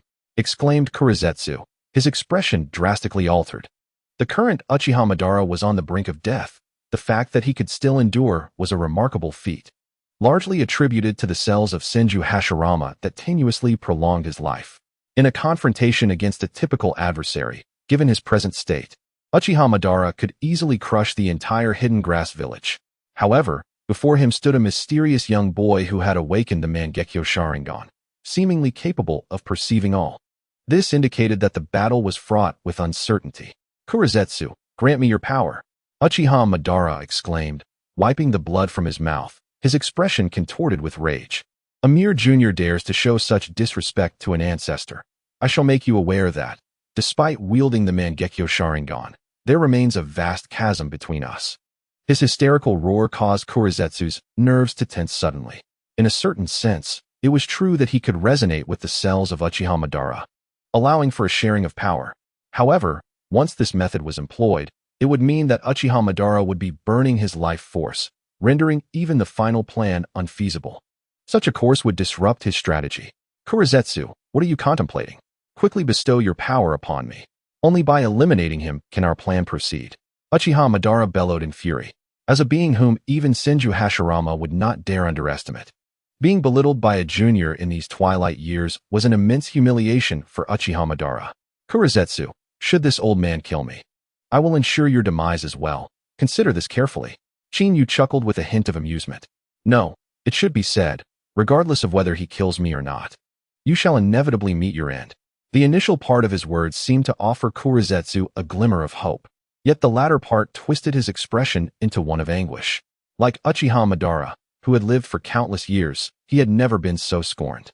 Most importantly, the secret of his millennia-long existence, which even Uchiha Madara was unaware of, had been effortlessly unveiled by the youth before him.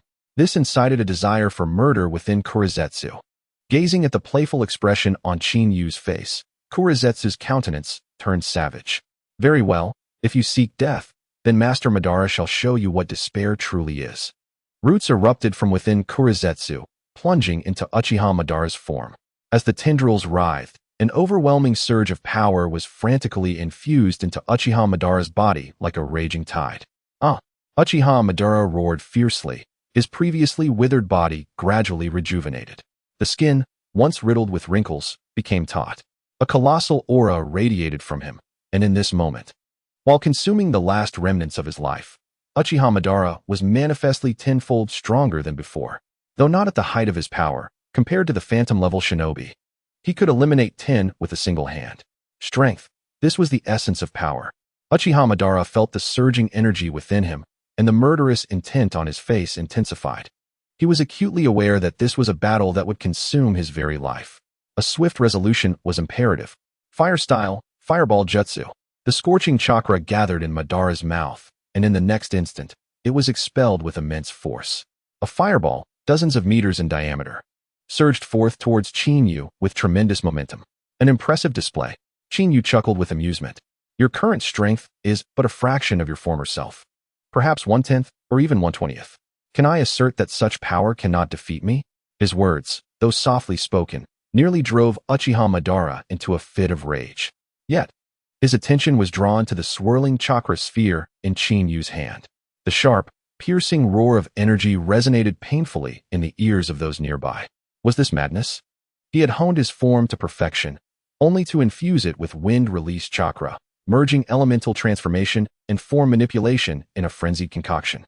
The speed of that spiraling cut could surely rend mountains asunder. Black Zetsu's expression shifted dramatically. However, as Madara's energy vessel, he was ensnared, unable to escape, forced to remain a mere spectator. With a sudden motion, Chinyu hurled the wind-release, spiraling sphere, colliding with the oncoming fireball. Wind could indeed fuel fire. Yet, in a scenario where the wind was strong and the flame weak, the balance was evidently altered. At the moment of contact, the blazing fireball was severed in two. The erupting flames were instantly drawn into the spiraling sphere. Fire danced with the wind, and together they ascended in a magnificent display. Like a comet of flames hurtling towards the heavens, it crashed down upon Madara's Susanoo with tremendous force. Boom! The fiery tempest surged upward. A violent wave of energy interspersed with flames and wind blades, obliterating everything in its path. The cavern collapsed under the onslaught, reduced to mere rubble. The surrounding cliffs bore the marks of claw-like ravages, a sight both shocking and awe-inspiring. Not a single tree in the valley escaped unscathed. They were snapped as if mere twigs. The rising winds even pierced the clouds above. This cataclysmic scene reverberated throughout the entire grass shinobi village. Among the few remaining elite shinobi, an elderly leader hurriedly gathered them. As they gazed upon the firestorm, a singular Susanoo emerged from the blaze, cloaked in shadows that altered their expressions. "Elder, it is Lord Madara," exclaimed one of the shinobi, unable to contain his anxiety. Who is battling Lord Madara? They had already fallen under the influence of Madara's Mangekyo Sharingan. According to his sinister design, upon his death, the Jinjutsu would compel the controlled grass shinobi to take their own lives. Thus, the meticulously crafted plan could unfold seamlessly, rendering any subsequent investigation by the Hidden Leaf or Rock Ninja villages futile. However, the sudden emergence of Chinyu utterly shattered his grand design. This young boy, astonishingly, wielded the same ocular technique as Lord Madara. A grass ninja's expression shifted dramatically, gazing at Chinyu, who stood in stark contrast to Uchiha Madara. Their astonishment was laced with fervor. In their eyes, Uchiha Madara was a deity, an omnipotent being who was the very essence of their strength. Yet, in stark contrast to their fervor, Madara's pupils constricted with silence. The earlier exertion against the wind release, Rasengan had already drained considerable ocular power from him, initially believing that, with the power of Susanoo, he would easily vanquish Amir Jr. He felt confident that his extensive combat experience and diverse techniques would suffice to eliminate this upstart. However, having witnessed the might of the wind release, Rasengan firsthand, the sight of Chinyu's water release, Rasengan and lightning release, Rasengan now sent shivers down his spine. Why the hesitation? Chinyu remarked with a playful smile. If one Rasengan is insufficient, then I shall employ two. If that two fails, I shall resort to three. My noble ancestor, do you not agree? The simplicity of his words at that moment imparted an inexplicable sense of impending doom upon Uchiha Madara. Observing Chinyu's warm smile, Madara felt an odd sensation. In comparison, Chinyu appeared more like an ancient being who had lived for centuries. Young man, perhaps we could engage in a discussion. Uchiha Madara suddenly proposed. Black Zetsu was taken aback, unable to fathom that the illustrious Uchiha Madara would utter such a phrase. Yet, the very next words that reached his ears thundered through his nerves like a shockwave. What discussion? Just moments ago, I refused to accept you as my subordinate. Now, you shall accompany me on the road to the underworld. As his voice faded, Chinyu launched the water release, Rasengan and the wind release, Rasengan with swift precision. If wind and fire complemented one another, then water and lightning were no exception. The two attacks, differing in nature, were unleashed in a breathtaking display of spiraling force. The collision's power was beyond even Chinyu's imagination. Amidst the desolate battleground, two colossal ethereal forms faced each other. Under the astonished gazes of the grass ninjas and Uchiha Madara, the water release, Rasengan and lightning release, Rasengan were hurled forth. In a mere blink, the short distance of 100 meters was crossed. The two spiraling attacks collided forcefully against Madara's Susanoo, perhaps due to not being at his peak. The Susanoo summoned by Madara, which in the original narrative bore three fearsome faces, manifested only a single head. Faced with the approaching Rasengan, he could only raise his hands in a futile attempt to block. Boom! The explosive sound resonated like thunder, erupting abruptly. At this moment, the combined might of lightning and water reached its zenith. The ferocious force rolled back, compressing the essence of water into countless high-pressure blades. The lightning chakra morphed into innumerable needles resembling fine hairs. This saturated assault enveloped Uchiha Madara's Susanoo entirely.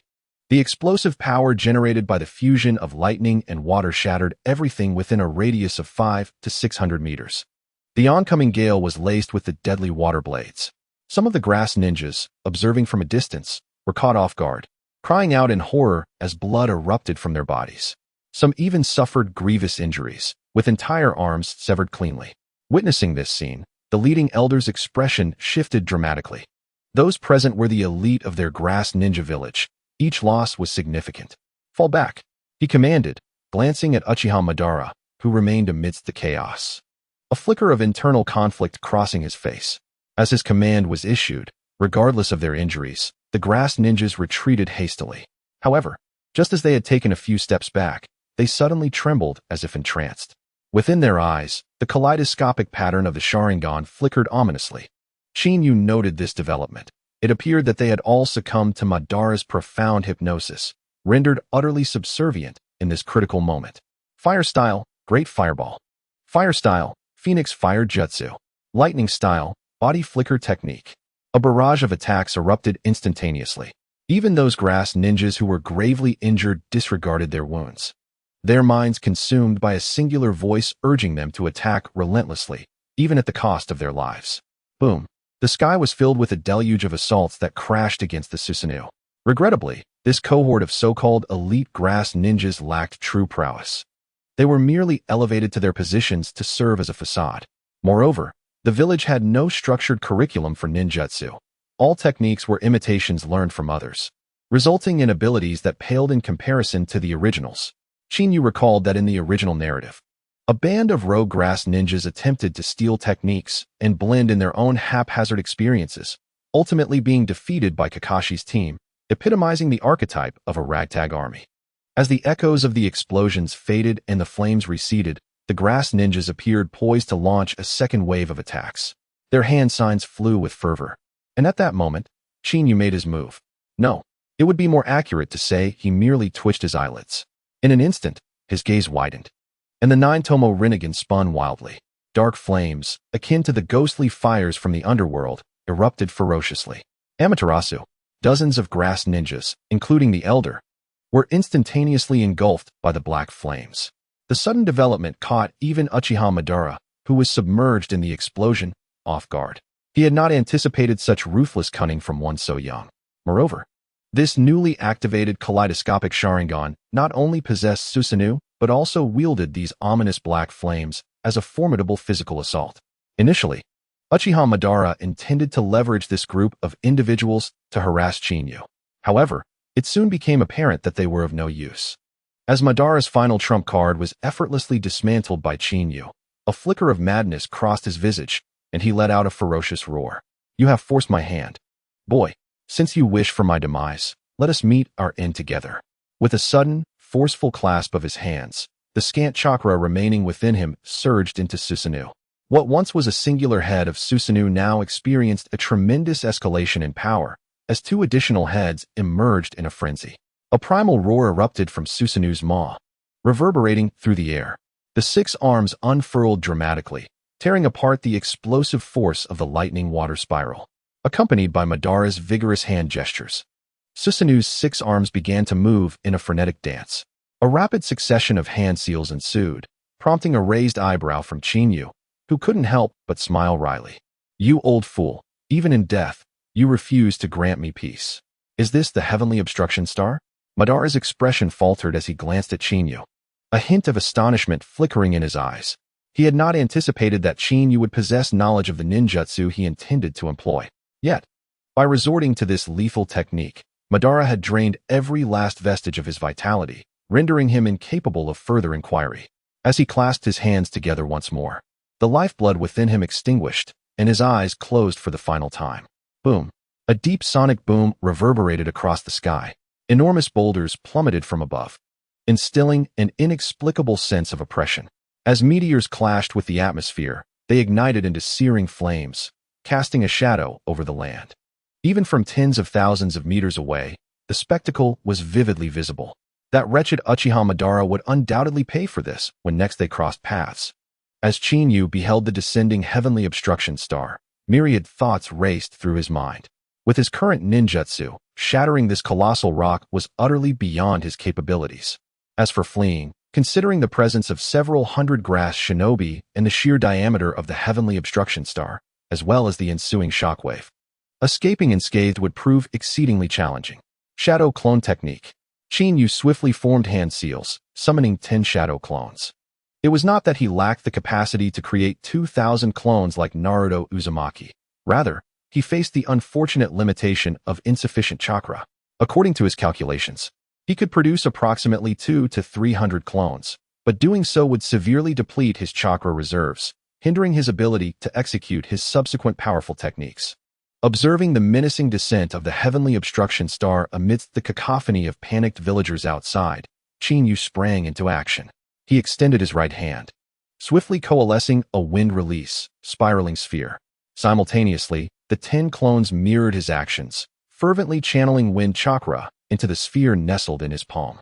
Originally, this was a technique he had only theorized, hindered by a lack of resources and the absence of formidable foes, thus left undeveloped until the system enabled him to achieve full mastery in an instant. Yet now, faced with the celestial calamity wrought by Uchiha Madara, Qin Yu found himself compelled to risk his life alongside his noble adversary. As the wind-infused chakra surged forth, the size of the spiraling sphere expanded at an astonishing pace, swiftly transforming into a colossal orb with a diameter of 7 or 8 meters. The frenzied compression of chakra even caused a stinging sensation upon Qin Yu's skin. With a faint humming sound resonating, he comprehended that not only had the transformation reached its zenith, but his chakra reserves were nearly depleted as well. Gazing at the fiery meteor, less than 5 kilometers away, Qin Yu hurled the oversized wind-infused spiraling sphere like a shuriken with all his might. The sound of fabric tearing echoed as the colossal projectile, propelled by his full strength, became a streak of light hurtling towards its target. In mere seconds, the 5-kilometer distance was traversed under the meteor's descent. The two formidable forces collided with a thunderous crash. The resulting explosion roared like a tempest, tearing apart the very fabric of the heavens and earth. The enormous wind-infused spiraling sphere disintegrated into countless blades, penetrating the meteor's core. Flames and whirlwinds entwined, debris flying as the entire expanse succumbed to a blinding inferno. From a distance, it appeared as if the sky itself was ablaze. Even within the throes of the assault, Qin Yu felt as though he could not open his eyes. The overwhelming shockwaves rolled forth like relentless tides, with one final rumble echoing through the sky. The prolonged standoff was shattered. The immense celestial meteor crumbled into countless fragments, scattering like shooting stars across the sky. In the aftermath of the assault, Qin Yu let out a silent sigh of relief. The 10 shadow clones beside him had long since exhausted their chakra and dissipated. Even the last vestiges of Susanoo, after withstanding the barrage of debris, had completely vanished. As tranquility returned, it became evident that not only was the canyon laid to waste, but the surrounding village bore the scars of devastation. A cacophony of cries ascended, and while it could not be deemed a hellish scene, the indiscriminate onslaught had undoubtedly inflicted greater damage upon the grass ninja village than on Qin Yu himself. A distance of 10,000 meters away, Kuro, concealed in the shadows, emerged to witness the spectacle of the colossal meteor being shattered by Qin Yu, transforming into a cascade of shooting stars. He was filled with astonishment, unable to fathom how Madara's ultimate gambit had been so effortlessly dismantled. When Qin Yu unleashed his lightning water spiraling sphere, Madara had already recognized that, with his current form, he was no match for Qin Yu. Seizing the opportunity, he had instructed Kuro to retreat underground, intending to unleash his most potent attack in a desperate bid to ensure mutual destruction. In his eyes, Qin Yu possessed considerable strength, yet lacked the means for widespread and devastating assaults, seemingly incapable of contending with the celestial calamity. Alas, fate had other designs. Ultimately, Qin Yu took a perilous gamble, devising the oversized wind-infused spiraling sphere. Madara had once remarked that if the boy survived, he hoped to return for a finishing blow. Should he now return to verify? Kuro could not help but mutter to himself. However, after a moment's hesitation, he swiftly dismissed the thought. Even the formidable Uchiha Obito could not contend with such an opponent. Black Zetsu would not be so audacious as to presume he could prevail. After casting a fleeting glance at the basin where Qin Yu resided, Black Zetsu swiftly retreated underground. In the ruins, Qin Yu lingered for a moment before letting out a resigned sigh. It appeared that Black Zetsu was indeed quite timid, fleeing without even glancing back at the outcome. From the very beginning, Qin Yu had anticipated that Black Zetsu would never choose to share a fate with Uchiha Obito. Moreover, Uchiha Obito would undoubtedly seize any opportunity to ensure Black Zetsu's survival, striving to escape the battlefield at all costs. After resolving the matter with the celestial obstruction, Qin Yu dispelled the Susanoo, not because he had exhausted his ocular power, but rather to lure Black Zetsu out. Unfortunately, that plan ultimately faltered. However, Black Zetsu's longevity of over 1,000 years could likely be attributed to his inherent cowardice. Additionally, He had to retrieve Uchiha Obito's corpse. Chinyu raised an eyebrow. To acquire the Rinnegan, he needed to transplant cells from Hashirama Senju. If he could find what he sought within Uchiha Obito, it would undoubtedly save him considerable effort. Regrettably, despite his diligent search, Uchiha Obito's body seemed to have vanished into thin air, leaving only a scattering of black ashes and the obliterated basin. It appeared that Uchiha Obito, in his final moments, had been concerned about his corpse falling into Chinyu's hands, thus opting for self-destruction. Truly, a cunning strategist. With that thought, Chinyu abandoned his search. Observing the remnants of scattered household items around him, he swiftly conjured a massive fireball using the little chakra he had left, igniting the entire ruin. Since Uchiha Obito had not wished for him to acquire anything, Chinyu had no intention of leaving any cells for others. The ashes he possessed, likely remnants of Uchiha Obito's combustion, would suffice. The last thing he needed was for someone like Kabuto Yakushi or Orochimaru to resurrect him through impure reincarnation. Having completed his tasks, Chinyu did not linger but turned to depart. Minutes later, a hurried figure descended before the raging flames. His previously pale visage now tinged with a hint of pallor. Damn it, I am too late, otherwise I would have grasped the situation here. Orochimaru had been trailing Chinyu, but had paused to collect some intriguing human specimens along the way. He had believed that a brief absence of merely half a day, aided by his snakes, would allow him to track Chinyu perfectly. Little did he expect to stumble upon a cataclysmic battle, though he had arrived 10 minutes prior. The sight of the celestial obstruction's emergence drained him of courage, prompting him to maintain his distance. Only once the chaos had subsided did he dare to approach. The meteoric descent could not possibly have originated from Uchiha Chinyu, could it? If it were indeed him, then the course of his subsequent actions would require significant alteration. Orochimaru's expression darkened. Glancing around, he found the scene even more disconcerting. This brat left no trace of his opponent's corpse, setting the ruins ablaze before departing. Could it be that he had detected my presence? In truth, Chinyu had not discovered the whereabouts of Orochimaru. He possessed the Mangekyo Sharingan, yet he was not a true sensing ninja and lacked the Byakugan. Consequently, his perceptive abilities and the range of his sensory perception were woefully limited. It was futile to expect him to detect the venomous serpents dispatched by Orochimaru for surveillance. His actions were purely precautionary, and he was taken aback when his suspicions proved correct. Ding! Congratulations, host, you have mastered the super large wind release, spiraling sphere. Would you like to upgrade it to the maximum level with one click? The system's voice resonated in Chinyu's mind, causing him to momentarily halt his steps. This was his first attempt at executing the super large wind release, spiraling sphere, necessitating the assistance of 10 shadow clones. Now that he had completed the initial attempt, he could utilize the one-click leveling system to grasp the essential techniques of the super large wind release, spiraling sphere. For his subsequent execution, he would require only himself. Instantly max it out, Chinyu commanded decisively. Ding! Congratulations, host. The super large wind release, spiraling sphere has been upgraded to the maximum level.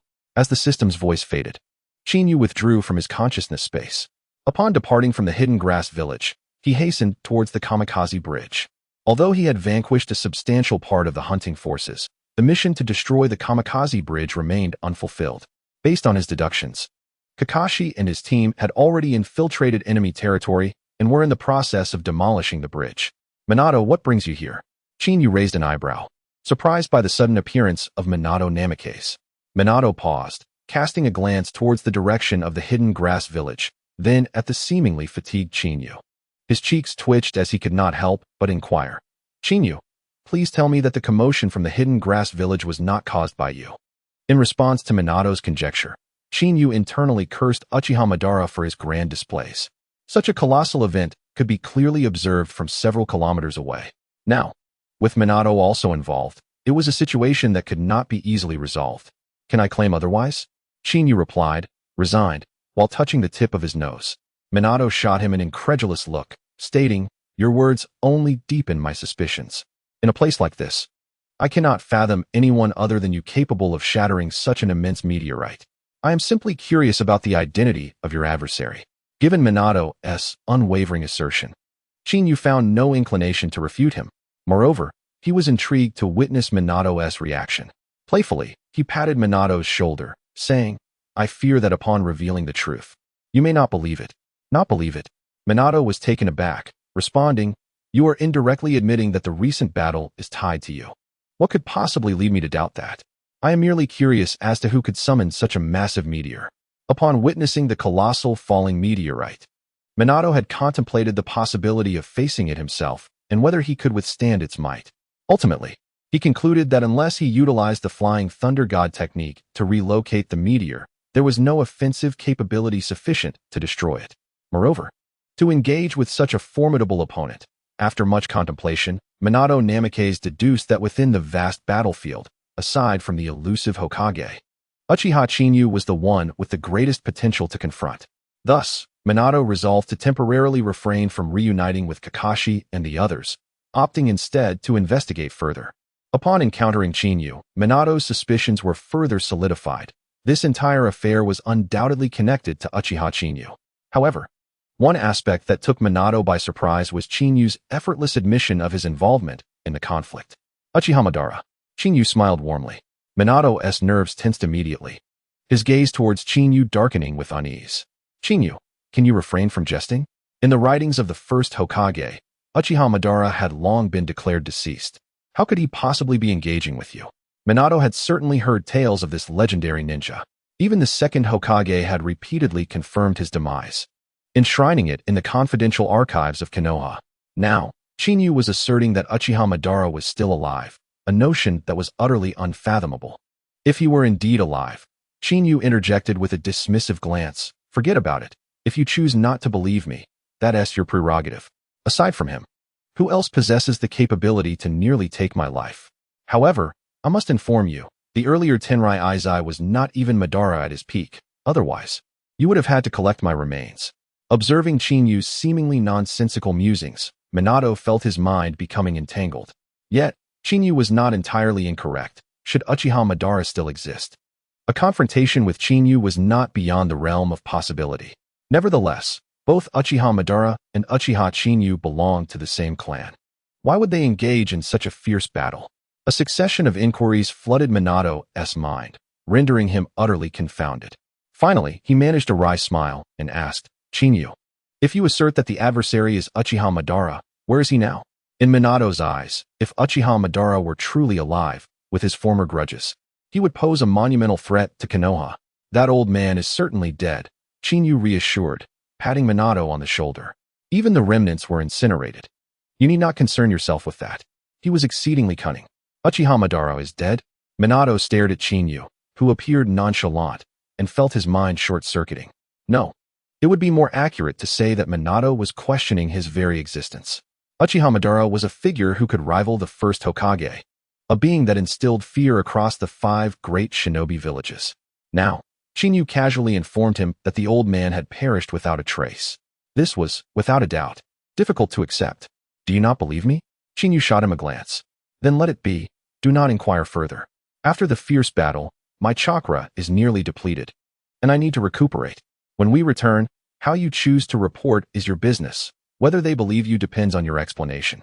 Minato, feeling helpless, could only acquiesce.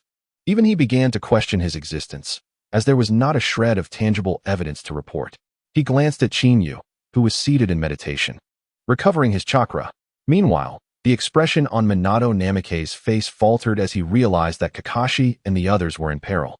Without hesitation, he dispatched a special kunai inscribed with the Flying Thunder God technique, its surface radiating a fierce heat.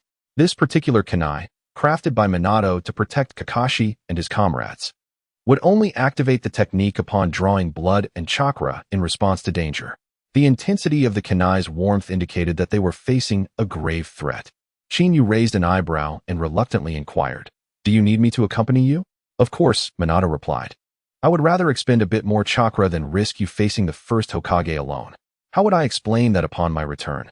With a firm grip on Chinyu's shoulder, Minato formed the hand seal for the Flying Thunder God technique, and in an instant, they vanished from their location.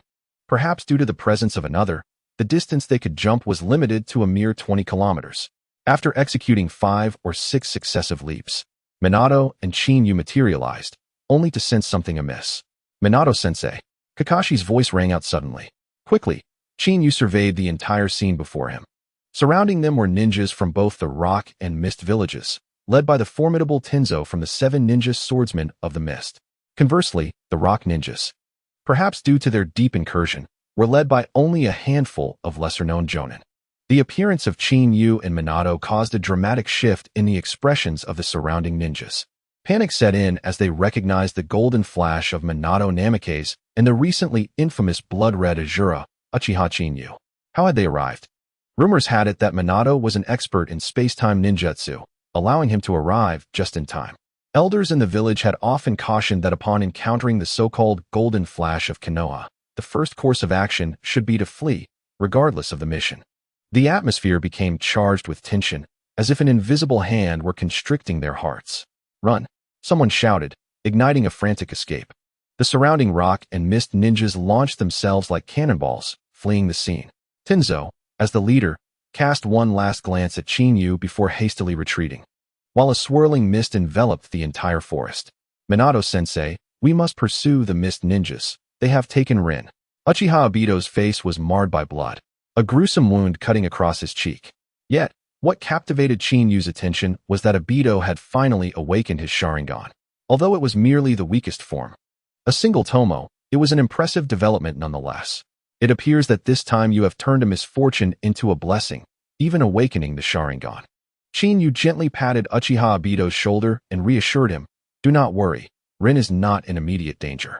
Her constitution is quite unique, and if I am not mistaken, the Mist Ninja plans to abduct Rin and transform her into a Jinchuriki for the Three Tails." Jinchuriki? The concept was not unfamiliar to Minato Namikaze, for he knew of Kushina Uzumaki, the host of the Nine Tails. Now, with the Mist Ninja intending to seize Noara Rin for the purpose of becoming a Jinchuriki, their ambitions were undeniably grand. "Chin Yu, is this true? Please, go save Rin, I implore you." Uchiha Obito exclaimed anxiously.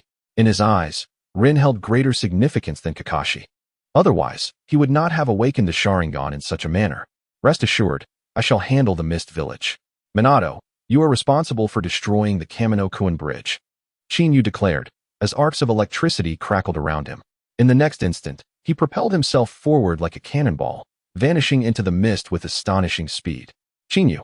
Minato Namikaze's expression grew urgent. The mere thought of Chin Yu mentioning Uchiha Madara felt absurd.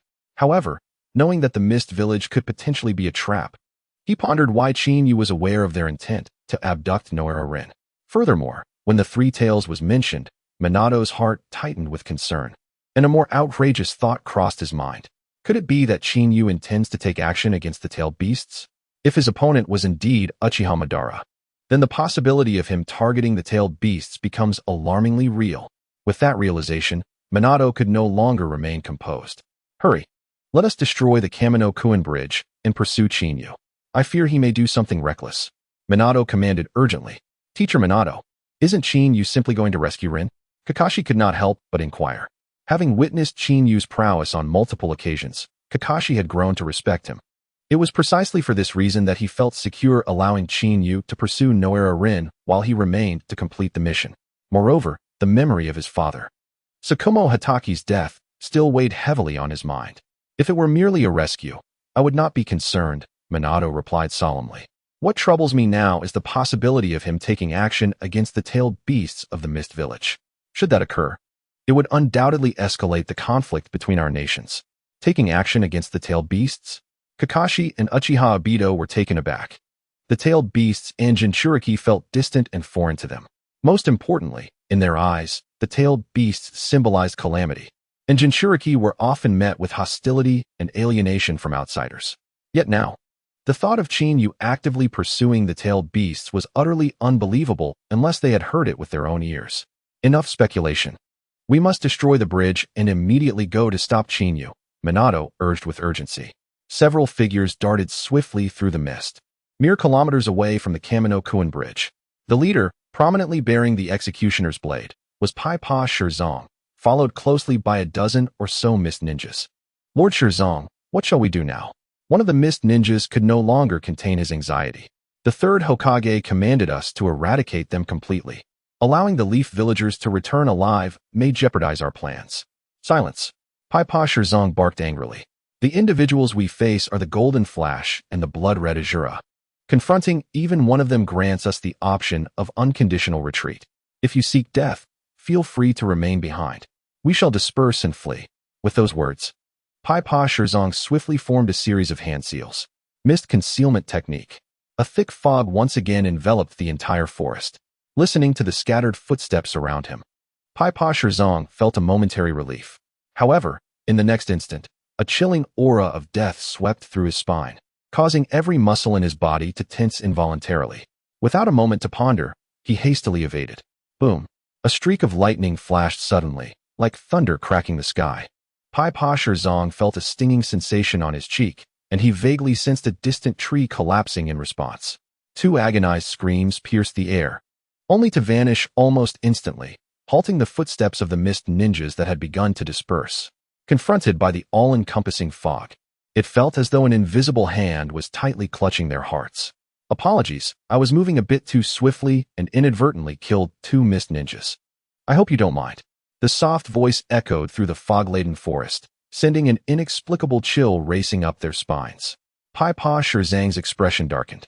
"Blood red Azura, do not overstep your bounds, lest a cornered dog leap over the wall." 10 days prior, when news reached the Mist Village that the vanguard had been annihilated while attacking the northwest gate of the Leaf, Pai Pa Shirzong was filled with shock. He was acutely aware that the leading forces, the Puffer Ghost Suigetsu and the Black Ho-Raiga, were formidable members of the 7 ninja swordsmen, their strength rivaling his own, surpassing him in certain aspects. After all, the wielders of the executioner's blade throughout the ages excelled in silent assassination techniques. In direct confrontation, Pai Pa Shirzong admitted he was indeed inferior to both Suigetsu and Raiga. Yet, even they had fallen to the blood-red Azura. If it could be avoided, Pai Pa Shirzong truly did not wish to engage with Chinyu. My apologies. I rather enjoy closing doors on dogs," Chinyu chuckled amiably. "Moreover, I happen to be in need of blue. If you don't mind, allow me to have a slice." Wind release, wind breakthrough. Chinyu swiftly summoned the shark skin, striking forward into the fog-enshrouded forest. Without a hint of flourish, he unleashed a powerful blow. Boom! As the sword fell, an immense tempest erupted, transforming into countless blades of wind that surged forth. The mist that shrouded the entire realm dissipated like a veil being lifted, while some trees were severed in half by the razor winds. Quickly disperse. The formidable Bijou Shirzong erupted in a furious roar. In the vast realm of the shinobi world, the silent killer, Bijou Q, was infamous for his ruthless reputation. Ninja from the 5 great nations would flee at the mere whisper of his name. However, the current situation had turned completely on its head. As the dense fog began to dissipate, Bijou Shirzong acted instinctively, seizing a nearby mist ninja and casting him aside. Making a hasty escape. "Apologies, but carelessly discarding trash is unacceptable," a teasing voice echoed behind him. Suddenly, Chinyu, enveloped in crackling lightning, transformed into a streak of thunder. The weapon in his grasp, the shark's skin, writhed ominously, and a massive head was sent flying. In the next moment, he caught the severed head in one hand, absorbing a substantial amount of chakra from the corpse before it scattered into the ether. Hearing the agonizing screams behind him, Bijou Shirzong's expression shifted dramatically. He quickened his pace, desperate to flee, but was met with an unwelcome sight, a figure he dreaded, blocking his path. The head he had just discarded lay in the grasp of Chinyu. "Here, take back your trash," Chinyu said, tossing the head directly at Bijou Shirzong. Blood sprayed into the air, causing Bijou Shirzong's face to twitch involuntarily. In the next moment, his expression twisted into one of fury as he bellowed, "You insolent brat. If you insist on pushing me, then prepare to die." Water release, water chaos wave. Bijou Shirzong's hands moved swiftly, chakra gathering fervently as he prepared to unleash his technique. However, a figure, wreathed in lightning and resembling a specter, appeared before him in an instant. "I warned you, when it comes to blue, let me take the first cut." Chinyu smirked playfully, swinging the shark skin towards Bijou Shirzong. The ensuing scene caused Bijou Shirzong's face to contort in shock. Without a moment's hesitation, he dissipated the gathered chakra and raised his executioner's sword to intercept the blow. The sound of a heavy collision reverberated through the air. The tremendous force sent Bijou Shirzong hurtling backward until he crashed into a tree several meters away, barely managing to halt his momentum. What extraordinary strength and exceptional swordsmanship! In that fleeting moment of impact, it was evident that Chinyu had targeted the weakest point of the executioner's sword, near the hilt. allowing him to redirect his attack with remarkable agility. This was far beyond Bijou Shirzong's understanding of Qin Yu's capabilities. In his eyes, Qin Yu was undoubtedly powerful, but wielding a large weapon like shark skin appeared to be a daunting task. After all, in the original narrative, there was only one who could master 7 ninja swords simultaneously, Kisame Hoshigaki. Thus, even if Bijou Shirzong were to possess the shark skin, he would never be able to unleash its full potential as Qin Yu did.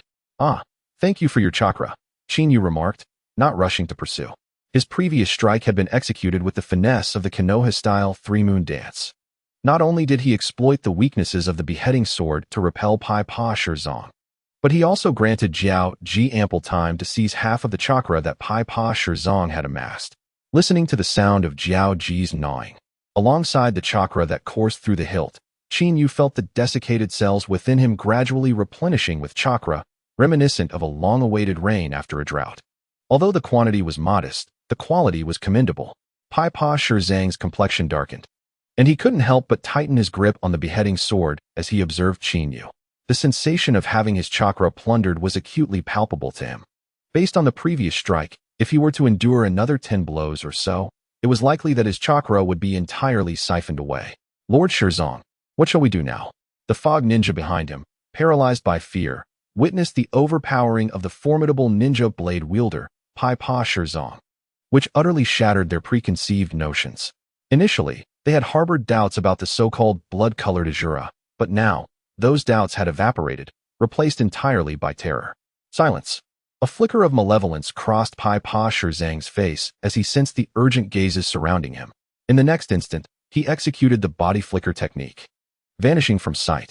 Observing this, Qin Yu felt a slight tension in his nerves, yet a curious smile soon graced his lips. The vanishing Pai Pa Shirzong did not attempt a stealthy assault. Instead, he reappeared in front of the 3 fog ninjas, his beheading sword raised high. And in a swift motion, the 3 heads were sent flying amidst expressions of disbelief. This sudden eruption rattled everyone present.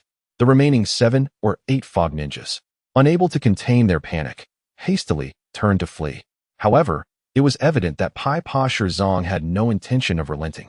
With a swift step, he activated the body flicker technique once more, becoming a mere afterimage as he pursued them. Just 2 or 3 minutes later, Qin Yu beheld Pai Pa Shirzong returning, 7 heads in tow. "I am willing to surrender," Pai Pa Shirzong stated darkly. "Surrender?" Qin Yu replied with a warm smile. "You killed all my men without a word. Before you surrender, allow me to strike you twice." "Twice before I surrender?" Pai Pa Shirzong's face turned a deep shade of anger. As a distinguished member of the 7 ninja blades, he had taken the drastic measure of slaughtering his subordinates to secure his own life, thereby signing a pact of loyalty.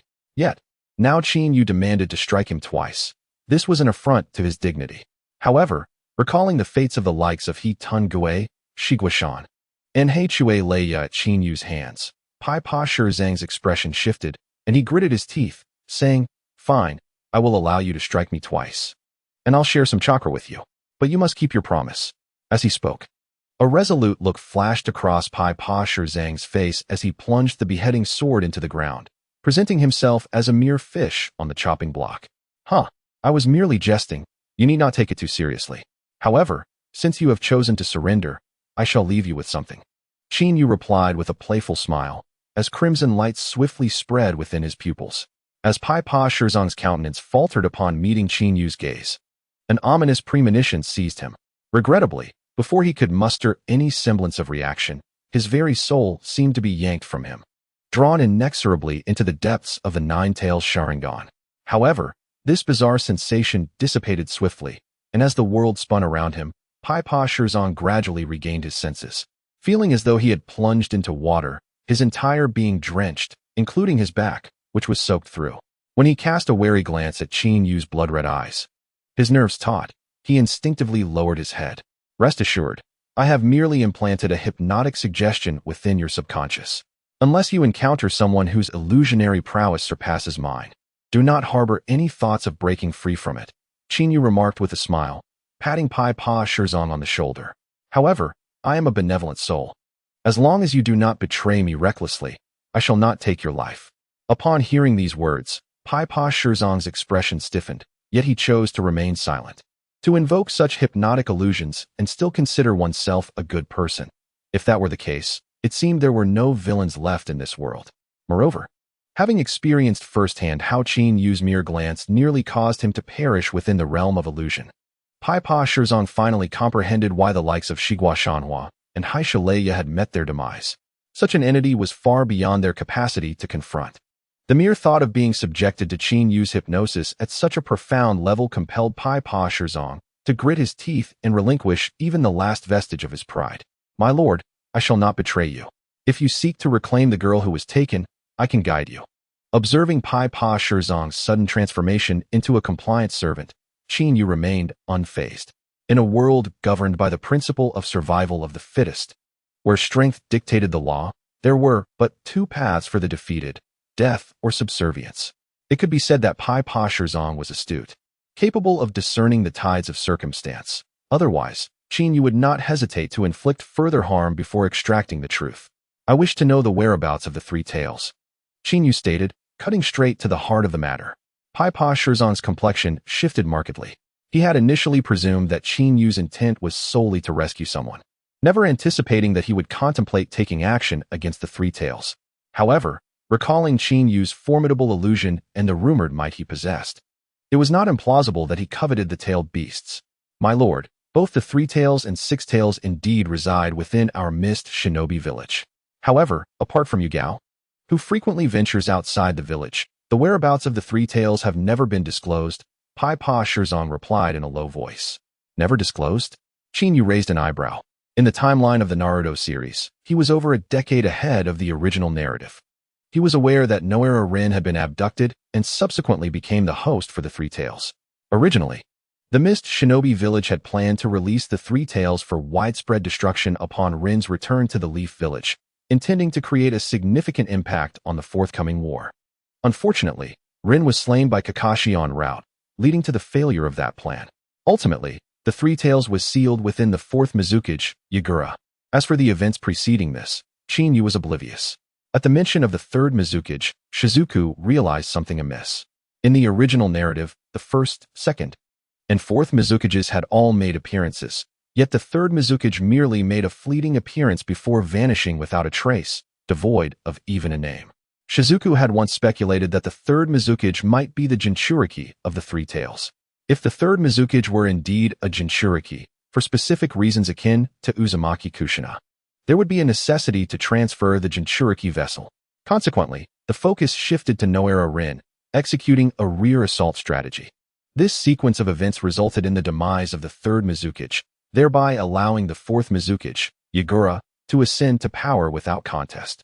It was precisely due to the absence of the third Mizukage that the fourth Mizukage Yagura fell under the easy influence of Uchiha Obito, exacerbating the Blood Mist Village's tyranny. Unchecked by any opposition. Shizuku, do you know the whereabouts of the third Mizukage? Take me to see him, Shizuku stated calmly. The mention of the third Mizukage startled him. My lord, the third Mizukage is indeed shrouded in mystery within the land of water, seldom making appearances. However, your words have led me to suspect he is indeed a Jinchuriki. Currently, he resides within the Eastyu Lake in the land of water, and I shall guide you there at once. Without a moment's hesitation, Shizuku acted, fearing that any delay might result in Qin Yu's wrath. Let us proceed. Qin Yu did not linger. If the third Mizukage was truly the Jinchuriki of the three tails, then Noera Rin would undoubtedly be nearby, and he could effortlessly rescue her. At present, Qin Yu's foremost concern was to resolve the issue of the missing blueprints. Eastyu Lake, a vast expanse with no visible end, lay within the borders of the land of water. A dozen figures emerged from the woods, swiftly alighting upon a rocky cliff resembling an altar. Below them, the relentless waves crashed against the precipice. Three towering stone pillars, each standing 30 meters tall, surrounded the area, their surfaces etched with enigmatic sealing techniques. A cloaked figure sat cross-legged upon the stone. Lord Third Mizukage, we have brought him back, a man adorned with an ornate mask spoke in a low tone. That is sufficient, replied the third Mizukage, his voice raspy and unsettling. Suddenly lifting his gaze, he revealed a horrifying visage of scales, causing the assembled shinobi to instinctively recoil a step. Do not fear. This is merely a manifestation of the tailed beast's backlash. The seal within me is nearing its limits.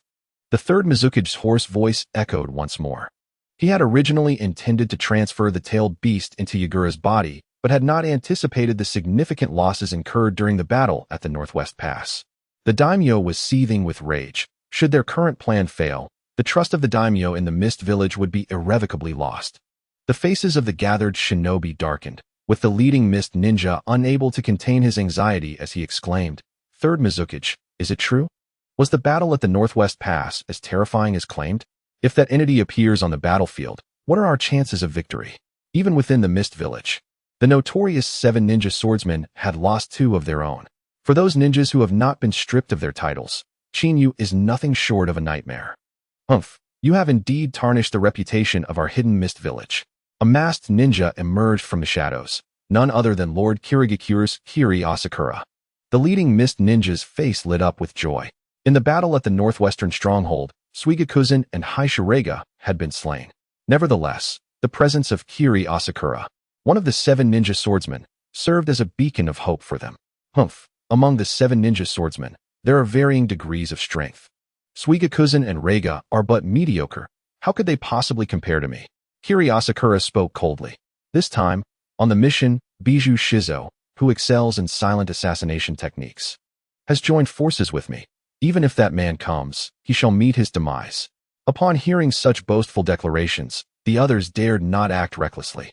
Bijou Shizo, skilled in decapitation with a blade, combined with the silent killing techniques of the hidden mist, could strike without a trace. However, when paired with Kiri Asakura's long blade, the potency of their methods would soar to new heights. Who could detect the steel threads as fine as hair, woven by the long blade's technique amidst the fog? Should one be discovered, it would likely be too late. "Kiri Asakura, you are once again utilizing my words to boast," came a sudden voice from Bijou Shizo. As the mist ninjas tightened, they soon spotted a figure rushing through the forest. It was Lord Shizo. The leading jonin's eyes sparkled with excitement. Earlier, while in pursuit, they had worried for Shizo's safety as he brought up the rear. Now that Bijou Shizo had returned unscathed, it signified the successful completion of their mission. "Shizo, why are you dawdling? Are you not just dealing with a few brats from Konoha? Why take so much time?" Kiri Asakura said with irritation. "You haven't left any survivors, have you? If there is anything amiss, perhaps I could assist you in tidying up." To the outside world, the 7 ninja swordsmen appear as a cohesive unit.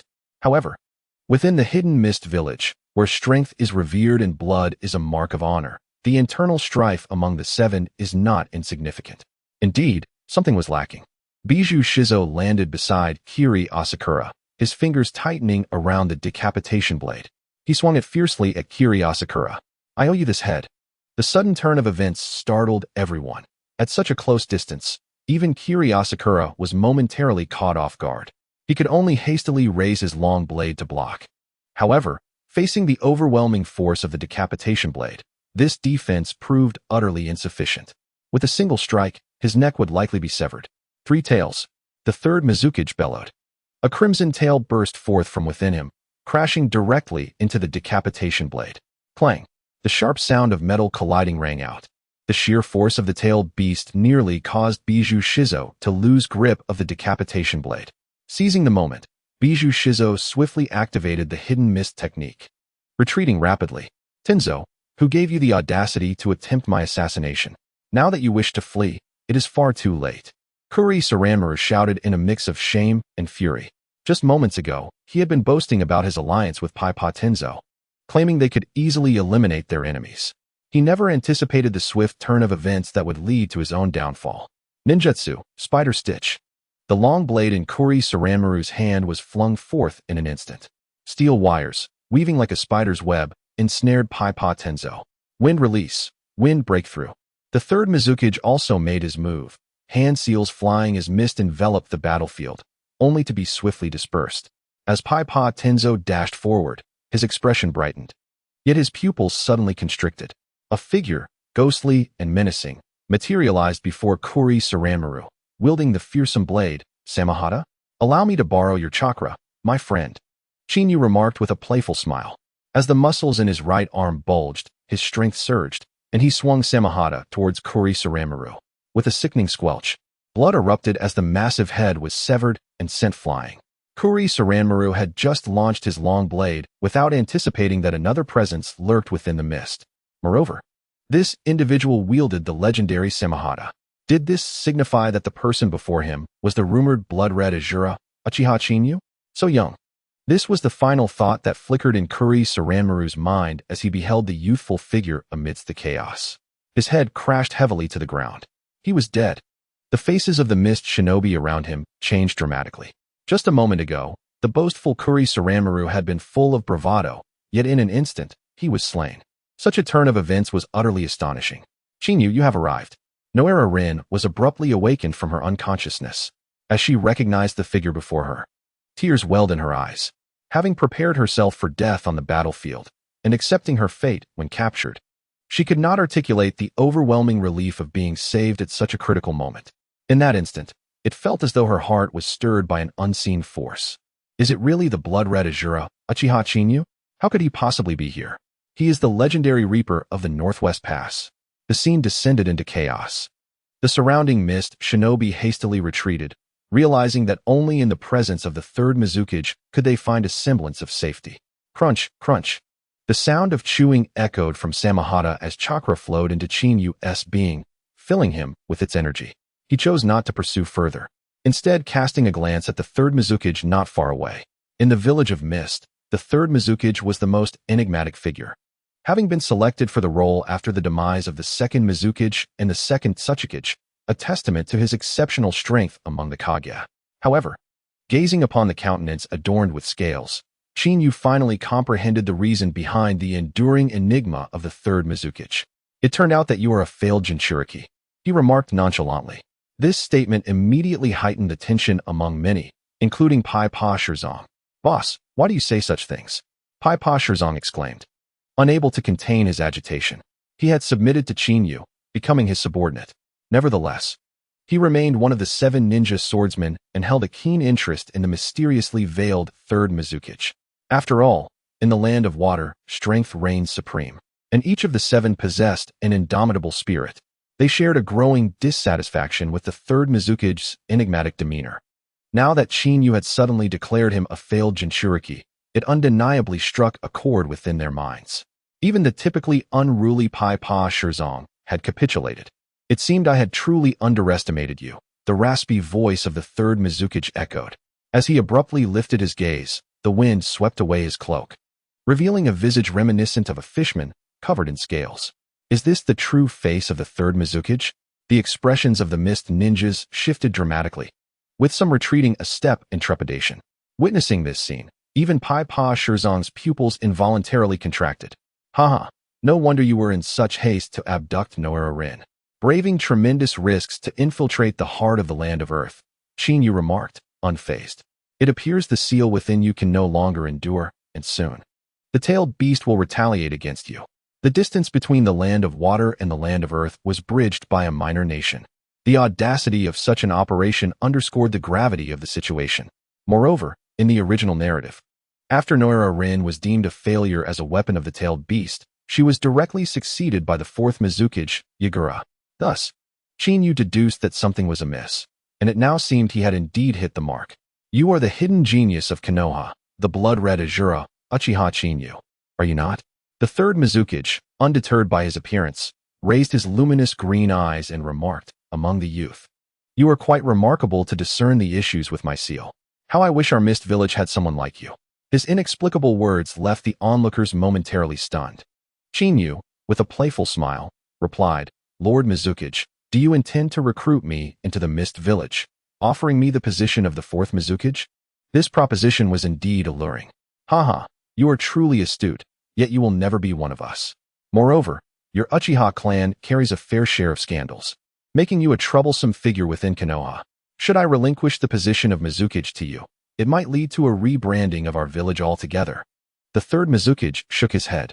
Although I cannot grant you the title of Mizukage, if you join our mist village, I can ensure that you ascend to the position of elder, wielding the greatest authority beneath the Mizukage, including the power of life and death.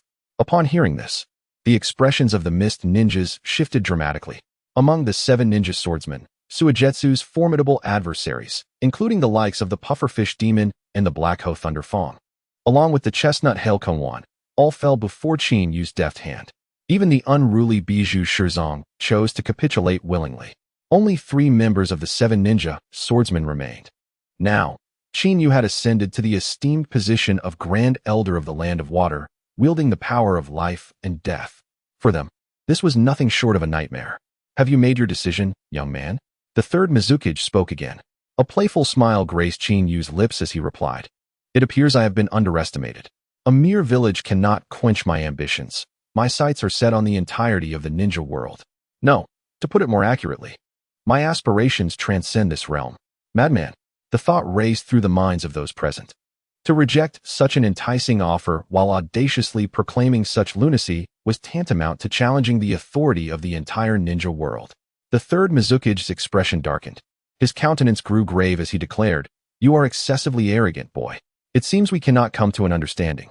Indeed, understanding seems elusive. Perhaps it is time to take action?" Qin Yu remarked, his tone laced with provocation.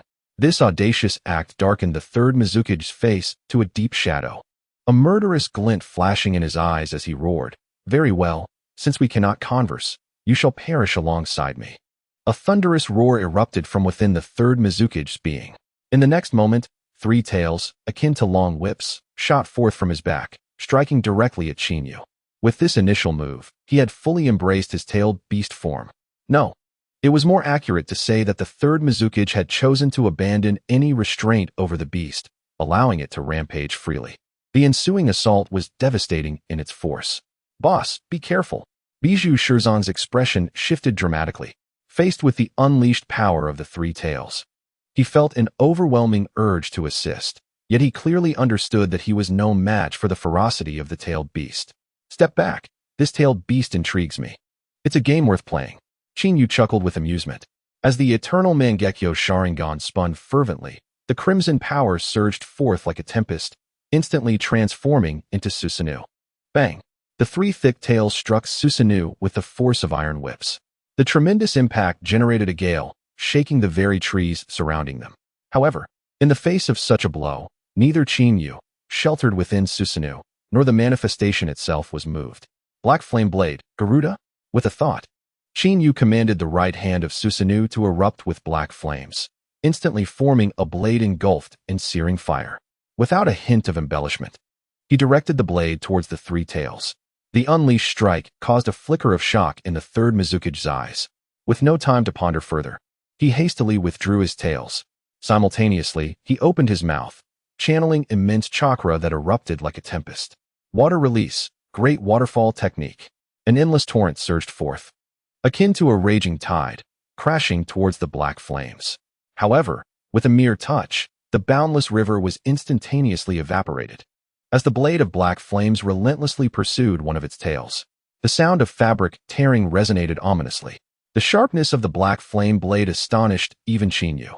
Although he had witnessed Uchiha Sasuke utilize Amaterasu as an arrow in the original story, he had not anticipated such formidable power. No, it must be said that its current potency surpassed even that of Uchiha Sasuke. The massive tail was severed in 2, while the black flames spread rapidly to the sides like maggots on bone.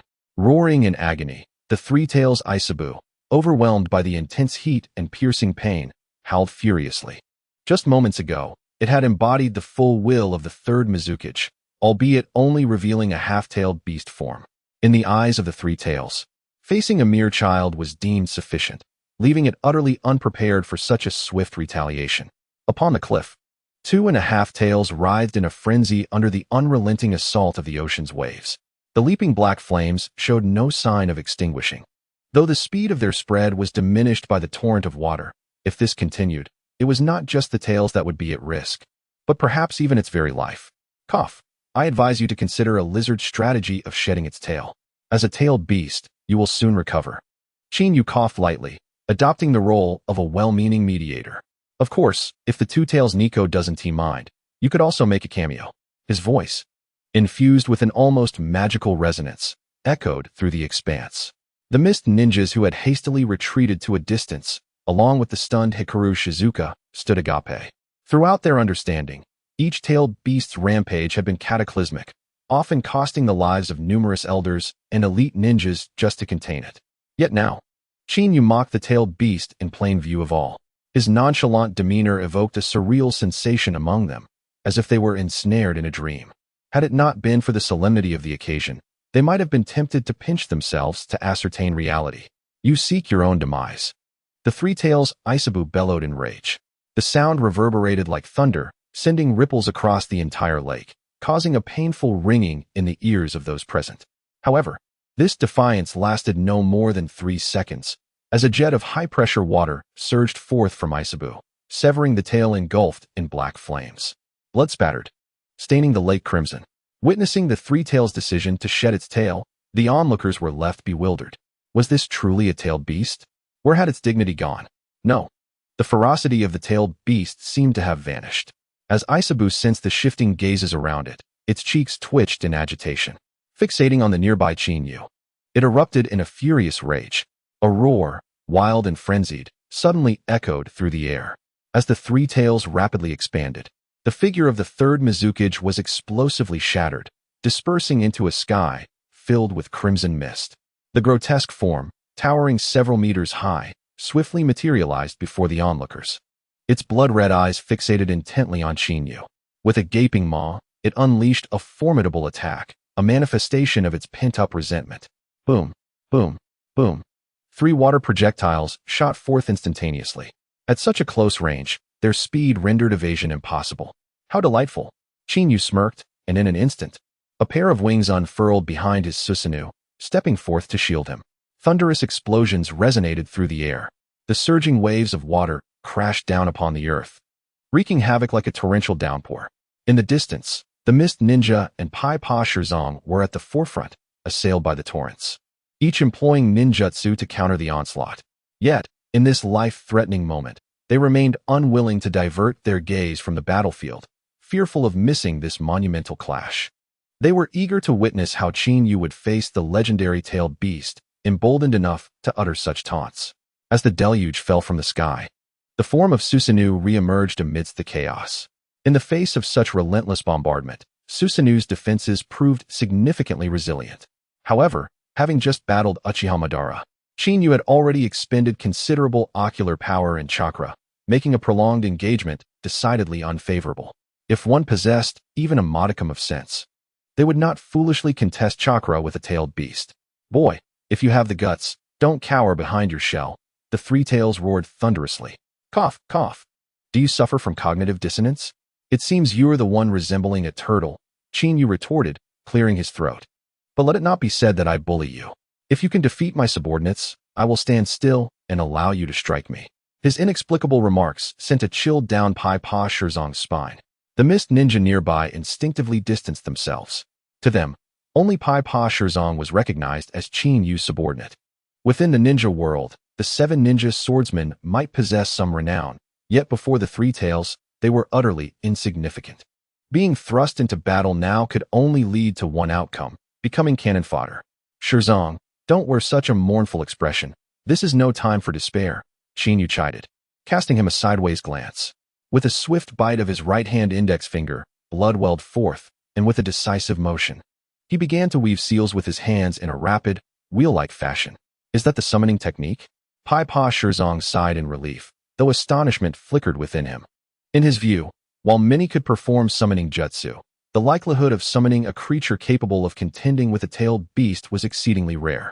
The Three Tails, initially taken aback, erupted into unabashed laughter. Boy, do you intend to use such petty tricks to deal with me? That is profoundly underestimating my prowess. If you truly can summon something, I shall willingly offer you both my hands.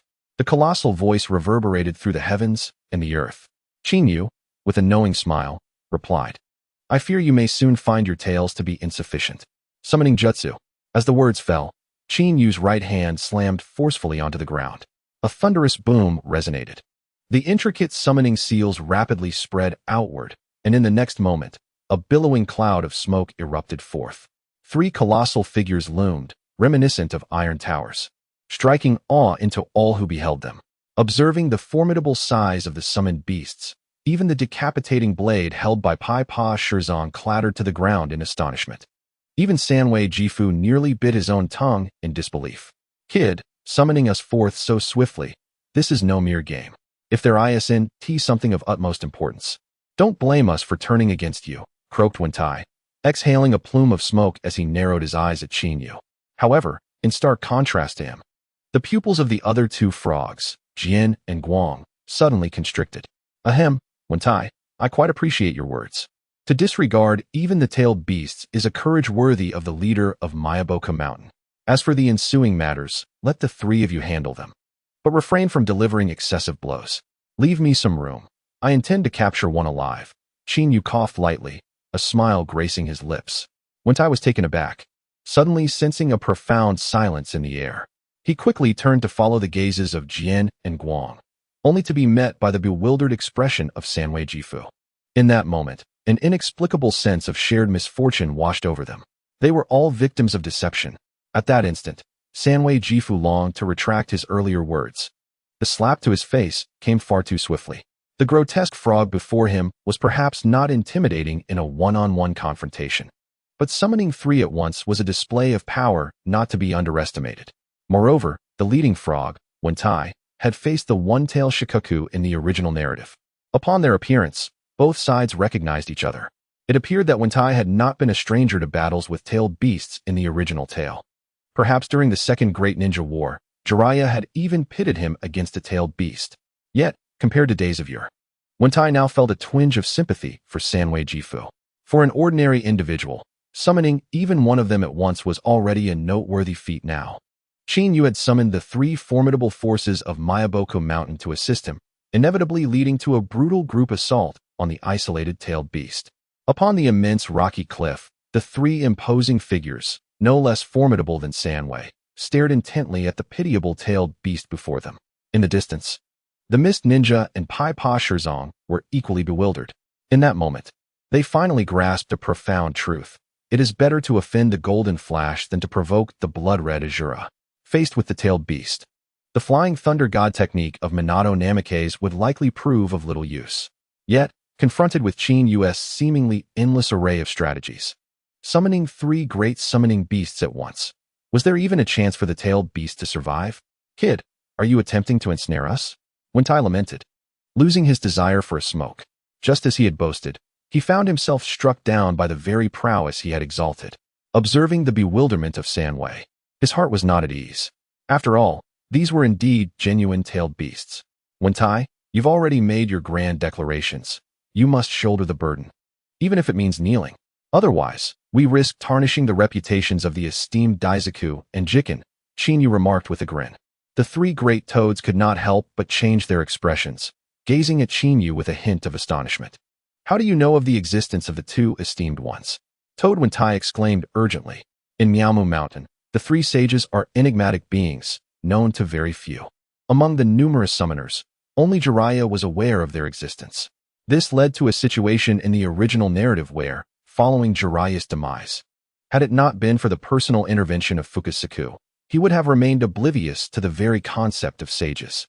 You insolent wretches, how dare you disregard me? The three tails Isabu bellowed in fury. As a formidable tailed beast, it had always instilled fear in others. It was an affront to be treated with such disdain. With a surge of immense chakra, Isabu opened its gaping maw wide. Tailed beast ball. An overwhelming torrent of chakra surged forth, exuding an almost indescribable sense of impending danger. Enough of this idle chatter.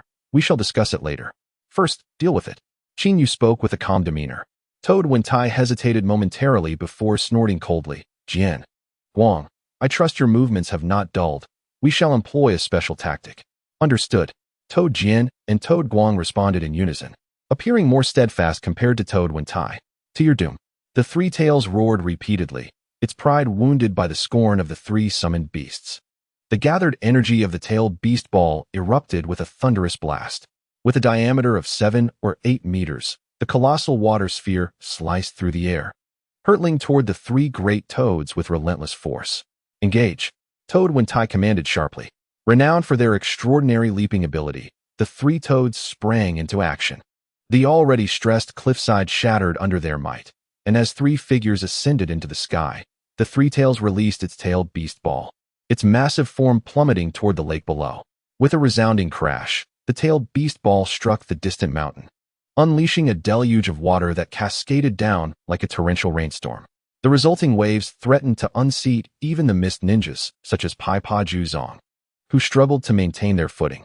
Trees, which adults could barely encircle, were cleaved in half by the sheer force of the impact. The torrential downpour descended upon them, obliterating half of the mountain in an instant.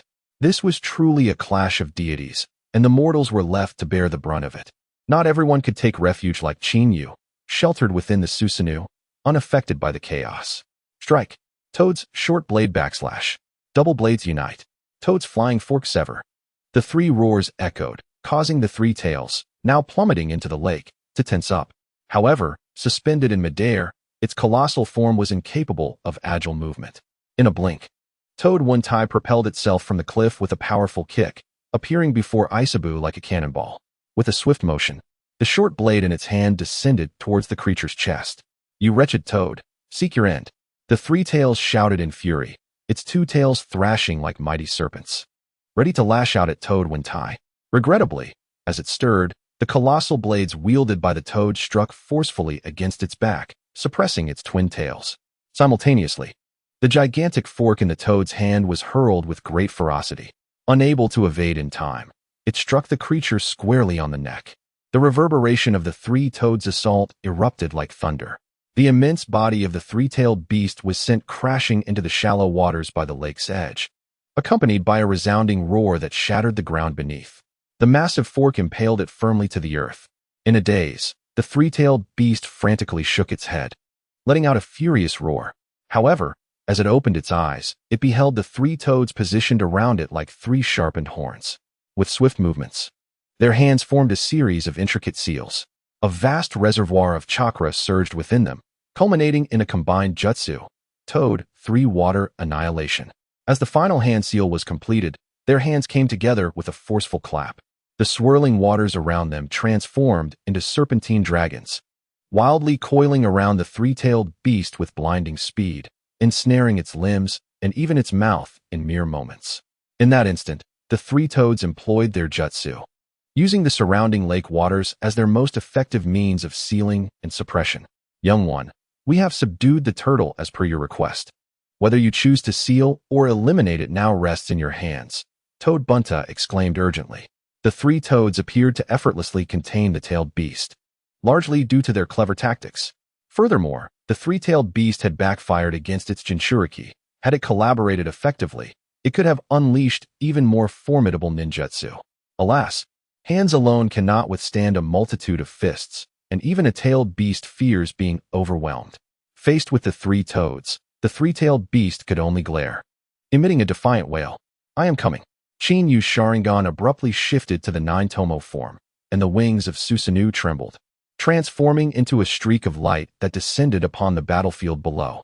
Biwa Juzu and the gathering of mist shinobi seemed to momentarily forget their opposing stance. Hastening to the edge of the cliff, their eyes wide with anticipation as they peered down. They were eager to witness how Qin Yu would manage to subdue such a ferocious beast, one that even the third Mizukage could not successfully control. This same thought echoed in the minds of the three toads, and Toad Bunta regarded Qin Feng with a hint of amusement. "Human, with merely three toads. You cannot hope to contain me for long. Once I break free, I shall assuredly slay you." Although the three-tailed beast could not open its mouth, it clearly expressed itself through other means. Its booming voice reverberated through the heavens and earth, causing discomfort to the ears. Observing Toad Bunta's evident lack of effort, Qin Yu resignedly dissipated Susanoo, stating, "I now offer you an opportunity. Surrender obediently, or I shall take action." "An opportunity for me?"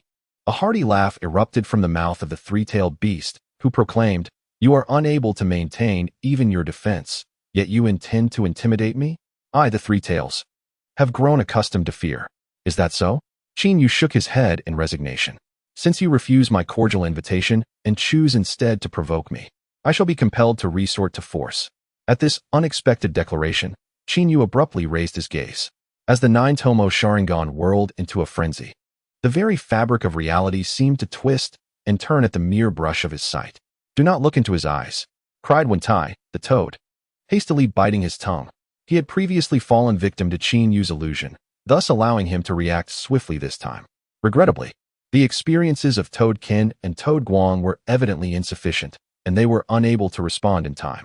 They instantly lost consciousness, ensnared within the realm of illusion. This scene caused Wentai's countenance to shift dramatically.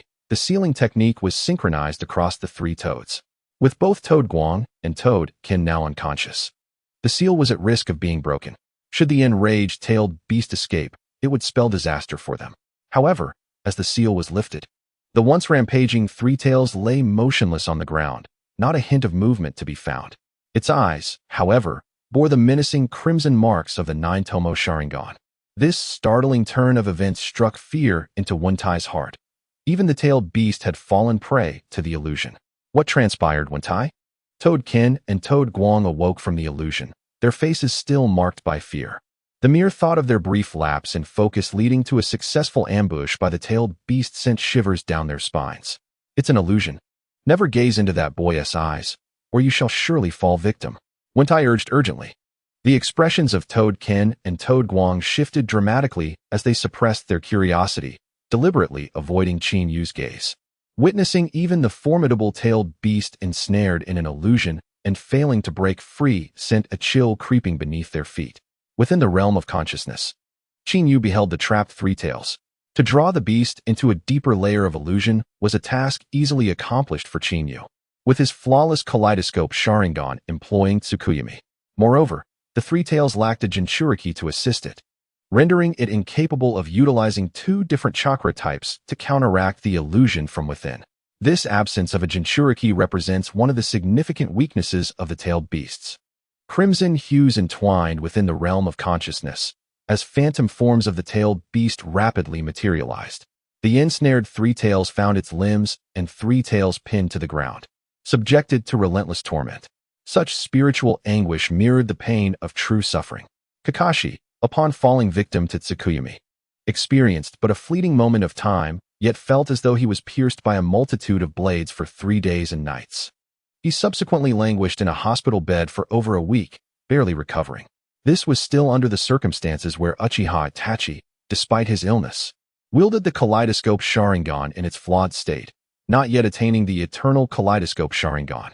In the original narrative, Madara could ensnare the Nine Tails with a mere glance. And even Uchiha Obito was not exempt from this fate. This illustrates that the external strength of the Nine Tails is manifested in their chakra, yet, when it comes to the mental realm, they pale in comparison to those of the Uchiha clan who possess the Mangekyo Sharingan.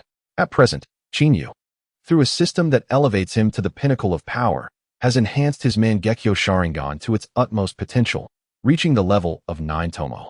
Furthermore, with the three great toads initially suppressing the Three Tails, it is a trivial matter for Qin Yu to ensnare it within the realm of Tsukuyomi. Kid, hurry up and let me go. If you possess any courage, face me in a fair fight. The Three Tails bellowed in a fit of rage. Although it was fully aware that this was an illusion, the agony inflicted by Tsukuyomi resonated painfully within its being. The Three Tails felt as if it were a fish laid bare on a chopping block, mercilessly torn apart piece by piece. Observing its colossal form being shredded and then restored repeatedly, it found itself trapped in an endless cycle, causing its scalp to prickle with dread. It seems you have no intention of surrendering, Qin Yu remarked, resting his head on his hands before abruptly turning to leave. With the power of my ocular prowess, you shall remain here for 3 to 5 days. If someone outside comes to rescue you, you may be fortunate. Otherwise, enjoy your slow torment. As Qin Yu genuinely began to step away, the relentless pain coursing through its body proved overwhelming, even for a creature that had survived for millennia. What do you truly want from me? The Three Tails cried out in alarm, feeling an unfamiliar concern for a human disappearing before its eyes. Qin Yu's steps faltered as he glanced back at the trembling Three Tails, desperately fighting against the pain. With a dry chuckle, he replied, honestly, it is nothing of great consequence. I am naturally lacking in chakra, and my actions are often grand in scale, which leaves my reserves wanting. If you are willing to stay by my side and indulge me when my chakra runs low, that would suffice. His words echoed softly within the confines of this mental space. The Three Tails was momentarily taken aback and hastily retorted, you went through all this trouble just for that? Don't you need to forcibly control me to go into battle or partake in warfare? Qin Yu rolled his eyes and scoffed, is it truly worth it? You are weaker than I am. In my prime, 10 of you would be no match for me. If it weren't for your considerable chakra, I wouldn't even bother. Such humiliation. The three tails trembled with fury. A proud-tailed beast, a being that instilled fear in others, was being labeled a burden. Such an affront stripped away its dignity. Had it been anyone else, the three tails would have been enraged. Unfortunately, the current circumstances rendered it powerless against Chinyu, who had effortlessly ensnared it in an illusion. This simmering fury had nowhere to vent. Moreover, if what Chinyu suggested was indeed as simple as he claimed, then perhaps this exchange was not entirely unacceptable. Very well. I agree, but you must not restrict my freedom or seal me at will. The three tails finally conceded, unable to contain itself any longer. The intense pain coursing through its body urged it to seek a swift response from Chinyu. Rest assured, Chinyu replied dismissively. But do refrain from speaking out of turn, or I shall not hesitate to roast you. Roast? The three tails' expression shifted dramatically. These words may sound like mere jest. Yet after experiencing Chinyu's formidable methods firsthand, it becomes abundantly clear that he is indeed capable of such feats. From the inception of this battle until now, aside from the initial skirmish, the conflict has predominantly involved the summoned three great toads engaging in combat. Although the three tails has been sealed and its strength considerably diminished, Chinyu has demonstrated his prowess by ensnaring it within an illusionary realm with but a single glance. This serves as a testament to the vast chasm that separates the two parties. Very well, let us proceed, Chinyu declared, the crimson hue in his eyes receding like a receding tide. The phantoms within the three tails' consciousness dissipated into the ether, and in the blink of an eye, Chinyu vanished into thin air. To the three great toads observing, the events transpiring within the realm of consciousness seemed intricate and protracted. However, to them, it transpired in the mere blink of an eye. As the reflection of the nine-tomo Sharingan in the three tails' pupils abruptly vanished, the toad's nerves tightened in alarm. That lad may have failed. We must hasten to reinstate the sealing technique. Toad Bunta exclaimed urgently. He did not wish to heed Chinyu's command. But in such critical moments, there was no room for hesitation. Should the three tails succumb to rage, they would undoubtedly suffer the consequences. What is there to be so alarmed about? Chinyu's voice rang out unexpectedly. The three great toads, poised to form hand seals, abruptly halted. Gazing at Chinyu's seemingly relaxed demeanor, their composure shattered, they hurriedly turned their attention to the three tails. Upon witnessing the now awakened three tails, it spoke submissively, addressing him as Lord Uchiha. The three great toads were left utterly petrified. This is brainwashing. No, if this were brainwashing, the speed is simply too rapid. Just a moment's gaze had instilled a chilling dread within them. All right, calling him Lord Uchiha seems rather awkward, Chinyu remarked with a sidelong glance, surprised at the three tails' lack of integrity in its rapid change of address. From now on, you shall call me Lord Chin. Furthermore, your form is rather large. You should be able to shrink down to the size of a plush toy, shouldn't you? As he spoke, he gestured animatedly, as if contemplating carrying the three tails with him. You, boy, addressing you as Lord Uchiha is already a show of respect. To have me transformed into a mere plush toy, what of my dignity as a tailed beast? The chakra within the three tails surged skyward, exuding an aura of indignation. The three great toads instinctively took a half-step back. Chinyu shot a glance. Do you intend to remain here as mere prey for reflection? Or would you prefer to be sealed into a chamber pot? The choice is yours. The three tails, feeling a shiver run down its spine under Chinyu's scrutinizing gaze, quickly donned a fawning expression. Lord Chin, I was merely jesting. Please do not take it to heart. In our youth, we tailed beasts were quite adorable. You have no idea. The raccoon and the fox, their antics were simply delightful, always bickering. It was I who played the peacemaker, otherwise, they would never have grown up. As the three tails rambled on, both the three great toads and the observing Pai Pa Shizo along with the mist ninjas stood utterly transfixed.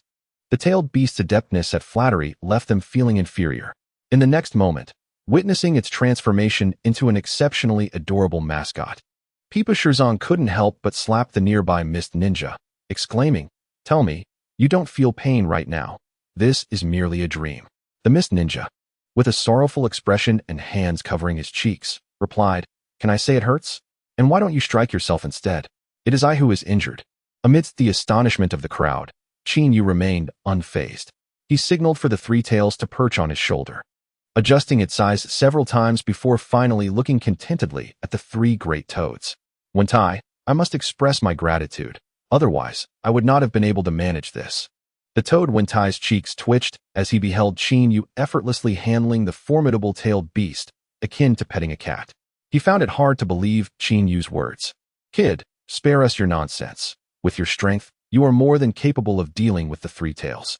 Wentai exhaled heavily and spoke in a solemn tone. You intend to use the matter of the three tails to bring us into submission, don't you? Since you are aware of the existence of the esteemed deep work and shikama, do you plan to learn sage techniques like Jiraiya? Observing Wentai's capacity for imagination, Qin Yu smiled warmly and replied, You are partially correct. However, I am determined to master the sage arts. I know you might suspect my intentions, but this matter is not for you to decide. Return and propose it to the two esteemed ones. Perhaps they will acquiesce. At this point, Qin Yu paused before continuing. Also, inform them that the world is on the verge of transformation. Wentai's expression shifted, and the two other great toads mirrored his concern. Although his words were somewhat ambiguous, they had lived long enough to understand the gravity of Qin Yu's statement. After exchanging glances, Wentai snorted and said, Rest assured, I will convey this message. Let this matter go for now, but do not summon us recklessly next time. With that, the three great toads immediately dispelled the summoning technique. The three tails, relishing in the misfortune, remarked, I wonder what expression those foolish toads will wear when they encounter other tailed beasts next time. Qin Yu shot a glance at them, saying, I am hungry. Go catch me a couple of fish. To have a tailed beast catch fish? Pipa Shirzong observed the battle's conclusion and rushed over. Witnessing the three tails scampering off eagerly to fulfill the task, he nearly stumbled, almost falling flat on his face. As one of the elite members of the 7 ninja swordsmen in the Mist Village, he was well aware that the tailed beast was revered like a deity in the village. Now, it appeared that the roles and hierarchies had been completely inverted before Qin Yu. Had he not witnessed it himself, he would never have believed it. My lord, do you have any further commands? Pipa Shirzong snapped back to reality. With the tailed beast adopting such a humble demeanor, he felt even less inclined to act recklessly. For the time being, there was nothing else to attend to. Qin Yu waved his hand and sat down on the rock, then raised an eyebrow and said, By the way, there seems to be a newcomer in Mist Village named Kisame Hashigaki. Find him for me. If you can bring him to me, that would be splendid. If not, contact me, and I shall make the journey myself. Kisame Hashigaki. Hashigaki Shizuku was momentarily taken aback, then responded, Are you referring to the shark face under the command of the pufferfish ghost? That fellow is quite simple-minded, often deceived by the pufferfish ghost, yet his strength is formidable. It is said he is qualified to compete for a position among the 7 ninja swordsmen, as one of the few Super S-class rogue ninjas in Mist Village. Kisame's distinctive appearance and exceptional prowess would undoubtedly shine like gold. Shizuku, you are mistaken. Qin Yu shook his head. His strength surpasses yours. Stronger than us. Hashigaki Shizuku's expression changed subtly. However, he dared not question Qin Yu's words, leaving with a heart full of confusion. As for whether he would betray them or disappear without a trace, Qin Yu did not concern himself with such thoughts. If one is unafraid of death, they might as well take the chance. Qin Yu, are you all right? 3 figures emerged from the woods, looking weary and disheveled. During their journey, as Minato had never been in this vicinity, he had left no flying thunder god technique marks, forcing them to hastily make their way here. After nearly a day of frenzied travel, Kakashi and Uchiha Obito were left breathless, arriving at the battlefield with barely any strength to fight. Rest assured, it has all been resolved. The person is over there. Qin Yu glanced at Kakashi and the others before leaping toward the shattered cliff. In the midst of the battle between the 3 great toads and the 3 tails, Qin Yu had seized the opportunity to secretly hide Noera Rin using Susanoo and set up a barrier. Considering the time, she should be waking up soon. Minato-sensei, wait for us. After catching his breath, Obito took a few labored steps.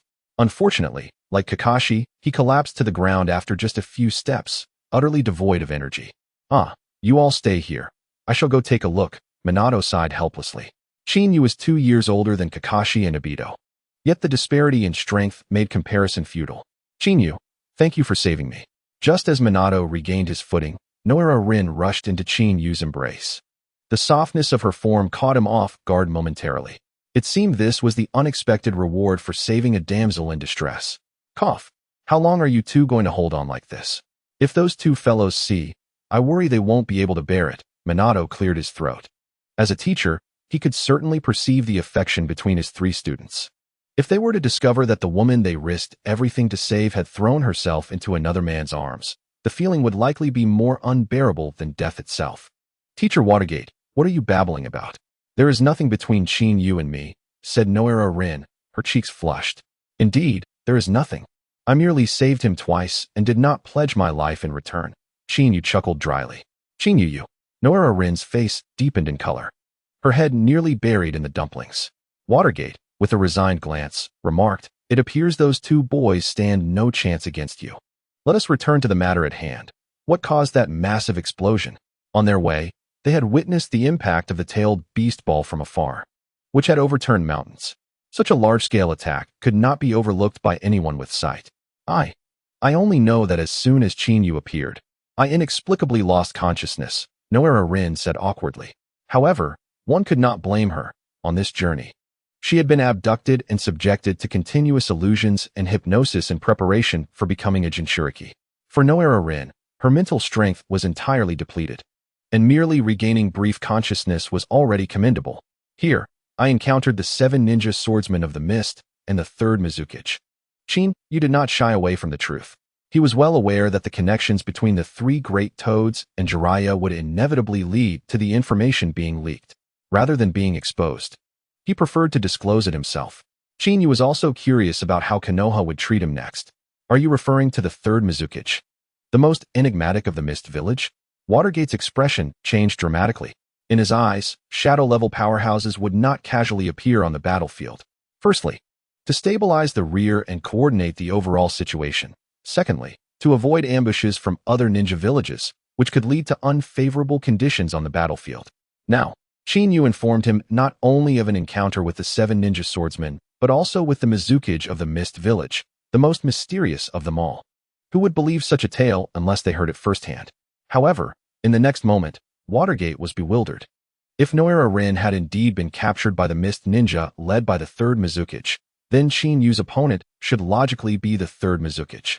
Given that Chin Yu stood there unscathed, the outcome could only be one. Chin Yu, did you repel the 3rd Mizukage? Watergate asked in astonishment. No. Chin Yu shook his head, stating, I accidentally killed him. The quiet tone of his voice swept through the room like a hurricane. The first part of his statement had allowed Watergate to breathe a sigh of relief, but the latter part shattered his heart. Noira Rin stood by, utterly perplexed, unable to process the revelation. As the strongest among the 5 great ninja villages, each shadow-level powerhouse possessed extraordinary strength, capable of changing the tide of battle upon their arrival. Now, Chin Yu claimed he had accidentally killed the 3rd Mizukage. This was utterly astounding. Chin Yu, this jest is not amusing, Watergate said, his expression rigid as he feigned a smile. Why did the 3rd Mizukage retreat? Observing Watergate's incredulous demeanor, Chin Yu could only offer a resigned glance, saying, Do I seem like someone who jokes? The 3rd generation of the Water Shadow is a Jinchuriki, and I have extracted the 3 tails, yet here it is, amusing itself by catching fish. It's bewildering. Both Noira Rin and Minato Namikaze wear expressions of utter confusion, observing Chin Yu, who speaks with a solemn demeanor yet spouts nonsense. Minato Namikaze attempts to place a reassuring hand on Chin Yu's shoulder. In the next moment, a roar reverberates through the air, causing Minato's expression to shift dramatically. What gives you the audacity to stare at me with such foolish looks? I am the esteemed 3 Tails. The 3 Tails, Iwagakure's creature, roars, clearly in a fit of rage, his speech peppered with a rather impudent tone. Minato, sensing the commotion, turns sharply towards the source of the noise, his voice taut with urgency. Beholding Kakashi and Uchiha Obito restraining a turtle adorned with 3 tails, its mouth clutching 2 fish, he feels an overwhelming sense of dread. As a high-ranking official of the Hidden Leaf Village and a likely successor to the Hokage, he has encountered the likeness of various tailed beasts. Yet this scene before him is nothing short of a supernatural anomaly. Kakashi, Obito, silence yourselves at once. Minato barks, his voice laced with desperation. In the blink of an eye, utilizing the Flying Thunder God technique, he appears before Kakashi and Obito like a specter. The suddenness of his arrival momentarily stuns them. However, their astonishment quickly turns to horror as they witness the transformation of the creature into a colossal, menacing turtle. Their legs tremble with fear. By heavens, we were just toying with a tailed beast. This is the result of living too long. The Three Tails bellows, its voice echoing through the forest. The sheer force of its roar sending leaves flying and causing a sensation akin to eardrums shattering. Faced with the rampaging beast, Kakashi and Obito, already exhausted, find their footing faltering under the gale. The wind becomes the final straw, and they collapse onto the ground in defeat. Minato, clutching a kunai imbued with the Flying Thunder God technique, laments internally. His expertise lies in this very technique, yet without having sealed the Nine Tails, he cannot access its power. There is no time to learn Sage Mode, and with no devastating means at his disposal, he finds himself at a loss against such a formidable tailed beast. Little San, cease frightening them. You can use fire release, right? Start a fire for me. I wish to roast some fish, Chinyu commands, appearing beside the Three Tails in a flash. Giving it a gentle pat, the once ferocious and bloodthirsty Three Tails instantly diminishes in intensity. Lord Chin, please wait. I shall gather firewood right away, the Three Tails replies, shrinking to a more manageable size. In the eyes of the onlookers, now frozen in shock, it bounds away into the woods to collect twigs. They cannot believe their eyes. This is indeed the fearsome tailed beast of legend, yet it seems to have adopted the demeanor of a playful puppy. Chinyu, can you enlighten me? Is this your genjutsu? Minato inquires with a stiff expression. Chinyu shoots him a sidelong glance and retorts, if you wish to experience it. I can have Little San grant you a slap. After a long day of travel, I trust you're all hungry. Tonight, we shall feast on specialty roasted fish. Casting aside his words, Chinyu turned and ventured into the forest in search of ingredients. Teacher Watergate, do you have an extra pair of pants? I seem to have gotten my trousers wet with the saliva of the Three Tails, Uchiha Obito stammered, shivering in fear. His demeanor still reeked of trepidation. Snapping back to reality, Wave Wind Watergate, after managing to quell his astonishment, shot him a glance and remarked, if the Three Tails were to hear you describe its saliva as having a scent reminiscent of urine, you might find yourself in quite a predicament. He gestured towards the side, advising, go wash up properly and spare us all further embarrassment. Kakashi, also regaining his composure, retorted, you coward. What are you saying, Kakashi? Who stumbled just now? Whose legs were trembling? Am I truly any worse than you for merely wetting my pants? Uchiha Obito shot back, receiving a backpack tossed by Wave Wind Watergate with a glare. If you're so brave, go find a tailed beast to cook with, and I'll call you father. With that, Uchiha Obito dashed away, feeling not only that his pants were wet, but also that something unpleasant was sticking to his backside. Half an hour later, a fire was kindled. For sizable fish, nearly half a meter long, were filleted and cleaned, roasting over the flames. Beside it, a large iron pot simmered with a tantalizing broth, rich with wild mushrooms, vegetables, and red chili peppers foraged by the Three Tails from the woods. Each boil released an enticing aroma of spice.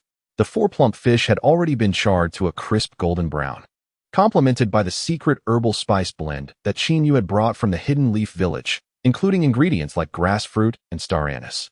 With occasional drizzles of sesame oil, the scent was nothing short of a feast for the senses.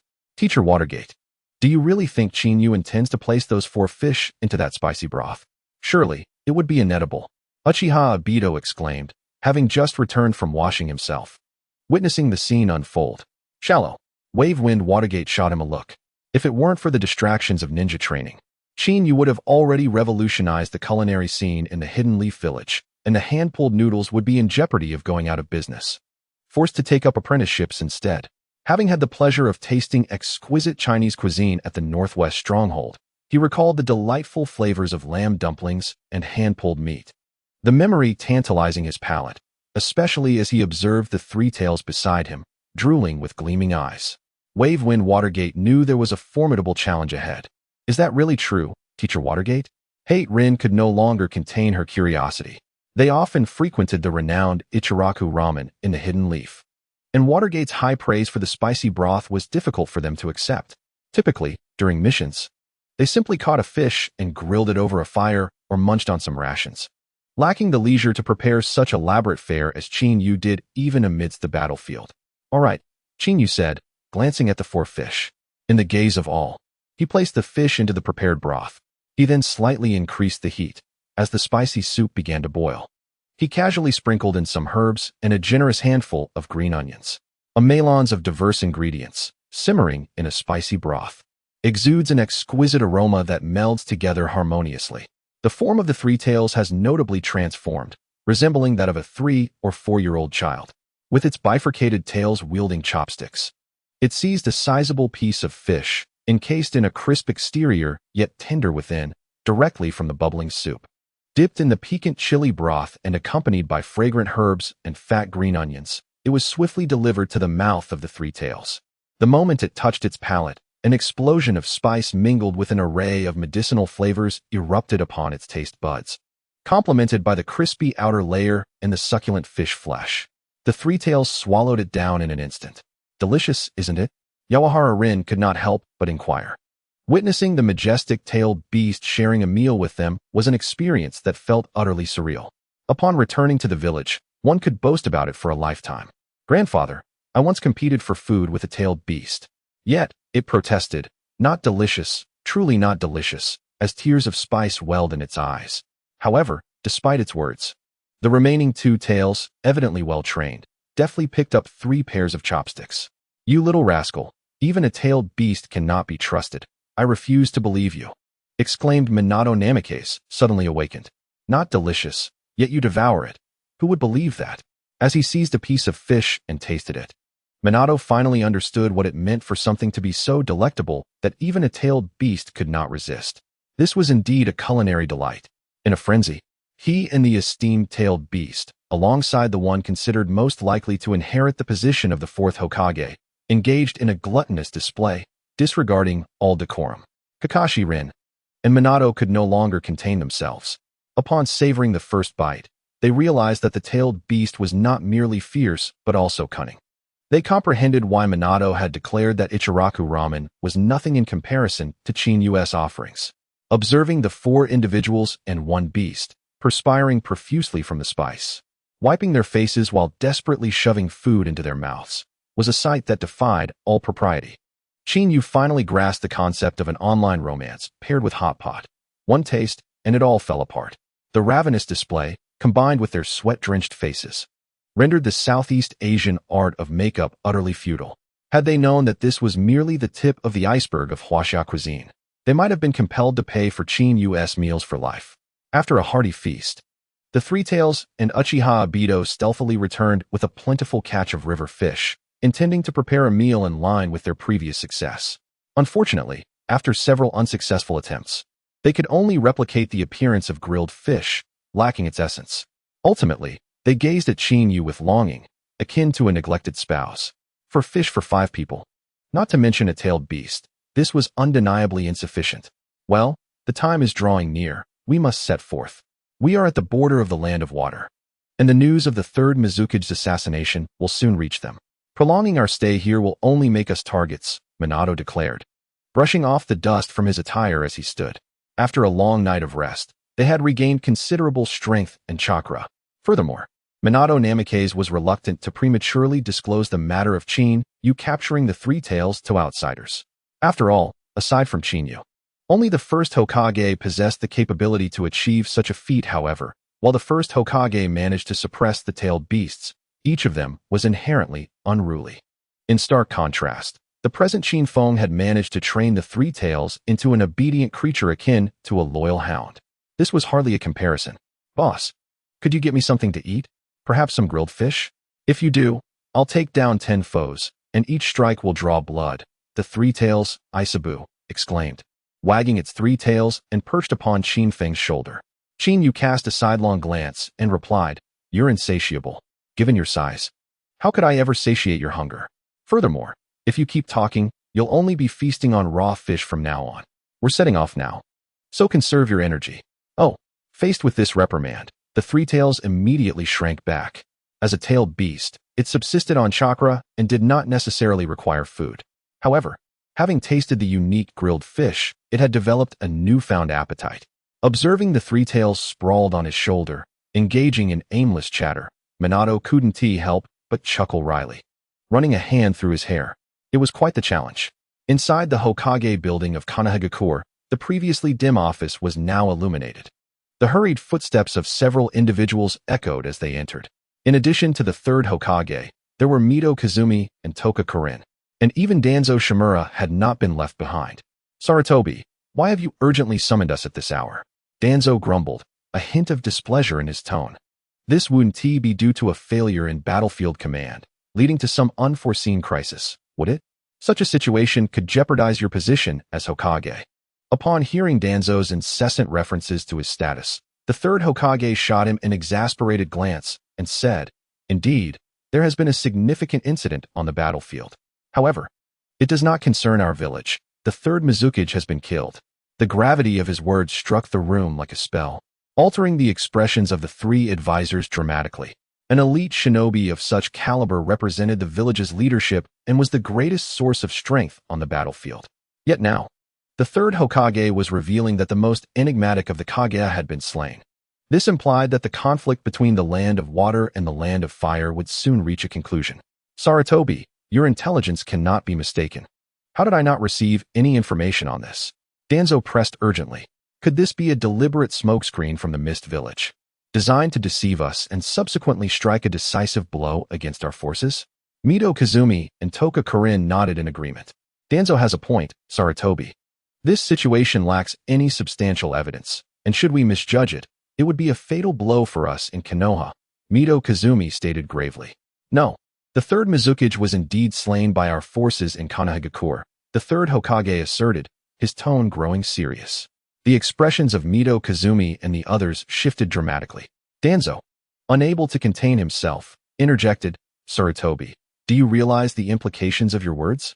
According to my intelligence, the third Mizukage is a Jinchuriki. Only those of Kage-level strength could possibly have killed him. Within the village of Konoha, aside from the legendary Sannin and ourselves, not even Minato could accomplish this feat. As Danzo began to speak, he blatantly disregarded the others. Koharu and Hamura remained unfazed, for they were unlike Danzo. The former sought to enhance his strength relentlessly in pursuit of becoming Hokage, while they merely occupied the roles of advisors, a distinction that was glaringly apparent. You are mistaken. You have underestimated someone, Jiraiya declared as he stepped forward. The one who killed the third Mizukage is Uchiha Chinyu, and he has also captured the Three Tails. His words, though softly spoken, swept through the room like a tempest. The expressions of Danzo and his companions shifted dramatically. Just moments prior, Danzo had been boasting that to slay the third Mizukage would require someone as formidable as the third Hokage himself. Now, Jiraiya revealed that a mere boy of 14 or 15 had achieved what they had labored for a lifetime to attain. This was undeniably difficult for them to accept. Jiraiya, is what you say truly accurate? Danzo's composure faltered. In his eyes, Chinyu was a member of the Uchiha clan.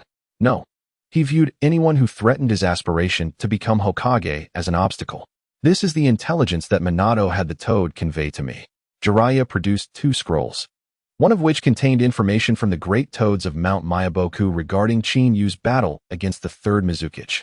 When the third Mizukage was struck by a backlash from the tailed beast, Chinyu summoned the great toads to subdue the Three Tails and utilized his Manjikyu Sharingan to restrain it. To summon 3 great toads at once. The attendees were rendered speechless. In their eyes, it was utterly unfathomable. The ability to summon 3 legendary beasts simultaneously required not only immense chakra, but also a profound mastery of summoning techniques. In Danzo's understanding, aside from the god of ninjas, the first Hokage, and Uchiha Madara, he could scarcely conceive of a third individual capable of such a feat now. Jiraiya's claim that Chinyu had accomplished it surpassed their wildest expectations. Jiraiya, did you say that Uchiha Chinyu has successfully captured a tailed beast? Does he possess mastery over powerful sealing techniques? Danzo inquired urgently. As the village's formidable tailed beast weapon, they were acutely aware of the challenges involved in sealing tailed beasts. Without a member of the Uzumaki clan serving as the Jinchuriki, one would likely incur significant losses among sealing ninjas, similar to other villages. The notion that Chinyu had single-handedly captured a tailed beast was astonishing. No, the information relayed by Minato is rather peculiar. It seems the Three Tails was not sealed, but rather lured by Chinyu's culinary delights, Jiraiya remarked, scratching the back of his head with a wry smile. Lured by culinary delights? The third Hokage and others were momentarily taken aback. This was entirely beyond their expectations. Jiraiya, are you jesting? Danzo replied coldly. The tailed beasts are notoriously vicious. Have you not witnessed the rampage of the 9 tails? To conquer the 3 tails with food is nothing short of a fantasy. His slightly hysterical words echoed throughout the office. In response to these words, the third Hokage and the others nodded in unison. I too find it hard to believe. Just look at this photograph. Jiraiya produced a picture from a camping trip, instantly capturing the attention of the third Hokage and the others. However, as they beheld the sight of the three tails, now the size of a husky, clumsily wielding chopsticks with its tail while engaging in a culinary brawl with humans, their cheeks involuntarily twitched. This was indeed a disgrace to the dignity of tailed beasts. Now do you believe? Jiraiya said with a bitter smile. When I first received this intelligence, I suspected that Minato was jesting. I pondered whether to report it, but after being contacted by Lord Shinsaku from Miyaboka Mountain, I decided to convene an urgent meeting. The ability to tame a tailed beast to such a degree is not something an ordinary person can achieve. Listening to his words, both the third Hokage and the advisors fell into silence. The information before them far exceeded their expectations, had they not heard it with their own ears. Who would have believed it? The great-tailed beast, showing such submission to those it had long regarded as adversaries. Jiraiya, you must have your own thoughts on personally reporting this matter. The third Hokage suddenly spoke. If just a moment ago, Shin Yu was merely a prominent genius among the Uchiha clan, now having slain the third Mizukage and captured the three tails signified that his strength had risen to their level. This was a formidable force that could not be overlooked. Master, you should be well aware of my thoughts, Jiraiya said, unusually somber. How should we, in Konoha, respond to him? Mito Minyan and Tsunade Koharu's expressions shifted. As advisors, they were not foolish. Rather, they understood the importance of weighing pros and cons. The strength demonstrated by Uchiha Shin Yu was sufficient to threaten the safety of a ninja village. A decision needed to be made immediately. He has killed the third Mizukage and seized the three tails. If this information were to leak, it would be a grave offense, Danzo scoffed. Let us not forget that the Third Shinobi World War was ignited by the disappearance of the third Kazekage, which led to the Sand Ninja Village spiraling out of control and suspecting us. Now that the battlefield of the Sand Ninja Village has just stabilized, if they learn that Uchiha Shin Yu has murdered the third Mizukage, the blame for the third Kazekage's disappearance will fall squarely on us. At that point, the Mist Ninja Village and the Sand Ninja Village would launch a desperate battle against Konoha, leading us to a fate of utter destruction. His words reverberated in the office, casting a shadow of solemnity over everyone present. Though Danzo's remarks appeared somewhat alarmist, they were grounded in reality. Sarutobi, Danzo does have a point, Mito Minyan concurred. Tsunade Koharu also nodded in agreement, which elicited a slight cold smile from Danzo. As a shrewd strategist, mastering a situation is fundamental to leading an endeavor, and he had evidently achieved that. The third Hokage's expression darkened, and without immediate response, he asked, Jiraiya, what is your perspective? This question swiftly placed Jiraiya in the spotlight. Jiraiya, I urge you to consider the bigger picture. Every word you utter at this moment could determine the fate of Konoha. As one of the legendary three, you must understand the importance of sacrifice, Danzo coldly reminded him. However, anyone could perceive the subtle threat embedded within his words. I believe we ought to treat Uchiha Shin Yu with kindness. He possesses an extraordinary talent. Jiraiya disregarded Danzo's warning and declared, if the first Hokage laid the foundation for Konoha, then Uchiha Shin Yu will play a pivotal role in its resurgence. Konoha's resurgence? Even the third Hokage's expression shifted at this proclamation. As the current Hokage, he had never been spoken of in such a manner, especially not by the irreverent Jiraiya, who seldom uttered such earnest words. This was a profound shift in their understanding. You fool! Danzo shouted angrily. Jiraiya, do you even comprehend what you are saying? If it weren't for Uchiha Madara, would Lord Hashirama have succumbed to illness? Now, Konoha has unified the 5 great shinobi villages. How dare you compare the descendant of a traitor to Lord Hashirama? This is a grave sin. With that, Danzo stepped forward, appearing before Jiraiya like a wraith. His right hand struck out like a venomous serpent, aiming directly for Jiraiya's shoulder. Bang! A swirling mist enveloped the room as Jiraiya executed the body replacement technique, vanishing into thin air. What Danzo grasped instead was merely a piece of dead wood. The mist left a noticeable falter on Danzo's face as he quickly turned to look behind him. Jiraiya, you have tarnished the reputation of Lord Hashirama. Do you not realize that even now? Danzo exclaimed furiously. Yet, Jiraiya seemed unfazed, retorting, Danzo, you didn't even see through my body replacement technique. You have grown old.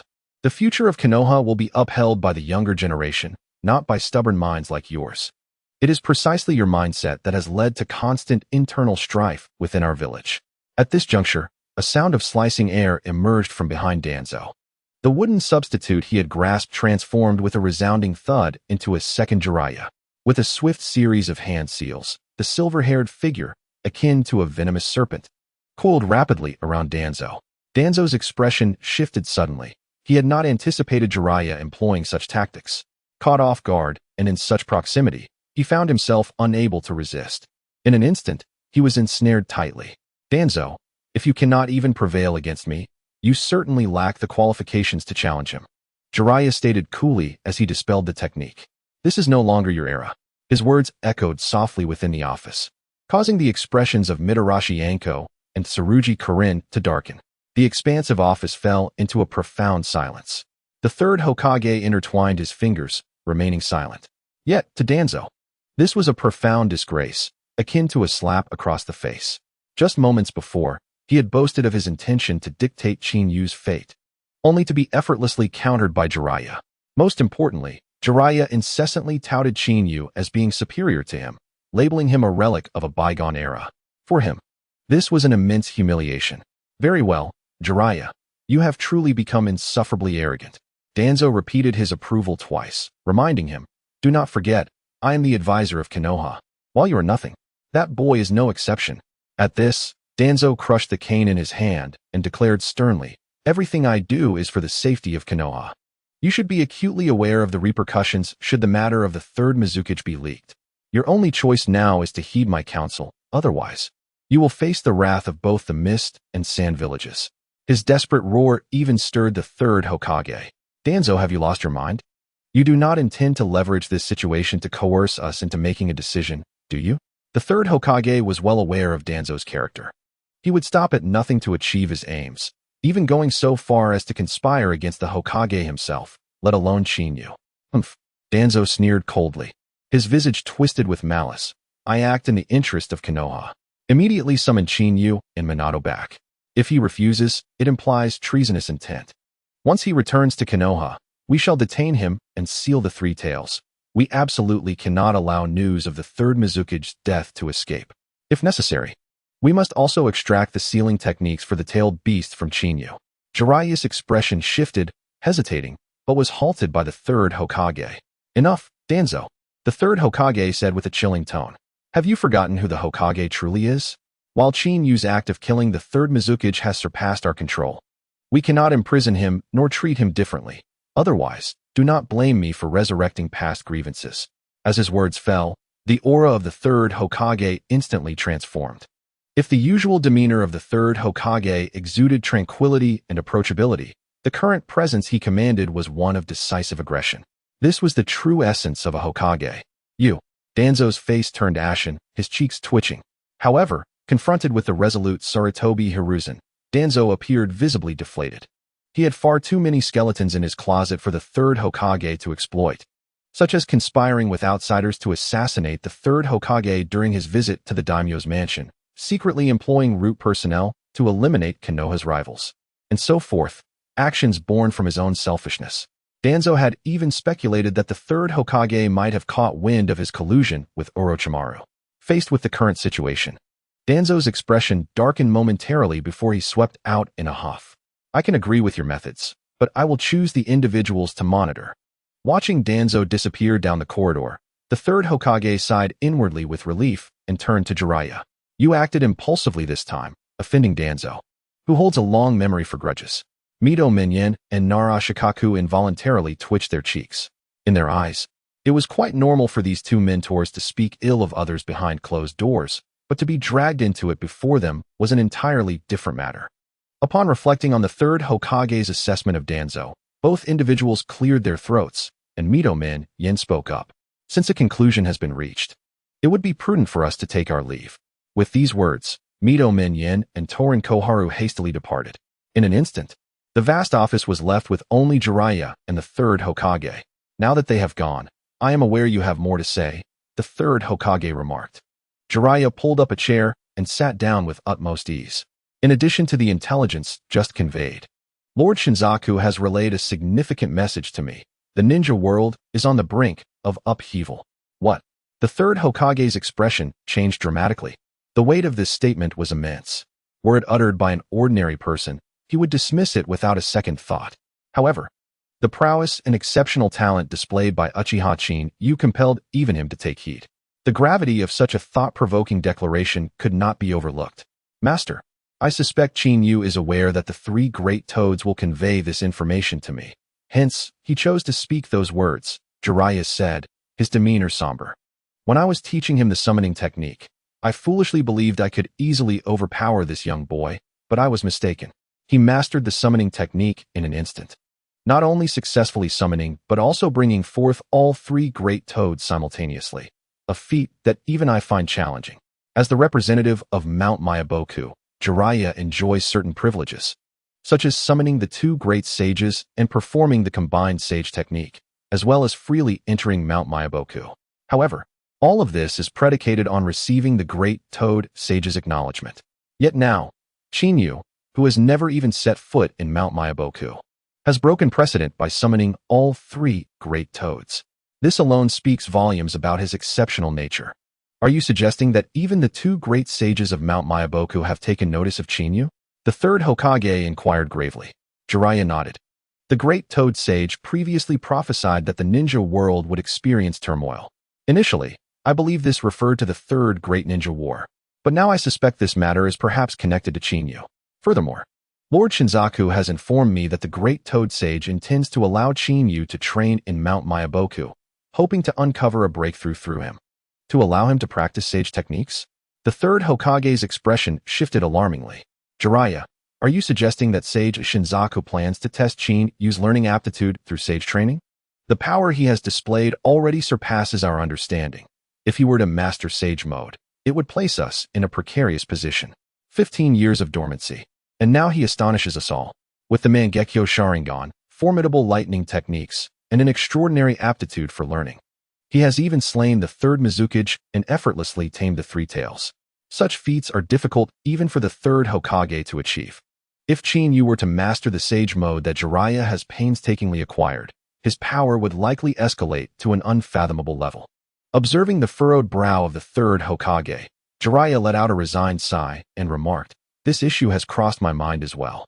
However, considering the talent that Chin-yu has exhibited, even if he does not study sage mode in Mount Myaboku, he could still venture to the Wetbone Forest or the Dragon Cave. Let us not forget how greedy that group of snakes can be.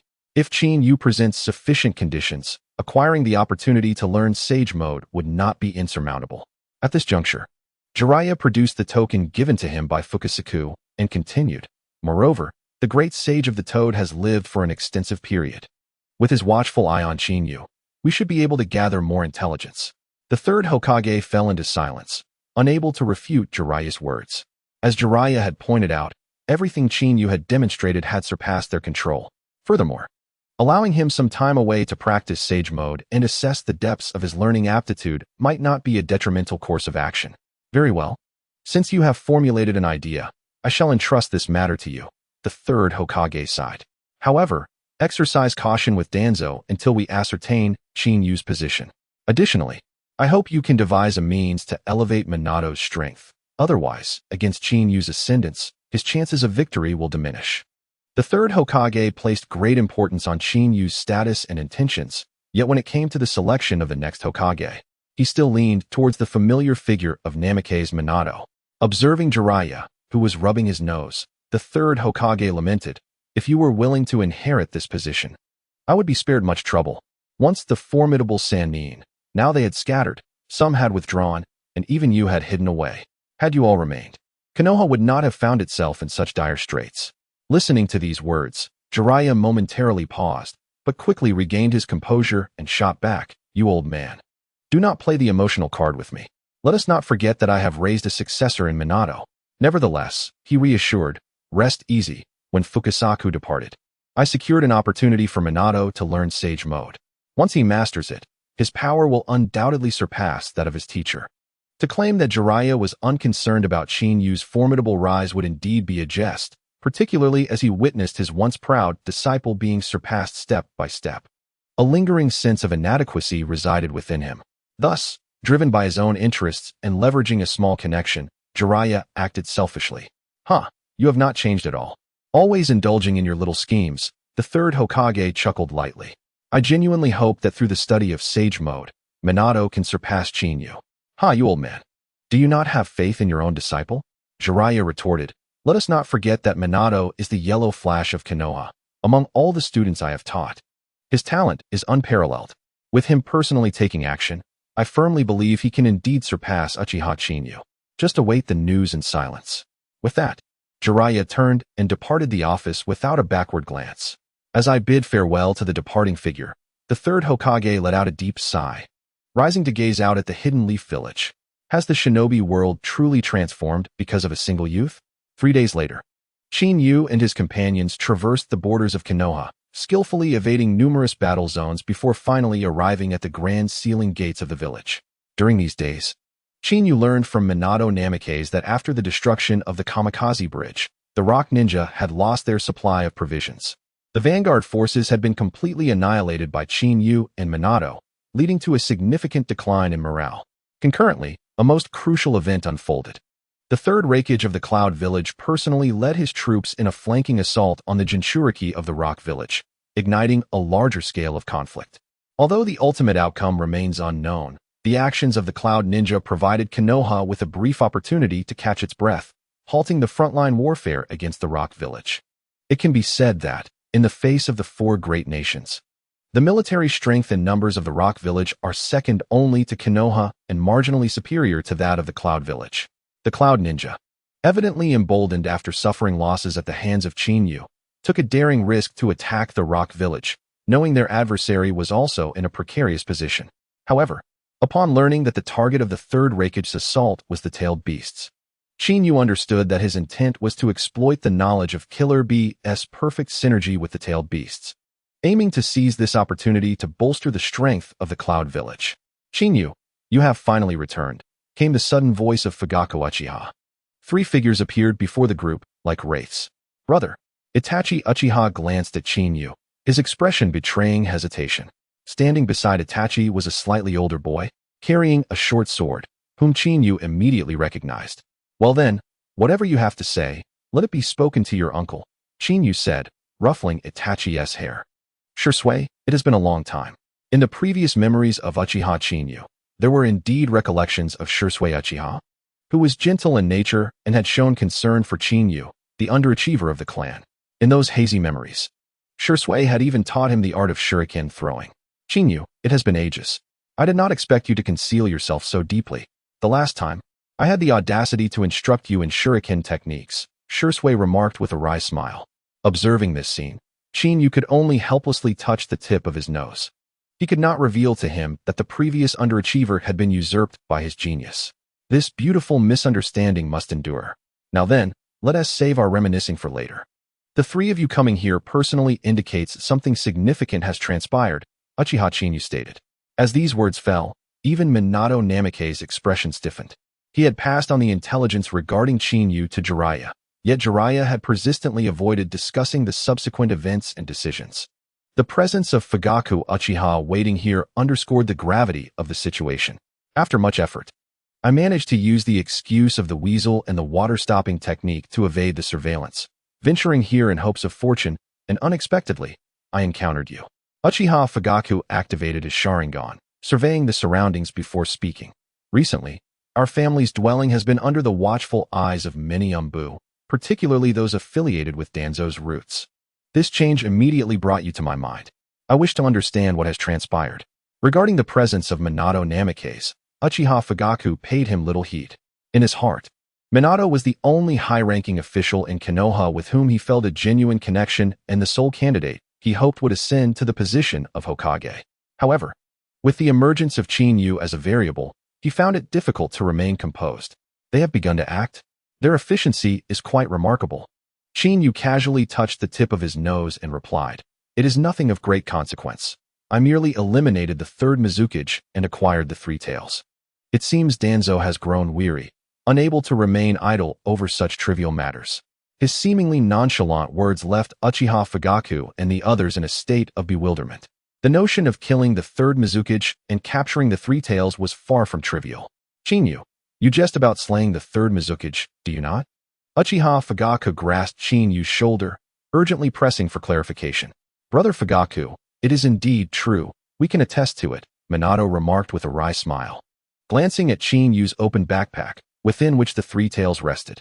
Upon hearing this, Uchiha Fugaku and his companions became frantic, hastily surrounding the backpack. Who dares disturb my rest? The three tails stretched lazily, emerging from the backpack. Is that a tailed beast?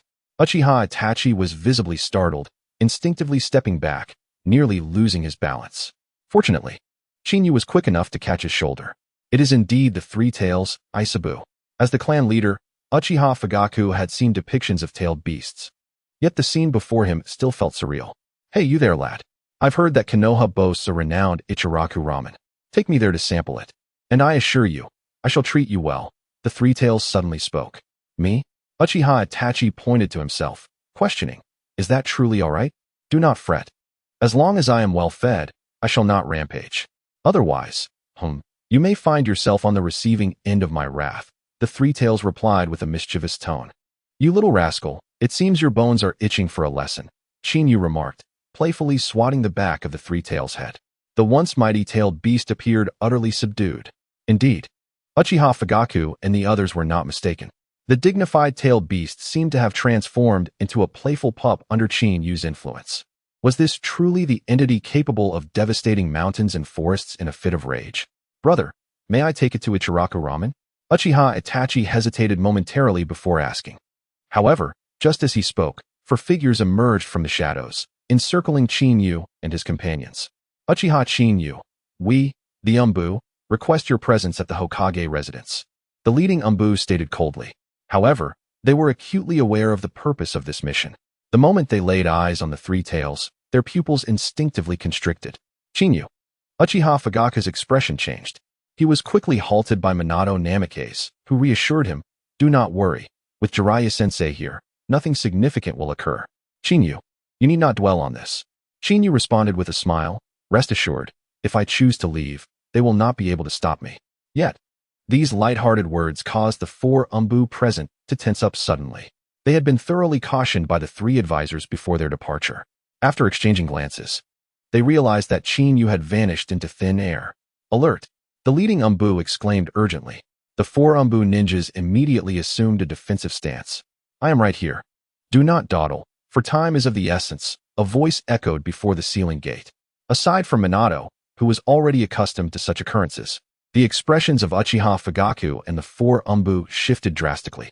The body flicker technique was astonishingly swift. Uchiha Shirsue's demeanor altered subtly. He was renowned for his mastery of the body flicker technique, and Chinyu's speed just now was comparable to his own. You may proceed. Here is my kunai. Should anything arise, inform me, Minato said, handing the flying thunder god kunai to the leading Umbu ninja. Go now, as long as you do not provoke him. He will not act recklessly. Over time, Minato had come to understand Chinyu's character quite well, affable yet decisively lethal. He possessed principles as a human. Yet there were lines that should not be crossed. Understood. The leading Umbu ninja nodded gratefully before hastily pursuing Chinyu. Watching the four depart, Uchiha Fugaku could no longer contain his anxiety. Minato, did you not promise to keep an eye on Chinyu? How could he have killed the third Mizukage and even brought back the three tails? I fear this matter will not sit well with Danzo. Minato chuckled wryly. Chinyu's abilities surpassed my expectations. However, if we trace it back, the third Mizukage perished due to the tailed beast's backlash. Chinyu merely subdued the three tails. Thus the blame does not rest upon him. Yet, I worry that Danzo may not see it that way. If this matter is not handled properly, it could complicate things further. Uchiha Fugaku's expression darkened. The Uchiha clan's standing in Konoha was already precarious. If further trouble arose, it would only exacerbate their plight. Uncle, I shall go and investigate, Uchiha Shirsue said, his demeanor solemn. With a flicker, he activated the body flicker technique and vanished from sight. In front of the Hokage's residence, everything appeared tranquil, yet shadows had already been cast all around, with an overwhelming number of sentinels, over 100 in total. Jiraiya leaned against the door, eagerly anticipating Chinyu's arrival. Pervy Sage, have you refrained from peeping at the bathhouse today? Chinyu greeted with a smile, causing the umbu present to twitch involuntarily. Jiraiya snapped back to attention, his eyes twitching at the corners. Were it an ordinary individual, such revelations would have already warranted a swift blow to the head. You, however, are undeniably restless. Jiraiya suppressed his inner exasperation and said, "Let us proceed. They await your arrival. Rest assured, I shall assist you with this matter. Furthermore, Lord Shinzaku has consented to provide you with the opportunity to learn sage arts. Once this affair is concluded, you may journey to Miyaboku Mountain." Having thoroughly confirmed Chinyu's character traits with Minato Namikaze, Jiraiya, upon their initial meeting, presented a tempting opportunity in hopes of facilitating subsequent events. Very well. Any benefits can be discussed later. We must first attend to the pressing matters at hand. Chinyu chuckled as he patted Jiraiya on the shoulder. Otherwise, should we botch the main task, the allure of that opportunity would prove futile. Observing Chinyu stride toward the Hokage building, Jiraiya found himself increasingly perplexed by him. He could not fathom how, in the presence of Konoha's upper echelons and surrounded by numerous umbu, such confidence could still flourish amidst such stringent vigilance. "Teacher, we have arrived," Jiraiya announced as he knocked on the door, receiving a response before pushing it open. All eyes immediately fell upon Chinyu, though more so on the Three Tails Isabu. They were eager to authenticate the intelligence they had received. Indeed, everything was as reported. The third Hokage spoke with a grave expression. The vast office fell into a profound silence as they beheld the sight of the Three Tails, now minuscule, resembling a doll, peacefully slumbering atop Chinyu's backpack. Even the three chief advisors, including Danzo, found their pupils constricting in astonishment. The scene before them was overwhelmingly shocking, in their understanding. Tailed beasts ought to be confined within sealing vessels or human hosts.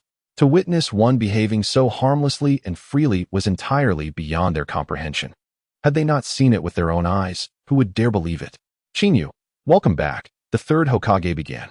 "I have been apprised of your activities on the front lines through reports from Minato. I am also aware of the abduction of Lin Yuen by the Land of Water, who intends to succeed the third Mizukage as the host for the Three Tails. However, this time, the deceased was the third Mizukage, an incident that has escalated to the highest tiers of politics. Therefore, for your sake and that of Konoha, we have deliberated and reached several decisions."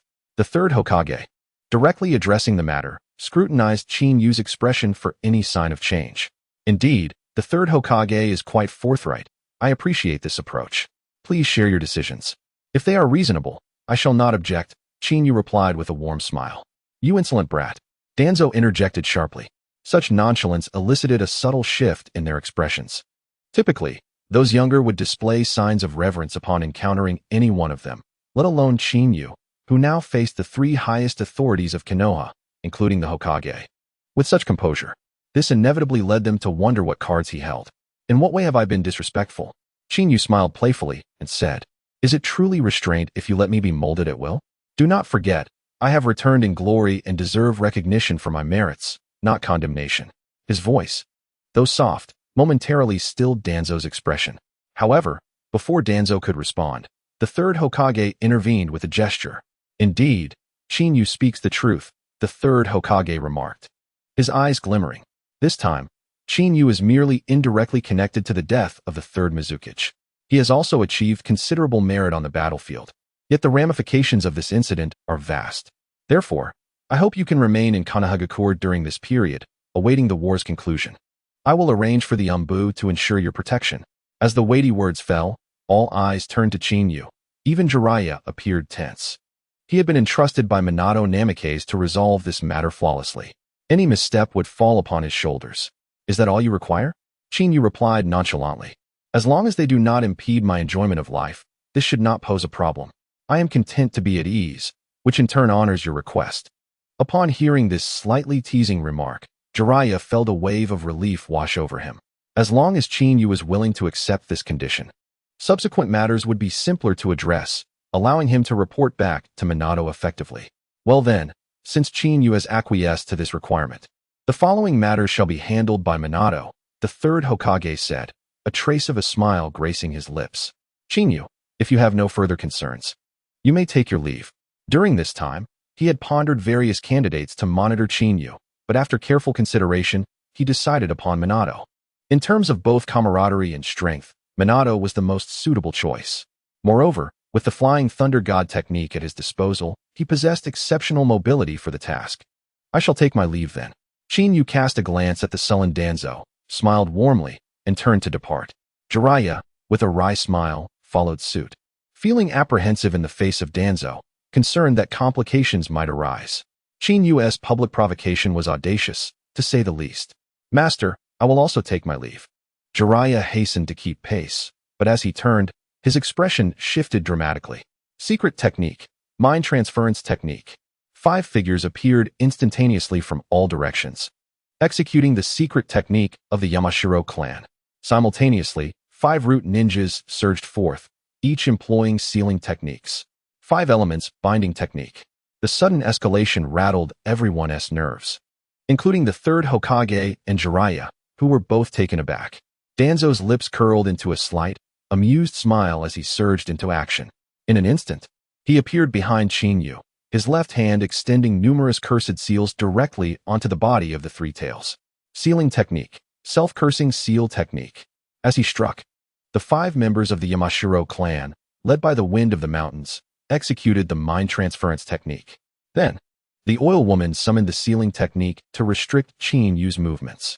Ultimately, it was Danzo who made his move against the Three Tails. This plan, in the eyes of the Third Hokage and others, appeared remarkably flawless.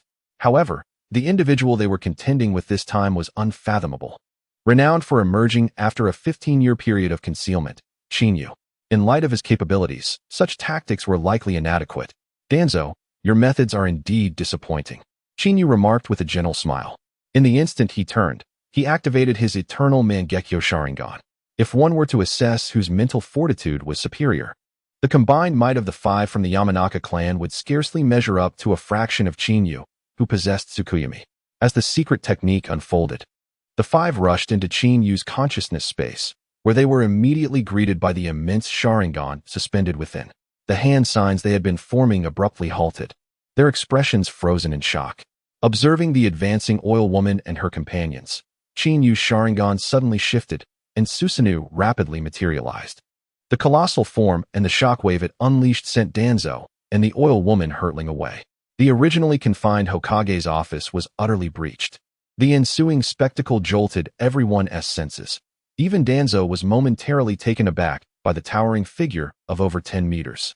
Such a monstrosity was something he had previously witnessed in Uchiha Madara. It was precisely due to that battle that the first Hokage had ultimately met his grievous end. The Susanoo before them could undoubtedly be deemed an embodiment of catastrophe. Its crimson exterior radiated a fierce aura. Upon its emergence, the Hokage residence was instantly shattered. The gale and debris scattered like a tempest, resembling a storm.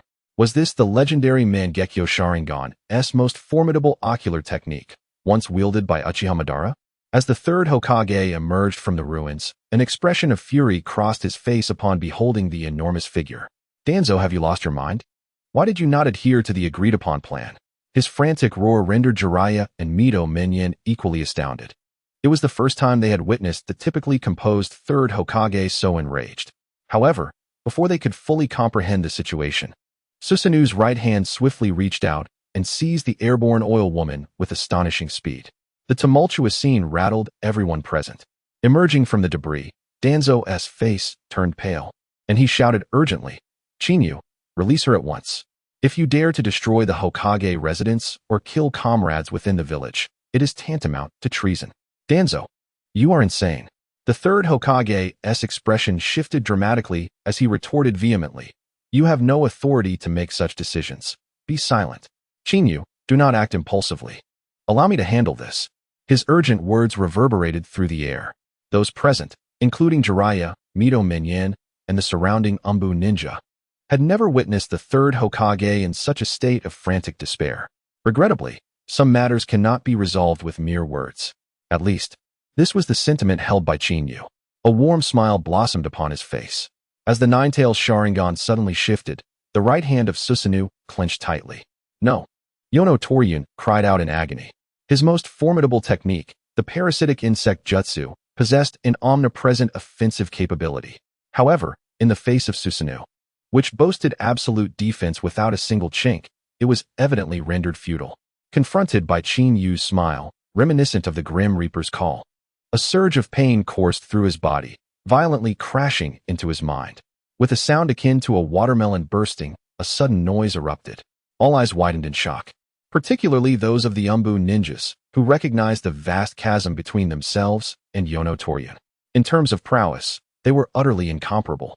Yet, this elite shinobi, who could be deemed a high-ranking ninja, was effortlessly crushed by Qin Yu's clenched fist, akin to a watermelon being pulverized. In that moment, they could only feel a flicker of relief, grateful that they had refrained from acting rashly moments prior. Qin Yu, you seek death. Danzo roared in fury. Yono Torian was a crucial asset he had painstakingly nurtured, a pillar within root.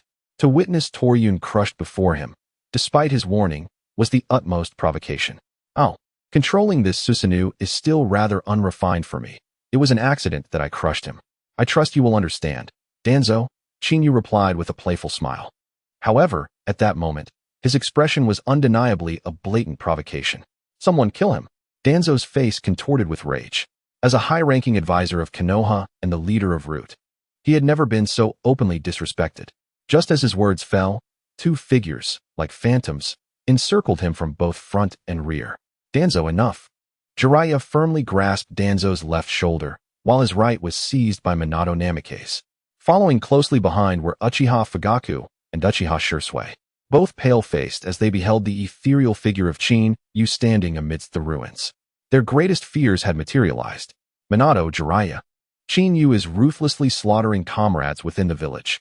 This is treason. Danzo barked. Do not obstruct me. I will make this brat understand that the Hidden Leaf Village is not a place for him to rampage. Danzo, enough. Minato and I are not here to stop you. Jiraiya said, his expression grave as he regarded Qin Yu within Susanoo. We are concerned for your safety. The quiet words swept through the gathering like a tempest. The esteemed leader of Root and the three highest-ranking figures of Konoha, Danzo's strength could undoubtedly be deemed as on par with that of a Hokage. It was precisely because of this power that Danzo had repeatedly aspired to the position of Hokage. Yet, now, Jiraiya, one of the legendary Sannin, offered such an assessment. Whether true or not, it fell upon the ears of others like a resounding slap in the face. Enough, Jiraiya, cease your nonsense. If you possess any courage, step aside and allow me to elucidate why I am the leader of the Root. Danzo bellowed with fury. However, it was the third Hokage who appeared before Danzo first. Danzo, this has gone far enough. Return to your quarters at once. Without my command, you shall not step outside the premises, or I shall not hesitate to disregard our past camaraderie, the third Hokage stated coldly. In days gone by, you would weigh the pros and cons and understand fear. Yet now, blinded by ambition, you remain oblivious to the truth. That young man, amidst such chaos in the village, displays an air of ease in the face of so many, indicating he is unafraid and possesses ample confidence to escape. If you act recklessly, you may meet a fate akin to that of oil woman Kirin, he continued. Danzo's expression faltered, and in that moment, as his gaze met Qin Yu's, he found himself utterly at a loss for words. It was the first time he witnessed Sarutobi Hiruzen, a master strategist, speak with such a lack of conviction. Furthermore, this was the Hidden Leaf Village, their stronghold. Given such favorable circumstances, the third Hokage's assessment was unexpected for Danzo. Qin Yu, you have already taken a life. Your fury should have subsided. Why not let matters rest here? Uchiha Fugaku interjected, unable to contain himself. As the leader of the Uchiha clan, he felt compelled to break the impasse before the situation deteriorated further. Moreover, he bore the responsibility to set an example. Observing the smiling Qin Yu, Uchiha Fugaku's nerves were taut. He had always heard tales of Qin Yu's prowess, but witnessing it firsthand revealed that Qin Yu's strength exceeded his wildest imaginings. Should Qin Yu persist in his obstinacy and resort to violence, Fugaku's trump cards would be laid bare. Such a scenario would spell even graver peril for the Uchiha clan. You are correct, Fugaku. Let this matter conclude here. We shall provide you with an explanation, the third Hokage concurred. Danzo had indeed acted with unwarranted rashness. The collective demeanor of those present shifted as they observed the third Hokage advocating for restraint, their gazes toward Qin Yu tinged with urgency. Just moments prior, the high praises from Jiraiya and the others had made it abundantly clear that if the young man refused to acquiesce, they would be faced with a fierce battle. Since you, uncle, and the third Hokage have spoken, if I do not extend this courtesy, I would indeed appear a villain. Yu chuckled dryly. However, I must admit, I relish the prospect of Danzo sending more individuals my way to hone my skills. You insolent brat. Danzo's expression twisted with rage. As a high-ranking official of Konoha and the head of Root, he had never been so openly disdained. Moreover, Yu's strength truly exceeded his control. Yet he still held a card up his sleeve. Danzo, silence yourself, the third Hokage commanded coldly. Mito, escort Danzo back. Without my command, he is not to leave Root. Sarutobi you. Danzo seethed in frustration. However, under the unwavering gaze of the third Hokage, the words that were on the tip of his tongue were instantly swallowed back. With a sudden flick of his sleeve, he turned and coldly remarked, "Humph, I shall return on my own accord. Nevertheless, I shall not let this matter rest easily, regardless of the support you may have behind you." After delivering this stern ultimatum, Danzo indeed chose not to linger any longer. Watching him depart, Uchiha Fugaku's heart did not lighten. Rather, it grew heavier. A rift had undoubtedly been formed. Master? Jiraiya couldn't help but glance over. The third Hokage let out a heavy sigh and said, "Konoha, please escort Yu back. I will handle the subsequent matters." Minato Namikaze did not hesitate to comply. From the very beginning, unease had settled within him. Regrettably, he had never anticipated that the situation would escalate to such an extent, far beyond his control. Had he foreseen this, he would never have allowed Yu to venture alone to the Hokage's residence. Now, the only course of action left was to mend the rift between the two parties. Chaotic thoughts flashed through his mind. With a subtle motion, Minato found himself at Yu's side. Uchiha Fugaku, clearly unable to relinquish his worries, hastened to follow. "Yu, let us depart," Minato initiated. "Yes, I apologize for the trouble," Yu replied with a dry chuckle. This elicited a bitter smile from Minato, who remarked, "Fortunately, you showed restraint. Had you killed them all, I would have been unable to bear the consequences. I do not know whether to commend your mercy or your consideration for me. And do not forget, you owe me a delicious meal.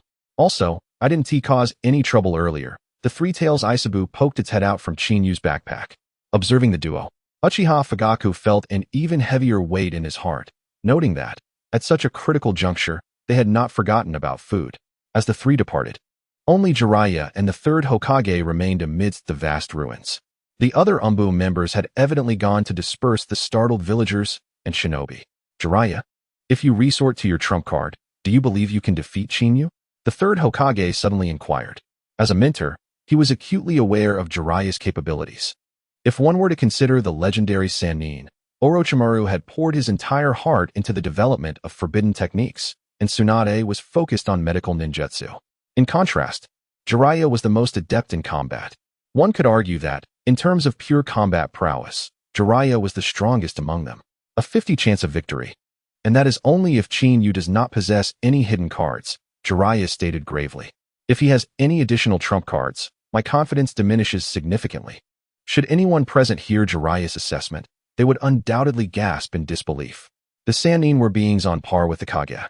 Should one utilize Sage Mode, reaching beyond the Kage level would not be exceedingly difficult. Yet, to assign such a high cost in facing a junior was truly astonishing. The third Hokage fell silent, and after a pause of several seconds, he finally spoke.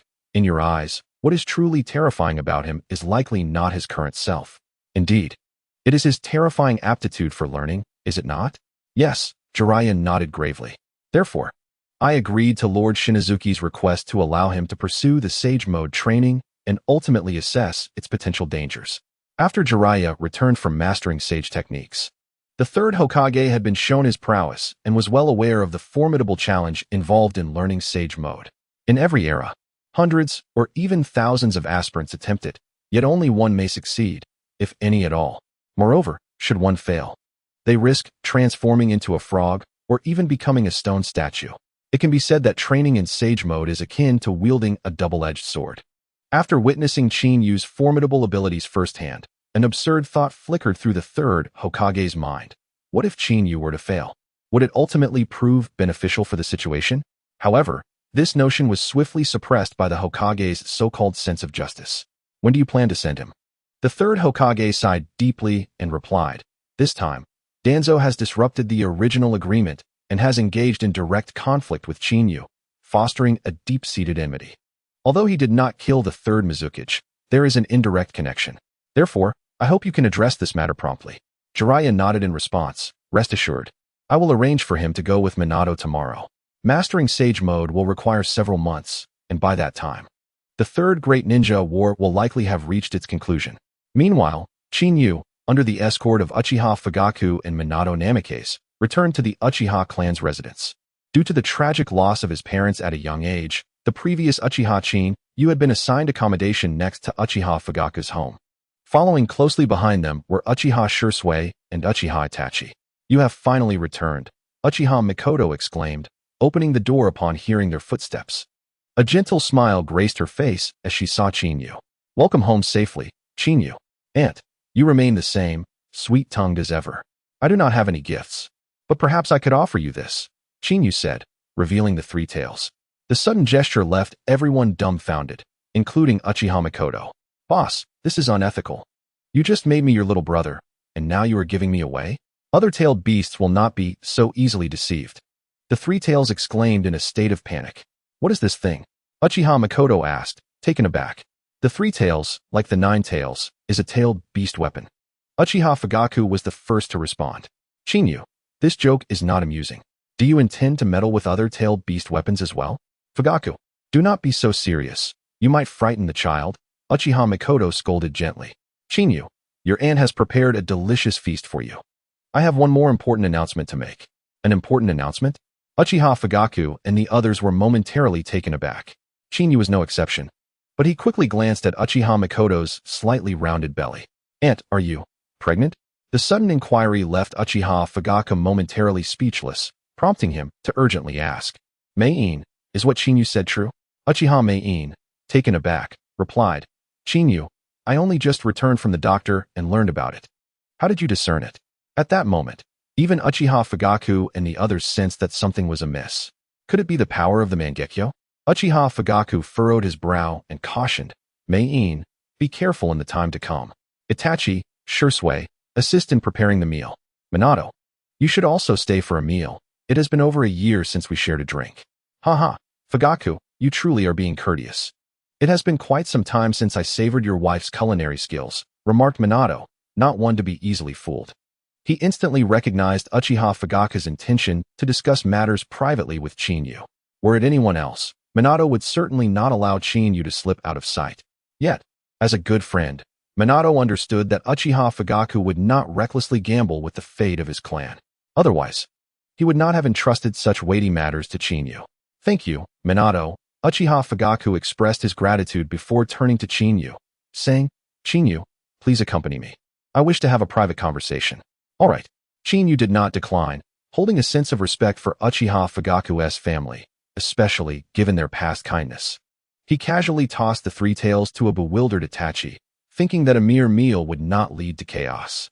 Indeed, the boss is correct. Just ensure I am half satisfied, he remarked, dismissing any offense he may have caused. Observing the once mighty-tailed beast reduced to mere satisfaction from a meal was a stark contrast that left Minato feeling somewhat helpless, yet more astonished by Chinyu's capabilities. If he were to encounter other tailed beasts, would they also be tamed as the three tails had been? Should that occur, the entire ninja world would likely tremble in fear. As Chinyu followed Uchiha Fugaku down to the basement, he noticed the intricate sealing techniques being methodically undone. It became evident that their destination was the Uchiha clan's forbidden grounds. Upon traversing the final corridor, they finally arrived at the grand sealing door. This imposing entrance, crafted from a unique chakra-infused metal, possessed the ability to absorb chakra and could withstand a certain degree of attacks. Coupled with additional sealing techniques, only an S-rank ninjutsu could breach it. Chinyu, you must surmise that this is the forbidden area of our Uchiha clan. Only the clan leaders of each generation and those who can awaken the Mangekyo Sharingan are permitted entry, Uchiha Fugaku stated solemnly. This time, it is your turn to unlock it. Chinyu did not hesitate. Taking a step forward, his nine-tomo Sharingan suddenly spun, causing the intricate sealing techniques on the door to whirl rapidly. In the next moment, it transformed into a blood-red eye. A surge of immense mental power surged into Chinyu's mind. Humph, Uchiha Madara, begone. Chinyu scoffed, unleashing a torrent of mental energy that surged forth like a raging tide. This is the sealing technique left behind by Uchiha Madara, activated through the Mangekyo Sharingan. which triggers the illusionary impact he is set to test the strength of his successor. Observing Chinyu, who had instantaneously regained his composure, Uchiha Fugaku's expression shifted.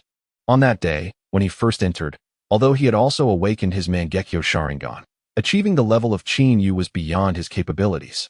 At that time, he took a full minute to regain his senses, and was already praised as a genius by the previous clan leader, his father. Now, Chinyu had merely taken a fleeting moment to awaken, and this stark contrast left Uchiha Fugaku, who had mentally prepared himself, in a state of astonishment.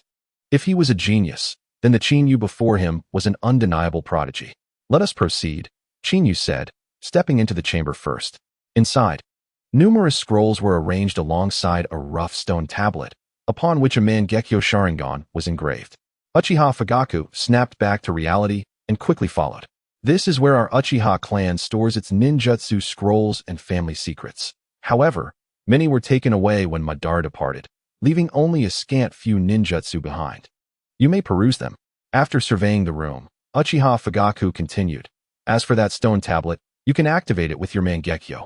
Perhaps you will uncover some special inheritance. However, before that, I would like to know your intentions. Do you plan to follow in Uchiha Madara's footsteps? At this juncture, Uchiha Fugaku's gaze sharpened, hoping to discern a flicker of emotion on Chinyu's face. If I were to say that I encountered Uchiha Madara on the battlefield, would you believe me?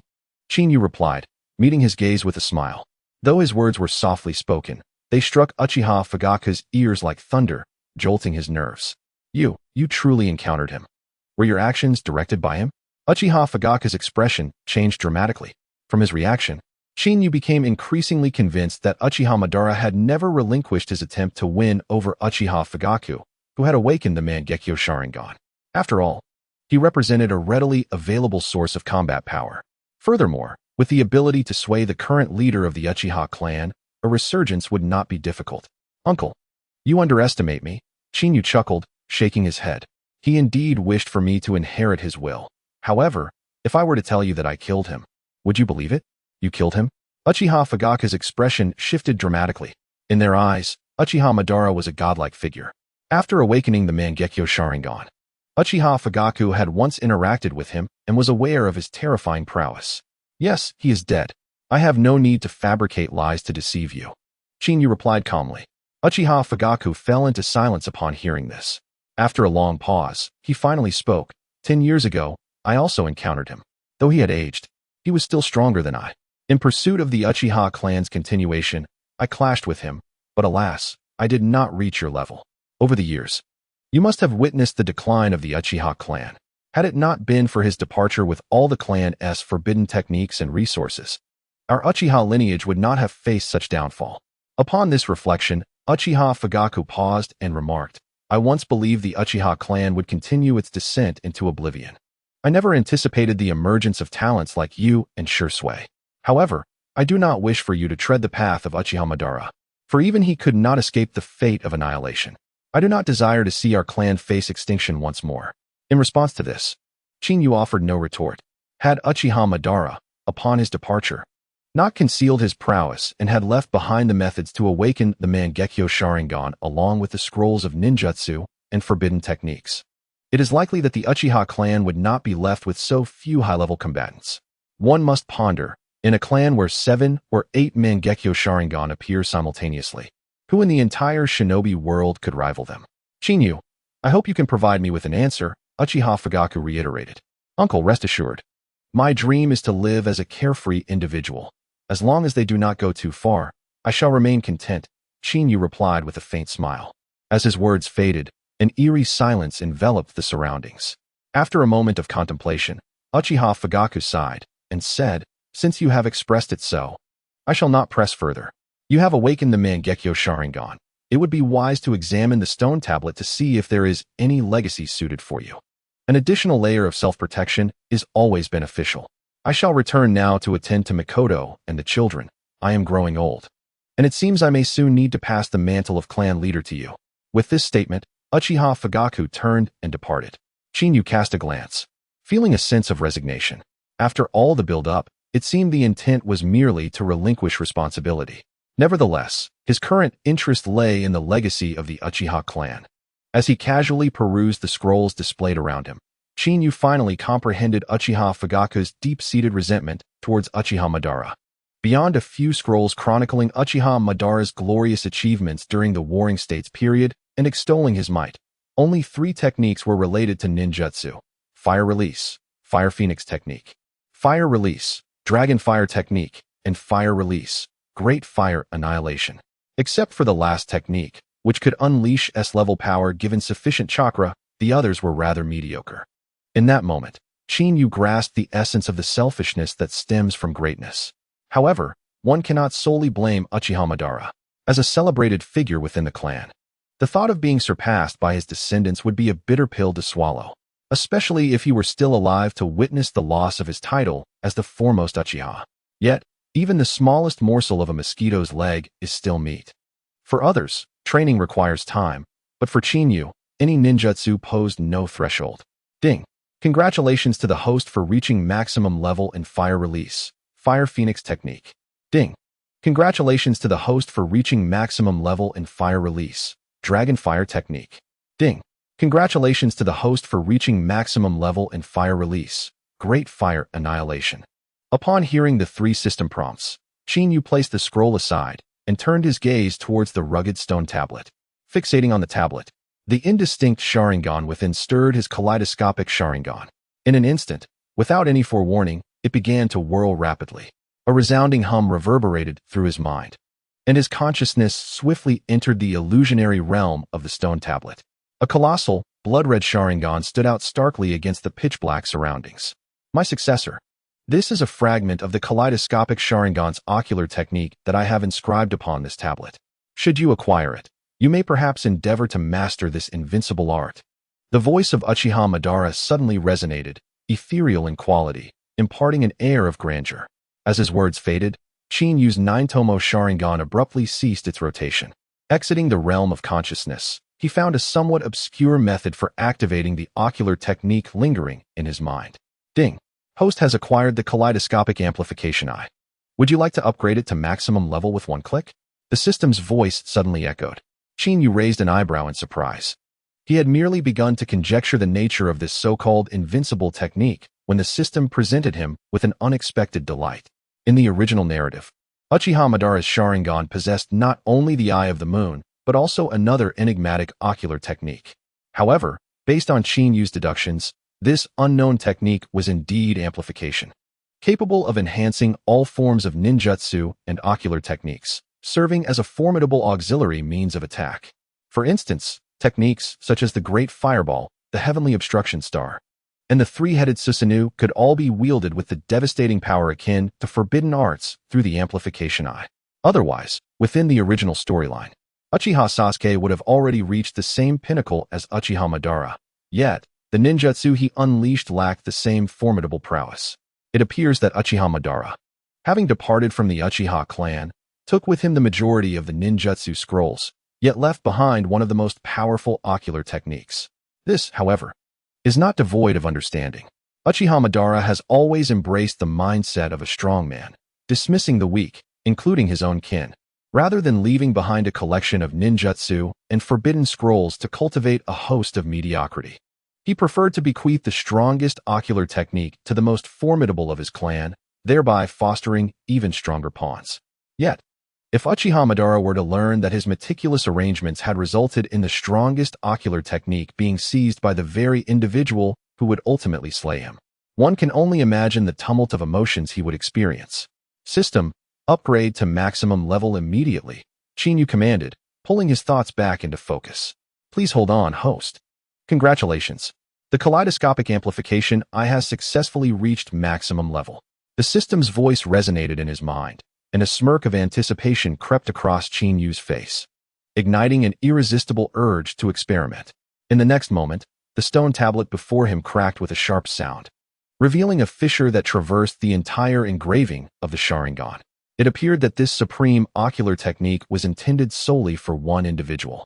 In keeping with his domineering mindset, one pawn was more than sufficient. Withdrawing his thoughts, Shinyu chose not to linger any longer.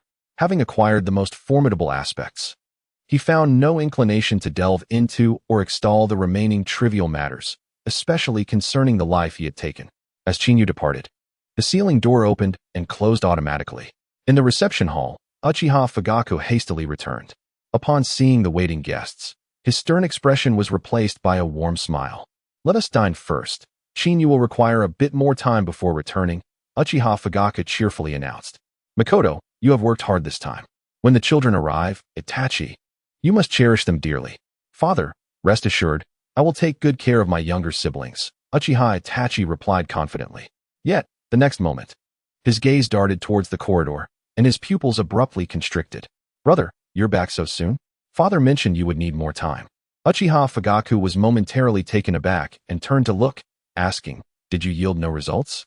As the clan leader, Uchiha Fugaku had been orally entrusted with the secrets of the stone tablet. Unfortunately, despite unlocking his Mangekyo Sharingan, he was clearly inferior to Qin Feng, who possessed a system and formidable mental prowess from 2 lifetimes. "I have made some progress, and my strength has surged," Chinyu remarked with a teasing smile. Glancing at Minato Namikaze, "How about we spar a bit? It would be good practice." "You've made gains?" Uchiha Fugaku's expression shifted slightly, as did those of Minato and the others.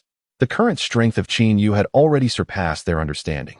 If he had indeed gained more, it implied a further escalation in power. "Perhaps just a bit," Chinyu responded with a grin. "Now, let us eat first. If we delay any longer, the food will grow cold," Makoto interjected. Though Minato and the others were filled with eagerness, they subdued their excitement and focused on their meal. In the blink of an eye, the meal was finished. Just as Makoto tidied up the dishes, everyone in the dining hall, except for Chinyu, stood up in unison. "Chinyu, I wish to spar with you," the 3 declared in unison. Uchiha Fugaku, Uchiha Shursui, and Minato exchanged glances, all harboring an unmistakable sense of urgency regarding Chinyu's newfound abilities. "Father, my brother has indeed gained something, but in such a short time. He likely hasn't fully comprehended it yet. Are you all being too hasty?" Uchiha Itachi suddenly spoke up. Uchiha Fugaku and Uchiha Shursui were momentarily taken aback, clearly agreeing with Itachi's perspective. In their eyes, whether it was a ninjutsu or a dojutsu, mastering it required a process. "No, Chinyu. I have faith that you have already grasped it," Minato asserted with determination. "Your clan is renowned for its dojutsu. If your gains pertain to that, I believe your learning speed will be accelerated." Uchiha Fugaku and Shursui were momentarily stunned, and as they observed Chinyu nodding with a smile, their expressions changed dramatically. It was worth noting that the time difference between Uchiha Fugaku and Chinyu returning to the reception hall was merely a minute or 2. In such a brief span of time, it is likely that even the eye technique cannot adapt. Your acquaintance with Chinyu has been far too fleeting. His capacity for learning is nothing short of prodigious. Although the words of Namikaze Minato were lighthearted, a hint of gravity shadowed his expression as he inquired, "Shall we engage in battle then, within the village?" Chinyu responded with a playful smile, saying, "Those on guard outside number at least 30 or 40. Should we inadvertently shatter something, it would surely provoke Danzo's relentless pursuit." The expressions of Uchiha Fugaku and Shursui momentarily faltered. Just recently, Chinyu had obliterated the Hokage building and slain oil woman Torian. While the primary blame lay with Danzo, Chinyu was now under surveillance. Any further disturbances would undoubtedly attract Danzo's attention. "Rest assured, we shall leave our clones here and practice outside the village," Minato remarked with a knowing smile. In a swift motion, he produced a kunai imbued with the Flying Thunder God technique. In the next instant, Chinyu and the others vanished from the estate, leaving only a clone to mislead any observers. Bang! 30 kilometers from the Hidden Leaf Village, within a vast basin, 5 figures descended upon the earth like specters. "Minato, your mastery of the Flying Thunder God technique has become increasingly refined," Uchiha Fugaku noted, glancing around. "If you truly wish to escape in the future, it seems no one would be able to catch you." Whether this was a commendation or a disparagement was unclear. Yet Minato could only helplessly touch the tip of his nose and respond, "All right, let us settle this swiftly. We 3 wish to spar with Chinyu. Who shall make the first move?" Their earlier coordinated actions in the hall had revealed their intentions. After all, Chinyu's displayed prowess had instilled a sense of caution within them. "You 3 may come at me together," Chinyu said with a smile. His voice, though soft, swept through the air like a tempest. Minato's expression shifted. "Chinyu, are you jesting?" "Jesting?" Chinyu shook his head with a grin. "I am always quite serious. Just a friendly reminder, be fully alert. My attack power is formidable. Seeing Qin Yu's unwavering confidence, Minato's demeanor darkened. Exchanging glances, they quickly reached a silent agreement. Let us engage. Uchiha Fugaku called out. With a swift motion of his hands, dozens of shurikens were unleashed, arcing towards Qin Yu in unison. Simultaneously, intricate hand seals were formed, and a surge of intense chakra gathered within his mouth, erupting forth. Fire release, Great Fireball Technique. A massive fireball, measuring 7 to 8 meters in diameter, coalesced and hurtled towards Qin Yu. Concurrently, two figures advanced rapidly to his rear. Rasengan, water style, blade of flow. The overwhelming chakra surged to its zenith, with one employing the Flying Thunder God technique and the other executing a powerful body flicker technique. It could be said that as the golden flash of Konoha and the renowned sure sway of the body flicker, they had truly pushed their speed to its limits. However, Qin Yu was already mentally prepared. In the fleeting moment when his eyes shimmered with a blood-red hue, the nine-tailed Sharingan abruptly transformed. The overwhelming ocular power erupted like a tempest. The scarlet hue surged forth, transforming into a colossal Susanoo towering dozens of meters high. The instant three attacks struck the Susanoo. It was as if they had collided with an invisible wall. The Great Fireball Technique was instantaneously detonated, while the Rasengan and Water Blade were utterly obliterated. Yet, what truly caused their pupils to constrict was the manifestation of Qin Yu's Susanoo, which took on the fearsome form of a three-headed, six-armed Ajura. With fierce, glaring eyes and a benevolent smile, it exuded an aura of solemnity and majesty, deeply unsettling their spirits. His ocular technique had undergone a transformation, radiating a power several times greater. Uchiha Fugaku's countenance shifted dramatically. Both Minato Namikaze and Shursui hurriedly retreated, as they gazed upon the massive figure resembling a small mountain. A hint of seriousness crept onto their faces. Are you merely toying with me? Qin Yu remarked with a gentle smile. If you cannot even breach my defenses, it seems this battle may not need to continue. His softly spoken words momentarily stunned the three, who were all esteemed figures within the ninja world, never before having been so underestimated. Exchanging resolute glances, a flicker of determination passed through their eyes. Let us unleash our full power. Do not hold back. Uchiha Fugaku bellowed. His eyes spun, and the kaleidoscope of the three tomo unfurled instantly. An aura of purple ocular power surged forth, coalescing into a Susanoo towering several meters high. Uchiha Shursui also moved, his crimson eyes spreading, transforming into a scythe-like form, as green ocular energy surged forth like a tempest, manifesting a Susanoo that rivaled Uchiha Fugaku's. As they combined their efforts, it was a formidable strike. Although Uchiha Fugaku and Uchiha Shursui's Susanoo were inferior to Qin Yu's, Minato Namikaze appeared rather meager in comparison. Reluctantly, he bit his finger, and as blood welled forth, he swiftly made a cut in his palm. Summoning technique. Boom. Smoke billowed upwards, revealing a massive figure beside him. Minato, you rascal, it's rare for you to summon me. However, it's far better than that wretched Sharingan user. Every time I am summoned, it's a thankless task. The next time I encounter him, I shall certainly teach him a lesson. As Gamabunta emerged, clutching a pipe, he froze mid-air. Gazing at the colossal being before him and the warm smile of Qin Yu, his heart felt as though it were gripped by an invisible hand. Gamabunta, it seems this is your chance to teach me a lesson, came Qin Yu's voice, laced with playful mirth, which immediately tensed Gamabunta's nerves. Observing Minato, who wore a wry smile, he felt a sudden urge to curse. Minato, what on earth are you doing? Why didn't you inform me beforehand that we would be facing him? I could have prepared. Gamabunta couldn't help but exclaim. Wolfeng Shuemin, with a sense of helplessness, gently patted the head of the toad Wentai and said, Boss, we are merely engaging in a friendly spar. But I must caution you not to view Qin Yu through the lens of 5 days ago, or you may find yourself at a disadvantage. Just a spar? Wentai inwardly sighed in relief. However, glancing at the blood-red Susanoo, emanating an aura reminiscent of calamity, his expression grew more serious. Had this young man concealed his strength 5 days prior, or had he truly grown stronger? The pressure radiating from him had surged several-fold. I am uncertain. Perhaps there is both concealment and enhancement. After casting a fleeting glance at Qin Yu, Shuemin remarked, I can assure you of one thing. If we do not take this seriously, we might meet our demise. Upon hearing these words, even Uchiha Fugaku and Shursui's expressions became grave. Let us make our move. The three swiftly reached a consensus. Blazing Spear. Uchiha Fugaku's Susanoo unleashed its power.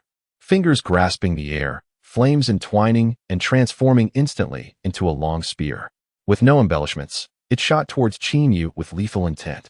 As the spear was thrust, the surrounding air seemed to tear apart like fabric. The flames coiled back, morphing into a colossal fire dragon, roaring forth with immense force. "Uncle, I shall assist you." Uchiha Shursui called out fiercely. His Susanoo, at its peak, manifested a whirlwind in his right hand, which rapidly formed into a spiraling drill. Accompanied by the sharp sound of the wind ripping through the air, the dark green tempest surged like a furious tide, crashing into Uchiha Fugaku's 1,000-meter fire dragon. With the wind aiding the flames, their fusion caused the fire dragon to swell to 1,000 meters, and the storm roared, echoing like a dragon's cry. "Shuimen, you use fire release, and I will employ toad oil to break through Chinyu's defenses, allowing that boy to witness our seriousness." Wentai urged urgently. "Understood." Wolfing Shuimen promptly agreed, his hands moving rapidly, causing Wentai's abdomen to swell dramatically. In the next moment, their attacks were unleashed in unison. Fire release, toad oil bomb.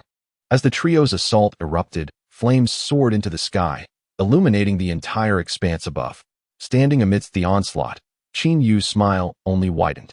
As the three-tomo Sharingan spun wildly, the power of his gaze was drawn forth like a tempest. Boom!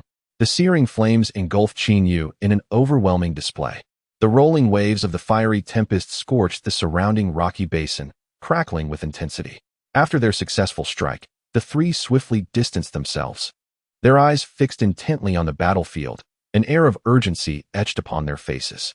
"Do not be overly anxious, even with such a powerful fire release. Should you be struck, even with Susanoo, you shall be consumed," Wentai exclaimed in haste. However, his grip on the smoking weapon tightened suddenly, as he gazed into the blaze. Witnessing a fearsome figure within, his expression shifting dramatically. "It is the beast of calamity recorded within our clan's annals," Uchiha Fugaku exclaimed in astonishment, gazing into the flames.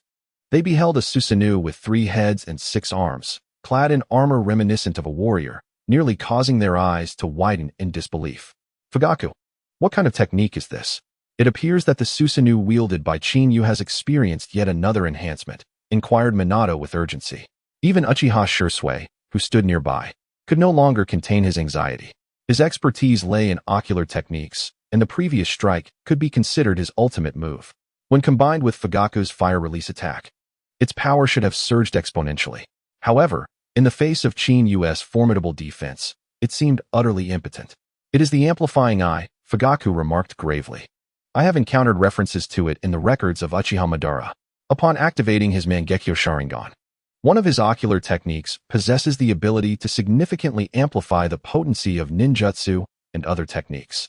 What Chinyu is demonstrating now, the beast's difficulty, is leveraging the amplifying eye to elevate the defensive prowess of his Susanoo into a formidable armor. His defense has now increased by at least 3 to 5 times. What?" Minato's expression changed abruptly. Their previous attempts to breach the defense had already left them at a standstill. Now, with an enhancement of 3 to 5 times, it could very well be deemed an absolute defense. A sense of helplessness rapidly took root in Minato's heart. In the next moment, an absurd thought flashed through his mind. "Fugaku, what would happen if the amplifying eye were utilized for offense?" Minato hastily inquired. Simultaneously, a resounding echo reverberated in Chinyu's mind. With the amplifying eye operating at full capacity, the legacy from Uchiha Madara emerged once more. Techniques flooded Chinyu's consciousness like a tidal wave. Ding! The system has detected that the host has learned the heavenly obstruction meteor. Would you like to upgrade it to maximum level immediately? The ethereal voice of the system resonated in Chinyu's mind, momentarily halting his thoughts. In truth, what had most profoundly astonished Chinyu in the original narrative was not when Uchiha Madara activated the 6 Paths mode or unleashed the Limbo, Border Jail. Rather, it was the moment he invoked the heavenly obstruction meteor against the ninja allied forces and the 5 Kage. The attack, akin to a celestial meteor shower with a diameter spanning 10,000 meters, evoked an inexplicable sense of suffocation reminiscent of an apocalyptic event. Initially, having acquired the amplifying eye and techniques such as the Great Fire Annihilation in the Uchiha clan's Forbidden Grounds, Chinyu felt a measure of satisfaction. Yet, compared to the heavenly obstruction meteor, A small knot of dissatisfaction lingered in his heart. The sudden influx of legacy knowledge undoubtedly brought him immense joy. System. Upgrade to maximum level immediately. Ding. Please hold on, host. Congratulations. The Heavenly Obstruction Meteor has been successfully upgraded to maximum level. The system's voice gradually faded from his consciousness as Chinyu exited the realm of awareness. As the blood-red, 9-tomo Sharingan spun wildly, the three-headed, six-armed Susanoo stirred into action. You mean to say the amplifying eye can be applied to offensive techniques? Fugaku was momentarily taken aback. Memories of the past, concerning Uchiha Madara's exploits, flashed through his mind. And in the next instant, his expression transformed dramatically. He glanced hurriedly towards Chinyu amidst the sea of flames. Upon witnessing the 6 arms of Susanoo executing rapid maneuvers, his pupils constricted, and he roared in urgency. Hasten your steps. According to the chronicles, should the amplifying eye be utilized in an offensive manner, it possesses the potential to obliterate an entire ninja village in an instant. A frantic roar reverberated throughout the heavens and the earth. Yet, before they could fully comprehend the situation, a colossal shadow descended from the sky. An inexplicable force of oppression surged forth, igniting a primal fear within them. Their nerves tightened abruptly, and they hurriedly looked upwards, only to find themselves momentarily stunned. It was as if they had been struck by lightning, left in a state of utter bewilderment. A massive meteorite, with a diameter of 5,000 meters, plummeted from above, its crushing descent tearing through the air and clouds in its wake. Accompanied by a deafening roar, the enormous meteorite hurtled downwards. Flee! Quickly flee! Uchiha Fugaku bellowed in alarm. Faced with this impending disaster, thoughts of combat scarcely crossed his mind. The singular impulse was to escape. Madness. This is sheer madness. Frog Monta's voice became hoarse, a flicker of terror flashing in his pupils as he remarked, Minato, you said that if we don't take this seriously, we shall perish. I now suspect that even if we do, death is inevitable. In this situation, I am of no use. I must retreat. With that, Frog Monta vanished into thin air. Minato Namikaze descended to the ground, observing Fugaku and Shursui fleeing in panic, a glint of determination crossing his gaze. In a swift motion, he too disappeared. Shursui, Fugaku, you must channel your chakra into me. We have ventured too far this time, and if that meteorite strikes, it will wreak havoc for miles around. I must redirect it. Minato appeared before them with urgency. The initially startled Uchiha Fugaku and Uchiha Shursui exchanged a glance of disbelief. Minato, do you have confidence in this? Fugaku asked, his composure faltering.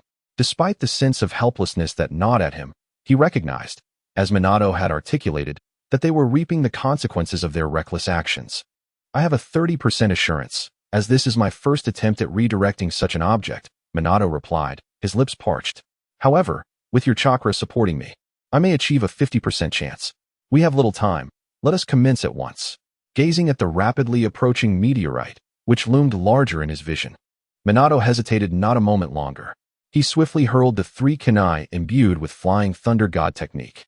Simultaneously, Fugaku and Shursui pressed their hands firmly upon Minato's shoulders.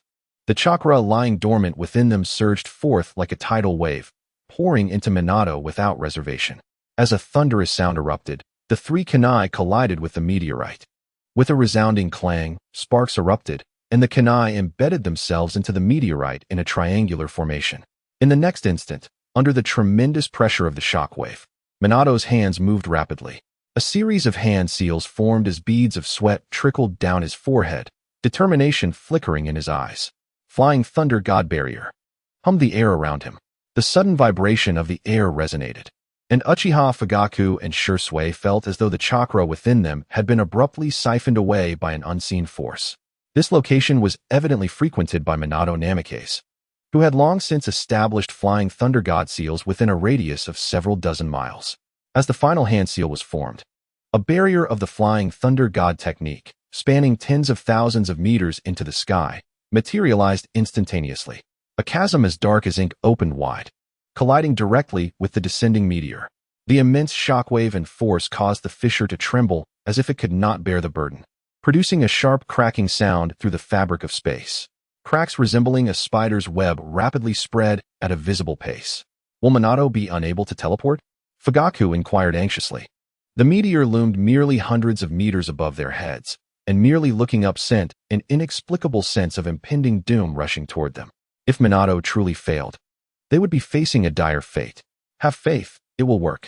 Minato's neck veins bulged as he pressed his hands together fervently. The scant chakra remaining within him was instantly drained. The already strained barrier of the Flying Thunder God technique experienced a momentary expansion. The next instant, a stalemate that had seemed insurmountable began to shift. The meteor was swiftly engulfed by the inky chasm of space. Within a mere 10 seconds, the 5,000-meter-wide meteor was entirely displaced. As the sky cleared and the spatial fissures gradually faded, Minato collapsed to the ground, gasping for breath. Beads of sweat adorned his forehead, and the rapid depletion of his stamina rendered him unable to rise. The veins throughout his body throbbed with a tearing pain from the frantic extraction of chakra. However, before they could revel in their success, a voice echoed ominously in their ears, akin to the final straw that broke the camel's back. Well done. But this was merely an appetizer. The main course is yet to come. Can you handle an even larger second meteor? Shinyu smiled warmly, exuding an aura reminiscent of a demon in that moment. Minato and the others had no time to ponder further. They hurriedly looked skyward. A dark shadow loomed, rapidly enlarging, its speed reminiscent of the previous meteor's descent. They were losing their minds. No, it would be more accurate to say they felt they were teetering on the brink of insanity. In the preceding moment, they had exerted immense effort and chakra merely to shift one meteor. Now, Shinyu was revealing that this was merely an appetizer. There was an even larger one yet to come, and had they not witnessed it with their own eyes, it would have been hard to believe. Are we truly playing with fire, courting our own demise? Minato couldn't help but chuckle bitterly. He found it nearly impossible to move a single finger. His chakra reserves had been entirely depleted, rendering any attempt to use the Flying Thunder God technique to escape futile. The only option left was to await their fate. The colossal meteor descended from the heavens with a force akin to 1,000 tons. In their pupils, a rapid dilation occurred, as if an invisible hand had tightly grasped their hearts. That reckless lad must have a way to dispel this jutsu, right? Uchiha Fugaku chuckled wryly. Or perhaps he, like us, had simply exhausted his chakra? If we do not hurry, we may very well be awaiting our demise. Listening to these words, the exhausted Minato Namikaze, lying on the ground, could not help but lift his gaze skyward. In an instant, he beheld the colossal meteor descending, its ripples distorting the air like the surface of a lake. The next moment, it erupted with a thunderous crash in the sky. No, rather, it seemed to them that the entire heavens had shifted dramatically. As tranquility returned, the vast expanse above revealed no trace of the massive rock, only the remnants of destruction left by the initial assault. Stop looking. The second meteor is merely an illusion. I have no intention of being drained like you all. Chinyu's voice suddenly resonated. The three were jolted to awareness, turning to see Chinyu standing behind them. They exchanged wry smiles, comprehending that this battle had indeed reached its conclusion. You nearly scared me to death, you rascal, Uchiha Fugaku said, patting Chinyu's shoulder in resignation. However, we concede our defeat with full understanding. But that last technique, surely you cannot truly summon a second meteor, hiding your strength here, can you? At this inquiry, both Minato Namikaze and Uchiha Shursui directed their eager gazes toward Chinyu. Within the vast realm of the ninja world, they stood as formidable figures at the pinnacle of power. Yet, facing Chinyu's assault had brought them to the brink of death, casting a shadow upon their spirits. No, Chinyu replied with a smile. But I speak the truth. With my current chakra reserves, without the support of the three tails, even executing the first heavenly obstruction star is exceedingly taxing, let alone the second. For now, I will take your word for it. Uchiha Fugaku retorted with a roll of his eyes. It is getting late. We should return quickly, lest we provide them with fodder for gossip. Meanwhile, within the depths of Konoha's hidden leaf village, Danzo's expression was as dark as a stormy sky, his grip on his cane revealing the strain of his tension. Heh, Danzo, I did not expect you to seek me out so urgently, Orochimaru's voice suddenly echoed. Soon, a ninja clad in umbu attire entered through the doorway. Removing his ornate mask, he revealed a pallid visage. It was truly a challenge to meet you this time. I encountered numerous umbu along the way. You haven't been ousted by my master, have you? Orochimaru flicked his crimson tongue, speaking with a hint of amusement. In his eyes, only the third Hokage possessed the qualifications to contend with a cunning old fox like Danzo. It is Uchiha Chinyu, Danzo replied, his face darkening. At the Hokage residence. I prepared 10 elite shinobi, and even I had to intervene personally, yet I could not subdue him. He even summoned his Susanoo, which resulted in the death of my subordinate, Aburame Toryun. The quiet words, at that moment, seemed to resonate with an ominous echo. Is what you say truly the case? Orochimaru's expression faltered momentarily as he replied, if your words hold any truth, I suspect that the recent conflict in the Grass Ninja Village is connected to Chinyu. Was it that young man who laid waste to the village? Danzo's demeanor shifted as well. As the leader of Root, his intelligence network was extensive. By the following day after the destruction of the Grass Ninja Village, he had already received reports and was contemplating the identity of the perpetrator. Indeed, you must be curious about who it was that faced him in battle. A hint of gravity crossed Orochimaru's face. If my deductions are not erroneous, it is likely he was the one who defeated Uchiha Madara. With a resounding crack, Danzo's cane was crushed in his grip. His gaze towards Orochimaru was filled with astonishment as he exclaimed, Orochimaru, are you aware of what you are saying? The Uchiha Madara, who could only be vanquished by the god of the ninja world, has not only survived, but was slain by that boy. Are you jesting? It was common knowledge that in the legendary battle at the Valley of the End, the first Hokage, Senju Hashirama, had narrowly defeated Uchiha Madara. This battle had solidified Hashirama's status as the most formidable ninja in existence. Now, Orochimaru's revelation that Madara was not only alive, but had been killed by Chinyu was a staggering notion for Danzo to accept. I too was reluctant to believe it at first, which is why I took the time to investigate. Orochimaru chuckled dryly, a flicker of fervor crossing his face. However, Chinyu was rather inexperienced, failing to eliminate all witnesses in the Grass Ninja Village, which allowed me to uncover some clues. He likely dispatched the aged Uchiha Madara. Although I was distanced from the battlefield, the evidence of their conflict was vividly etched in my mind, a testament to the bloodline limit I hold dear. Danzo's expression darkened to an extreme. He held no doubts regarding Orochimaru. They were both kindred spirits in darkness. Moreover, having witnessed Chinyu's prowess firsthand, Danzo believed that triumphing over the aged Uchiha Madara was not beyond the realm of possibility for Chinyu. Orochimaru, I wish to know how you intend to deal with that young man. Danzo spoke again. Orochimaru's smile faded, and he inquired, are you concerned that he poses a threat to your position? I certainly cannot overlook those rare eyes. Furthermore, I have recently succeeded in refining that technique. But I hope you will take me to the Senju clan stronghold. I seek to acquire something. Danzo's expression abruptly shifted as he replied in a grave tone. I never anticipated that you would accomplish what even the second Hokage could not. I wonder what Sarutobi would think if he knew. I must extend my gratitude to Master Sarutobi. Had he not mercilessly exiled me from the Hidden Leaf Village, I would not have so readily cast aside my facade and conducted my research without restraint. Once I obtain that item, I am confident that eradicating Uchiha Chinyu will be a mere trifling task. That would be splendid. A sinister expression flickered across Danzo's face as he remarked, that old fool Sarutobi, despite knowing that Uchiha Chinyu is an untamable mad dog, still allowed Jiraiya to send the boy to Mount Myaboku to learn Sage Mode.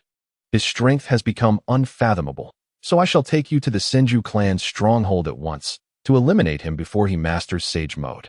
Sage Mode. Orochimaru's countenance darkened as he recalled his battle with Jiraiya, and he replied sharply, rest assured, mastering Sage Mode is no simple feat. Jiraiya spent 3 months on it. While I couldn't even find the entrance to the dragon's cave. No matter how gifted he is, he will need time. Death is already drawing near for him. As these words fell, Danzo glanced at the confident Orochimaru, a playful smile barely touching his lips, and said, then let us hasten our journey. The next steps depend on you. I want that boy to understand that not everyone can be provoked. Meanwhile, at Uchiha Fugaka's residence, Shin Fong and his 3 companions returned to the hall, only to be met with a sight that made Minato and the others chuckle wryly. Bang! Jiraiya raised his hand and struck the head of the future Fourth Hokage. You reckless brat. If I hadn't come to take a look and discovered that these were merely shadow clones, you would have fled and I'd be none the wiser, Jiraiya reprimanded. You must remember, as your guardian, your sole responsibility is to ensure that Danzo does not find an excuse to target Chinyu. And look at you now. You've gone and led him away. Observing Jiraiya, who surprisingly hadn't attempted to sneak a peek at the bathroom, Chinyu chuckled and plopped down, saying, Lord Jiraiya, you need not worry. Danzo must be itching for my demise. However, he will likely choose to act covertly. If I am not mistaken, He may already be conspiring with someone to take my head. Your visit this time is probably due to discovering some clues, intending to send us to Mount Mayaboku ahead of time. The atmosphere shifted abruptly as his words resonated in the air. Jiraiya paused, casting a knowing glance, and said, "It seems I cannot hide anything from you. Indeed, I have pressing matters to attend to. So I plan to send you and Minato to Mount Mayaboku to learn Sage Mode. I have also brought the scroll." As he spoke, Jiraiya unfastened the scroll from his waist and unfurled it. The quickest way to access Mount Mayaboku is to perform the reverse summoning technique within its confines. With the sealing scroll of the Toad clan, Jiraiya had the authority to perform a targeted summoning, transferring Chinyu and Minato to Mount Mayaboku. "Teacher, do I get to go as well?" Minato asked, momentarily taken aback. "Given the current uncertain situation in Konoha, can I postpone my departure?" At present, the Rock Village was engaged in war with the Cloud Village. The third Mizukage had been indirectly killed by Chinyu, and the battle at Kikyo Mountain in the Sand Village was not going well. However, the battlefield conditions were ever-changing. If any issues arose, Minato could rely on the Flying Thunder God technique for swift support.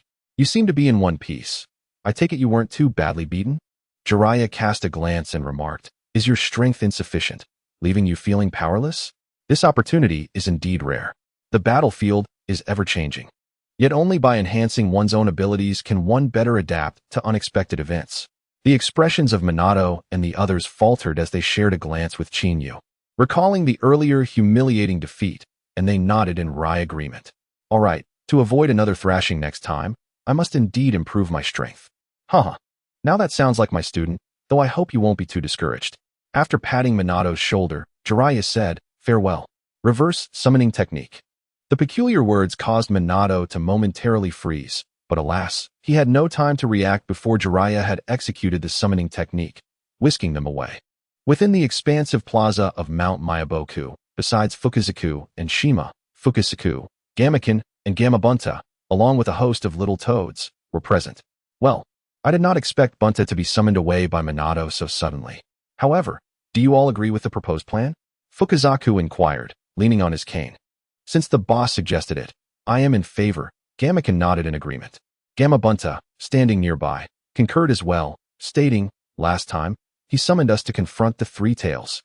Showing a clear disdain for our trio, a proper display of authority is indeed warranted. "Yes, we are in agreement. That kid, since he intends to train here for a while, must be kept in line." The atmosphere instantly became animated among the gathering of toads who relished the excitement. With the endorsement of the three great toads, a splendid spectacle was sure to unfold. "Is this truly wise, father? That boy seems quite formidable. And the great sage has instructed us to treat him well." With Bunta absent, this may not be prudent, Shima interjected, unable to contain her concerns. Fukuzaku chuckled and shook his head, replying, "This is Mount Mayaboku, our territory. Why should we fear that boy's antics? Moreover, it would be quite shameful for a father to refrain from intervening when his child is at a disadvantage."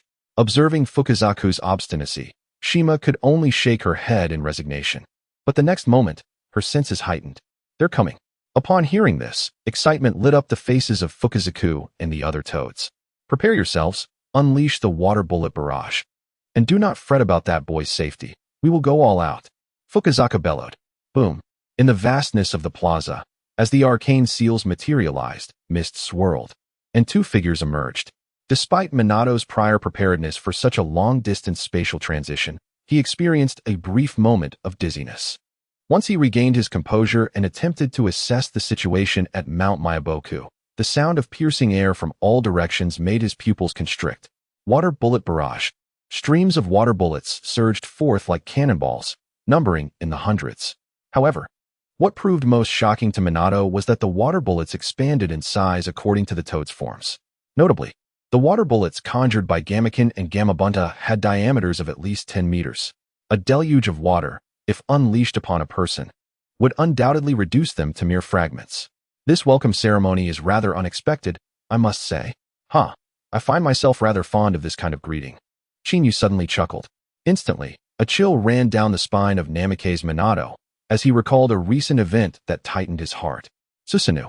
The crimson hue in Chinyu's eyes surged like a tide, suddenly unfurling, as the nine tails spun furiously, The overwhelming ocular power rapidly surged forth. The colossal Susanoo, taking the form of 3 heads and 6 arms, rose swiftly, rivaling even the height of the likes of Gamabunta and others. Boom! Hundreds of water projectiles crashed down upon Chinyu. The immense force caused Susanoo to wobble slightly. The torrent of water splashed forth like a torrential downpour, drenching the entire realm. This is the Susanoo of the Uchiha clan. Its form differing from what you have described, the expression on Shinzaku's face shifted slightly. However, this was merely their initial wave of assault. They had anticipated the emergence of Susanoo. Gamabunta and Gamakin immediately sprang into action, leaping towards the ground with the force of a mountain, advancing towards Susanoo. Their dual blades and long fork descended heavily, producing a series of sonic booms as they cleaved through the air. Witnessing this sudden turn of events, the eyes of the assembled toads brightened with a glimmer of urgency. No! 2 urgent cries rang out, one from Namake's Minato and the other from the hastily returning Gamabunta. The abrupt scene caused a momentary pause in the attacks of the 2 formidable toads. Even Shinzaku, who was spectating, was momentarily taken aback. After all, this welcome ceremony had been proposed by Gamabunta, primarily aimed at suppressing Chinyu's audacity. Yet now, Gamabunta was uttering a plea to retreat. The disparity was indeed jarring. Gamabunta, what is happening? The sage of the Ji clan was the first to lose composure. It was the first time she had seen her fearless son exhibit such a flustered expression. Alas, before Gamabunta could respond, Chinyu's voice, laced with mirth, echoed through the air. Well then, your return gift has arrived. Please come forth to receive it. Enveloped within Susanoo, the 3-headed, 6-armed being stirred, instantly forming a series of intricate hand seals. As both hands came together in fervent prayer, Gamabunta was left bewildered, howling in sheer desperation. Flee! Quickly escape this place. The shocking scene rattled the spirits of all present as they followed Gamabunta's gaze skyward. What they beheld left even the 2 attacking toads in a state of shock. This was undeniably a grand spectacle. A meteor, 5,000 meters in diameter, descended, its overwhelming presence beyond the comprehension of ordinary mortals. If one were to encapsulate the experience in a single phrase, it would be a calamity. You madman, you complete lunatic, we were merely jesting. There was no need for such a grand display. The sage of Shinzaku could no longer contain his composure. He possessed sage techniques. Yet in the face of this celestial catastrophe, he felt utterly powerless. In the face of such a large-scale assault, unless one possesses extensive defensive capabilities akin to Gaara from the original work, no other alternative remains. Perhaps only an attack more potent than the celestial meteor can avert the impending doom that awaits them. Chinyu, is there any way to dispel this attack? Fukasaku, unable to contain his anxiety, inquired. Moments ago, he had retreated from the battlefield, but due to time dilation and spatial leaps, without specific coordinates for the technique, he had found himself back home.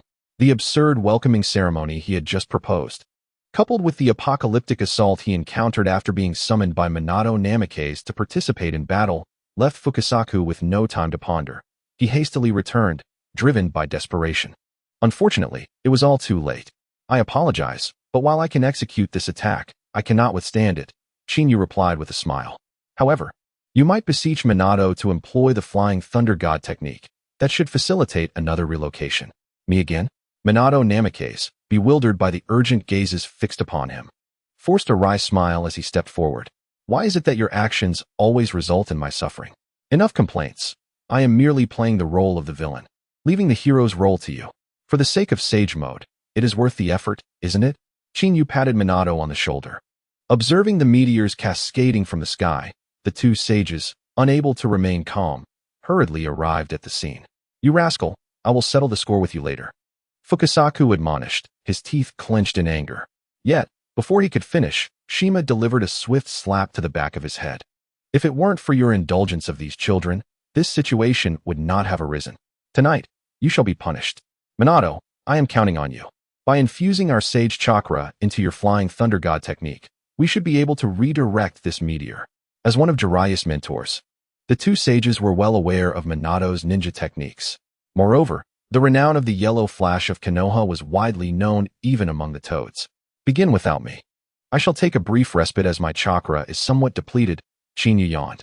However, his seemingly energetic demeanor left one of the toads gritting their teeth in frustration. Regrettably, at such a critical juncture, no one dared to express dissatisfaction with Chinyu. One falling meteor had already put them on high alert, another would spell certain doom. Act now, Minato commanded, observing the rapidly approaching rock in the sky. He promptly launched 3 kunai inscribed with the Flying Thunder God technique. Simultaneously, the 3 toads hurled their kunai in 3 divergent directions. After all, this was Minato's first visit to Myaboka Mountain, and he had not laid out the Flying Thunder God technique here, rendering him unable to initiate the Flying Thunder God barrier from the outset. 5,000 meters, 3,000 meters, 2,000 meters, 1,000 meters. Now, the 3 toads, utilizing their formidable leaping ability, finally surged beyond the 5,000-meter mark. In the instant Minato's voice echoed, his hands began to weave through complex signs. Flying Thunder God barrier technique. The 3 kunai collided with the meteor in an instant. The transferred barrier technique swiftly tore apart, centering around the 3 great toads, resembling a vast, inky maw. As he sensed the chakra within him, which had only just begun to recover, the color drained from Namikaze Minato's face at the thought of it being hastily extracted. Utilize our sage chakra. The 2 great sages, Fukasaku and Shima, exclaimed in unison. A warm surge coursed through as the toad's claw pressed against Minato's back, infusing him with a tremendous amount of sage chakra. The space barrier, which had been slowly tearing apart, suddenly expanded as if propelled by a catalyst, transforming into a black galaxy that voraciously swallowed the falling meteorites from the sky. This astonishing spectacle lasted for over half a minute. And when the onlookers finally regained their senses, the 5,000-meter-wide meteorites had entirely vanished from the heavens. The inky rift also began to heal rapidly. Panting heavily, Minato collapsed to the ground. Despite the assistance from the 2 sages, the depletion of his stamina and chakra was still a considerable burden for him. However, the next words he heard nearly shattered his already frayed nerves. This is bad. That madman has vanished, Toad Bunta exclaimed urgently. Upon hearing this, a chill ran through the gathered toads and the prone Minato. Could there be more trouble? You are Uchiha Chinyu, are you not? Indeed, you possess remarkable prowess. Exhibiting such formidable ninjutsu, few in the ninja world could match your caliber. At the summit of Mount Myaboku, Chinyu arrived to find a grand pavilion, a sanctuary for the sages who had thrived for over a millennium. The great toad sage resided in this very place. And Chinyu observed that the toad before him had grown significantly larger than in the era of Yui. Apologies for the intrusion, great toad sage. Chinfeng greeted with a smile. Ah, young man, you are indeed intriguing. The great toad sage chuckled warmly. You are quite extraordinary. I cannot perceive even a hint of your future. This situation can only be attributed to 2 possibilities. Either you are on the brink of death, or your strength surpasses mine, rendering you beyond my comprehension. In my eyes, you embody the latter. To this assertion, Chinyu replied with a casual smile, You flatter me. Great toad sage. Surely, you are aware of my purpose here. I know, you seek the toad sage arts of Mount Myaboku, the great toad sage remarked, maintaining a relaxed demeanor. However, given the recent upheaval, having Fukasaku and Shima personally impart the sage arts to you may pose some challenges. I hope you can understand.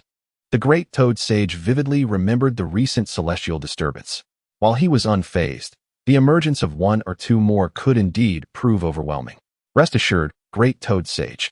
Once I master the sage mode, I shall take my leave, Chinyu responded with a smile. Moreover, I wouldn't want to trouble the esteemed sages Fukasaku and Shima. I am confident in my ability to learn independently. Learn independently? The great toad sage furrowed his brow, gazing at the warmly smiling Chinyu, and sighed. The art of the toad sage is intricate and convoluted. Should one fail in their training, they risk being transformed into a petrified statue.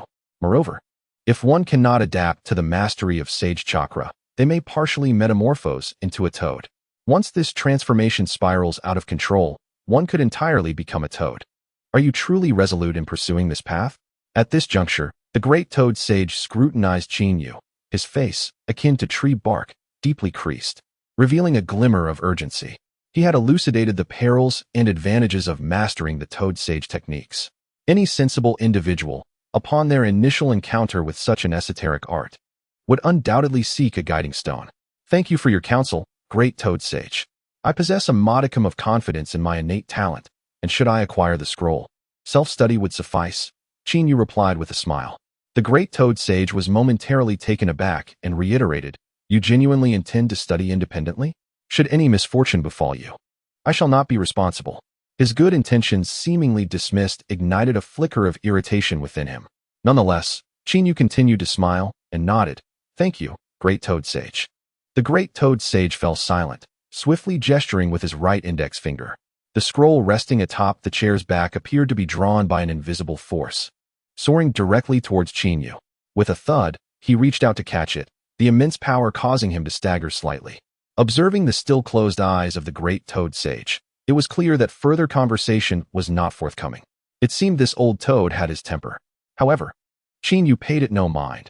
He could not very well proclaim, "I am a being endowed with a system, capable of instantly mastering any ninjutsu or taijutsu at the push of a button." Such a statement would likely render him a target of ridicule. Unperturbed, Chinyu unfurled the scroll, which depicted a meditating toad, surrounded by explanations on how to operate sage mode and harness natural energy for one's own use. At first glance, the content appeared rather esoteric. Ding! The host has acquired sage mode. Shall it be instantly leveled to maximum? The crisp sound of the system reverberated in his mind. Chinyu raised an eyebrow, a smile gracing his lips as he issued the command. The great toad sage, who had remained silent, was taken aback by the smile on Chinyu's face. It had initially intended for Chinyu to see the scroll's profound intricacies and, in confusion, seek further guidance. Yet, once again, he was caught off guard. Was Chinyu merely grinning foolishly? The great toad sage, struggling to contain himself, hesitated to speak. However, before he could utter a word, he saw Chinyu stow the scroll away. Ding! Congratulations, host. Sage mode has been successfully leveled to maximum. The ethereal voice of the system echoed once more. A hint of satisfaction graced Chinyu's countenance as he returned the scroll to the great toad sage. "Thank you for your assistance, great toad sage. I have mastered the sage art and shall no longer linger here." "You have already mastered it?" The great toad sage, accepting the scroll, was left utterly bewildered. In his recollection, even the most gifted of beings required 7 days to master the sage mode. Yet now, Chinyu merely cast a glance and proclaimed his proficiency in sage mode, which seemed utterly preposterous. "Grandfather, are you all right? That young man hasn't disrespected you in any way, has he?" Sage Shinzo gracefully descended. Close behind him were Jiken and Minato Namikaze, accompanied by a throng of toads. After Minato had redirected the meteorite, he discovered that Chinyu had vanished. Consequently, Shinzo and Jiken joined forces to employ sage perception, swiftly tracking down Chinyu's whereabouts, ultimately arriving at this location. "Chinyu, are you unharmed? I've heard this is a forbidden area of Mayaboka Mountain. Your trespassing may lead to them sabotaging your mastery of sage mode," Minato advised in a hushed tone as he landed beside Chinyu. At least you, Minato, have some sense," Sage Shinzo scoffed. "Listen here, young man. I can overlook what transpired earlier, but you have intruded upon the sacred grounds of Mayaboka Mountain. Unless you offer an apology, even if we honor Jiraiya's request to teach you sage mode, we shall not guide you properly." In truth, Sage Shinzo's decision to instruct Chinyu in sage mode stemmed from the foresight of the great toad sage. However, as the great toad sage had indicated, this foresight appeared rather nebulous when it concerned Chinyu. The earlier display of the heavenly obstruction star had nearly instilled panic, and now Sage Shinzo, seeking to regain his authority, distorted the truth, clearly intending to suppress Chinyu's arrogance. Yet, the words that followed left everyone present in a state of bewilderment. He claimed he had already mastered it. The aged voice swept through the gathering like a tempest. All the toads became tense in an instant. This proclamation did not originate from Chinyu, but rather from the great toad sage himself. "Grandfather, you say he has truly learned it?" Sage Shinzo began to lose his composure. Having lived for over 8 centuries, he had witnessed numerous successes and failures. Some were extraordinarily gifted, while others were quite dull. But to claim mastery of sage mode in an instant was nothing short of folly. "Young man, are you jesting? The difficulty of mastering sage mode is immense. Only a handful from Mayaboka Mountain have achieved it. Your assertion belittles our efforts." Sage Shinzo could no longer contain his frustration. It can be said that Mayaboka Mountain, the Whetbone Forest, and the Dragon Cavern are revered as the 3 great sanctuaries precisely because sage mode is irreplicable, each possessing its unique characteristics. "Chinyu, do you speak the truth?" Minato was momentarily taken aback, unable to contain his excitement. Unlike the others, he was acutely aware of Qin Yu's exceptional aptitude for learning. Initially, he had presumed this advantage would manifest solely in ordinary ninjutsu. If he could now master Sage Mode with such ease, it would indeed be astonishing. You doubt me as well? Qin Yu shot him a sidelong glance. Then allow me to demonstrate for you, and perhaps you'll be dissuaded. As his words fell, all the toads, along with Minato, tensed in anticipation. As he fixed his unwavering gaze upon Qin Yu, a flicker of urgency glimmered deep within his pupils, including that of the great toad sage. With a deep exhalation, Qin Yu released a cloud of stale air, having attained peak mastery through the system. He now possessed the knowledge to harness Sage Mode. In that instant of complete relaxation, he perceived the natural chakra swirling around him. What had once been a gentle flow of air suddenly became stagnant. It was impossible. The great toad sage could no longer contain his anticipation. The next moment, he could not help but open his eyes wide in astonishment at the scene before him, a sight that even moved the great toad sage. All the toads present, along with Minato Namikaze, stared in shock. Sage Mode. Qin Yu's eyes flew open, and the natural energy that lingered around him seemed to be drawn in by an invisible hand, forcefully pulled toward him. At that moment, Qin Yu transformed into a colossal black hole, devouring the natural energy within a radius of 10,000 meters. Mysterious patterns swiftly spread across his eyes, manifesting the form of Sage Mode. The aura he radiated took on an ethereal quality. If it were not for the visible presence, one could hardly sense Qin Yu's existence through chakra alone. It could be said that he had become one with the universe. Indeed, it was Sage Mode. The great sage's eyes widened to the point of nearly bursting, as if confronted by a ghost, rubbing his eyes repeatedly in disbelief. The transformation of the youth before him seemed almost surreal. Just moments prior, he had boasted of his talents, asserting he could master Sage Mode, only to be met with a swift and harsh reality check. Suddenly, Qin Yu spoke up. "Oh, Minato, I forgot to share a training method with you. While cultivating Sage Mode, you can utilize the experience of shadow clones to accelerate your training speed, though it does depend on the individual. However, with your aptitude, you should be able to grasp it in about 10 days. Moreover, once Sage Mode dissipates, you can promptly recover through your clones." As Qin Yu spoke, he observed the dazed toads around him and sighed in resignation. "Allow me to demonstrate for you, as a token of gratitude for this learning of Sage Mode." With a flourish of his hands, he instantly performed the Shadow Clone Technique, a technique imparted to him by Minato Namikaze. This high-quality technique, derived from the second Hokage's forbidden art of multiple shadow clones, perfectly inherited the strength of the original, albeit with a reduced chakra capacity. With a bang, two clones appeared beside Qin Yu, entering Sage Mode without needing instruction. The sight of three Qins simultaneously in Sage Mode drew gasps from the assembled toads, even causing the great toad sage to become restless. The next moment, as Qin Yu's original form disengaged from Sage Mode, the clones likewise reverted. Yet, Sage Mode re-emerged on Qin Yu once more, an unexpected turn of events that proved to be the final straw for the great toad sage's nerves. "Indeed, you are a prodigy, having not only mastered the Sage Mode in an instant, but also devised such a clever scheme in such a short span of time. If I had not witnessed it with my own eyes, I would scarcely have believed it," exclaimed the great toad sage, his excitement causing his aged body to tremble. Qin Yu found himself genuinely concerned that the elder might be so overwhelmed as to suffer a heart attack, which would lead to grave consequences. "Cough, great toad sage. You flatter me.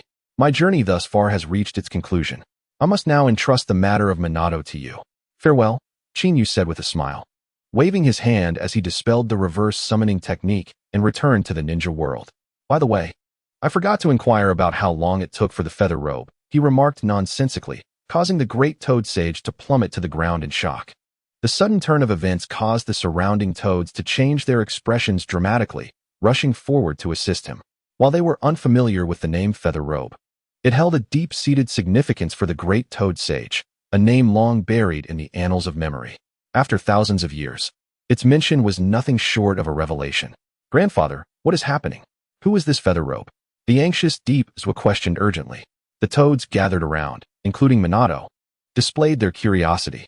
"No, this is something you are not meant to know," the great toad sage replied as he settled back into his chair. "You must understand. Unless absolutely necessary, do not confront him. Remember, he may not be a creature of this time and space, which explains why I cannot see his future clearly." His urgent words echoed across the summit of Mayaboko Mountain. The assembled toads and Minato exchanged glances, astonished that the esteemed great toad sage would express such a sentiment. This only piqued their curiosity further about the true identity of Chinyu, even stirring Minato's interest in the matter. However, for Minato, the immediate priority was to learn Sage Mode in a short time. Failing to do so within 10 days would leave him utterly embarrassed. Bang! At the Uchiha Fugaka household. A sudden, deep explosive sound broke the stillness of the night, catching one off guard. Amidst the swirling white mist, Chinyu's figure emerged. Observing the eerily silent courtyard, Chinyu's brow furrowed in concern. Clang! The sound of metal clashing abruptly resonated. With a raised brow, Chinyu vanished from his spot in an instant. Careful, Itachi. There are 5 individuals lurking in the shadows, Uchiha Fugaku warned urgently. Earlier, when he had launched a surprise attack with a shuriken from the shadows, he had contemplated unleashing Susanoo. Unfortunately, the entire Uchiha clan was under strict scrutiny due to the incident involving Chinyu. If he were to reveal his trump card at such a critical juncture, it could thrust the Uchiha clan into the eye of a storm. Moreover, the ease with which he executed a surprise attack under such surveillance raised questions worth pondering. Water release, water dragon bullet. 5 piercing sounds of the air being torn apart resonated as 5 water dragons surged forth, each striking from different angles. Uchiha Fugaku's expression suddenly shifted. In the face of such an assault, he could retreat unscathed. However, Uchiha Itachi, renowned as a prodigy within the Leaf Village, was still a youth among his peers. According to Fugaku's estimation, Itachi's current strength was commendable, rivaling that of a Chunin. Yet, evading all 5 water dragons was an exceedingly daunting task. Susanoo. A familiar voice abruptly echoed, causing Uchiha Fugaku to momentarily pause, only to soon behold a well-known figure swiftly appearing before Uchiha Itachi. The Susanoo, crimson as blood and imbued with a sense of calamity, radiated a chilling aura. It stepped forth, shielded Itachi from harm. Boom! The 5 water dragons collided with Susanoo, which stood resolute against the immense force, akin to an iron tower, unwavering amidst the tumult. Water droplets cascaded around them, falling like a torrential downpour. Brother, Chinyu, why have you returned? Uchiha Itachi and Uchiha Fugaku exclaimed in astonishment, utterly unprepared for Chinyu's timely intervention. Yet, before they could fully process the situation, a surge of lightning enveloped Chinyu, and he vanished into thin air. Such speed was astonishing. Beyond even the capacity of the Sharingan to perceive. Was it the lightning body flicker technique? Uchiha Itachi was taken aback. In contrast, Uchiha Fugaku, at the moment of Chinyu's disappearance, activated his Mangekyo Sharingan. With his exceptional ocular prowess, he could faintly discern Chinyu, who seemed to transform into a bolt of lightning, plunging into the shadows. It's that kid returned. According to our plan, we must retreat swiftly. A masked ninja stated coldly, leaving no room for hesitation as he turned to depart. Their infiltration into the Leaf Village was intended to lure Chinyu out and covertly extract him from the village. However, as he pivoted, his gaze met a figure that made his pupils constrict in shock. You, how did you appear here? The rumors were true. The ninja's expression shifted dramatically, and as he exclaimed in disbelief, he drew a kunai, thrusting it directly toward Chinyu's chest. At such a close distance, his only recourse was this desperate maneuver, hoping to force the young man back and salvage a sliver of hope for survival. With a piercing sound, blood gushed forth in a brilliant display, akin to fireworks. The masked ninja stood in shock. In response to his lethal strike, the boy before him exhibited no inclination to evade, nor did he raise a hand to block. A tactic that seemed utterly reckless, akin to a madman willing to inflict thousand-fold damage upon himself to slay an enemy. Yet, as this thought flickered across his mind, the next moment brought a jolt that left him bewildered. Clang! A clear metallic sound echoed as the kunai, just inches from Chinyu, was met with a surge of electric arcs that sent it flying away. The immense power allowed him to feel the sharp pain in his wrist even as he neared death, gazing at the tumultuous world around him.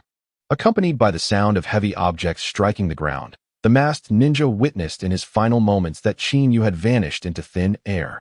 At that instant, he comprehended that the rumors surrounding the recently ascendant youth in the ninja realm were indeed true. Father, where has brother gone? Did you see clearly? Uchiha Itachi, unable to contain his anxiety, inquired. Throughout his life, The individual he revered most was Uchiha Shursui. Moreover, in his childhood, Itachi had set Shursui as his role model. However, after witnessing Qin Yu's formidable strength and his rapid rise while feigning weakness, Itachi's tender heart was swiftly conquered by Qin Yu. It is over, Uchiha Fugaku declared with a grave expression. Soon, they beheld Qin Yu emerge from the shadows, landing before them. Is it truly over? Itachi's demeanor shifted dramatically, for in his perception, the time elapsed was merely a fleeting 5 or 6 seconds. Within such a brief span, Qin Yu had eliminated all 5 ambushing ninjas. This speed was astonishingly extraordinary. In Itachi's eyes, had he been the one to intervene, he too would have met a similar fate. They are dead. Qin Yu gently patted Itachi on the head, saying, "You all should return to rest. I will handle what comes next." Observing Qin Yu's nonchalant demeanor, Fugaku's expression abruptly changed. "You do not intend to let one escape, do you? Are you planning to pursue and discover who attacked? Qin Yu, do not forget. The Uchiha clan is currently in a precarious situation. Their successful ambush likely has the influence of others behind it. I hope you will exercise caution and not act recklessly, placing the Uchiha clan in jeopardy. Against others, Fugaku would have likely intervened. Yet, having witnessed Qin Yu's overwhelming strength, he dared not invite disgrace upon himself. Uncle, rest assured. If we remain hidden, we will only invite further encroachment. We cannot allow Aunt and the child she carries to be implicated. Leave this matter to me. I am not someone to be easily dealt with." Qin Yu chuckled lightly. With arcs of lightning crackling around him, he vanished like a specter. As they beheld Qin Yu's complete disappearance, Itachi could no longer restrain himself. "Father, should we notify Shursui?" Although Fugaku had recounted the battle to Itachi after Qin Yu and Minato had departed from Miyaboka Mountain, revealing even Shursui's concealed prowess, Itachi's veneration for Shursui, once profound, had diminished. There's no need. If he insists on acting, I believe few in the ninja world could stop him. But why has Qin Yu returned so suddenly? Wasn't he supposed to be learning sage techniques at Miyaboka Mountain? Uchiha Fugaku raised an eyebrow, revealing a look of confusion. Outside the sealed gates of Konoha village, the night was deep and dark, akin to impenetrable ink. Suddenly, a petite figure emerged from the shadows without warning. Just ahead lay the sealed gates. If I could escape this place, I would finally see that person again. Chaotic thoughts flashed through my mind. Memories of our parting replaying rapidly. "Stop! Who are you?" A harsh voice suddenly rang out. Soon, a figure emerged from the darkness, blocking the entrance to the sealed gates. "Is it you, little girl?" Sarutobi Sasuke raised an eyebrow and spoke in a deep voice. "Akane, this is the 10th time. Each time, you insist on breaking through, claiming that Orochimaru has returned. Now, you've escaped from the confinement room again, and your actions are becoming quite troublesome." Looking at the stubborn girl before him, Sarutobi Sasuke felt a sense of helplessness. Ever since Orochimaru's defection, Mitarashi Anko had repeatedly attempted to breach the sealed gates, asserting she had located Orochimaru's whereabouts. However, now, Anko had only just been promoted to Chunin and was merely 13 or 14 years old. No one took her words seriously.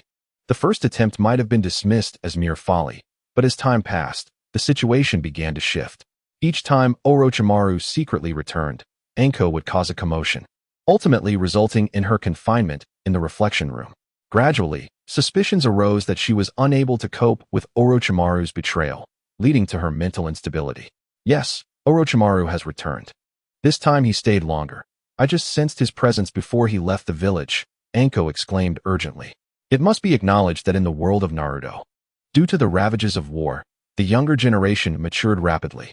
Under such circumstances, Anko had already reached a height of 1.60 meters, clad in a mesh top that, despite her small stature, exuded a youthful charm.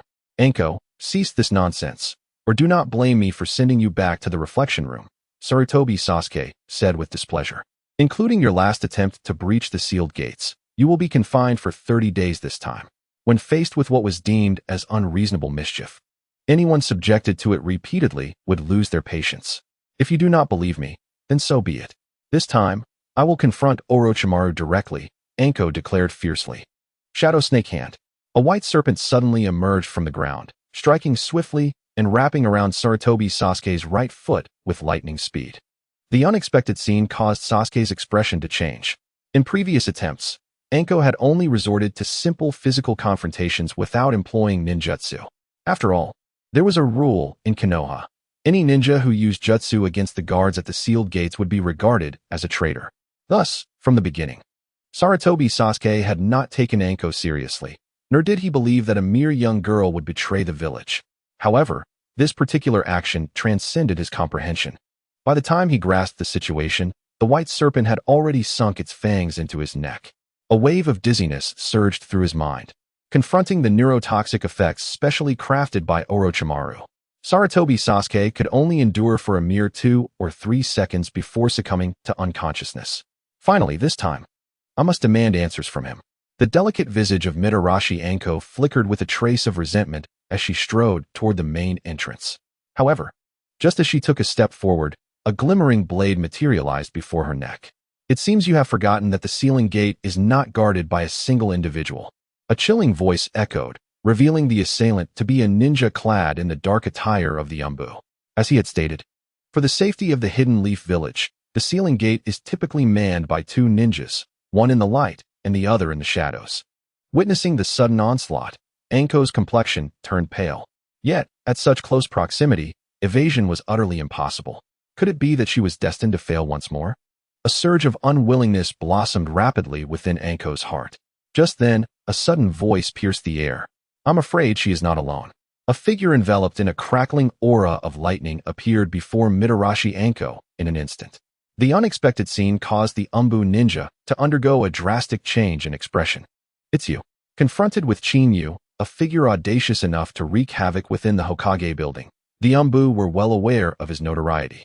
As they witnessed Chinyu's sudden intervention, the Umbu ninja, aside from their astonishment, found themselves struck forcefully at the nape of their neck. Thud! The sound of a heavy object hitting the ground echoed. Observing the Umbu ninja swiftly incapacitated, Anko was momentarily stunned.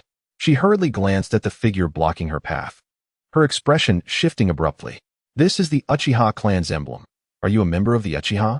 Anko could not help but inquire. You should leave quickly. Attacking the guarding ninja at the sealing gate is tantamount to betrayal. Ever since Orochimaru's defection, Anko had been confined within the contemplation chamber, seldom stepping outside. She was largely unaware of the recent events surrounding the Ninja World War. Thus, she had no knowledge of Chinyu's recent meteoric rise. I initially had no intention of meddling, but upon hearing you mention that you could uncover Orochimaru's whereabouts, I felt compelled to involve myself in this troublesome matter. I hope you have not led me astray. Chinyu chuckled awkwardly, reaching out to ruffle Anko's hair. Anko, taken aback, quickly withdrew from his grasp, her cheeks cooling as she stepped back hastily. How dare you casually ruffle someone else's hair? Moreover, you claim to be able to slip out of the village unnoticed. What a grand jest that is. Aside from the sealing gate, the entirety of the Hidden Leaf Village is perpetually enveloped by sensory ninjas utilizing barriers. Even the slightest movement of a bug can be easily detected. Furthermore, why do you seek Orochimaru? Do you intend to become his lackey? A barrage of questions reverberated through the air, leaving Chinyu helplessly scratching his nose. It seems. You foolish girl, you have yet to hear of my infamous reputation. Chinyu retracted his hand and said, let us depart. They will awaken soon. If you wish to pursue Orochimaru, you must converse earnestly with me, or else you shall face a reprimand. You scoundrel, how dare you jest with me? Yoshitai Akane's temperament had always been rather fiery. However, upon witnessing the mischievous grin on Chinyu's face, she ultimately felt deflated. Having seen the figure entwined in lightning moments ago, she was acutely aware that the youth before her was no ordinary individual. At the very least, he was slightly stronger than herself. Indeed, just a smidgen. Yoshitai Akane clenched her fists, reassuring herself, if we leave now, we shall become rogue ninjas. Do you truly not regret this? Regret what? Chinyu grasped Yoshitai Akane's delicate hand and turned, hastening away. Hurry along. I am of the Uchiha clan, and my expertise lies in hypnosis. They will soon awaken and forget what has transpired, so you must expedite your tasks and return as a Konoha ninja. Initially, Yoshitai Akane intended to break free from Chinyu's grip, yet upon hearing his words, she found herself momentarily stunned. She was indeed pursuing Orochimaru, but that did not imply she would follow him into exile. Her earlier actions had been driven by a fervent obsession. Now, however, she understood that recklessness would bear consequences she could ill afford. As the two departed, a mere 7 or 8 seconds later, The bodies of Sarutobi Sasuke and the Anbu ninja, who had succumbed to unconsciousness, began to stir involuntarily. This was the work of profound hypnosis, capable of inducing a subconscious state akin to sleepwalking. Chinyu had already been present before Yashitai Akane's arrival, intending to employ his hypnosis to render the two guards unwittingly unconscious. He had not anticipated encountering Yashitai Akane at such a critical juncture. Had she not claimed the ability to track Orochimaru, Chinyu would not have intervened in such a troublesome affair, regardless of her being a well-developed young girl. Very well. Your cursed seal should enable you to sense Orochimaru's presence. It is time for it to prove its worth, Chinyu suddenly remarked. Yashitai Akane's expression shifted dramatically, and her steps faltered as she regarded Chinyu with incredulity. In her eyes, from the moment she became Orochimaru's apprentice, she had become an experiment. She had previously attempted to thwart Orochimaru's escape, but alas, the outcome was the bestowal of an immature cursed seal. I am aware of many things, yet I am not adept at explaining them, Chinyu said with a smile.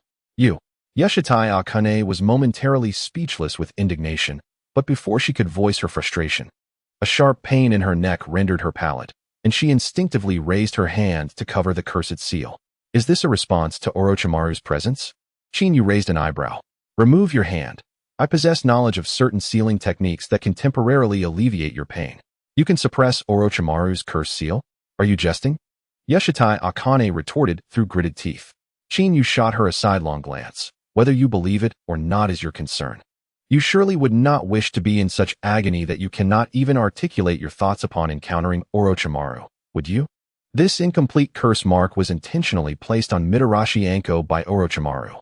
After all, as Orochimaru's disciple, she had accompanied him to numerous locations, serving as a guise to mislead others. Although her memories were ultimately sealed by Orochimaru, this curse mark was also accompanied by a perceptive seal that deterred anyone from approaching. The closer one drew to Orochimaru, the greater the pain endured. Given Mitarashi Anko's current strength, it was likely that upon encountering Orochimaru, she would be overwhelmed by pain and faint instantly. Observing the smiling Chinyu, Anko felt a sharp sting at her neck, realizing the truth in these words. However, she harbored doubts about Chinyu's ability to suppress Orochimaru's curse mark, as he was her revered teacher and one of the legendary Sannin. Yet, as this thought began to take root, Chinyu made his move. With 2 fingers of his right hand entwined in black flames, he swiftly pressed against her neck before she could react. Enhanced Exorcism Seal.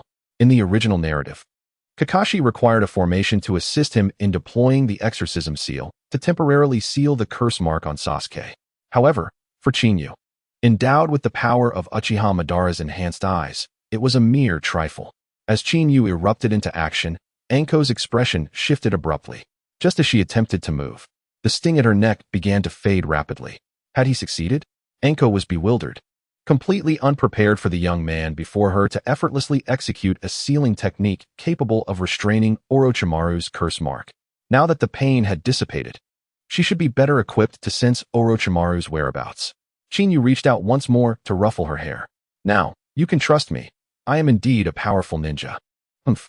Anko snapped back to reality with a huff, yet this time she accepted Chinyu's gentle gesture. After a brief pause of 1 or 2 seconds, she turned her gaze toward the distant forest basin. Orochimaru was over there. The sensation was unmistakably strong, and the distance was not far. With this proclamation, Anko dashed ahead. Watching this unfold, Chinyu felt a wave of helplessness wash over him.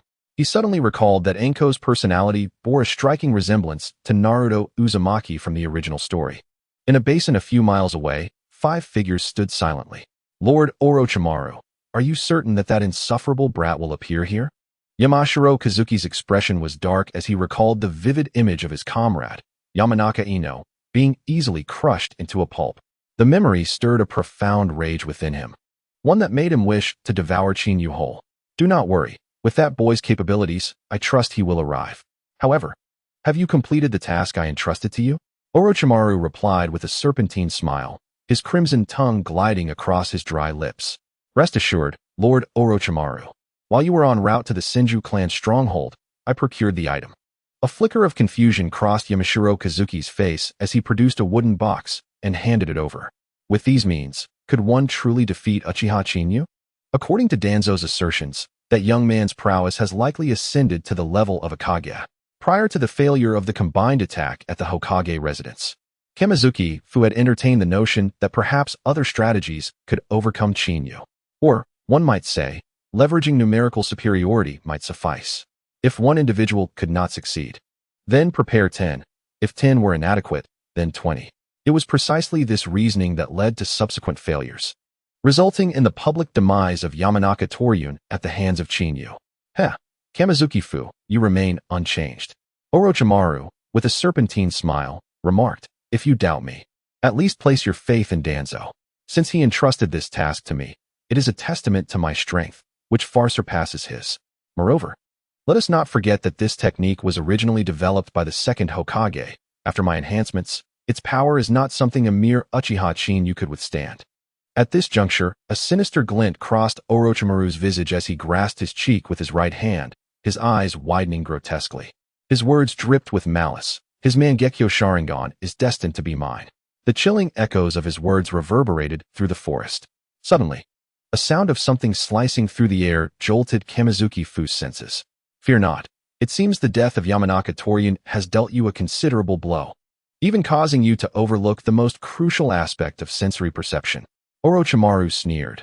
This is my pawn, and it appears the prey has taken the bait. Just as I surmised, deliberately allowing one to return. Lord Orochimaru, all our forces have perished. A blood-stained ninja, adorned with a mask of the Umbu, rushed forth from the thicket. However, the sight that met his eyes as he approached Orochimaru caused his pupils to constrict in shock. A crimson tongue, akin to a venomous serpent poised to strike, surged forth without the slightest flourish, piercing directly through his throat. With a sickening sound, the Umbu ninja collapsed to the ground, his expression frozen in disbelief. Since your task has concluded, you hold no further value. Orochimaru, still with that serpentine smile, turned his gaze toward the dense woods nearby. Young one, since you've arrived, how long do you intend to remain hidden? His voice, though soft, reverberated through the air, causing all nerves to tense. Kamizuki Fu hastily formed hand seals, releasing his field of perception. Whoosh! A sudden sound of air being sliced apart pierced the silence. A diminutive figure burst forth from the left side of the forest. Observing the approaching silhouette, Kamizuki Fu could not help but raise an eyebrow. The speed was astonishing. This was his sole thought, entirely unlike his previous encounters with Chinyu. Shadow Snake Hands. As Azuki emerged a mere 7 to 8 meters from Orochimaru, her right hand erupted with dozens, if not hundreds, of venomous serpents, propelled forward by a gust of foul wind towards Orochimaru. The sudden onslaught caused Orochimaru's expression to shift dramatically. He then let out a cold snort and remarked, Azuki, I did not expect you to pursue me here. It seems I have underestimated you, my former pupil. The last time we met was when I departed. You refused to accompany me. I warned you then that I would surely kill you upon our next encounter, and there shall be no sentiment of teacher-student affection this time. Amidst a sky filled with venomous serpents, Orochimaru vanished into thin air. He reappeared behind Mitarashi Anko, his body transforming into a serpent-like form, swiftly coiling around her. With a gaping maw, he lunged directly towards her neck. It was too swift. In Anko's mind, a singular thought flashed. Originally, she had intended to subdue Orochimaru through a stealthy ambush, employing the Shadow Snake Hand technique. Alas, in her impulsiveness, she completely overlooked the disparity between them. As she faced the oncoming stench, only one thought lingered in her mind. How long has it been since you last brushed your teeth? Anko, you shall perish. Orochimaru cackled malevolently. However, before his words could fully escape his lips, a figure, enveloped in crackling lightning, erupted from the ground. What a merciless teacher. This is my first time witnessing such ferocity, Chinyu said with a mocking smile. However, I am far more adept at ambush than she is. Rasengan. Chinyu's right hand surged with chakra, and without a hint of flamboyance, he struck directly at Orochimaru's chest. Boom. The wildly compressed chakra detonated like a volcano in that instant. The immense force surged forth like a tempest, transforming into a torrent that sent Orochimaru sprawling. In full view of the onlookers, he crashed against a tree several dozen meters away like a rag doll. Bang! The massive tree, capable of being embraced by an adult, splintered upon impact. Orochimaru. The expression of the wind of the mountain shifted dramatically. Yet, there was no time for contemplation. he hastily retreated. Although he harbored intentions of avenging the oil woman, upon witnessing Uchiha Chinyu evade his sensory field and unleash such a lethal attack on Orochimaru, the flicker of battle spirit that had ignited within him was extinguished in an instant. There's no need for alarm. He is not dead yet, Chinyu chuckled dryly. Snakes shed their skin, and I have been waiting for you and Danzo to collaborate and deliver yourselves to me. It seems you can no longer remain composed. I suspect you have expended considerable effort to deal with me. Let me guess, did you successfully acquire and improve the forbidden technique, Edo Tensei, developed by the second Hokage? His voice, though soft, resonated throughout the expanse like an incantation. The colossal form of Orochimaru, sprawled amidst the ruins, began to grotesquely twitch where his previously sunken chest lay. Moments later, he, who had seemed destined for demise, rose once more, revealing a ghastly visage beneath his human skin mask. You little brat. I initially thought Danzo had overestimated you, but it seems I have underestimated you instead, Orochimaru hissed, his scarlet tongue flickering. Since you are aware of my acquisition of the forbidden technique, Edo Tensei, what emboldens you to pursue me? What is it that grants you such courage? What is it? Chinyu replied with a playful smile. If I were to say it is these two fists, would you find that amusing? Watching the exchange of banter between Chinyu and Orochimaru, Mitarashi Anko suddenly felt her presence diminish. The recollection of their earlier conversation at the city gates made her restless. Who exactly are you? Upon hearing this, Orochimaru was momentarily taken aback, but soon a sinister grin spread across his face as he remarked, Akado. You dare to associate with him without even knowing his true identity? It truly reminds me of your naivete, just as it was when you left with me, foolish and innocent. Uchiha Chinyu, the most exceptional and prodigious young talent who has lurked within the Uchiha clan for 15 years. He bears the shocking title of the Blood Red Azura. Bold enough to engage in fierce combat within the confines of the Hokage's residence, a ruthless individual who has slain his comrades. I dare say you shall soon descend into the abyss of betrayal, becoming a rogue ninja akin to myself. With that, Orochimaru's malevolent laughter resonated as he extended his hand, proposing. In truth, we are kindred spirits. Why not join forces? With the reanimation jutsu and your formidable ocular prowess, the entirety of Konoha will fall into our grasp. The ominous tone of his words left Akado in a state of bewilderment. She never anticipated that the peer she had looked down upon possessed such a formidable identity. What is it? Chinyu smirked. I have already stated, my reputation is notorious. However, unlike you, I do not place my faith in the words of a fool. Orochimaru, if you covet my eyes, then let your fists do the talking. Your stealthy tactics pale in comparison to mine. Orochimaru's expression shifted abruptly. You've noticed? Indeed, I have. Chinyu responded. The commotion beneath my feet was considerable, and those three black-robed figures, as still as statues, remained unmoved even after you were sent flying. Do you truly believe me to be a fool?